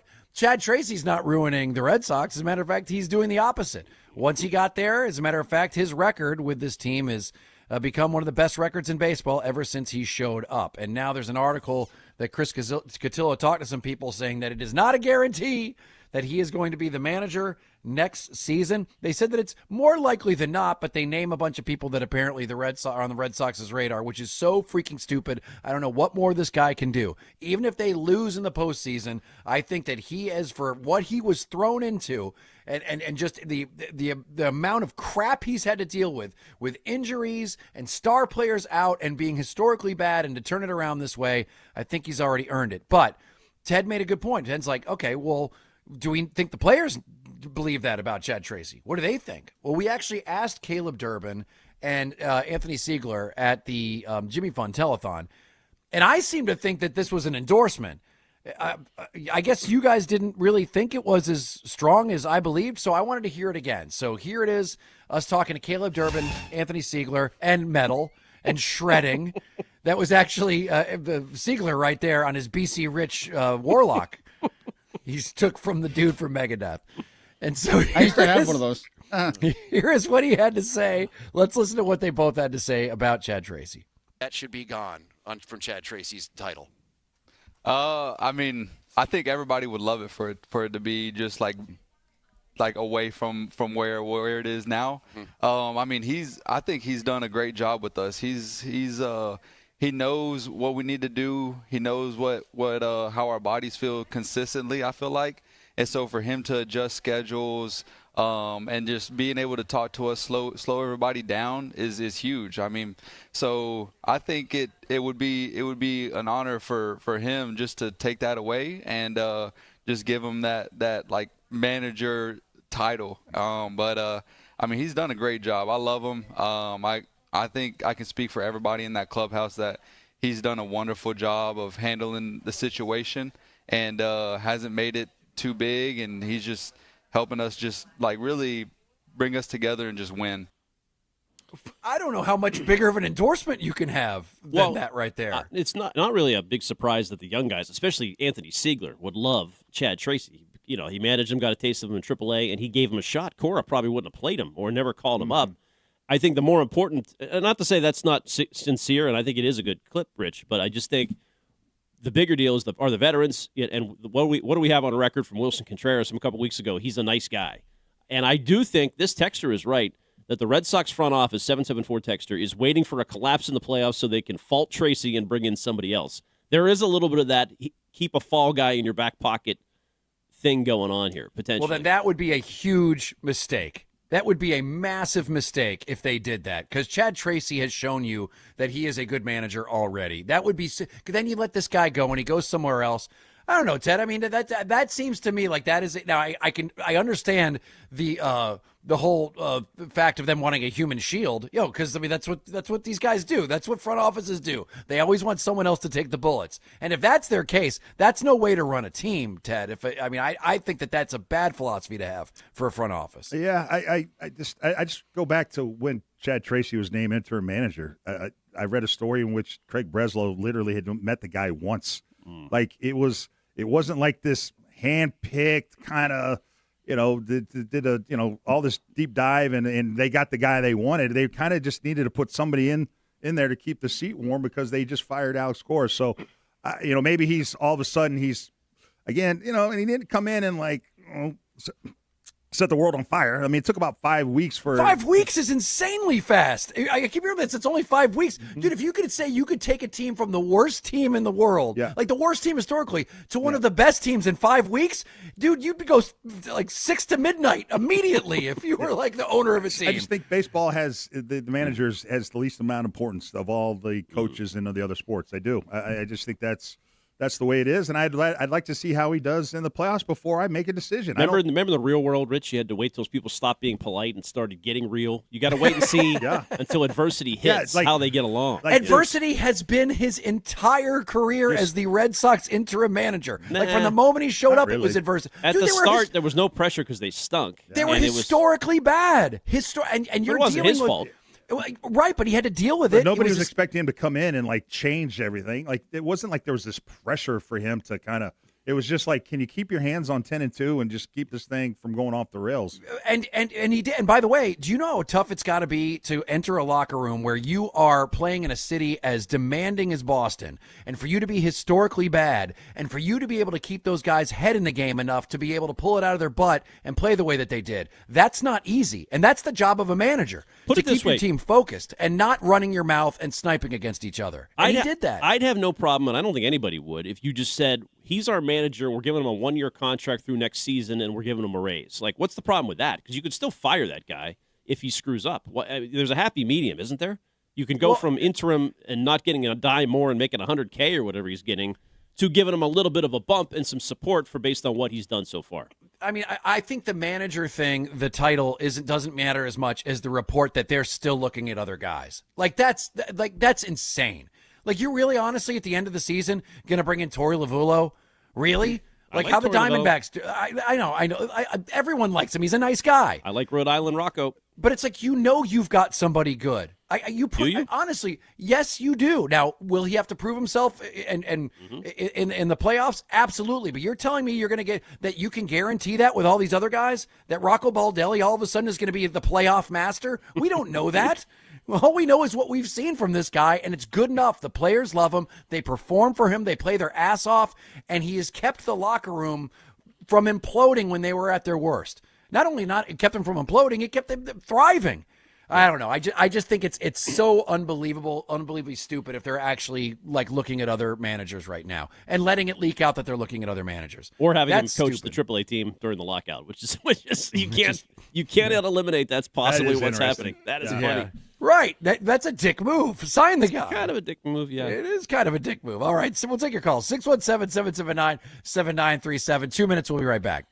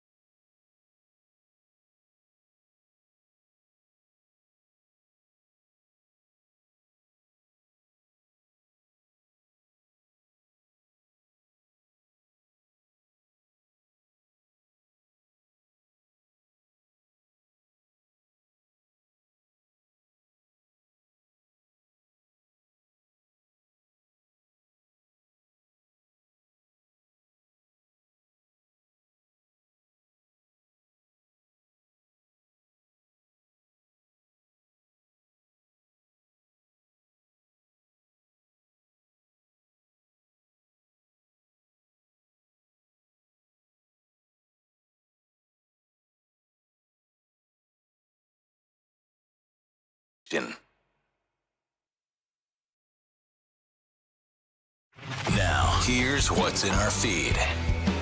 Yeah, the feed brought to you by Awaken 180 Weight Loss. Here on a Patriots Monday on WEEI, Patriots have traded Kayshon Boutte to the Houston Texans for a 2028 seventh-round pick and a player safety Jalen Reed.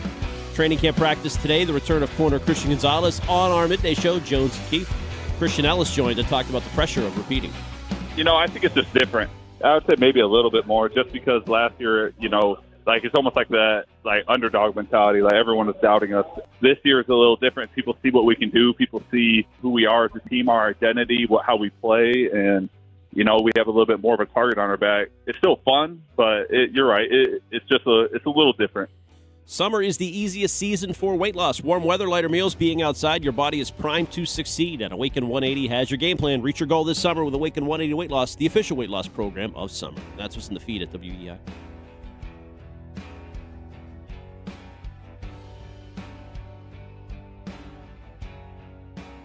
Johnson, Rich Shirtlean, Ken Laird, Ted Johnson on WEEI.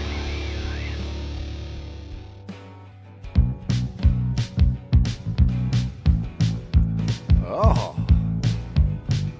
Is this actually Hall & Oates, or is this some remix of Hall & Oates? Yeah, no, this is actually Hall & Oates. I hate them, but they're stupid and catchy, so I love them. You don't like Hall & Oates? Is this Ted's request? Oh, no, this is something else. Nope. Oh, yeah. This is like 80s sexy music. He's a man eater. Yeah, I felt like getting a little bit sexy here. If you want to like laugh, just watch any of Hall & Oates music videos from back in the day. There's one for Family Man. It's like, leave me alone, I'm a family man, and they're acting and there's one for this one's pretty great too because it's got the 80s smoke, totally a flash from 1981 or something. It's all their videos have a smoky kind of tint to it, right? Yes, they do. They absolutely do. So I knew I would get you talking with this song. That's why I played the it. hair too. The hair was tremendous on both. Oh of them. yeah, and the mustache. Don't they hate each other? Is that the they story? do. Unfortunately. Yep. And Oates, the fact that John Oates looks exactly like Baba Booey. he does very much so. But the moment that John Oates shaved off his mustache, he lost all of his powers. He's like Samson that way. When the stash is gone, so is all of his songwriting ability. By the way, it is Rich, Ken, and Ted here on 93.7 WEEI, 617-779-7937. We were just talking about this article that came out from Chris Cotello about how the Red Sox are still looking at replacements potentially for Chad Tracy. Now, they're saying that it's more likely than not that they'll keep him, but here's some names that they're actually considering, which is the dumbest thing ever. Let's go to Rich on line one. Rich, how's it going, my man? Thanks for calling, buddy. Hey, thanks for taking my call. I was a huge Alex Cora fan, and it took me up until about a month ago to realize that was the right thing to do, was to get rid of him. The thing you forget about Chad Tracy is he sat as a little kid in the dugout with his dad when his dad was hired during a horrible start to the Colorado Rockies. Very similar situation to the Red Sox. And then he wound up winning 90 games and making the playoffs. So it's in his DNA. And I think I sign him. Forget anybody else. They should just sign him. Yeah, Rich, I agree. I think he's proven it. Even if they lose in the first round of the playoffs, I think that it will be a disappointment, no question. All Riches in New England are upset about the interim tag. Every single one of them. And now I'm not even upset about them getting rid of the interim tag. I'm just upset the story comes out that they're legitimately looking at other managers right now. That is such a dumb thing. All right, let's talk a little bit about this Patriots preseason game because I don't know. Did you watch all 4 quarters? No, absolutely not. I'll be completely honest. I made it over 2 days. It took some strength, but I did plunge through. Yes. All I know is that there's that female coach for the flag football thing is getting a lot of crap for, they look like she's out of it on the sidelines. Yeah. I watched it and she seemed perfectly fine. I'm like the only one. It's like that dress that some people see one color and some people see another one. Everyone's like, look at how messed up she is. And I'm like, she seemed perfectly fine to me. Maybe I hang out with the Trump I think people what there is, and Bill Burr has a great rant on this, there's a fear among a lot of men, and I'm not obtuse to it sometimes, of like women are taking our one thing that we've got, and that's football, and we just want to be left alone. So no matter how they get involved, whether it's flag football, women's only league, men's only league, there's some resistance to it by some people. In this case, I thought it was fine. Which is so great because like the women have like their own like WNBA, and we can talk about this later. And it's the guys effing it up. It's like it's the guys who are being dicks about it. You know, it's so you know you if you want it one, you got to have the other. It's like yeah, don't mess with our sport. But then it's the guys like Ennis Cantor going, I got a wiener and I'm gonna play. And it's like all right, then respect one side and respect the other. All right, Ted. So I don't know what I'm looking at sometimes in preseason games because the competition on the other side isn't very good. You got your backups in there. I don't know if they're any good. All I know is that I see my man Tommy DeVito out there, Tommy 2 Chainz, throwing some bombs, 60-yard bombs. What did you make of this preseason game? What of anything? What did you take away from it? I took away maybe what I think they're thinking at third running back's position. What they're thinking maybe with the maybe the 6th wide receiver spot. Maybe what they're thinking about interior offensive line, which is holy crap. We have no depth. Their interior offensive line was horrendous. It has been for the last two games. This guy James Hudson has like 8 penalties. I feel terrible for the guy because I feel like it's not his fault that he's being put out there. But he's maybe the worst guard play I've seen in 2 game stretch. So sorry, he kicked my ass. I'm sure if he was in this room, but he can't play guard in the NFL, at least not yet. I'm worried about the offensive line depth. I'm worried about the front 7. Guys, the linebackers, Chad Muma. Looked a little bit bad. He looked bad out there. Gabe Akis is out there. I don't really see him. He's out there. He's out there. Not really doing much when he's out there. But I think the big takeaway for me is I feel as if Kyle Williams, man, and this is I'm worried about Kyle Williams. Really? Yeah. He was targeted 6 times. 2 catches. Well, I mean, he had one for 74 yards and a touchdown. Yeah. Mm-hmm. That's kind of what he is. It's a feast or famine with him. I'd like to see more. Give me a stat line. So you go Efton Chisholm, 4 catches on 4 targets. Lan Larson is the 3rd running back. I feel like I watched him. Does he remind you of anybody? Well, Vrabel singled him out. He loved that 4th down run that he had in the second half. I mean, who are you thinking, like Rex Grossman or something? All the old 3rd down backs here. I mean, that's what Lan Larson. I mean, he can catch out of the backfield, catch the screen pass, the swing routes. So I think he's going to be your 3rd running back. And I think Efton Chisholm is going to make the team. I do. I think Ken and I were talking about before the show, Rich. We were trying to figure out how many receivers do they keep? I think because they've had some issues with tight ends that they're going to keep, maybe 7 wide receivers as opposed to maybe 6. But I don't think they have now that they traded Kayshon Boutte that they have 7 quality receivers. So my guess is they keep 6, and it's obviously A.J. Brown, Romeo Doubs, Matt Collins, Pop Douglas. And then I think wide receivers 5 and 6 are Efton Chisholm and Kyle Williams. And then the 3rd running back is going to be your Lan Larson. So, and then I have to admit, I'm always curious about guys that have little, things in their resume that you maybe not, you didn't realize. I didn't realize that Baron Morton, besides being a quarterback, is also got kicking in his background. The guy had 3 punts in the game. The 3rd string quarterback actually had 3 punts that averaged 43 yards per punt. So they got to get a punter, according to Vrabel. They signed a guy today. They did. Okay, because they said he was so injured that most likely wouldn't be playing. The great Matt Hack has been signed. Is he? Do we know anything about Matt Hack? I don't know much about him. I'm not going to pretend I know punter. With 2 A's. Yeah. He's been bouncing around. So Bryce 32. Behringer is out. Mm-hmm. Yeah. Okay. Well, for some time, not for the whole year, maybe, but definitely. That's for right. And you talk about redemption time. Andy Borregales 1 for 1 on his field goal. There we go. He actually took to the coaching from last week and made his 1 field goal. So the big takeaways are they have 0 depth at front 7, interior line. And I think Efton Chisholm makes the team this year. When he was on, he didn't make the team until the very end, right, of last year. He was brought up. And I think Lan Larson's going to be your 3rd running back. I had a question. So they called a timeout and they ripped, Vrabel ripped the team. And he talked about it, actually, I have a clip of it. He talked after the game Saturday about why he did that, Jackson. Toward the end of the first quarter, you called a timeout and you had a conversation with your defensive unit on the side. So what did you see at that moment made you feel like a conversation was needed? I saw dog defense, and I wanted to talk to him. And I figured that if I didn't call a timeout, that I wouldn't be able to get what I wanted to say off my chest. Why can't we swear?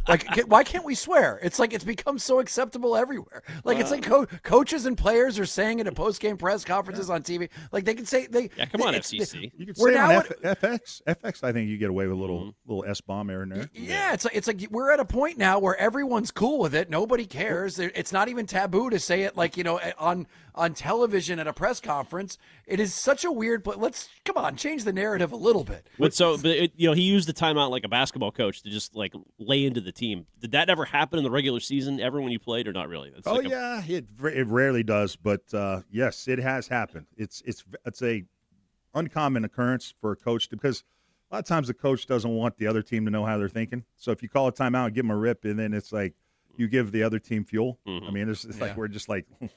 We're loving that. So you kind of want to play closer to the vest. But if you just want to make a statement, you haven't gotten your dauber up in a while, you're like, you know what? Let's. Haven't gotten your dauber up. Dauber up, yeah. What does that mean? You're not from Texas. You wouldn't understand. All but right. So it's far from it. To me, that's Mike kind of taking advantage of the situation. And again, a little bit performative, but. It was kind of a paper statement defense to start. I mean, they were just basically gaining 5 yards. Oh, they looked bad, no doubt about it. Yeah. They did. What do we think of DeVito? What do we think of DeVito? He got my dauber up. I thought that he like really just had a couple big plays. You know what? I liked what I saw. If you're once again, you always have to realize that you're judging this against the second and third string on the other side. But I mean, as a backup is concerned, he seems like he's a fairly smart player. He played smart football. I don't think he did anything dumb. I liked what I saw. I mean, I saw dog defense. But again, I send you guys the video of Joe Milton carving up opponents in the preseason. One pass. Talk about an I was eye-opening just going to say, performance. Ken. It was not one pass. He was spectacular. One pass. He was spectacular. It was that one pass that you sent, though, and that was pretty much exactly the same as Tommy DeVito's pass. People were buzzing about him. He was 9 of 13 for 179 yards, 2 passing touchdowns, 1 rushing touchdown, and a quarterback rating of 151. And you traded him for Keyshawn Booty-esque return. What are you going to do? They're going to regret that one, aren't they? Yep. They cleared that pathway for the guy that runner-up in the MVP last year. What do you think of DeVito? Dude, he's hot and cold. Like I see him, like I go, wow, okay, and then I see a pass. I'm like, what the hell was that? So I don't know, 8 of 15, not the best completion percentage, but I didn't realize how athletic he was. I mean, he had a couple of runs. I mean, he had 3 runs for 44 yards. So he can. Do you think McDaniels tells him to do that? Like if he sees a certain defense, just take off. That's like a McDaniels thing, or no? It's hard to tell because Brady never really would do that. No, that's definitely not a McDaniels thing. I would say I'm so terrified I'm going to get hit. I got to run. James Hudson's my guard. Nobody's open, and I've held the ball for 2.5 seconds, and this feels like I'm about to get the walls caved in. So that's what that is. That's survival mode. All right. We'll take your call, 617-779-7937. And then, coming up in a few, if you guys just could please indulge me, I've got to talk about something that happened in the WNBA this weekend. I'm not a big WNBA guy, but there's something that happened that it's the dumbest thing that's going on right now. It truly is like the dumbest thing. There's someone who thinks he's a hero right now who really just sucks. And I will get into that right after this.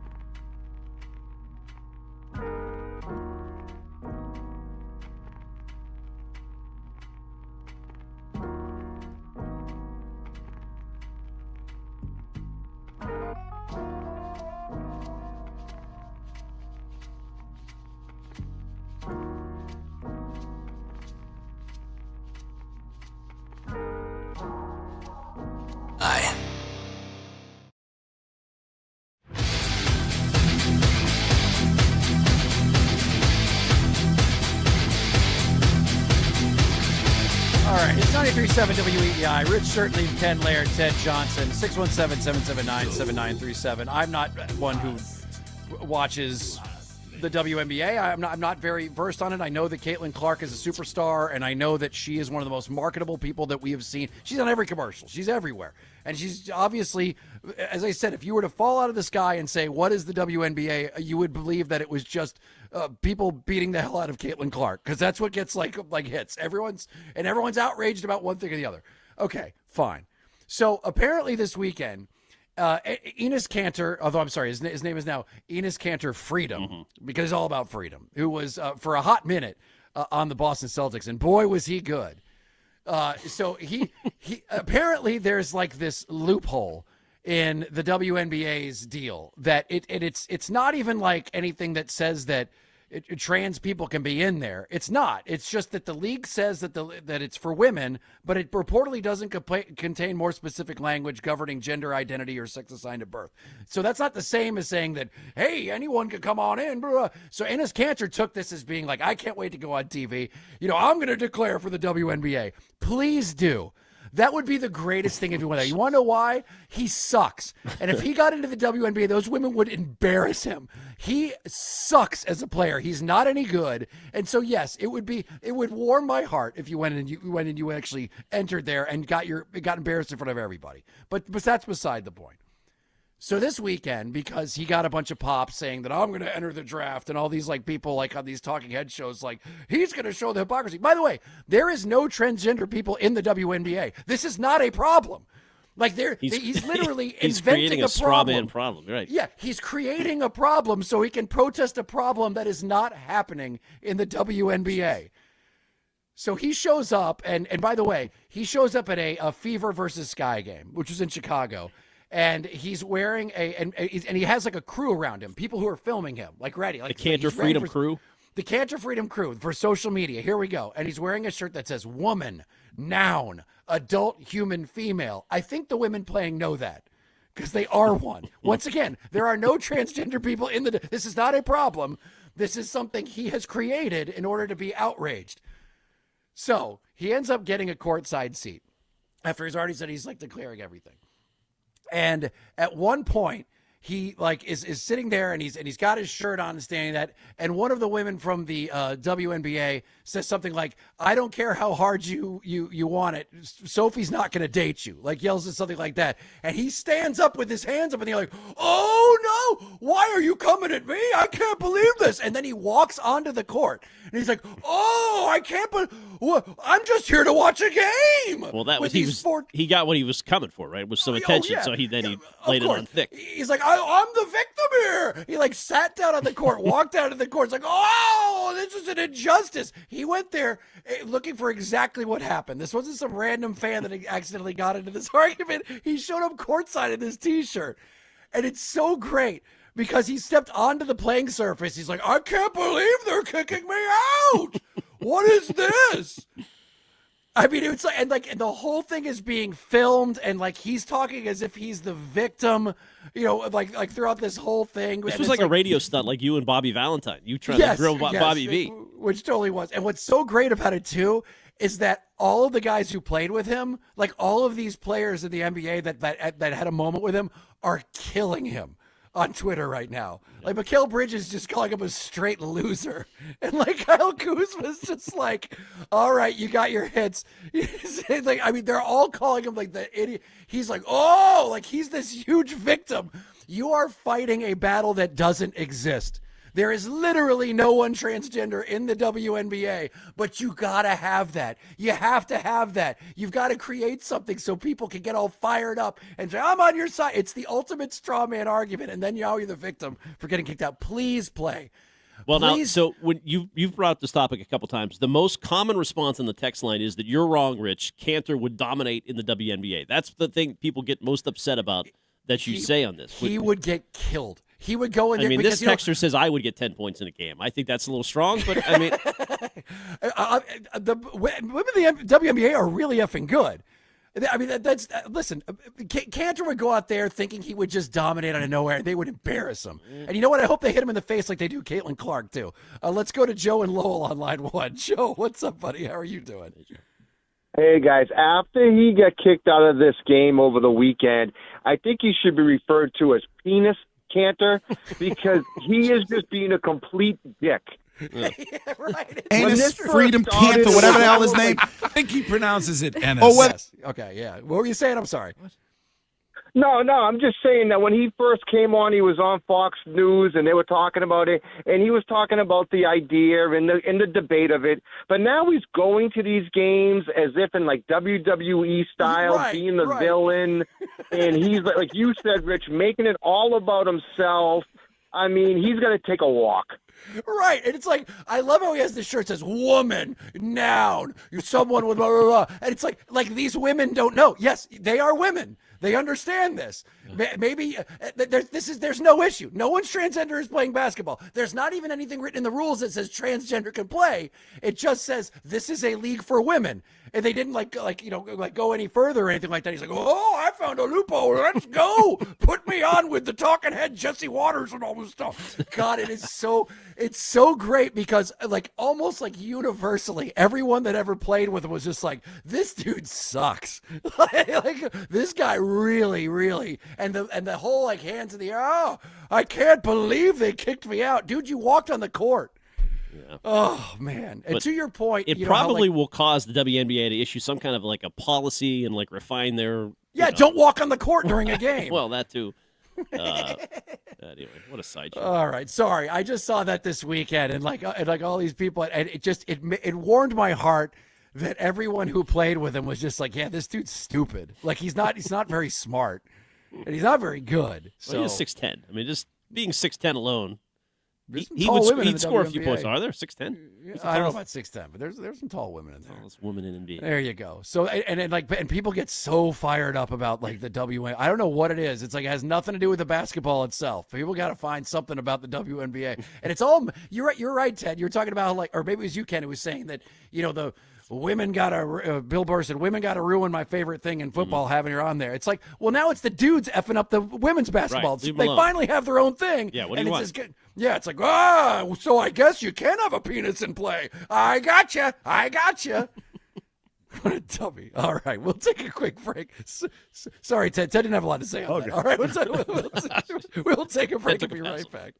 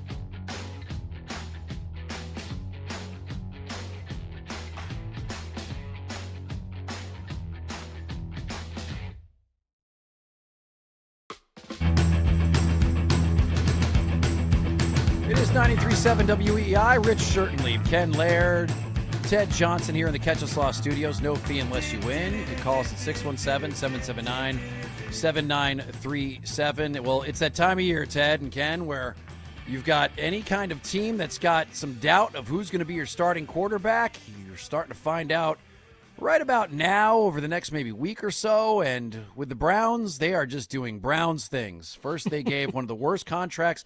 It might be. Is that the worst contract in sports history, Deshaun Watson? I think it is. Currently, I mean, that or sure. Bonilla, but Deshaun's worse because he's a craphead. And there were signs that he was when they signed him. They took a massive, massive chance on a guy that was already starting to show chinks in the armor about his off-field decisions. I mean, when he was, again, the high watermark for Deshaun was his last 2 years at Clemson and then his first 7 games in the NFL.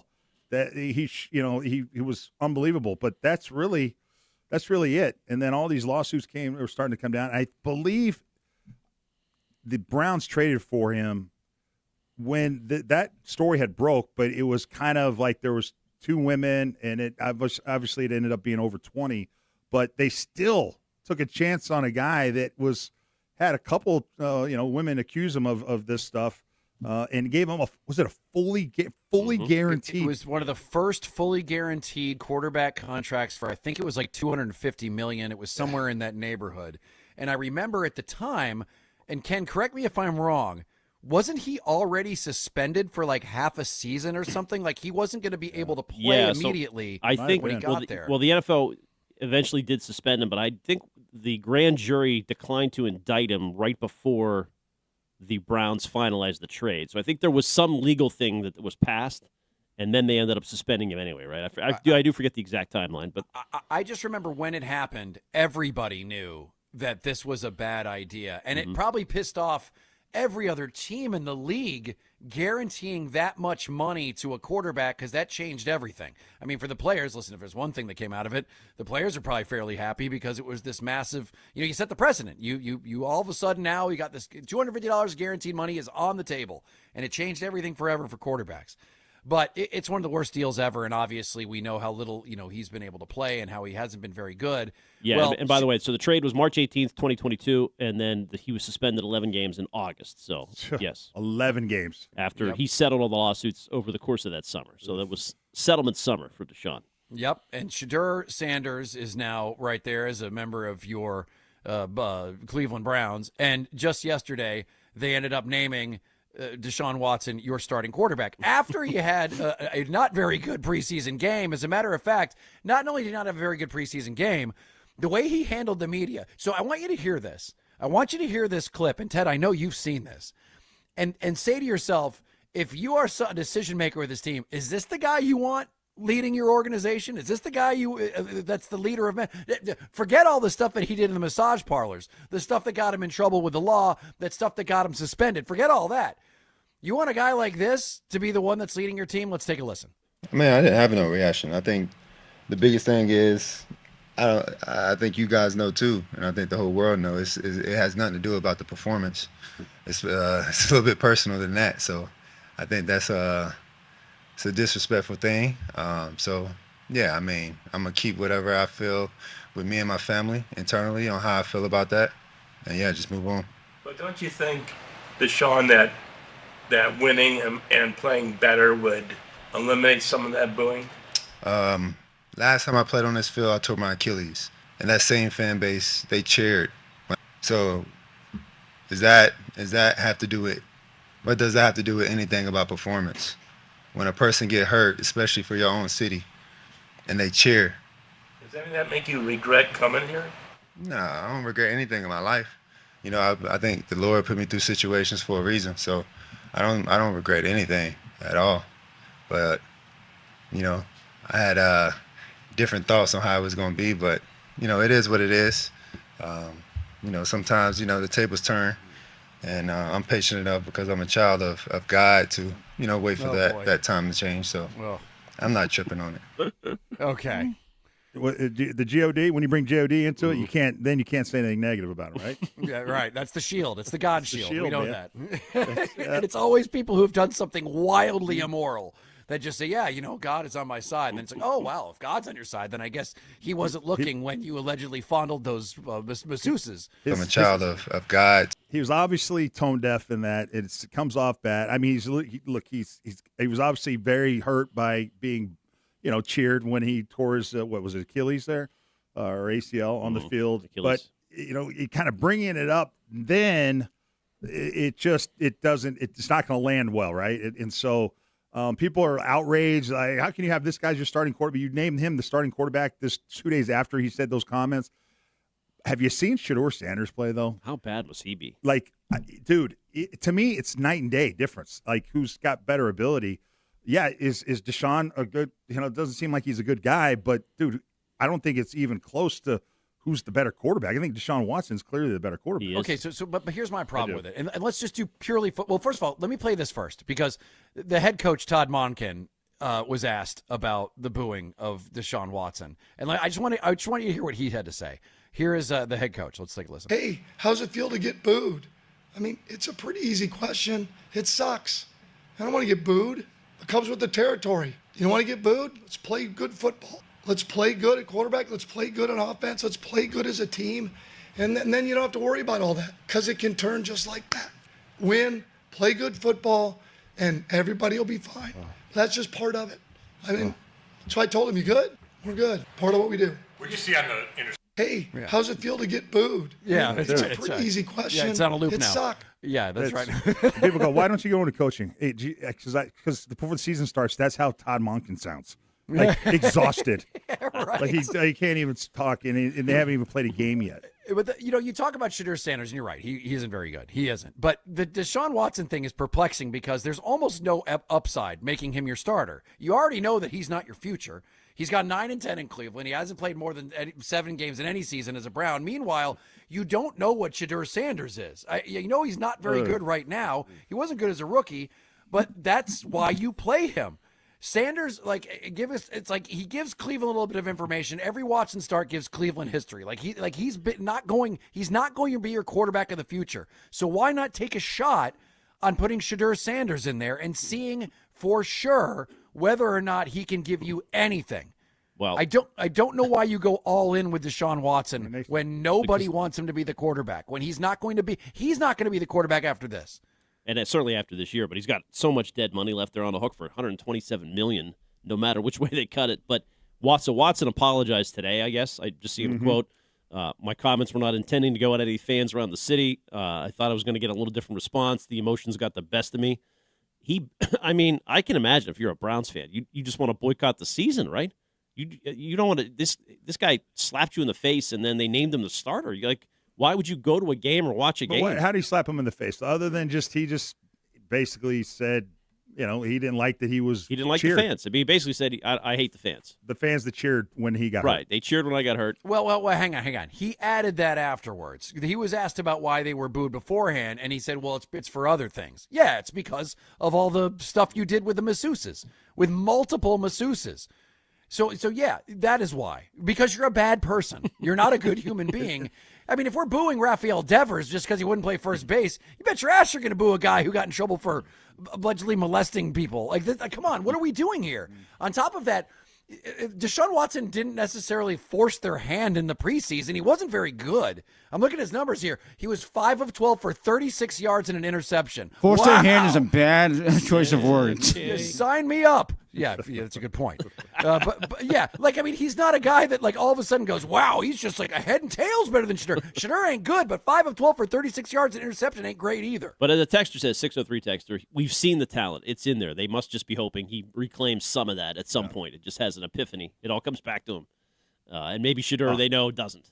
I think Shedeur is what he is. I think he started 2 or 3 games last year. I don't think he was that good. I don't know. Well, it sets up for a lot of drama Thursday in that final preseason game. Pats and Browns. I can't wait. Oh, yeah. I don't know about you. Be a must-watch. Cut the drama.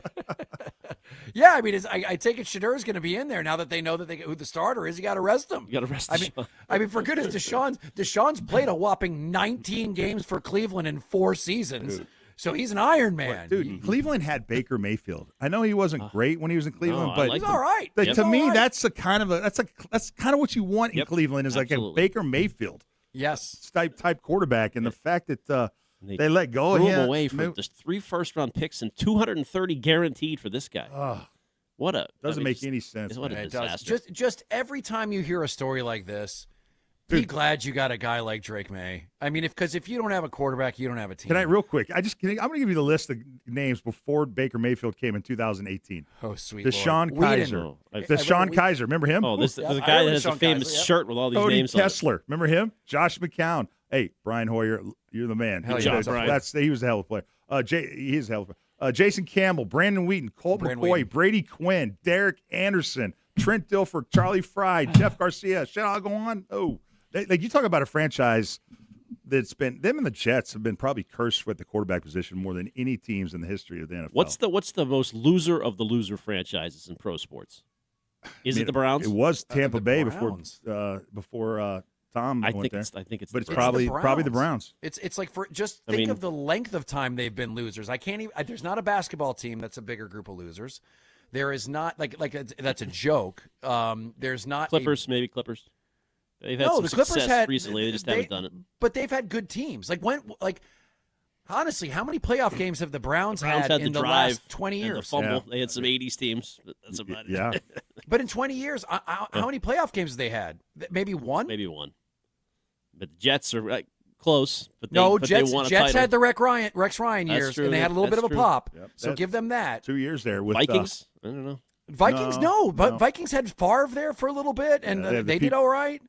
Yeah. Maple Leafs. Somebody on Twitch said the Maple Leafs. Could be the Maple Leafs. But the Maple Leafs make the playoffs. You know what I mean? Yeah, they but lose just for the the amount of interest and attention and money and the amount that people care about that franchise and the lack of a title, it kind of balances it out. Is there a bigger professional loser franchise than the Cleveland Browns? I think it's 617-779-7937. I can't think of one offhand. I really can't. They won a playoff game in 2020, beat the Steelers, and before that, they had not won a playoff game since 1994. Oh, hang on, 2020. So that was like a COVID game. It was a COVID year game. So that doesn't count. All right. Well, I just can't. I can't think of one that's worse. Listen, if you can think of one, I'll take it. 617-779-7937. All right, we'll be right back.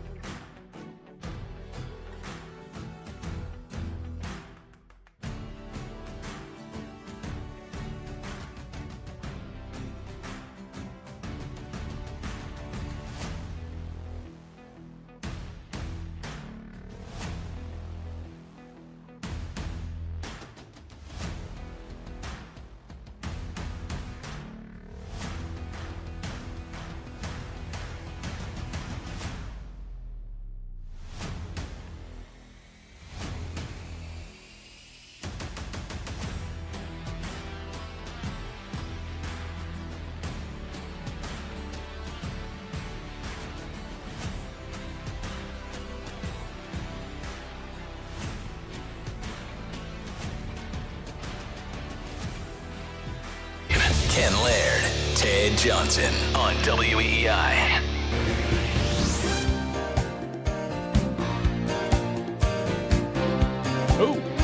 It is 93.7 WEEI. Rich certainly, Ken Laird, Ted Johnson, and you can call us at 617-779-7937. I saw pictures over the weekend of the Yacht Rock Review. Did you go, Ted? You got it, brother. That's why the song's playing. This was your song, Christopher Cross. I love this song. Yeah, they played this song. This was, if you've ever heard, a lot of, I guess one of the, by the way, all the people that the Yacht Rock Review that I ran into, you talk about, that was Teddy J fandom, right? Like all 50, 60-year-olds. It was right in your pocket. It was it was a good time. And I guess I was talking to somebody that was sitting behind us that said that the Yacht Rock Review, he saw them at a really small venue 10 years ago, and now it's, not that the Seaport was at the Leader Bank Pavilion. Oh yeah, great place to see a show. It was great, and it was packed. And they brought the house down. Super Bowl halftime show, maybe. Would love it. Would love it. Yacht Rock Review. Dude, the funny thing is you think of like the material they have. They could play any. There's so many songs from that genre, and it's funny if we chat GPT. What exactly defines yacht rock? It's like. It's there's kind of, you can almost put your own spin into what it is. I mean, I didn't think Danger Zone would be a yacht rock song, but they played it and it works, right? Okay, so Loggins is definitely yacht rock because he has like This Is It, which is yacht rock. I don't think Danger Zone is, but I understand the crossover. Like it wouldn't be out of like character for a yacht rock band to play Danger Zone just because Loggins is in that. I guess it would be like late 70s, early 80s soft rock. Yeah. And if it's got Michael McDonald, you're immediately in. Like you just get. And it sucks. But the guys from Steely Dan hung up on him. They were doing that yacht rock documentary. They called him up to get their take on whether they were yacht rock. Hung right up. Boom. Oh, did it really? Oh yeah, they got upset by that. All right. That's because Steely Dan sucks ass. Oh, come on. I get nothing to say this, but if I would highly recommend if you're into yacht rock at all, like going next year, they'll be back to Boston next year, and they were tremendous. It's worth the money. It's an industry because there's the Yacht Rock Review, and then there's a band called Yachtly Crew that is just as big too, and they do the same thing. And all right, I'm gonna name a song. You tell me if they played it. Obviously, Sailing, correct? They did not play Sailing. What? I couldn't believe it. Yeah, Rob and I were like, dude, to me, if you asked what song kind of signifies yacht rock, I would say Sailing, but they did not play it. Okay, What a Fool Believes. That's like Of the course. other one. Okay. Of course, yep. Peg by Steely Dan. Yep, they played. Yep. Africa by Toto. Kidding me? It was one of my favorites. I got a video of it. I'll send it to you. Brandy, Looking Less. Brandy, of course, Brandy. Yeah. Of course, was Brandy. Brandy's such a great song. Yep. Legit great. How about I keep forgetting? That was they played that song too. Pina Colada song. They, of course, Pina Coladas was sung. Absolutely. Baby, come back. You know it was played. And the cool thing is they had like a scene where they were both there, a part of the show where they sat on the couch and just did like a medley of songs. Just kind of the beginning of each song is because you can't play all of them, right? Oh yeah, no, you can't play all of them. Summer Breeze, too many. Seals and Crofts. Summer Breeze, boom. Yep. See, I'm a Steal Away guy. Come on and hold me. That was one of them too.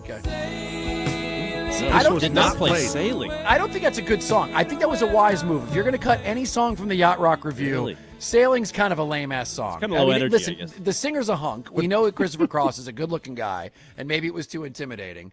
But if you do like Steal Away or like Key Largo, here's looking at you, kid. Now we're talking, baby. Yeah, Now we're Dreamweaver, Baby Come Back. It was just like let's see. There was a ton. There was a ton. Any Hall & Oates? Probably Hall & Oates. Several Hall & Oates. Oh, Yep. She's Gone is a. She's gone. She's gone. Yeah. Oh, Great song. I gotta learn how to pray. She's gone. She's gone. Yeah. So that was a good time, man. A lot of fun, and I highly recommended you going next year. How about this? Just for you, in celebration of that, because you just got me all juiced up now. How about tomorrow? All our beds will be. We'll hit some yacht rock. Dude, yacht rock. Don't tease me. That sounds good. All right, we will do that. If you wouldn't mind, Jackson, let's do some yacht rock. All right, real quick. We were just talking about this Deshaun Watson being the starter of the Browns and whether or not they're the biggest. Tomorrow, Jack. It's Wayne's World. I always think Wayne's World when I hear that. Sorry, I got excited. Sorry. Yep. No, that was not? played. Yep. We were talking about whether or not the Browns are the biggest loser organization in all the big sports. And let's go to Eric on line 3 real quick. Eric, what did you have to say, buddy? Well, first of all, I want to say, Ted, I want to give you credit for not falling asleep at that concert. It was a good time, bro. Ted was getting big action back in the VIP tent. It was target-rich environment for TJ, so yeah, good times. Anyway. But, I'll see your Browns and raise you the Cardinals NFL franchise. They've been to the playoffs 3 times in their entire history and lost every single time. Yeah, but they did make a Super Bowl in 2007, 8? Yeah, 8. 2008, yeah. Who was the quarterback in that Kurt Super Warner. Bowl? Kurt Warner, that's right. Yeah. Okay, so I see what you're saying. Trust me, they have been nothing but awful since. Even though they had like Kyler Murray, and there's a couple games where you'd be like, geez, this kid's pretty good. I mean, they're a loser organization. There's no question. But the Browns. Wait a minute, I'm wrong. Hold on a second, I'm wrong. They've been to the You're Super wrong. Bowl once. Yeah, you're wrong. They made the Super Bowl. Yeah, they made the Super Bowl once. Lost to the Steelers. Let's go to John on line 1. John, what's up, buddy? How you doing? Hey, John. I saw Christopher Cross and Toto last month at the Leader Pavilion. It was awesome, right? And they came back. They were. I'll tell you, they were excellent. Christopher Cross could rip a guitar, man. He played with Thin Lizzy for a while too, I guess. So, awesome. Wow, Did he really? Yeah, he had a stint with Thin Lizzy, I guess, and Toto was off the charts, man. Those guys can still rip it. They can still hit all the notes vocally. They were good. It was worth. Christopher Cross looks like Dr. Loomis from the Halloween movies. Yeah, kind of. But Yes, he does. He's a better guitar player. Listen, I know we all don't like Deshaun Watson, obviously, for moral reasons, but we can't be mad at him because somebody wanted to give him all that money. If somebody wanted to give me all that money, I couldn't say no either. He's right. They did cheer him when he ripped his Achilles, and I don't know if I was laying on the ground, Ted, when you blew your bicep out, if everybody had Foxborough Stadium was cheering that 52 got hurt. Or Ken, if you were at engineering class and you broke your protractor and they pulled you off the drafting table at Rensselaer, I mean, would you like them? Because I wouldn't. Yeah, that happened in the Northeastern Library once. Yeah, well, listen, true. You make a good point, but the only thing that I can say about that is that he threw that in there after. And by the way, that is awful. You never cheer anyone getting injured. I don't care who it is. You don't. But he threw that in there after talking about how he got booed for moral reasons. Isn't that right, Ted? Yeah, it's the timing of it was off. He has a point, but you do that maybe soon after it happens, as opposed to the when he did it a couple days ago. So I think there's time and place. But yeah, it would. I can't imagine being cheered after getting hurt. So and there's a lot more context to his story there, obviously.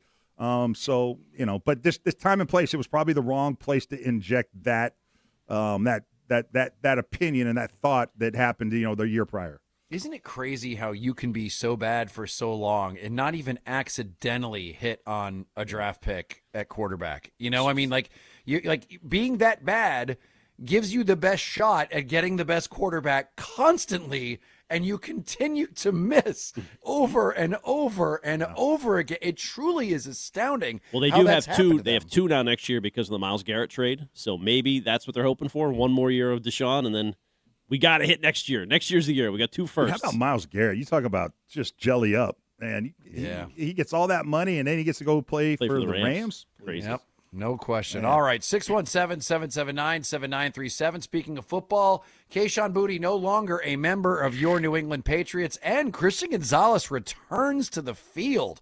What does that mean for his contract? We will talk about all that in 2.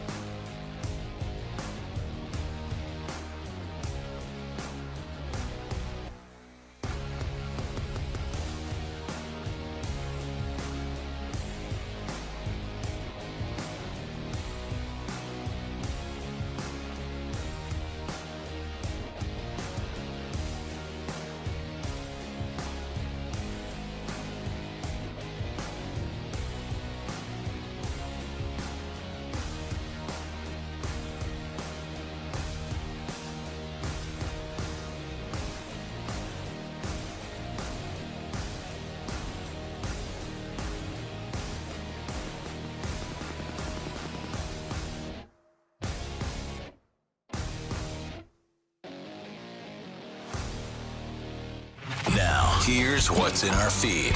Feed brought to you by Boston Prolotherapy. It is a Patriots Monday on WEEI. We had several guests here throughout the day, including Mike Vrabel this morning with the Greg Hill Show. Go back and rewind, listen, find them on the podcasts. Patriots today have traded Kayshon Boutte to the Houston Texans for a 2028 7th-round pick and a player, safety Jalen Reed, who was a 6th-round pick from a year ago. NFL Network's Tom Pelissero on it first. Also, big news at practice today, which we'll get to in a moment. Corner Christian Gonzalez appeared to be moving well, full participant. If your doctor said surgery was the only solution for your joint pain, get a second opinion. Do what Ted Johnson and thousands of others have done. Eliminate your joint pain with Boston Prolotherapy online at bostonprolotherapy.com. And that is what's in the feed at WEEI. Rich and Ken with Ted Johnson. Boston Sports Original. WEEI.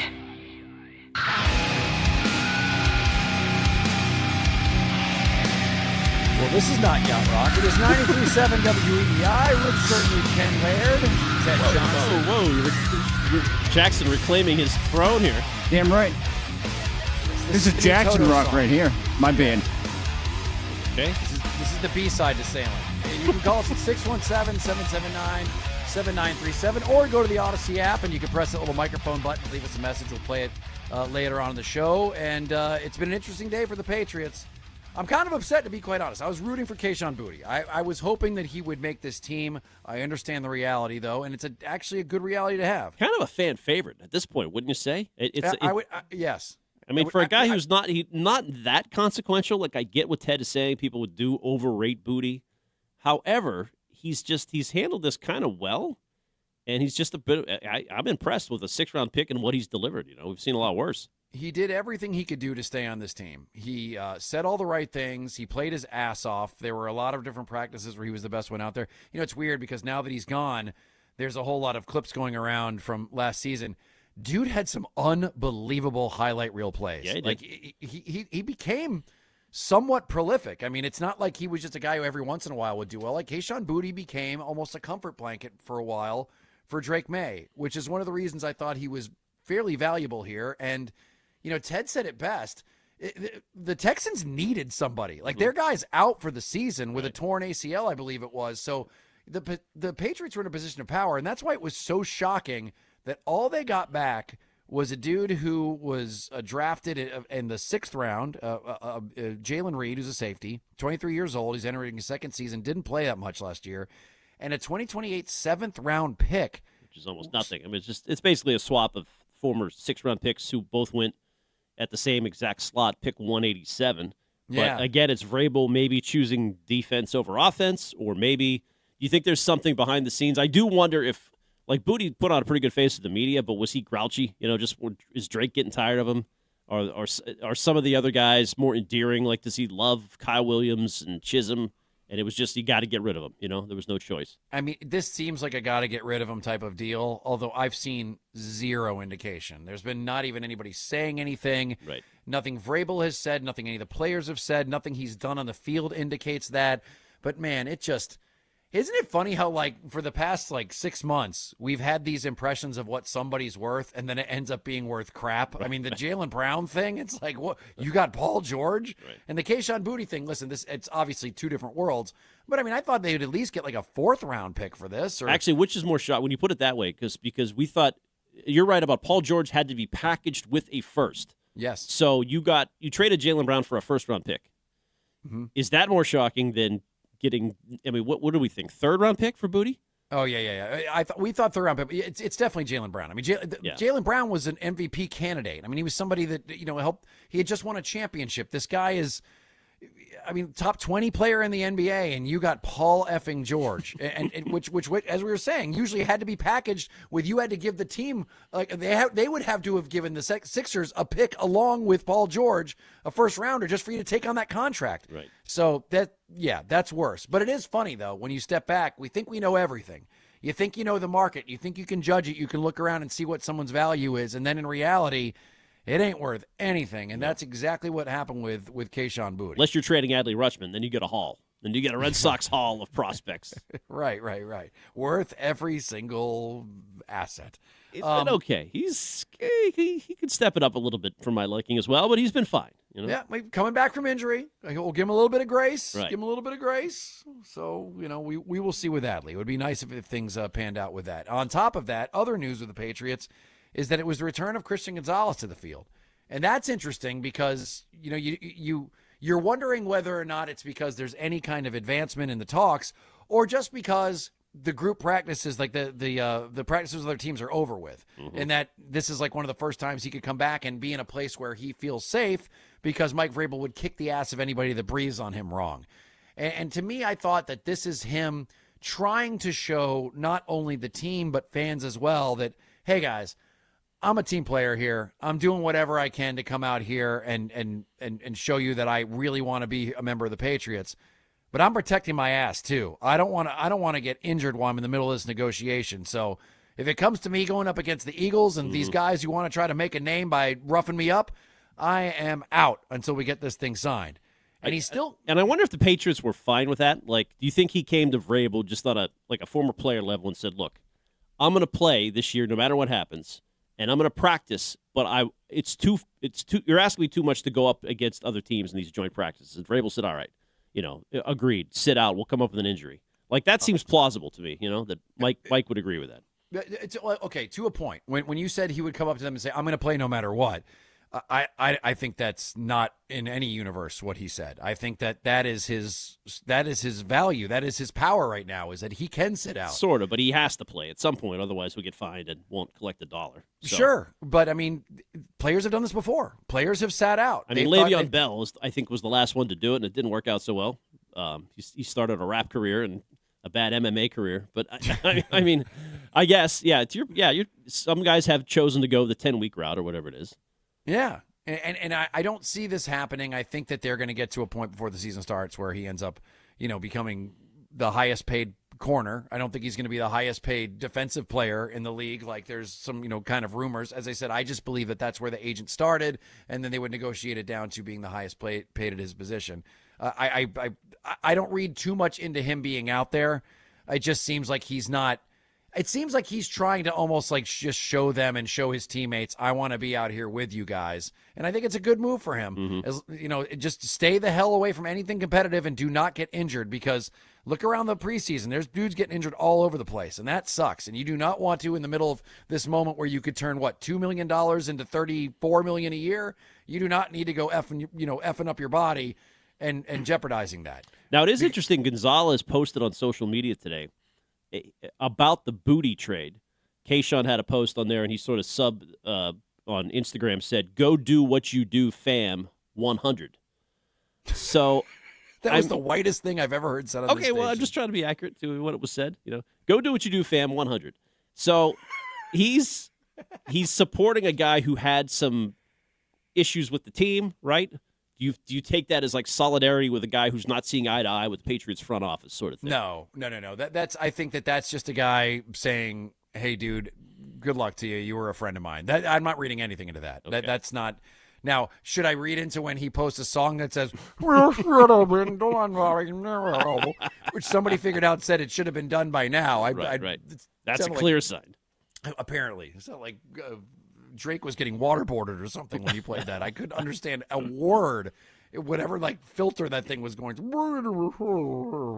Well, and we'll get to talk to Marcus Jones tomorrow and also Tommy DeVito. And some of the players that did speak today after practice just gave an attaboy to Gonzalez, like he's handled this as good as I could possibly imagine. That sort of thing, to paraphrase.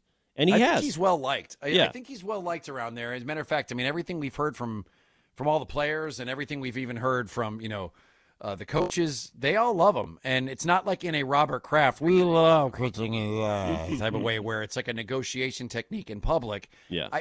These guys and they know also that they're better with him, and the team is much better. And they need him. To your point, you and Ted have been talking about different from Seattle. You need Gonzalez more here because of the front seven and the lack of. I'm sure every member of this defense knows they need him out there, especially for week 1. Yeah, and there's no question. But we shall see. And his value is so much more than that of Devon Witherspoon, too, because Witherspoon's part of this machine that's over there in Seattle. He's just a part of that machine, whereas the drop in effectiveness of that defense without Christian Gonzalez. As a matter of fact, I think Pro Football Focus just named their secondary, the Patriots, the best in football, I believe. Is that right? Did you have that there? When Christian Gonzalez plays, but yes. Yes. Yep. Christian Gonzalez has to play. And that's another thing that you look at them and you, I'm sure that his agent's got all these numbers, and I'm sure he's got all that. So they're the number one secondary in all of football.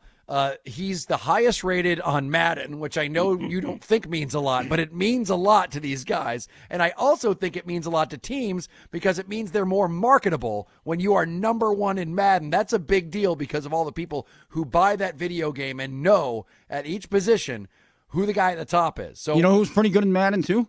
Who's that? Keyshawn Booty. What is his number? Do you know? I think it's like 87 or something like that. But I used I played Madden for the first time the other day for like years, and Keyshawn Booty was badass. 87 sounds about right for almost Keyshawn better Booty, than yeah. Brown. Mark Daniels, by the way, all these Pats reporters have to do something while they're out there watching practice and grass grow. But he charted every pass that Drake May has thrown in 21 days of training camp. Booty caught 18 passes, 5th most on the team.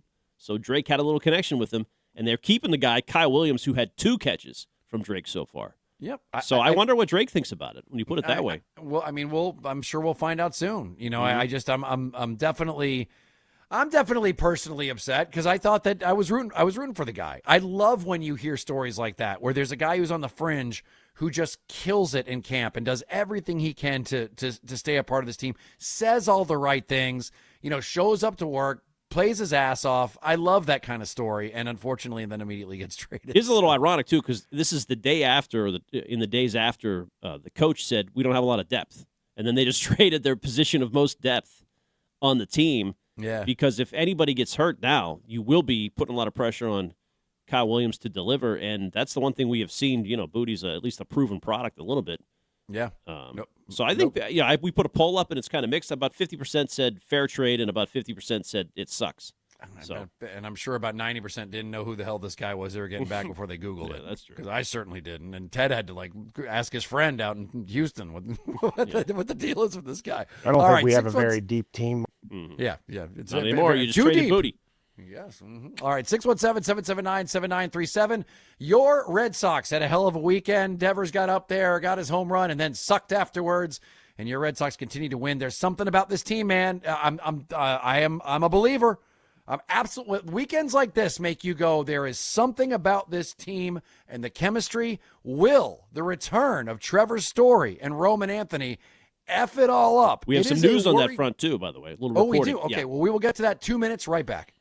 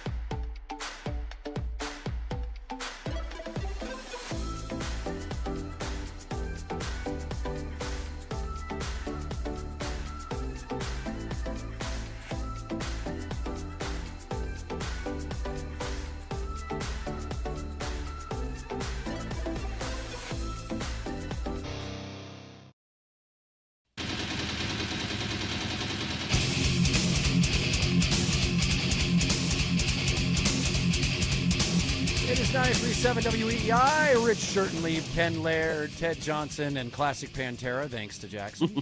Very well done. Stiz would have played that, too. Oh, sure. It's not bad. That's not bad. 617-779-7937 is the number you could call. What a weekend for your Red Sox. That was fun as hell. You surprised Ted does not want to buy in? Like, I'm getting sucked in like you are to feeling a little mystic about this because it's like the little guys doing stuff and They seem a little team of destiny again. They suck me back in quick. But Ted is like, no, these guys have no track record. I just think that, Ted doesn't like looking at, he doesn't want to go all in on something that he isn't proven. And he's right. There's a lot of these guys that are not proven. I get it.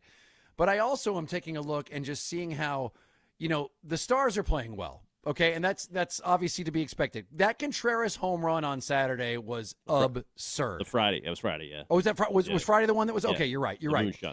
The moonshot was absolutely absurd. I mean, it was one of the best home runs that you'll see all year long. The win on Saturday and how that all went down, that was just such a great rally. And then last night you had the same thing. 2 come from behind wins. 1 down 2, 1 down 3. And they just have this fight, and it comes from different guys. It's not just the Stars. It's dudes like Mickey Gasper. It's guys like it's like Sogard. As a matter of fact, if I'm not mistaken, you got the little engines that could all in the lineup tonight. You got Mickey Gasper, Sogard, at shortstop. Sogi's at shortstop, and Siegler's in there too. So it's just a great mix of seeing the Stars do what they're supposed to do, and seeing guys that are these fringe players come in and step up to the plate and do well. And meanwhile, you're waiting for some of your biggest names to return. And who knows how that's going to work out? Who knows whether or not they're going to be able to step right back in and Roman Anthony can be the Roman Anthony we want him to be? I don't know. All I know is that you made a great point earlier, and it's very rare that I say that. You made a great point earlier in that there is a nice enough cushion with this team. Like, they've done so well over the last couple of months that you are able to bring in a guy like Roman Anthony and Trevor Story and let them feel it out. You don't have this dread that they have to instantly be great. They can just get in there and Chad can be able to figure out whether or not or how he wants to use them in the postseason, if at all. And you said you had some news on that, right? Yeah, so a couple bits of so Roman Anthony is going to now move to AAA Worcester. So he would join them. All the minor league teams are off on Monday, but Roman, Trevor, and IKF are all going to stay in Worcester for the time being, and they will all play there on Tuesday. So that's a bit of news there. And Garrett Whitlock is going to throw a live BP, so it looks like he's good news with Whitlock maybe coming back. Also, real quick, our league leaders and who's circling the drain, presented by Drains by James. Eastern Mass's leader in residential and commercial drain cleaning and pipelining at drainsbyjames.com. They give a poop about your pipes. The Red Sox offense now, the group team offense, up to 13th best in the league. For most of the year there, we were whining about them. They were like dead last. Yeah. They've now 13th most runs scored in baseball. So above average. They'll take that. No question. By the way, this is so random, but did you by any chance see that clip that went viral of the dude from the Sea Dogs, the Portland Sea Dogs? No. The Red Sox? Oh, Google it. Will Turner. He's a guy who plays for the Portland Sea Dogs. Obviously, is like a up-and-coming prospect for the Red Sox. Catch of the year, no question. Oh, really? Like, he did one of these things where he ran out to the outfield wall, took 1 foot, jumped off the wall, and saved it from going over. It's like one of those that you rarely see these where the guy runs up the wall itself, but this was like a total opening of Casino Royale, Gymkhana type deal. Looks AI. No, yeah. What was that? What's that type of jumping off from wall to wall called? It's got a name that was in Casino Royale at the beginning of it. Oh, there's like these parkour. Guys. Parkour, yeah. Total parkour move. Runs right up to the wall, jumps off of it with his foot, and catches it over the top. Just one of the best plays you'll see all year, and it was from one of our guys from the Portland Sea Dogs. His name was Will Turner. It was just absolutely badass. But I don't know how you can't watch what you saw this past weekend and what you've seen over the last 2 months and say to yourself, this just feels like something special's going on with this team. I mean, they've proven they can hang with the Yankees already, but I do think that's now the next big thing, right? You got a 4-game series, doubleheader Saturday coming up against New York in the Bronx. So that's the team you're chasing. To Ted's point, if you feel like you need home field advantage, that's a huge series. Yep. You've got to at least, minimum split, and you're hoping to take 3 out of 4 to gain a game. You're 3 back right now. And it's possible, definitely possible, you could have the Yankees here for a wild card series this year. It's absolutely absurd, however, with as well as this team is playing, because the one great thing that you learned is that 5-game losing streak is indeed what it was, a slump. Because ever since then, they're 7-3. They were able to bounce back just fine. And, you now know that this is who they are. Like, they are a team that's very good that went through a slump. And I don't know how you can right now, according to Chris Cotillo, if you're the Red Sox organization, not be 100% on Chad Tracy remaining the manager. That story is the dumbest thing I've heard, that they're actually pondering different names of, this guy could be our manager next year. Maybe this guy could be the manager. No. I almost didn't send you the link to that story, but I thought, no, this will infuriate you so much. I have to. It should. It should infuriate you. Because if you let Chad Tracy walk and you bring in the freaking Torey Lavulo, how do you know he's going to do any better? What he just, God, it pisses me off. I ranted about it earlier, so let's take a quick break and we'll come back.